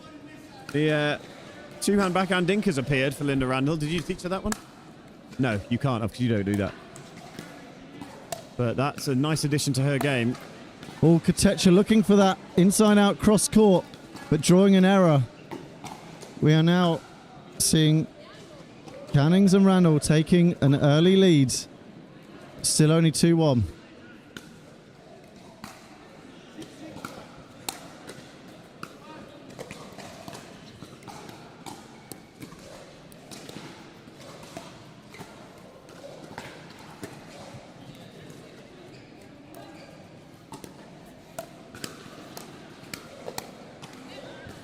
Linda Randall almost turning a scrambled counter into an attack. Just missing that final one, trying to take us out over here in the commentary booth.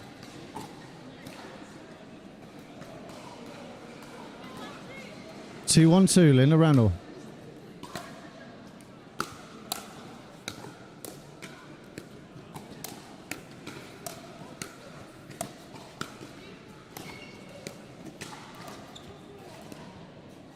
Good patience from the twins to get that ball to bounce so they can get in. Linda Randall looking for the slowest ATP I ever would have witnessed. And loopiest.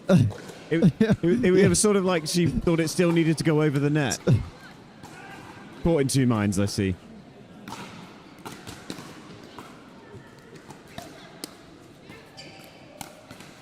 Yeah, Kapoor noticing a back off from the opponents there, and they level things out at 2-2. Early days in this leg. How things will go, I'm not sure.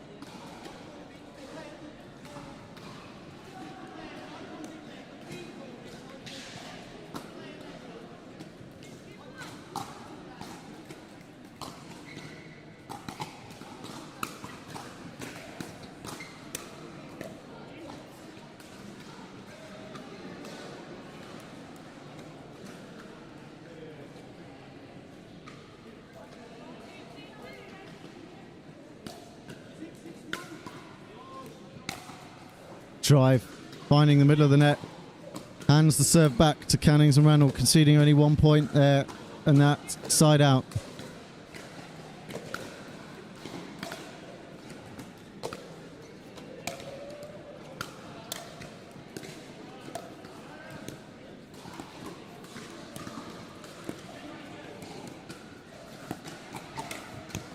Oh, the cross-court dinking and then pounce flick. Where did Linda Randall learn that, as you say, Sam? There's only one player on this court that does it so well. And then he stood to my right. No, I think that's the pattern that the twins want. It's what it looks like, is if they can get that backhand cross-court dink going. And that drop there, finding right at the feet, maybe even caught the line. Puts them 2-0 up, but crucially, a little bit of momentum here that we haven't seen yet in this leg.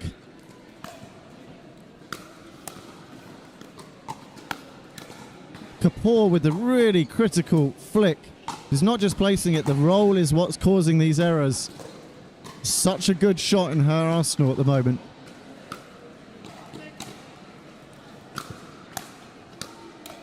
Randall launching the one side and then the other attack.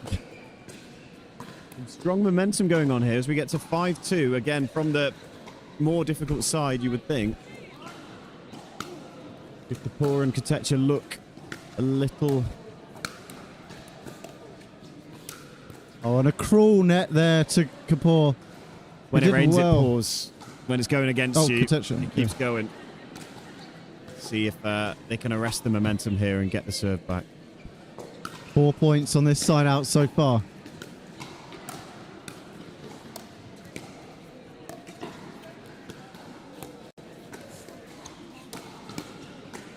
Great rescues from both of the twins. This ability to stay in the point is paying off massively here. That reflex grab from Kelly Cannings, we had all counted them out for that point. Linda Randall as well, recovering these wide dinks. Forcing another shot. 7-2. Cannings with the speed up. It was a great choice. There was a gap there, but sending that one just 5 or 6 inches long. So we see on a replay here, splitting the gap, but what a leave if it was intended. Anyway, the serve back in the hands of Kotecha. 2-7, work to do.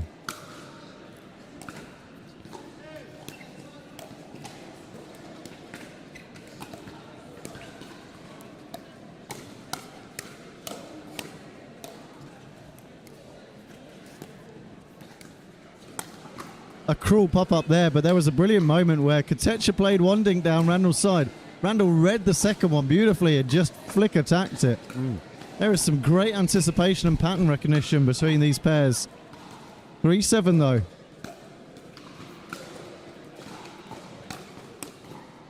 This time the stinging drive finding its target right between the pair. 2 points in a row. Momentum shift a little here. We've entered a new paragraph in this chapter. I think we can keep the book references going as this becomes very much about reading the game and reading each other's game plans here. An ambitious look at that flick. No, we had a rally there with Cannings on the left, but she held her nerve. See if they unwind this one. No, staying again.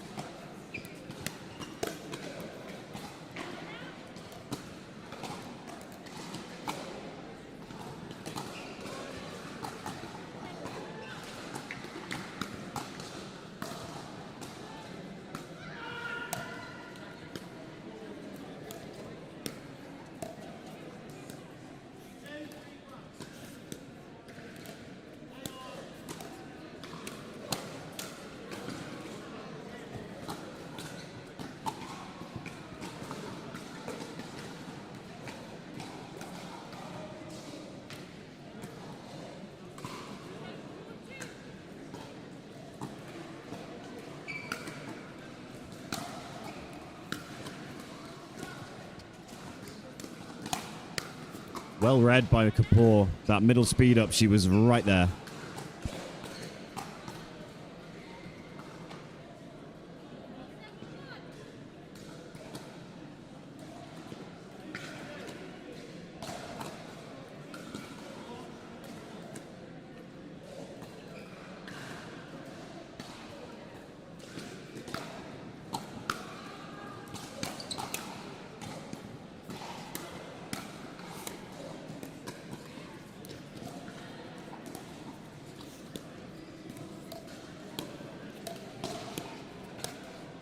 Transitioned in well and just did the work at the kitchen line. I think the last few exchanges at the net have gone their way, so they can keep transitioning. I said we'd entered a new chapter as they've refound their form and looking at the right patterns. We had an awkward start to that rally as the referee called the score, and then you must serve within 15 seconds. They were still having a bit of a powwow, so they must have been very close to that one.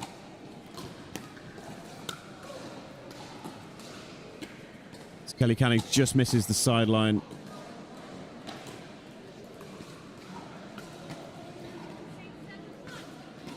That ball called out takes us to a 1 point gap, 6-7. Just as we saw last leg, a comeback being mounted around this point in the game.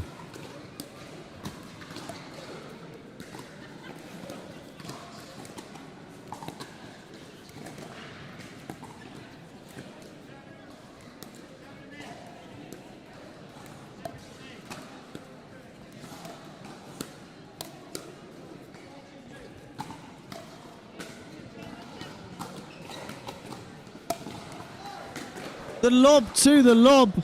Kotecha with some swagger steps up to Kapoor, gets a high five as she puts that overhead out wide, seeing the big space. So, which lob did you predict there? The lob volley from Randall or the defensive lob from Kotecha? Me thinking off mic, I called "is a lob coming," and there we see a lob to a lob. Not at all what I meant, but I'll take it. I don't think that's the one you were predicting. Oh. Oh, unfortunate with the net cord. Narrowest margins there. Looking to see whether it's 7-7 or 8-7 here.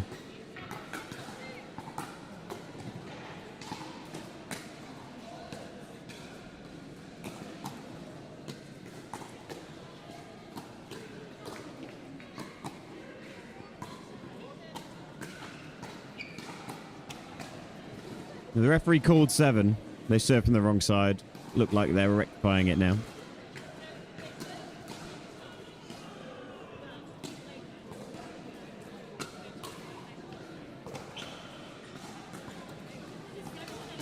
Seven.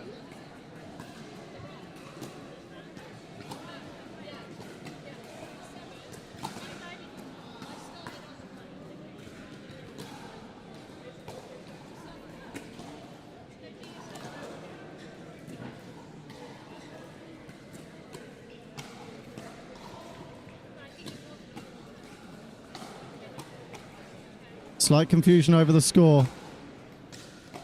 I believe it is 7-7-2, but Kotecha and Kapoor maybe thinking it might have been 8-7, and now they're wondering if it's 7-7. We're in the wrong position, so just correcting their position here. But they have tied things up in this second leg and still have the serve. Going with the unwind this time. And that Great drop, return. Good deep return, forcing Kotecha to play that third from a metre or two back from the baseline. Now the serve back, 7-7. Linda Randall serving.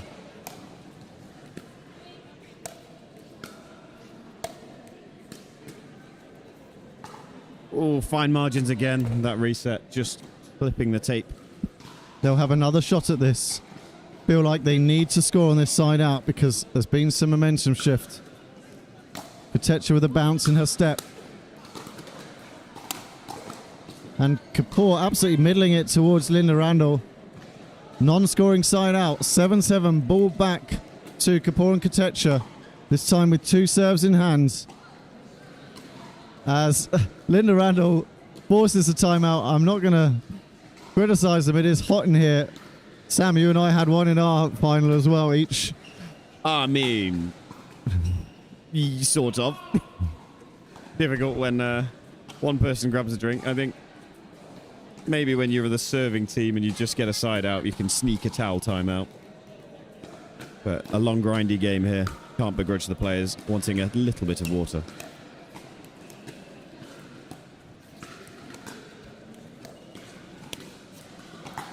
Oh, she'll want that one back. About to say, Linda Randall looking a fraction more tentative. And then she stepped in to swing at that one and just made a mishit it with the edge. It's now 8-7. Kapoor and Kotecha up in this second set.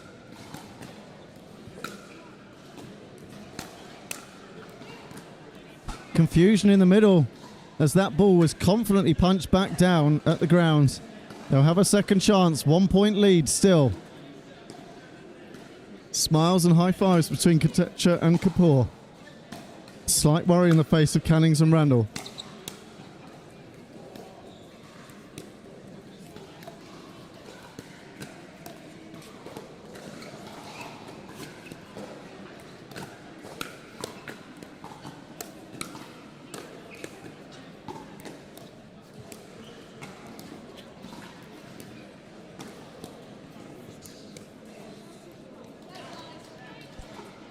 And a hard-fought battle draws an error on the cross-court dink. Now 9-7.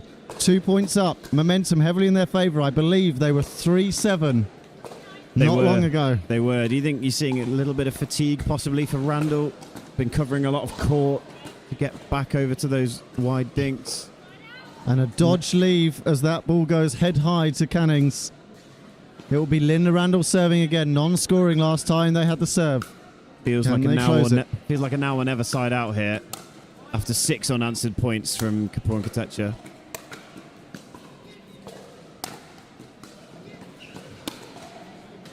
Great angle every from bit of Kapoor. effort from Linda Randall in the top right corner of your screen, but not enough to hunt that one down. Kapoor finding the angle. They will have a second chance. A breather here between Cannings and Randall. Feeling a little shell shock from this comeback. It's been mounted.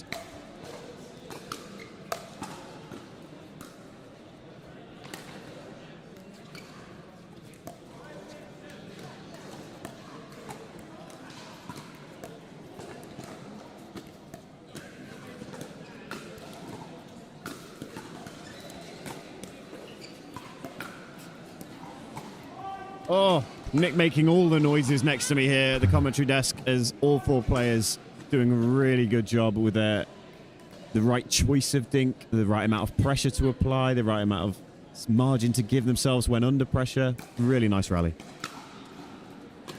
9-7 becomes 10-7. Feels this momentum just cannot be stopped. Will we be seeing a third and final? Nick, I imagine, is hoping not, because it will prove me right once again. And that serve goes wide. Scoreboard pressure.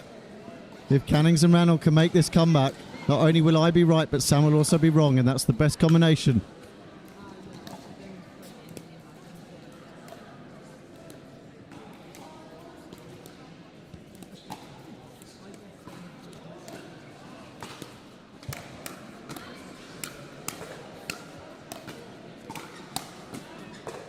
Oh, what a rally. The out ball in the middle, hit by Kapoor.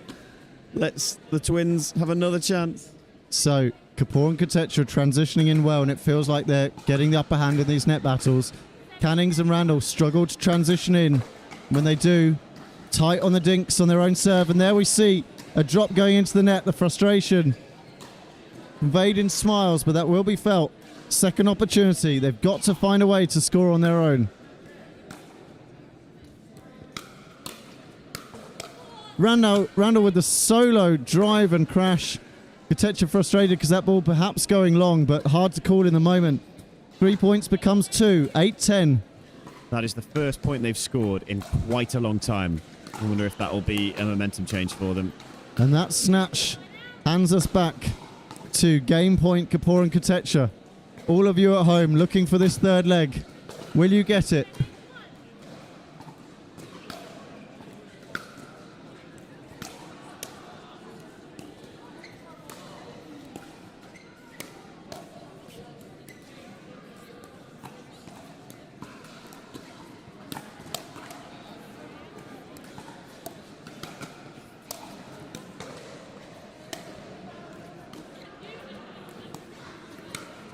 That's Randall, why we love women's doubles again. With the flying jab backhand attack that after her drop is another signature shot. Defends the game points with aggression. Really backing herself there on quite hard volleys. And the serve goes wide. Can that be the momentum shift that sees Sam Anderson's prediction go wrong? 8-10-1.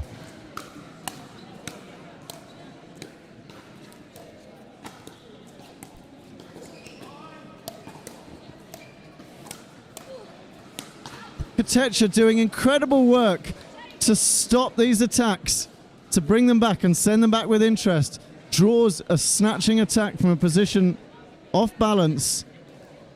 And there's the first opportunity gone begging. What can they do with this one? And they find the gap down the middle. The hesitation. Nods from McCall and McDaniel on the sideline as they watch this final play out.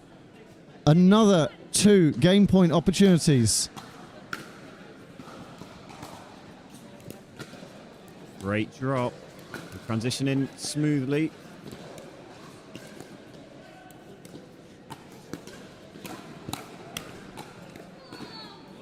Oh, a cry from Kotecha as she finds herself on full stretch for that reset.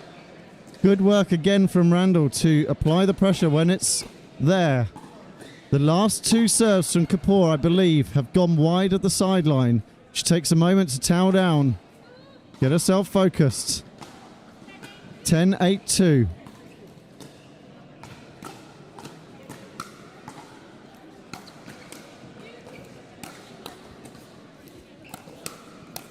Randall, reading the third speed up, has defended another 2 game points and gets them a chance.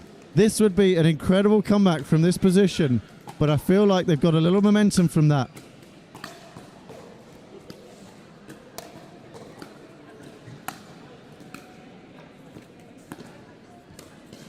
Linda Randall caught in 2 minds, looking to pounce on it, and the jab just going into the net as she arrives a little late. At this stage in the day, it's hard to know how fast the legs are going to be working. They will have a second opportunity. The thirds need to be in play here.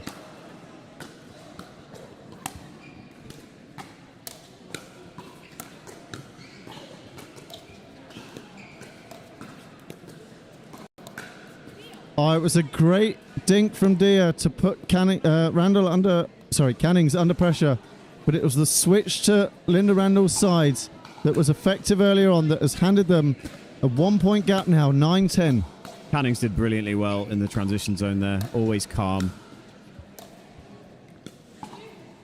And again.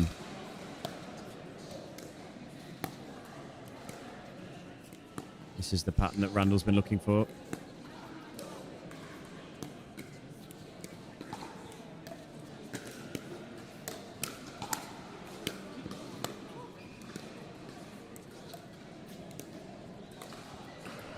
Kotecha doing some incredible work in the middle there, but the error finally drawn from Kapoor. It will be a 2 points clear leg, just as we saw in the first.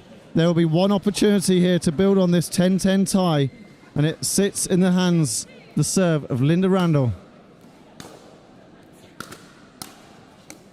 Big drive, maybe a hesitancy there if the ball was going to go out. Yeah. It's probably dipping. Kelly didn't commit to that volley at all. It will be 10-10 with Kotecha serving. Is it now or never for Kapoor and Kotecha, you have to think? The momentum has swung back the other way, and that drop into the net. Into the top of the net as we see the white tape vibrating from the impact. Second opportunity. Kapoor went a little safe on the last, going down the middle to avoid the potential risk of serving out wide. Quick team talk between Kapoor and Kotecha. Can they build on this tie?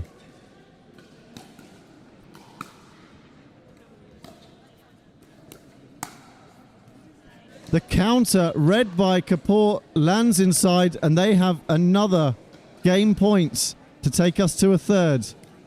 They will only have one shot at it, though.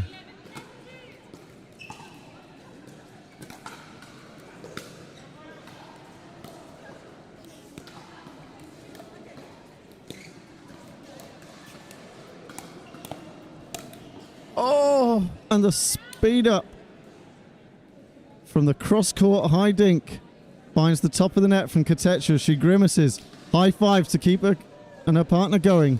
It will be 2 opportunities for Cannings and Randall to launch a comeback once again.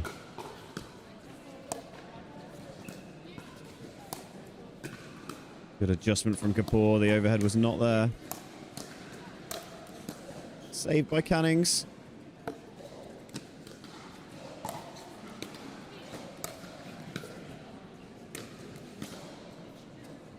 Continues to defend. And that ball going long, I was about to compliment Kotecha on stunning placement throughout that. Just catching that one a little bit full. Ties us up again at 11-all. Canning serving.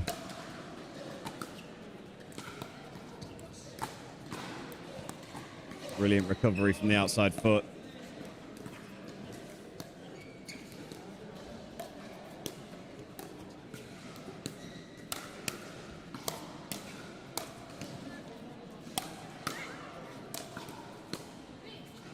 The defense continues.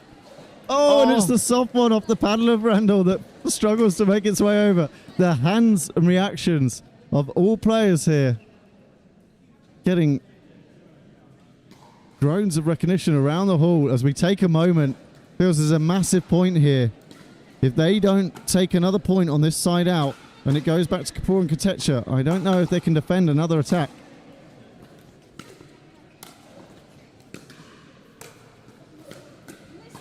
Right on the baseline. Ooh, right on the tape. And Kotecha choosing not to unwind the stack there. They get the serve back at 11-11. All square. 2 serves in hand.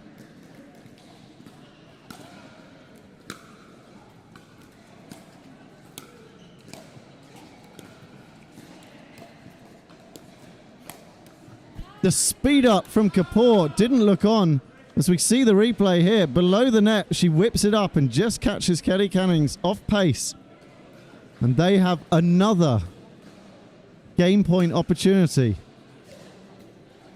How many times have I said that already this match? Quite a few, yeah. This is 2 chances here. 12-11. Prove me right. Oh, I thought she might have Cannings saved and it, Randall but- not unwinding the stack. And that is now 13-11 one way, 13-11 the other way. This could not be any closer. We are going to a third. We have an audience of our bronze medalists on the side appreciating what they're seeing here. If you're enjoying good pickleball, let us know in the comments. This is really quite a final. I can see 97 of you watching. Thank you so much for staying with us. If you've got a prediction, let us know now. It will forever be immortalized in the comments. Are we going to make predictions, Nick? It's hard to change mine, but the fact that I've said that maybe gives you an indication of where I might be going if I have the opportunity to. I don't remember what your original prediction was. Sure, it was the Twins. But this is such a momentum game at the moment, and Kapoor and Kotecha seem to be transitioning in better, and they look like they're now reading the patterns at the kitchen line. They're getting moved around less. They're ready for the counters. They're launching smart speed-ups and a couple of wise attacks from Kapoor. And solid hands from Kotecha. Just feels like they're the wall that needs to be hit through at the moment. I think there's different phases of the game are being won by different pairs. So you've got the Twins defending at the baseline, have the edge. You've got, and then I would say full kitchen rallies, the Twins have the edge. But yes, I would say Kapoor and Kotecha are doing much better in transition. Much better with the unexpected, and it's a seesaw, isn't it? They're doing a much better job at making it hard to transition against them, with the roll volleys and the well-placed volleys from Kotecha and the aggressive roll volleys from Kapoor. I think this one extremely hard to call. I stick to my original prediction that we were going to 3 and that it would be close. I will stick my neck out now, though. I'm going to go with the Twins to 9. So, both players, both commentators here predicting this in favour of the Twins from London Pickleball. I see that the viewers dropped from 97 to 91. I hope it's very clear that we are still in play here. We have a final leg coming. Message your friends, get them to join the stream, get it up to 100. And also a thank you to Jess Anderson, who agreed to ref this one on the condition it wouldn't go to 3, and yet here we are, 13-11, 11-13. Final leg incoming. If you are watching this, thank you. We've boosted up to 96 again. If you're watching this, bear in mind these players have played 8-9 legs by this point in the heat, battling through, and it all comes down to this for the gold medal.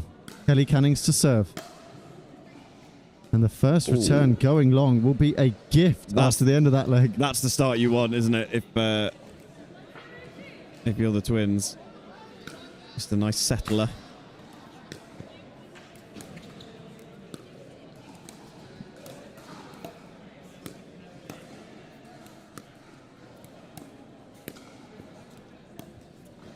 And a second error now, 2 points. So these long legs can go to as many as 55, 60 rallies. So in 2 rallies, we've seen 2 points scored. This is major for a game of this closeness.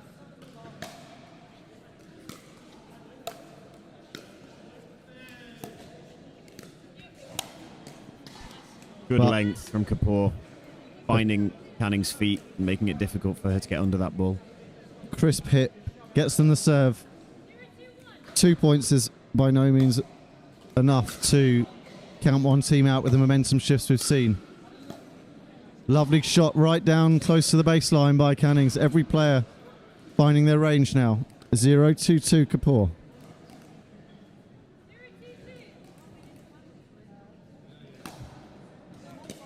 And that serve goes long as we see our stream numbers tip over to 101. So thank you to all of you watching. If you're joining us for the first time in the stream, we're on the final leg of the final of the women's doubles, 4.5 plus.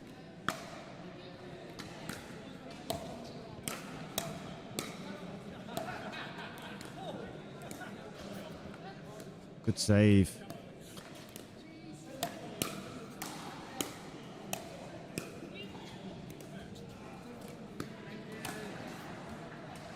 Speed up, barely clipping the line as we see this replay. Not that either of the twins could call it. Applauded by Randall.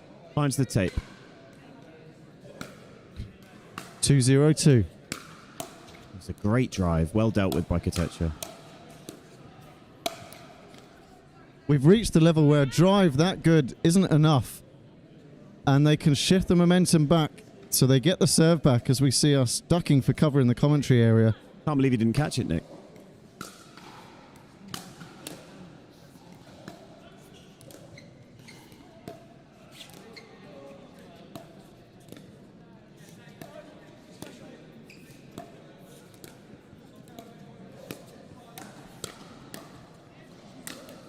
Kotecha is putting in such a variety of dinks, switching from topspin to shovel dinks to flat, moving the ball around, but the pop-up earns by the twins gets put away. Canning's heavily relying on what would be called a short hop, which allows her to not move, which leaves her in place for any potential volleys. And another ball down by the feet.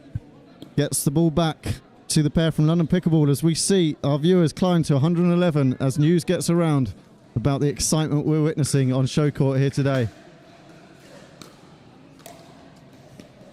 The down the line switch from Kotecha, catching Linda Randall, looking to create a presence in the middle. 2-0-2. Linda Randall to serve.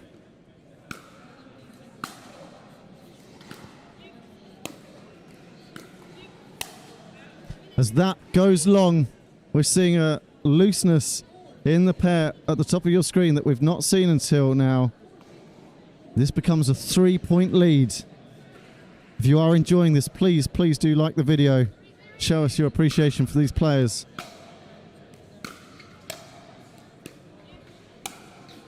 Kapoor makes the correction. Kapoor's doing a really good job of that, of hitting the ball at the exact right pace to find Cannings' feet. So serve back. Will we see one of these momentum shifts? Can often happen in one rally.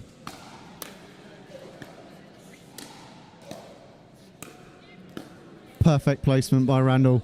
Depth and width. Perfectly down the middle, right at the feet of both players. That wasn't coming back. 0-3-2.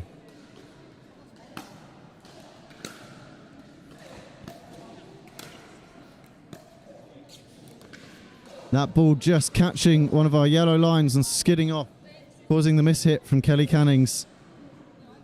That's 1-3, first point on the board for Kapoor and Kotecha in this final leg.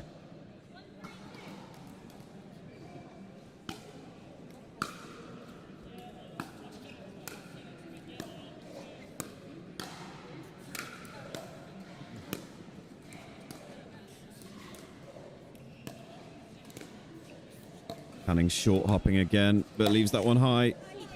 This well time handled. The speed up, catching the body of Cannings, who put in an incredible reach attack in the middle there. Still not enough. Kotecha did well to identify where the target was.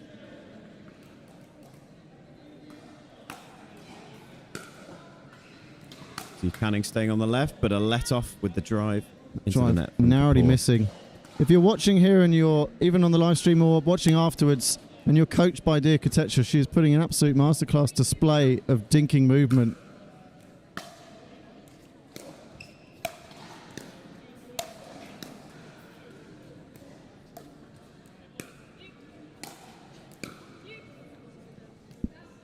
Second lob attempt by Randall, just going long. Slight tired look. So if she doesn't want to get into this with this pair, and they've done a great job of wearing them down throughout this final. 3-2-2.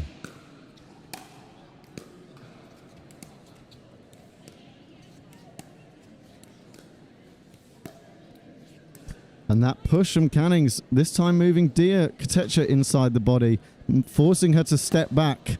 And with the tired legs, just not doing enough to stay low as she did so. Puts us back to a 2-point lead. Can we blame you for that one, Nick? Absolutely. Great drop. Put them under pressure. Well handled. And that ball going wide. Confirmed with the referee. It's now 5-2. That definite pattern that seems to be working for the twins that they're looking for. We will change ends at 6. Great reset from Cannings.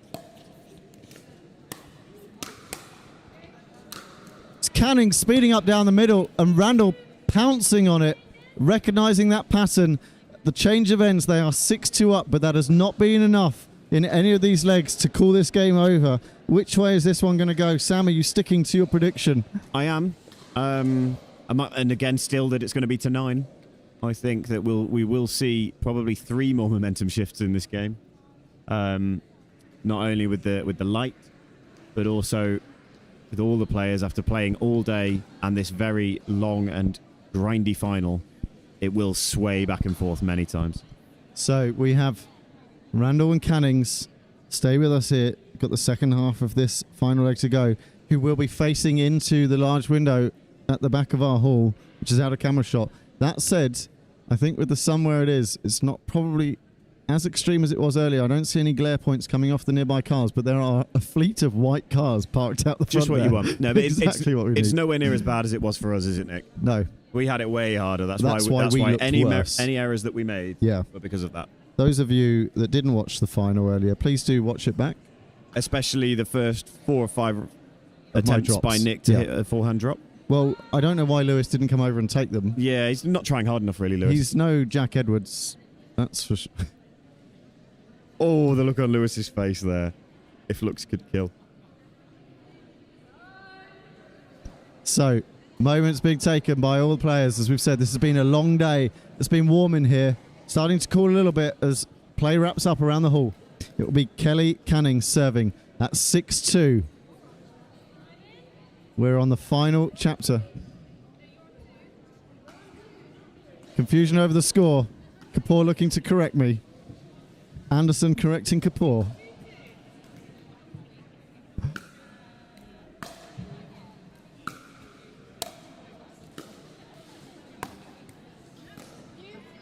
Great recovery from out wide. It was a lovely angle by Kapoor.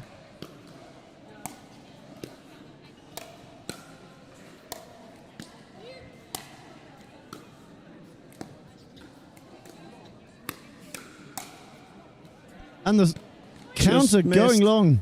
Wow. Cannings read that well, but Linda Randall has been targeted on that wide backhand corner. This time she chased it down and got enough of the paddle to it to reset it. Puts them 7-2 up. Brilliant presence of mind to just stay in that rally. Keep defending, looking for one that you can finally get dropped. Same again here.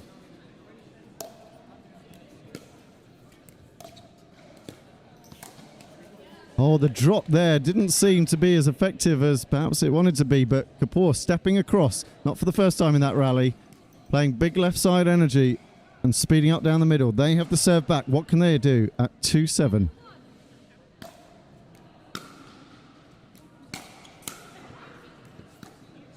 Big drive, but well returned by Cannings. Deep towards the feet of Kapoor. First serve goes without score. 2-7-2.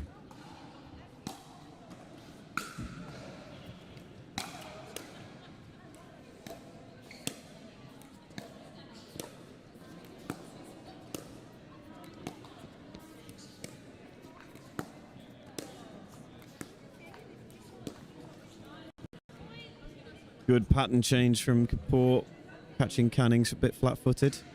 It did seem like Randall was getting the upper hand of that exchange, so Kapoor did the right choice to make a change. And that closes it from 5 points back to 4. Is So that a shift? 3-7 from these ends have a bit of deja vu for us. Yes. But that third into the net gives Randall and Cannings a chance to extend this.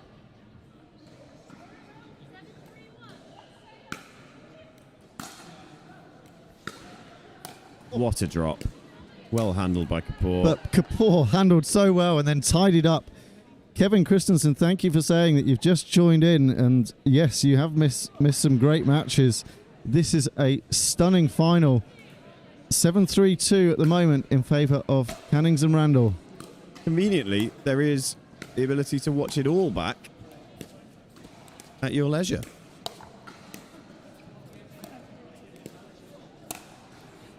The reset in the middle there by Kotecha was really important. Randall launched an attack and it was just neutralised.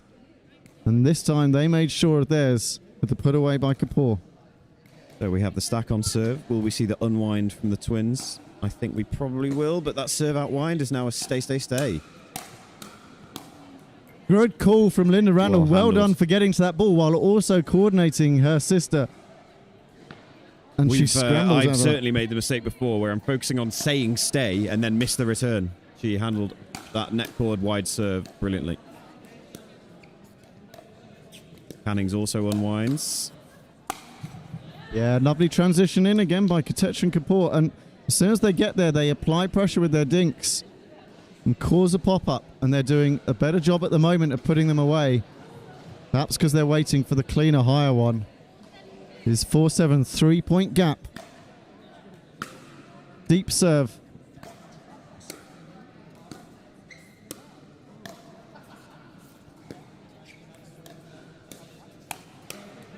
Well, Randall doing a good job to intercept that attempt to probe the middle, but the attack came quicker than she could counter. We're now to 5-7. You called it, Sam. There is a comeback happening here.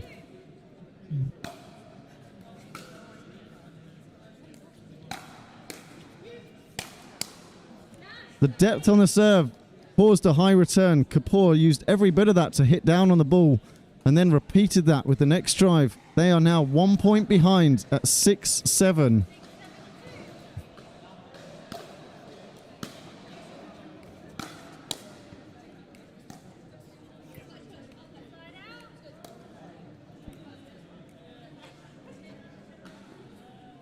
So we have a carbon copy of the previous set where Kapoor and Kotecha were able to go on a 6 unanswered points from 3-7 down. They've done half of that now. Can Cannings and Randall break that momentum?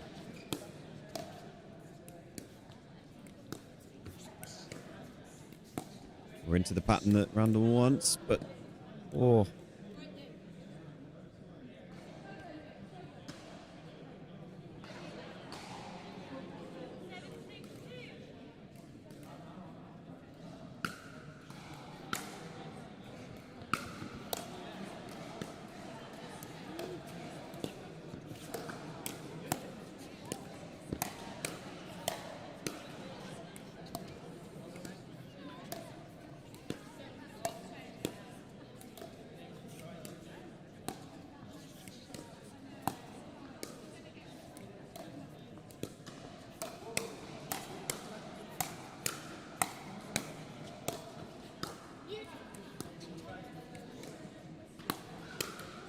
Linda Randall What a reading the rally. backhand roll aside from Kotecha as that attack clips the net, just upsetting her rhythm as the ball came through. That takes us to 8-6, back to a 2-point gap. Keeping my voice down as the players are really close to me and I don't want to interfere with their concentration, but it is 8-6-2 now. Kelly Cannings. Can they energize and really build on that brilliant point as a third shot lob.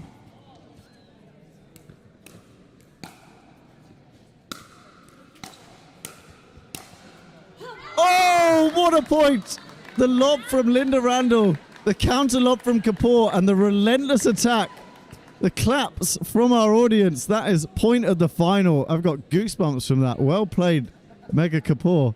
Followed by a nice come on. Well deserved. Let's see that one on Instagram later today. Kotecha gets the serve back. 6-8.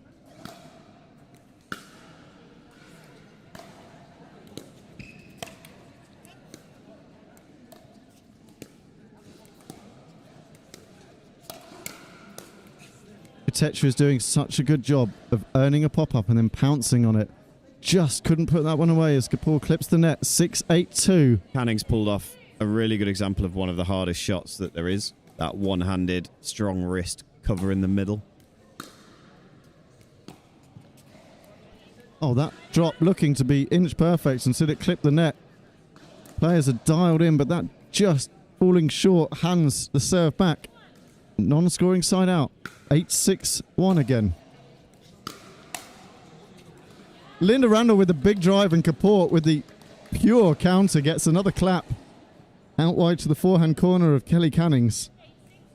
8-6-2. Kapoor looking to fix the error from the short return. Hands another point. Now 9-6-2, 3-point lead.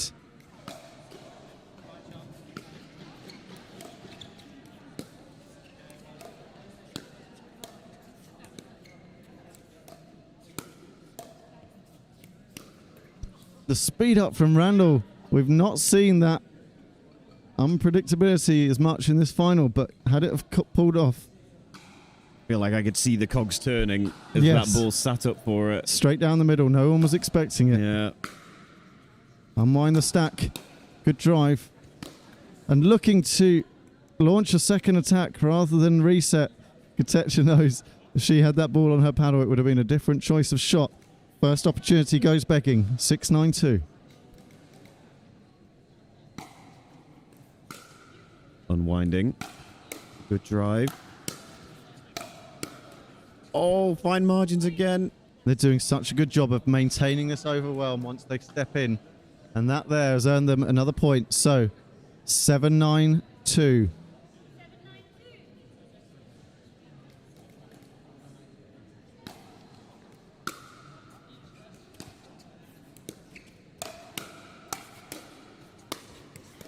Oh, Linda Randall's everywhere.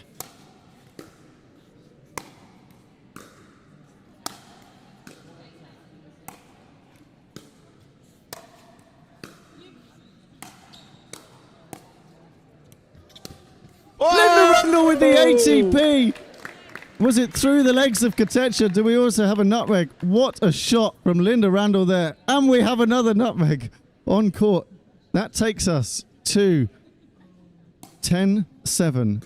Gold medal point. I feel tired just watching that. Incredible display of I think defense. It's 9-7. Oh, sorry, 9-7. My apologies. I got a little overexcited. Oh, yes, they earn the serve back.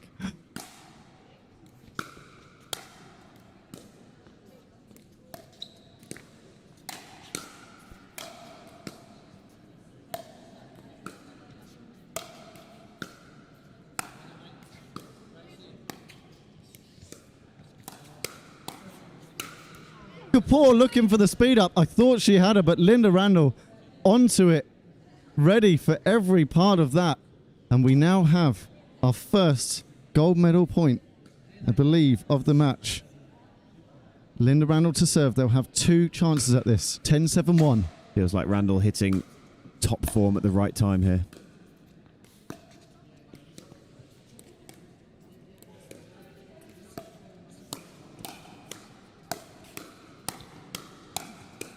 Oh, the final snatch from Randall as the ball just didn't seem to lose momentum. Back and forth, back and forth.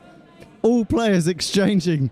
There are smiles of appreciation from our spectators here as everyone knows what we're witnessing. Great There will hands be from Kapoor there. a second chance at this. 10-7-2. 100 of you watching at home.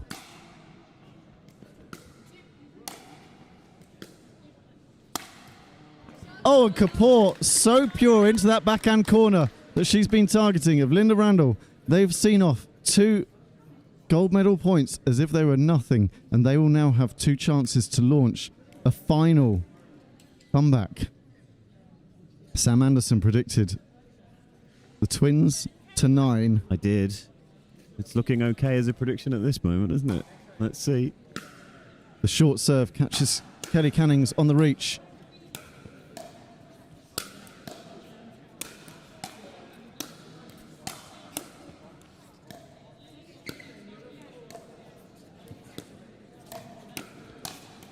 Defense becomes offense, becomes resets.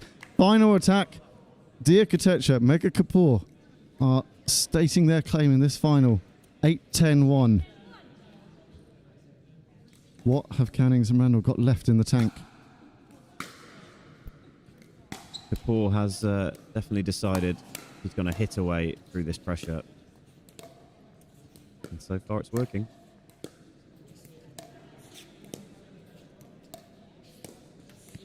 Kotecha switching to Randall, drawing the inside-out attempt. High five from the twins. Deep breaths as this now becomes a 1-point game. Kapoor serving 9-10-1.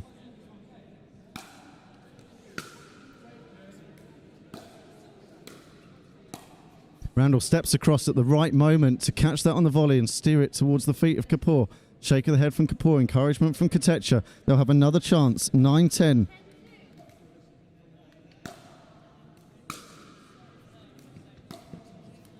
Oh, the drop just millimeters below being perfect there, and we have a Nick's chance going to be furious for a grinning Sam Anderson to frustratingly be right. When the scoreboard gets this tight, it is, after a long game, it's tough to keep thrusting your shots. Another gold medal point, the third. And the speed up from Kapoor, but it's the dinks from Kotecha that have earned that. Out wide to Randall. They'll have a 4th opportunity to claim this gold medal. Encouragement from Kotecha. Kapoor looking ready. Will they unwind the stack? No. Drops a little high. We're going to have an attack versus defense again.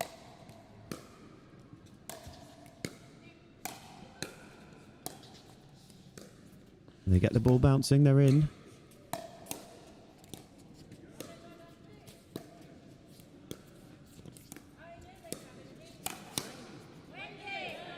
And with that speed up, they have earned the serve back.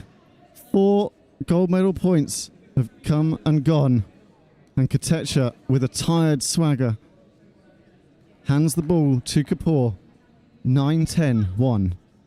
Is anyone else stressed?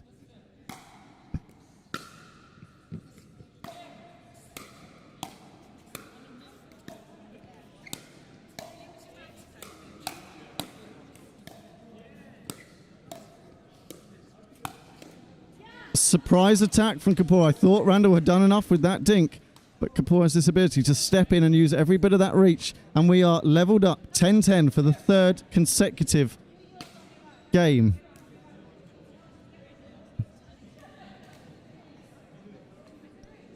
Please don't make me do stats on this one afterwards. It will take me forever.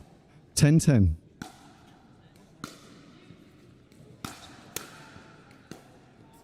What a drop. And that speed up goes long. Kapoor is making a real impression on this game with these low drives, stopping Cannings and Randall from being able to counter hit. 10-10-2, second opportunity to put themselves in the lead and have a gold medal point. Kapoor driving.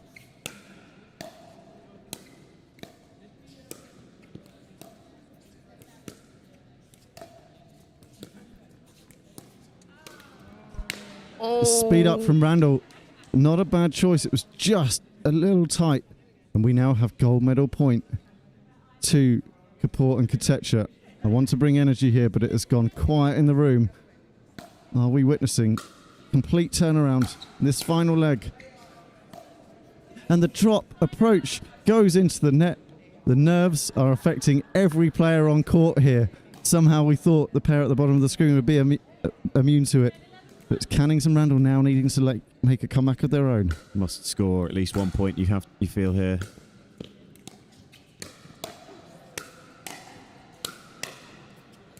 Great reset. The drop and the pounce attack still not enough to hit through the pair at the bottom of your screen. Deep breaths from them as they gather themselves after that battle. You have to ask, if you're the twins, you'd be thinking, what more can you do here? Brilliant work from Kapoor under all the pressure.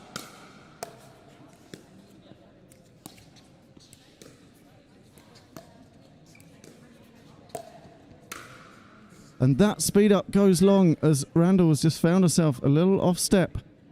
I think shoulders up, be encouraged that they are creating the opportunities. They've been struggling to do that for a while, but it is another gold medal point, 2 in fact, with Kapoor serving 11-10-1. Again, the fine margins. We've had the last 2 backhand flick volleys that Randall would normally happily take on have been missed.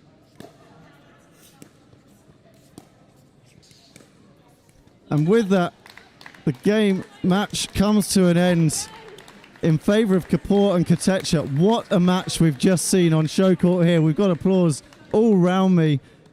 Frustrating loss for Cannings and Randall, but what a performance from Kotecha and Kapoor. Kapoor's attacks, Kotecha's incredible resets, but not just that, the movement of the ball and the feet around the kitchen line. 1 hour and 21 minutes. Wow. What a performance we've just seen. That will conclude our stream here today, and what a match we've ended on. Certainly a closer affair than the men's final. Sam, any final thoughts after that comment? I'm happy to be proven wrong in that last prediction, because what a great game we got to see. And yeah, deserved winners in the end. It was obviously very fine margins, but keeping calm under pressure, not snatching at those excited moments of thinking, oh, I've got the volley I wanted, and just snatching at them. Shows the high level of pickleball here in the UK as we can sustain all these really long rallies, really close games with all 4 players ebbing and flowing with the momentum. And I hope you all enjoyed it. Thank you all for watching. I saw we peaked at nearly 120 during that final there. So thanks for watching. We'll be back tomorrow for more action in our mixed doubles open draw. But for now, thank you. Enjoy the rest of your evening on this Saturday. And we'll see you tomorrow for more action from Abingdon. Bye for now.